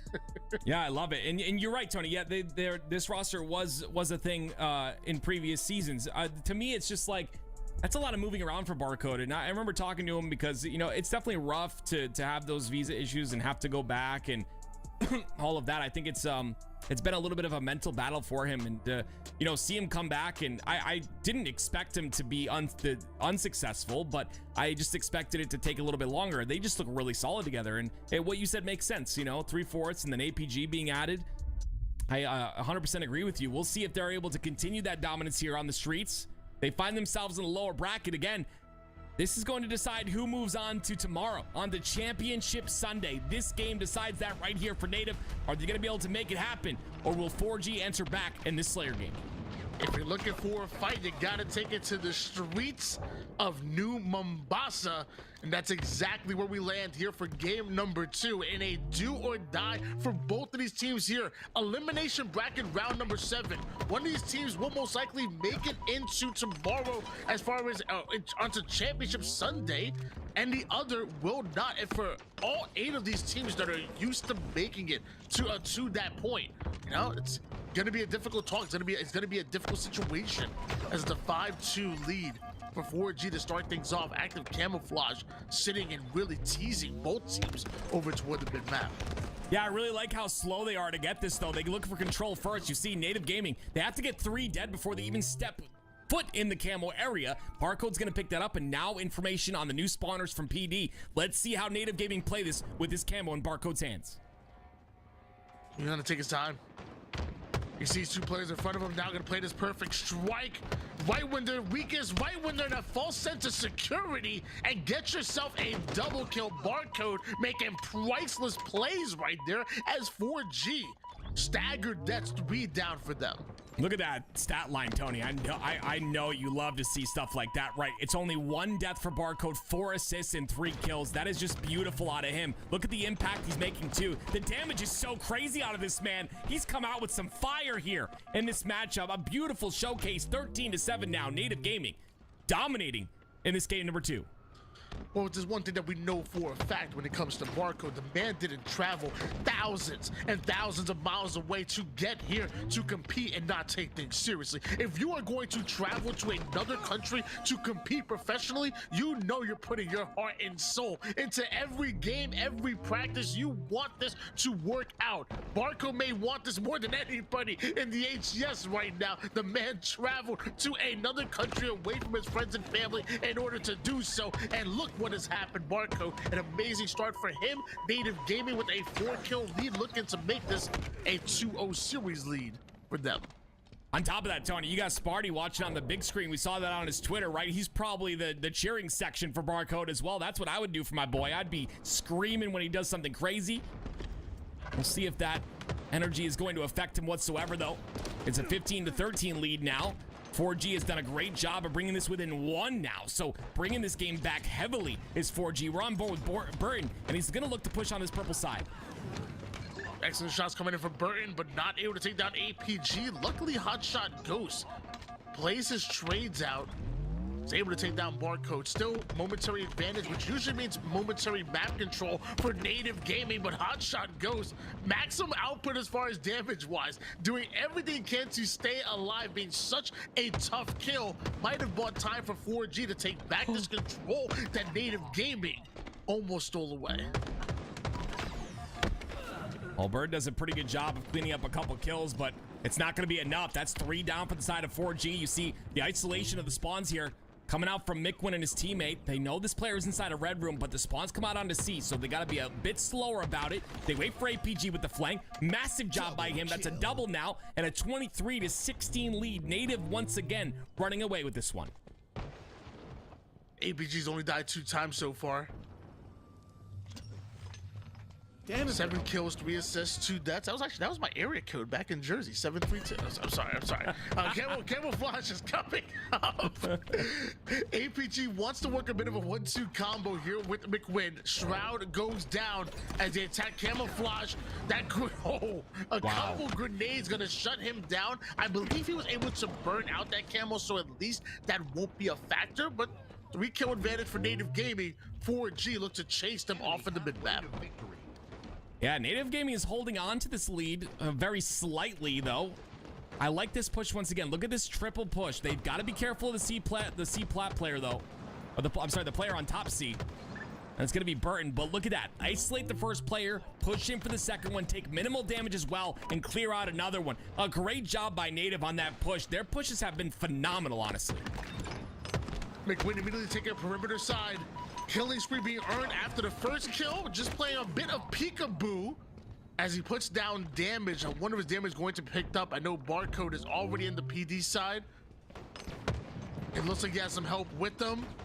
Stalker rifle not doing the damage that he's looking for, but Barcode comes in and finally takes down Burton over toward the back A side. A side has been cleared out by Native Gaming, and on the other side of things, McWin and the rest of Native still applying pressure onto the spawning 4G players. Yeah, 4G spawned on the C side, and they had pressure on PD, so a great pinch by them, just kind of based off of the positioning of Native Gaming. Weren't able to really lock down the map and allowed spawns to happen on both sides of them. Still, it's a 7-kill lead for Native Gaming, even with all that damage being done. 4G not able to clean up anything, not able to really get out of C, and now they're pretty much stuck in the tram side as the cross shots come through from Native on B-Rail. If there's one good thing about 4G is that if they're spawning over towards C, it's easier to keep the enemy team out. It's a bit of a fortress that you can build and set up and maybe play around. But as I say that, somehow APG and Native Gaming able to thread the needle onto the remaining players in Subway, giving them back a 9-kill advantage right as Camouflage is coming up. Really love the game, this game out of Collect here. You know, I think a very solid player has improved greatly since he entered the scene in season 1. 10-5 in this game. Look at him wasting the Bulldog ammo as well. That's going to give him the timing. It's going to come up again at 450 or so. He'll know that. And probably go for that next Bulldog, and it's going to be McWin with the the Stalker rifle in his hands, and he'll have timing on that as well if they can pick that back up. But it's all the power weapons in the hands of Native Gaming. 5-kill advantage here for Native. Already up 1-0 in the series at the moment. Bit of a 2v1 play, not much that Squale and Hotshot Ghost can do. Both of them end up going down quickly for 4G. Long range shots are starting to connect for Native Gaming. The teamwork is making the dream work, and that nade finishes off straight sick. And as of right now, 4G find themselves cycling and dying staggeringly one at a time. They haven't been able to reset because the moment they think they can breathe, Native Gaming reticles trained on them, nades down, and before they know it, their spawn is being infiltrated right now. Finally, 4G, some kind of showing of life, fighting off a spawn, getting the slays necessary, but then you still got the Aussie to deal with in Barcode. The man's been fighting kangaroos all his life. What's a human? A phenomenal job by Native, and you see they do such a good job of taking those 1v1s, isolating each kill one at a time, and they continue to do that. They continue to stay alive. Just an incredible job by Native here. 49-41. They're looking to close this out right now, Tony. 3 down go 4G. The final player alive is who they're looking for, and there it is. 50-41, 2-0 series lead. Native Gaming want to bring us into Championship Sunday. I could imagine a kangaroo would hurt. Yeah, they got those big feet. Anyway, Native, like you said, 2-0 series lead. Recharge, Strongholds coming up next. 4G looking to answer back, but Native just look really hungry. They look to want this, and like you said, traveling thousands and thousands of miles. I could imagine Barcode taking this very seriously, and it's showcased in his gameplay. A lot of assists from the roster as well. Look at the assist column compared to the side of 4G, and the damage as well. Is Barcode with 4K damage, Squale with 4,600. Jeez, that is actually insane. None of it being capitalized on, unfortunately. Recharge coming up next, potentially for the final time active. Tell me a bit about Recharge. Tony, thank you for asking, man. Yeah, it's my favorite freaking map in this game. It's beautiful. The cross shots from glass to catwalk, you set up perfectly. You have a nice little fortress that it has to be broken through, and teammates or enemy players have to make the play to break the setup piece by piece. You got to take the guy off of glass, then you got to push through catwalk while not taking too much damage from the players in Whirlpool. Lots going on, and honestly, it's probably one of the more mental maps in the game, where it takes that brain power in order to break these setups and in order to hold them as well. That's why I love it. But Shroud Screen changes all of that. Just put the smoke down, you can get through for free. Great job by Barcode utilizing this camo. And once again, that's going to be the first camo for Native. A triple cap locked in as well as 3 dead for the side of 4G. And Native continuing on this story of absolute and utter domination. Barcode, camo's going to run out, but he's at least got some information. No way, he does challenge that one. Miquin, though, on the cross, a beautiful shot with a shock rifle. 3 down, go 4G.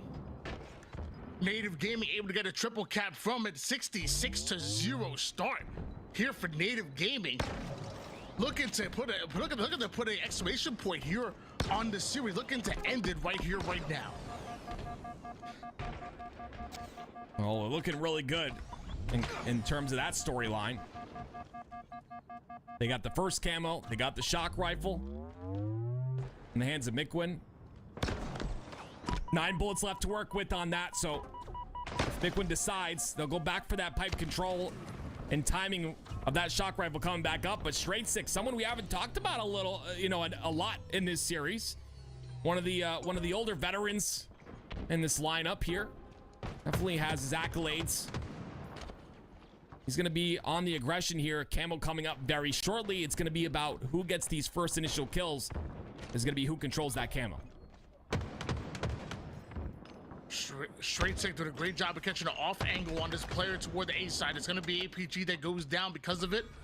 4G should be able to steal away Alpha, and on top of that, they're already stretching past towards Tower, that they have to guard not only Alpha, but Charlie as well. Native, they try to adapt, try to respond over towards Charlie, but apparently 4G were ready for that. First points on the board for 4G, 100 points still behind. Yeah, Barcode playing this camo really risky here, but he has some perfect timing on it. Gets 2, he trusts in his teammates. Gotta love that, right? You're building this chemistry with a squad. You have to trust that they're going to get that initial damage in, because you don't want to wait too long to be shooting when you have camo.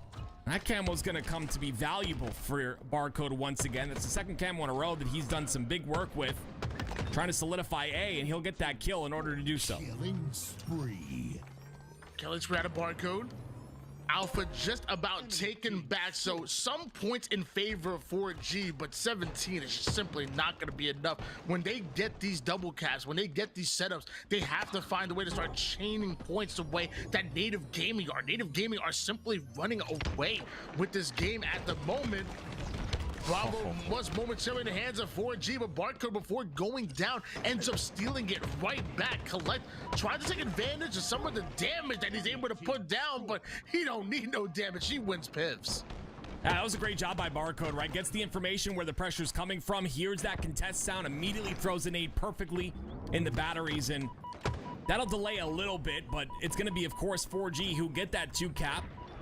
Barcode going down as well is going to make things really difficult for Miquin. He decides to go for the very disciplined 3 shots, but gets taken out by Tower. Squally doing a great job of doing that damage once again, and Native getting a little bit antsy here. They're not really going for those kills. They're going for B when they're 2 down. That's not necessarily how you want to take this, and because of that, 4G makes them pay with this triple cap. 44 points on the board here for 4G. At one point, this started off at 100-0 start for Native Gaming. So 4G have done a good job of at least keeping it somewhat close since then, and really trying to make quite a comeback. 77 points. Finally, Native Gamer able to respond and at least stop the triple cap, but only taking 1 is not going to be enough. They need at least 2 of these bases here on Strongholds as the nades are going down, and Native Gaming are looking to push in towards A. I was gonna say, there's no way you could hide behind that. If after 3 years I didn't know you could hide behind that, I was gonna be very upset. But he did spot him out. Looked really difficult to see, but you see right there, it's another almost triple cap for 4G. So they're definitely winning in terms of the rotations. But Native Gaming, as quickly as 4G is able to get this setup, they're just breaking it pretty quick. And they're doing it in a step-by-step fashion that I talked about, right? Taking that guy off a glass, making sure that he's off there so we can get the cross going. It's just that 4G seems to be on that aggressive push a little more often than not here in the second half of this game. Although having quite the abysmal start here in game number 3, we're seeing a comeback. We're seeing a life being shown. 4G have taken the lead here on Native Gaming, who were really just dominant towards the first half. 4G trading out Charlie for Alpha, and now Straight Sick wants to watch the cross with the BR, but knows that APG is pushing forward. Hopefully somebody else can watch that push over toward the A side, or 4G can just dominate every kill on their way to pushing in for Charlie and maybe a trip cap. Yeah, some great communication there and some capitalization on that communication. They're gonna push him for that triple cap, but they will trade for A. It's up to Barcode right now to stay alive. This is kind of what I'm looking at in terms of this fight right here. He gets the first kill, stays alive as well. Some massive damage was done, but he wasn't expecting Squally to challenge from the backside. It's still a double cap with all that time that Barcode created for his squad, and that double cap, I'm sorry, is gonna net them some points for Native Gaming here. Native Gaming back in control and down by less than 20 points at the moment. They're cutting the map in half right now, are they? Meanwhile, Squally, he wanted to find an easy pick with the shock. Replenishes a couple of grenades, gets over towards tower without being seen, taking his time right now, especially as two of his teammates go down. But with all of that time being taken, Native Gaming now take the lead. Alpha Bravo still in the hands of Native Gaming. Straight Sick off the screen was able to take down Collect. Barcode going right after Hotshot goes. Squally finally finding a target to shoot. Reversal for him as he takes down Barcode. Yeah, see, I was gonna say, not a lot of value is being provided out of this shock rifle. Finally, he gets that opening kill. It's gonna allow him into A, and this will stop that point being built, those points being built up here for Native Gaming, I'm sorry, who have a little bit of a nest egg in the lead here. 171 to 160 for the side of 4G. Squally really not able to find many angles with this. He's kind of isolating everything and maybe doesn't have the info that he's needing in order to get these kills, but hopefully he can get some value out of this shock here in the coming moments. Shock still in the hands of Squally, which were the tower side. Big shots onto APG, but even better shots being returned, leading to a 3 down for 4G.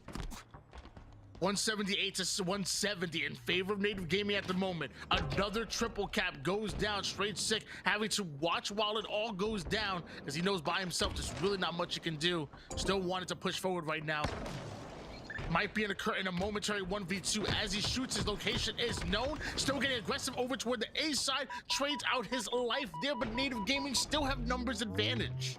Yeah, it's a 3 down for 4G, and the last player is Squally, who's on the bottom of A, so he's going to be taken out. And the fact that he dies this late is pretty bad, because now all of his teammates are up and they're in another 3v3 situation as Click goes down. So it won't be too bad because they get another kill onto Barcode as well.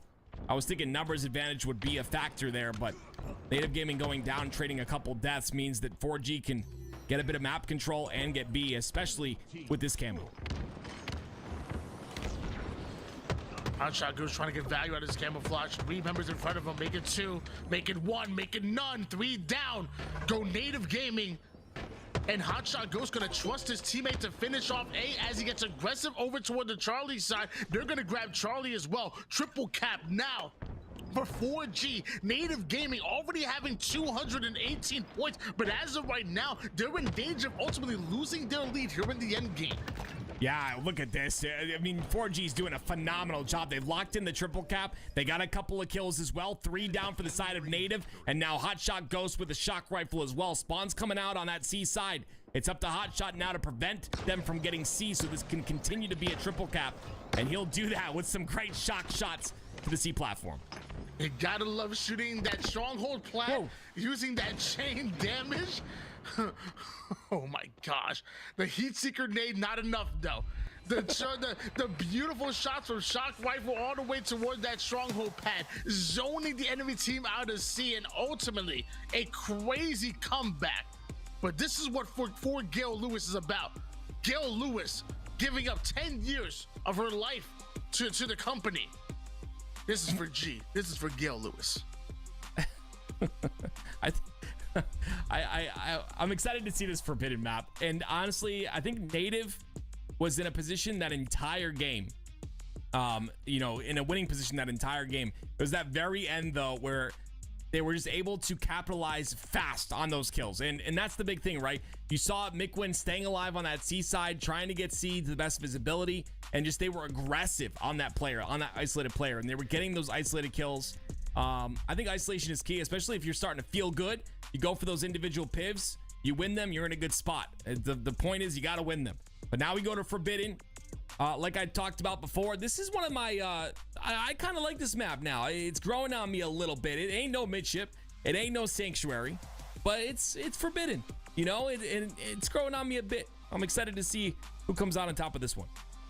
Yeah, I think a lot of us maybe judge this map right off the beginning. You know, I think a lot of us thought maybe the map was too big, and as you start to understand the flow of it, you really are able to just make some fast runs. Even though it might maybe one of the bigger maps, it still kind of flows like a regular arena map does. Still not my favorite, I'm gonna be honest with you, but it has 2 snipers, and there's a lot of good snipers on this map, so I'm all for watching the best of the best go at it on any map that has dual snipers. Well, we'll see these snipers being put to use here. Collect is one of those players where we haven't talked about him too much. He's kind of that entry frag player, puts that damage in, does his best to stay alive, but it's going to be Mikwin with the sniper. Collect with a sniper. Mikwin hits his shot. Squall is going to be going down. And a little bit of presence here on his side, and this could potentially be a flag cap, I believe. Mikwin's getting those couple of slays. This flag is all the way through, and that's going to be it. Native Gaming up 1-0.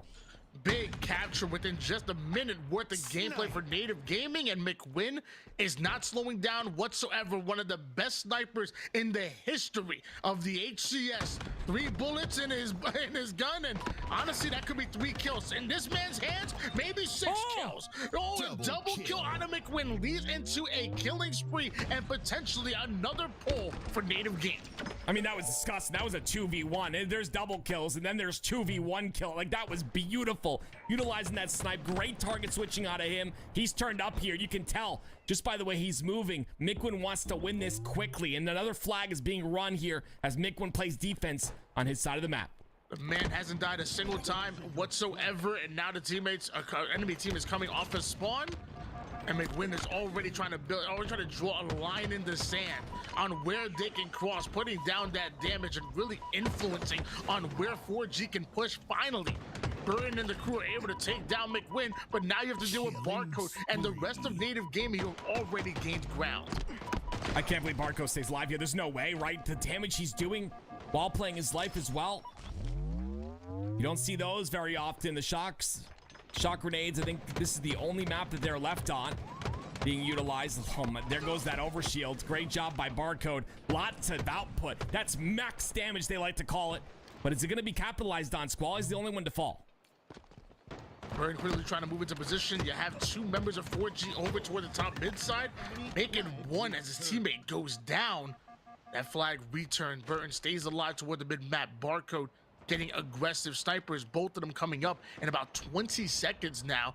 It looks like Barcode and Native Gaming really focused in on grabbing this one. Squall goes in for the challenge. A double kill out of Squall to clear out his nest side. Yeah, that's a big win by Squall because, like you said, they have the nest, but oh my gosh, the 2v1. Beautiful job. A little bit of hand holding there. A little bit late, though. Valentine's Day was a few days ago, but I guess it still works. Snipe coming up now. Barcode. Gonna watch his teammate here. I think it's Mikwin. Put some damage in. It's gonna be 2 down for the side of Native Gaming. So Barcode needs to live here as long as possible. Collect has a snipe in his hands.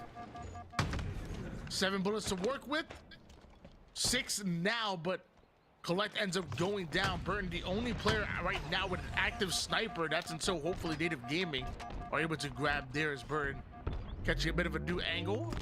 An advanced game of ring around to Rosie to stay alive. And he's going to go right back over towards top mid. And looks like he's spotted. So eventually the sniper might end up off the map. But Burton, hold on. Showing us some tricks. Taking the same angle with those Dynamo as Barcode. But more importantly, Burton lives. Are we playing parkour or are we playing Halo Infinite right now? This guy's just jumping everywhere. But the important thing is he does live, and that that overshield is coming up. But Collect stays alive, gets the kill, gets the OS, and it's Burton who's trying to make him pay for it. That was a 3 down, I believe, for Native Gaming. Burton trying to keep Collect off of this flag with that overshield, drains it with the sniper, and still I think it has a couple of shots maybe to work with. Damage onto Mikwin. taking damage right back to try to stay alive, and right back to that same dynamo angle. Burton, he's practiced this route a time or two. Just a couple times. Looks real comfortable, to be honest, and that's really good. This is a good way to take an edge, right? Especially if you're like a team that's maybe struggling or maybe, you know, needs some sort of a strong map. It's a good thing to kind of practice Forbidden a lot more than everyone else. You get that little bit of an edge in the series. But yeah, 2-0 comfortable lead here for Native. It's going to be Collect who has to play his life now. And I love the reach out there. A lot of confidence, and sometimes you got to have that confidence, especially when you're in a situation where you're up 2-0. I haven't seen anybody use the commando as much as I see Barcode using it as of recently in the series. Barcode does ultimately get his head taken off. I believe Burton with the sniper once again. A shot and a half out of him as McWin looks to stay alive, zoning out the enemy team's dried HUD. And now McWin taking down Hotshot Ghost, APG pushing up. You got 3 members of 4G in front of you, APG. You better be careful. Yeah, I like how he's playing it too. You can see again, he's isolating those 2 other players, focusing on one at a time. And he trusts his teammates to put in that damage. It's going to be 1 dead though for the side of Native. So a 3v3 situation, a lot of aggression here. APG doing a great job of reacting to damage done, but he ends up getting taken out pretty quickly. Snipe coming up very shortly as well. So if Barcode can get 4G Sniper and stay alive with it, this could be massive. Native Gaming currently still up 2-0 right now in the game. Plenty of time though, a little bit less than 6 minutes of regulation. So 4G, no reason to panic at the moment here. As you know, Barco was trying to do his best Burton impression and that whole staying alive, the parkour stuff, but apparently only Burton can do it. And McWin, double kill with the sniper, make it a triple. Oh no, don't do it. Don't. That would have been nuts. That would have been disgusting. Yeah, I don't know if you thought you could go on that ledge. You gotta test stuff out, but I wouldn't do it in a tournament setting. Barcode's great though. He can do what he wants. 2 dead. APG with a snipe in his hands, and again, there's 5 minutes left. A 2-0 lead. Native can just kind of play this. I wouldn't say play this lazy, but just play this a little bit slower and just hold this middle part of the map. They keep getting kills as well. 4G are not going to be able to move off their base. Yeah, Native definitely don't have to force any action. Let the game come to them.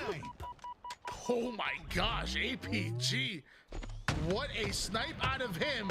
And look at him perfectly anticipate exactly what enemy teams are going to. It leads to a body shot onto Hotshot Ghost, who somehow doesn't end up going down. Still, it looks like Barker running the flag.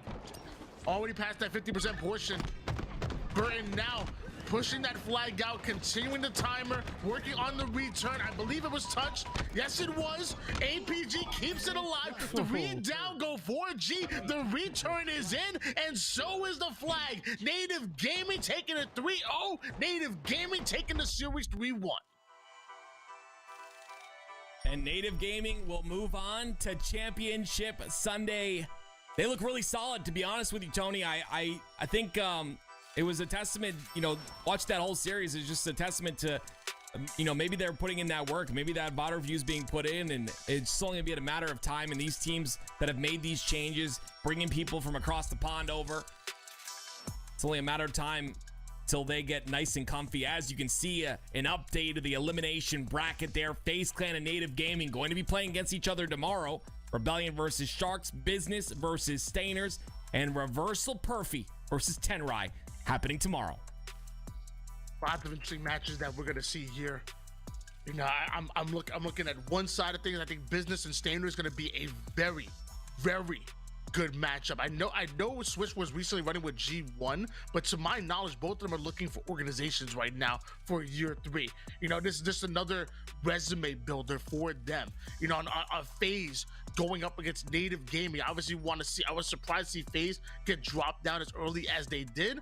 Here they are in the elimination bracket, having to fight against a very good Native Gaming roster, where one of their tournament live ends in the first match of Championship Sunday. Plenty to look forward to tomorrow. Really excited, and definitely am looking forward to tomorrow. We've got, of course, this is the elimination bracket. We've got, of course, the winners bracket as well. I'm going to throw it to Aliak and Tools at the desk and hear their thoughts on this day as a whole.